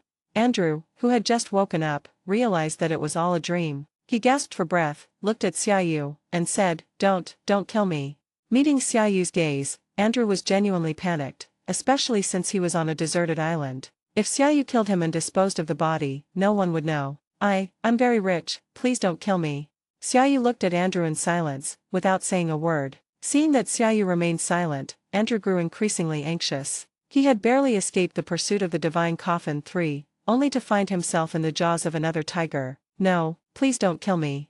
Andrew's voice revealed a hint of fear. Please don't kill me. My father is the champion of the British Empire. As long as you let me go, I will agree to any condition you set. Hand over all your money-gathering spirit coins, and all the treasures you exchanged in the casino. Xiaoyu completely ignored Andrew's words, his voice cold. Hand over everything of value you have now, and you can live. You can also refuse, and I'll kill you and take it myself. The choice is yours. I'll give, please don't kill me. Upon hearing that he could live, Andrew immediately took out all his belongings. I'll give you everything. Soon after, Xiaoyu looked at the large pile of money-seeking spirit coins, the most precious golden ghost coin, and a whole bunch of treasures he had exchanged, and a smile appeared on his face hidden behind his mask. Hypnotize him. Darkrai. No, you said you'd let me live. Andrew had only spoken halfway when he fell into a coma again. Imperial capital. Inside the study of Zishan Villa. The lights were slightly dim, and the television was broadcasting news of the sinking of the King's fleet yesterday. Xiaoyu and Xiaowanyu sat on the same sofa, while Sylvia sat alone on the opposite sofa, her gaze fixed on Xiaoyu, still lost in thought. She had always believed that Xiaoyu's true identity was Su Xiao, and she even said many bad things about Xiaoyu in front of him, which still made her feel a little embarrassed now. This is all the information we know about the divine coffin. After Xiaoyu finished speaking, he looked at Sylvia. Sylvia is only 18 years old this year, but in terms of both appearance and figure, she looks like a mature woman in her mid-20s. We don't know the specifics of coffin for either, but there's one thing I'm sure of. Xiaoyu paused slightly. With just your Porygon and Rotom, it's absolutely impossible for you to get revenge on Coffin 4. The difference in strength between you and Coffin 4 is too great. Having witnessed the power of the other members of the Divine Coffin today, Sylvia knew that it was absolutely impossible for her to take revenge on her own, especially since she also had to evade the pursuit of the Divine Coffin and complete her father's experiment. Each of these three things, taken individually, would be very difficult for her to accomplish on her own without support. Therefore, she needed to find someone to help her. Thinking of this, Sylvia's gaze fell on Xiaoyu and Xiaowanyu. Xiaoyu and Xiaowanyu are undoubtedly the most suitable people to ask for help. Both of them possessed immense power, powerful connections, and wealth, and could also provide assistance with her experiments. Sylvia couldn't think of anyone more suitable to ask for help. Xiaoyu. Thinking of this, Sylvia made a decision, looked at Xiaoyu and Xiaowanyu beside her, and took a deep breath. I want to ask you for help to avenge me. I am willing to use my father's experimental data as payment. Please help me. Xiaoyu, as expected, was not surprised by Sylvia's request. He had already guessed that Sylvia would ask him for help, but he did not rush to express his opinion. Instead, he showed a thoughtful expression, thought for a moment, and then shook his head. You should keep your father's experimental data yourself. After all, it is your father's legacy, and I think your father would also like you to complete his experiments by yourself. Upon hearing Xiaoyu's words, not only was Sylvia surprised, but even Xiaowanyu looked astonished. How could Xiaoyu refuse such a benefit that was offered to him so readily? Chapter 389 Artificial Pokémon Experiment. Xiaoyu had his own reasons for refusing to accept Sylvia's experimental data. First of all, the experimental data that Sylvia had was actually of no use to Xiaoyu. Although Xiaoyu is now famous and hailed as a leading figure in Chinese scientific research, he knows better than anyone that his academic level is at best that of a folk scientist. It was completely haphazard and relied entirely on luck. Even if he accepted these experimental data, he could only hand them over to Qi Hanqing to help him with the research. It would be better to let Sylvia continue the research directly. All Xiaoyu needs are the experimental results. The experimental process and reputation are no longer important to him. Seeing that Xiaoyu refused the reward she offered, Sylvia felt a little anxious. She thought that Xiaoyu was unwilling to help and unwilling to oppose the divine coffin. This made her even more anxious. Xiaoyu. Before Sylvia could speak, Xiaoyu waved his hand to interrupt her. I only need the experimental results. You can carry out the experiment. I won't participate in the attribution. Your father is the father of artificial Pokémon. This is his honor. Sylvia was slightly taken aback. She hadn't expected Xiaoyu to give up such valuable information. This left Sylvia with mixed feelings. On one hand, she was happy to be able to preserve her father's precious experimental data, but on the other hand, she felt a little sad. What his father treasured so dearly that it led to his death was, in Xiaoyu's eyes, nothing important at all. Yes, with his current reputation and status, and with his achievements in the scientific research field, any one of his accomplishments surpasses his father's research. Just then, Xiaoyu's voice continued, I can agree to help you get revenge, but it's better to rely on yourself than others. In the end, this matter can only be handled by you. At most, I can only assist you and ensure your safety. As long as you don't leave the capital, no matter how powerful the divine coffin for is, it won't dare to cause trouble in the capital. Thank you. Upon hearing Xiaoyu's words, Sylvia looked at him with gratitude. During her 3 years of wandering, she met many people, many of whom promised to help her take revenge, but those people either wanted the experimental data she had or she herself. She wasn't stupid. Those people were weaker than her, so how could they possibly avenge her? Thank you, thank you, thank you, Xiaoyu. Sylvia said thank you 3 times before stopping. Alright, no need to thank me. Settle down for now. Put revenge aside for the time being. Go to university to study, learn your professional knowledge, and complete your father's experiment. You can also investigate the true identity of the divine coffin for. You can also ask Wanyu about the lab. Xiaoyu said, Wanyu, I'll leave these things to you. Xiao Wanyu rolled her eyes at Xiaoyu after hearing his words. Don't you have enough trouble already? Hearing Xiao Wanyu's words, Xiaoyu felt a little embarrassed. He realized that he had really become addicted to ordering Xiao Wanyu around lately. He used to be somewhat restrained, but as their relationship grew closer, he became increasingly arrogant and inflated. Just as Xiaoyu was about to speak, Xiao Wanyu smiled and said, Okay, leave these things to me. Thank you all. Sylvia expressed her gratitude once again. Xiaoyu waved his hand. What was the content of your father's experiment? I'm just asking out of curiosity. You don't have to tell me anything that involves secrets. Hearing Xiaoyu's question, Sylvia answered without hesitation, it's still an artificial Pokémon. Porygon is quite strong, but it still doesn't meet father's requirements. Upon hearing Xiaoyu's question, Sylvia revealed the details of the experiment without reservation. He wants to create a Pokémon comparable to a legendary Pokémon. Polygons were not created for combat, but to solve problems in cyberspace and find patches and vulnerabilities. It's already quite impressive that they have such capabilities. Xiaoyu nodded, then a thought struck him, and he said, creating a Pokémon that rivals a legendary Pokémon is no easy task. If it's for battle, I actually have some ideas that you can listen to. Of course, whether you adopt them or not is up to you. Please go ahead. Upon hearing Xiaoyu's words, Sylvia took out her laptop from her bag, preparing to write down what Xiaoyu had said. No need to be so formal.